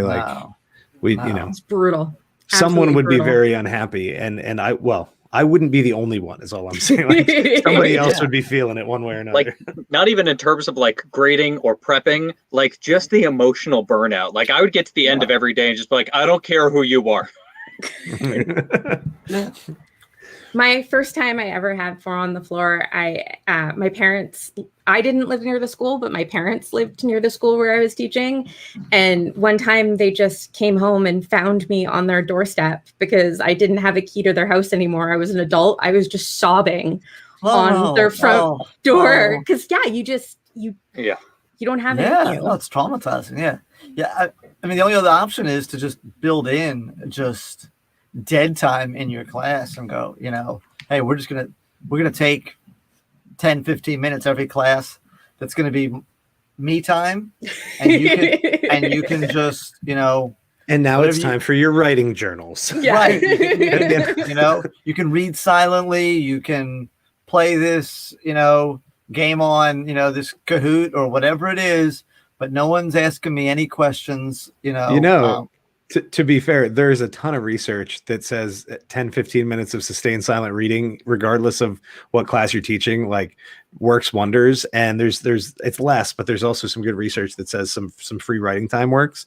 And so I try to remind myself of that when I'm like feeling swamped or I have a lot going on. I remind myself like, hey, dummy, like you can just it's an English class, like just let them read a book. Like you don't have to be doing a thing. And so that's something I've probably gotten better at as I've gotten older. That sometimes I'll just be like, you know what, take 15 minutes, go do your thing, right? Because I need the time to do something and I know it's good for them. And so I try to do it semi-regularly now, just so that they don't think I'm blowing them off. Like this isn't a waste of time. This is something we do.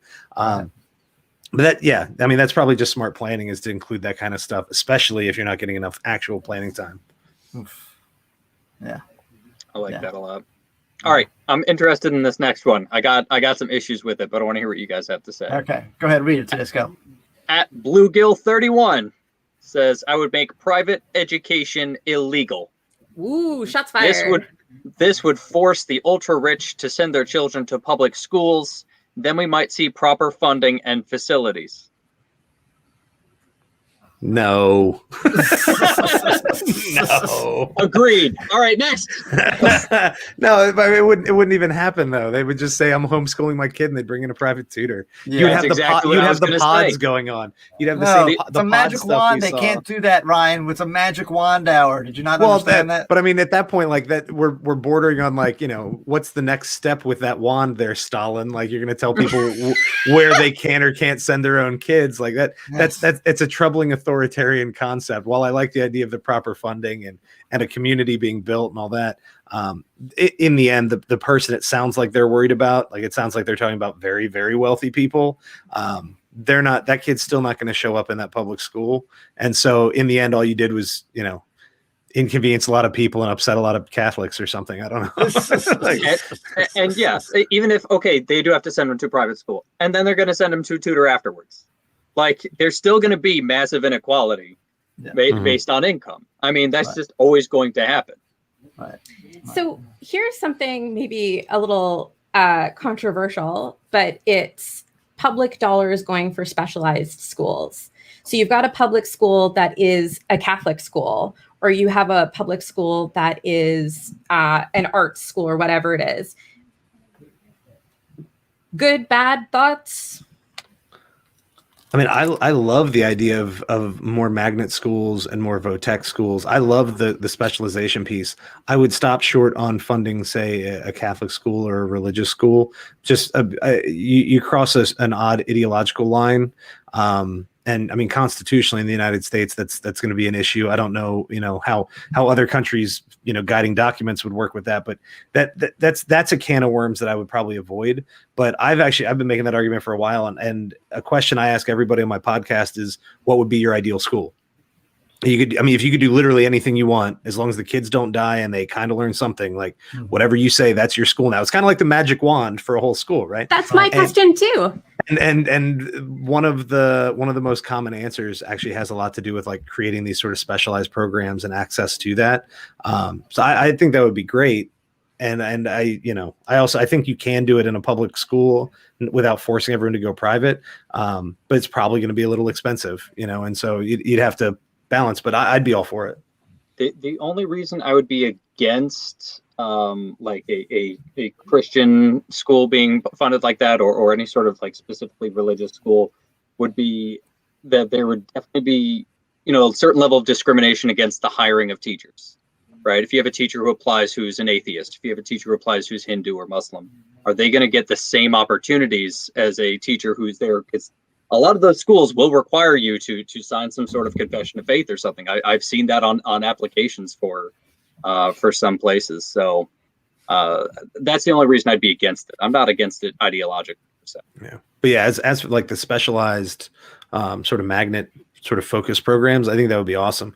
And I've done a bunch of episodes on school choice. I also think it would calm down sort of the hot debate over school choice if we could provide more choice within the public school system. Like we don't have to. You don't have to outsource that. You just have to have enough people in the community to get behind the idea that, hey, we want to provide special programs for kids who are interested. And I think that would be awesome. Yeah.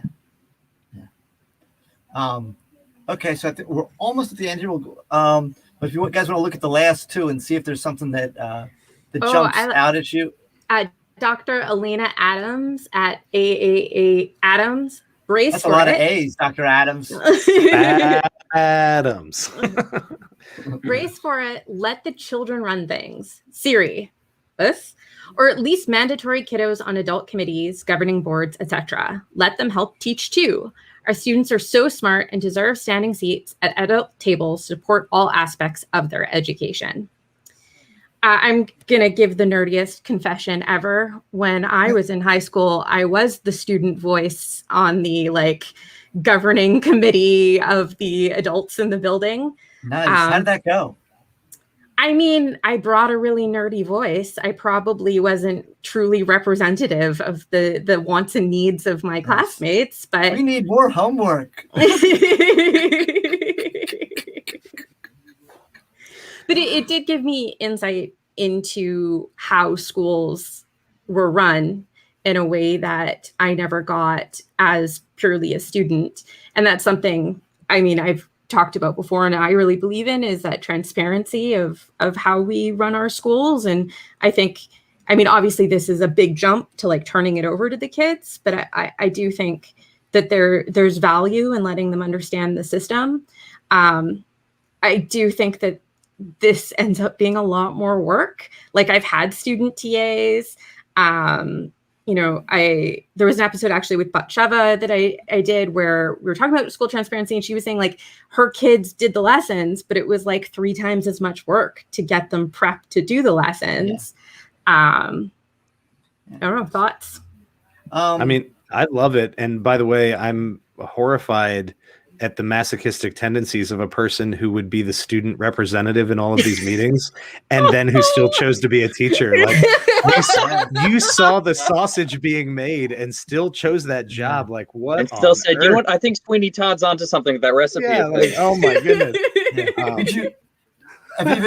Did you feel heard? Is my question. Yeah. Do you feel like that they took your advice and they weighed it a little bit and said, okay, that's cool. We understand this or understand that. So, yeah. Yeah. And the other thing too, is it created a relationship with me. As a principal, I never really got to know my principal that, I was a good kid. I wasn't getting in trouble. Right. So then, because I was quote unquote colleague in some of these meetings, I got to know him. And then when there was actual issues that I saw, I felt empowered to go and talk to him and address them, versus I would not have felt that I could do that if I hadn't had that experience. Okay. Yeah. And Ryan, we kind of dabbled in this, and I got into a Twitter argument with someone about a month ago about this, where I think it would be a good idea.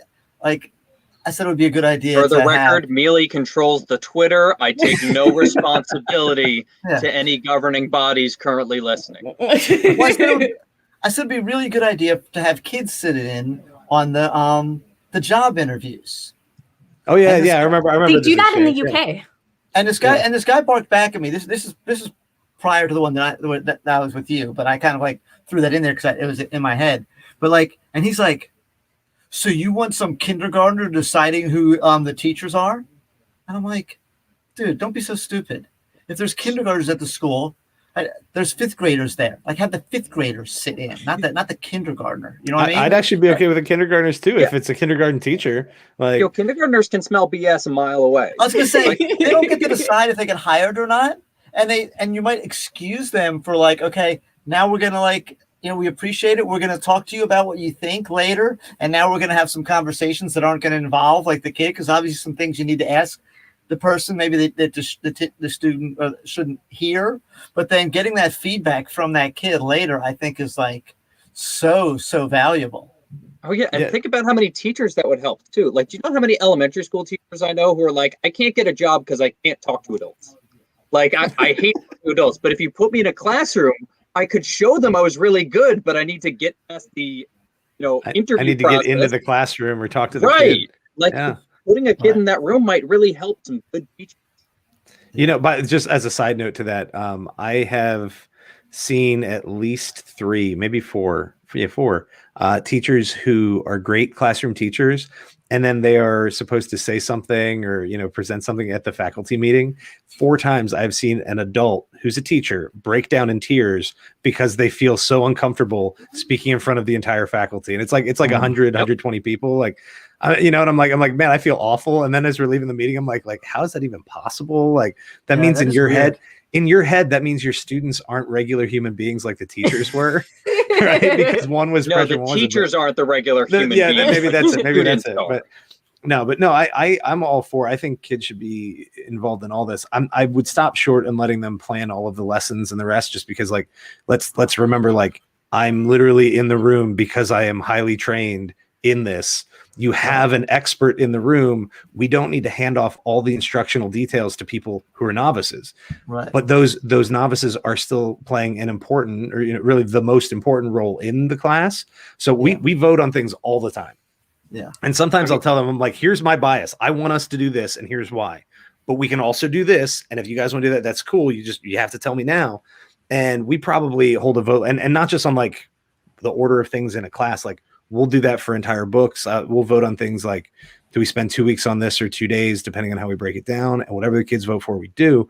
And I think the buy-in's better because they see that I'm trying to do whatever they are interested in. But I do think that kind of representation is important on the school board. It's important in your faculty meeting, your department meeting, whatever that may be.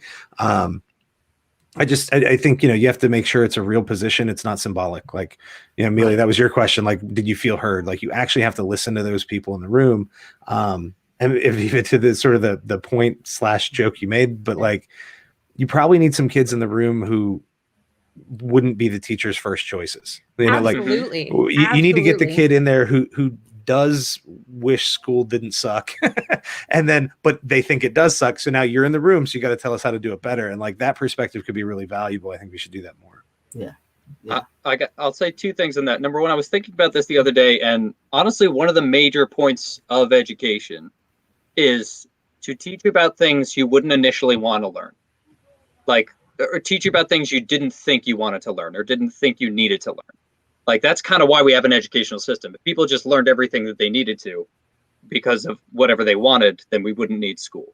Like, so there is a point of that where, like, there should be that expert there saying, like, yes, but you really need to understand this because it's important in, like, the next few years, and you don't have the scope for that yet.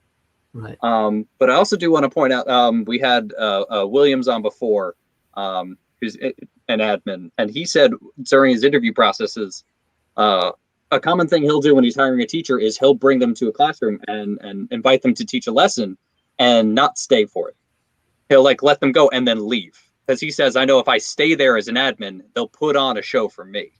I want to leave and then talk to the kids afterwards. And I think that's brilliant. Yeah. That's cool. Does he warn people? I hope not. Yeah, I was just thinking, I'm like, now I'm 15 years in, like, if you were like, here, just jump in there and teach some stuff, I'd run with it. If you had done that to me first year out of college, like I would have done it, but I would have been like trying to not let everyone notice how much pee was in my pants at that moment. Like, why won't he turn around and face us? I don't know. Like, that would have been. I would have done it, but it would have been horrifying. Now I would be, oh, whatever, buddy. Let's do it. You know, I'll teach the whole Call the thing. Adam Sandler, man. You're not cool. Yeah. Unless you piss pants. Call me Miles Davis. Alrighty. I think that's the end. I never figured out what closing ceremonies are supposed to be. So, I don't Aviva, think that's when they give you and I the awards. Oh, Yeah. yes. Best guests. Yes. I mean, I've had a torch just slowly burning my house down, waiting for me to go nice. run with it. That's what the dog was barking at. Oh. I know. I do. There are some acrobats and jugglers in my living room that are ready to come out here and perform now. All right, Amelia, let's take some time. Let's reflect on some of the big pieces on what we did over Edupodlooza. Okay. Would you like us to leave you alone since this is your Would you guys like to have an intimate moment? Never. I don't care. It doesn't matter. No, the more the merrier. Yeah. So, the first thing we did the roundtable, which was innovation that works, and I thought that was like, I had high hopes for it, but it really exceeded my hopes. I think that it went really, really well, and I thought the interaction and the way that people, asked each other questions and did all that kind of stuff. I think that it went really, really well, and that people supported one another with some really interesting ideas and concepts. I'm probably, because my brain is mush right now because I've been podloozing for a long time, so I can't remember. We're hitting 8 hours and 11 minutes. Yes. So, but I do know that I'm gonna have to go listen back to it and get some ideas that I can use and some things to think about. And so yeah. And then next on your schedule was the radio drama. Which we had a couple little. It was like like and then we finally it took a little while to get the car we need a little push to get the car started, but then once it went there it went really, really well with possibly but the high point actually was the whistle sound. Technical difficulties. Yes, that was. And it's also like full props to Lanny, who was running that piece for us. Yes. Like he was on top of those cues. It was just the tech piece. Yes. It was just Google spinning in circles, waiting to buffer. Right, yeah. So it's between internet and other things, we had some issues there. But thank you to Lanny. Was your poetry slam? Yeah. And that I looked at that. I'm like, we have an hour of poetry. That's going to be awful. And I love poetry, but I assume nobody enjoys listening to poetry. But great. Yes, yeah, it was really, really, really good. So, as I even expressed there, I've got a love-hate relationship with poetry, but I really, really enjoyed it, and I thought it was fantastic, and I think it was really something that I'm really cool to hear all the different stuff there. And yeah, I was terrified also, to be a bunch of dead air. and in a selfish aspect, I was. Because I'm, we know I'm an attention, affirmation junkie. I was happy that my poem was well received. That was a good poem, Mealy. Yeah. So I think, were you surprised a little bit to this go? I didn't know how seriously you were gonna. I figured it would be something really, really silly and ridiculous, and you actually were. It was really heartfelt. It was wonderful. Yeah. Yeah. I'm gonna break at the halfway point of your Edupodlooza. What was your favorite admin teacher student that you heard? Oh wow. I honestly think the first one where there was a lot of the debate between Ant-Man, Doctor Strange, and Captain Marvel. Oh. Yes. Yeah. That was funny. Yeah, that got really deep. Good. And I got really deep into the the nerdiness of Marvel, but also with the reflection. And like I said at one point when we were playing that game, the best part of that game is it makes you think about what you value in an admin, what you value in a student, and what you value in a colleague. And so I think that's one of the really it's fun. It's a fun way really, to kind of where get do you there. put that one? Like that, you want to put the most work on yourself. As a student, do you want to just dump it on others by making it a colleague you don't have to interact with, or do you want to make it the admin so no one's watching you? And it depends on what kind of a bad one they are, and then it depends on what you want. So the it's not always the worst one ends up as this, that, the other. But and you get to hear, like, honestly, if I was a principal interviewing someone, I would use that as an interview question, and I think you would get a lot of insight into what kind of teacher that person is. So, and then the roundtable for Edupodcasting. Yeah. That was so much fun.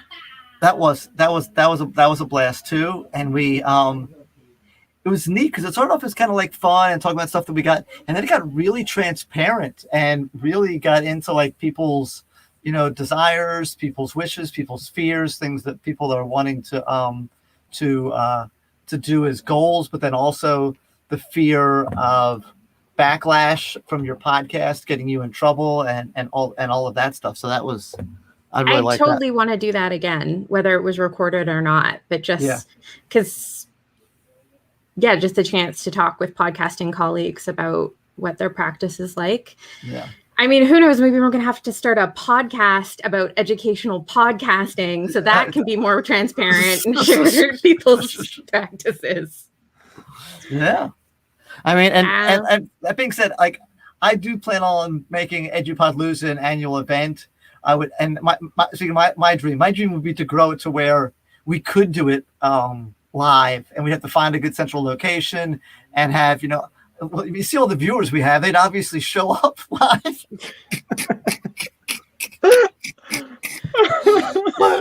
But I would love it to be there where we could have a whole bunch of teachers come and then have education podcasters talk and just talk and do all this kind of stuff. I think this would be a really neat, like, live professional development, conference or whatever. And I think that would be kind of a neat way to do it as well. And then second to lastly was the role-playing game. Yeah. And kudos to Disco for all the time and effort it took into making that game and making it really fun and interesting. And, the way just as teachers, use your creativity. You know what I mean? Like, the topics and the things that we talked about during the role-playing game weren't that much different than things that we talk about 18,000 other times as teachers, but it was just a different way to kind of bring up the subjects and to get into those discussions and to reflect on our practice. So I think it's a really neat, fun way to do it. And then bring it full circle, the Magic Wand Hour. And here we are. We're at the end of the Magic Wand Hour, and we just thank you for all the people that have listened to it, all the people that participated. I'm so glad we got to do this hour, Mealy, with Aviva and Ryan, because you two are very different. Yes. And I liked hearing both your perspectives. Yes. It was great. Yes. Yes. Yeah, Twitter can sometimes feel like an echo chamber of your own opinions, especially with the Magic Wand, and people were just, because there's no dislike button, right? So people were just liking everything or not. And so, to have the chance to flesh that out, I think was really amazing as well. Yeah. Okie dokie. So I guess that's it. We have any final words to Disco or Mealy? I think we should lose it. We EDUPODLOOZA. Yes. Go ahead, Aviva. Oh, I was just going to say, I think a moment of appreciation for Mealy and Tedisco for not only sitting there for 8 hours, your butts must hurt so much. Actually, sorry, the mirror where I am, all Mealy. It's all Mealy. He organized all of this stuff. I just said, I got a game. No. By the way, when I jumped into the call a little early and I heard the end of the game, that was the one thing I kept thinking, aside from this is so nerdy. But aside from that, the thing I kept thinking was somebody put a lot of time into creating this. Like, this does not look like an easy thing to do. And so I was like, I hope they're all having a lot of fun because somebody worked hard on this. So it was really fun. Yes. I'm glad you all enjoyed it. How many games have you made in your lifetime, to Disco? Board games like that? Yeah. That would be the one. Okay. Have you dungeon mastered before? Oh yeah, I'll run D&D games all day, and I've created a lot of those. But that's a different beast from building a board game. Yeah. That's a lot. Okay. Well, thank you guys again. And I'm gonna click the unbroadcast, as we always say. Stay Edupodlooza. Stay unprofessional. Okay. All right. Bye. So if I hit end broadcast, you guys stick around or not? I don't even know.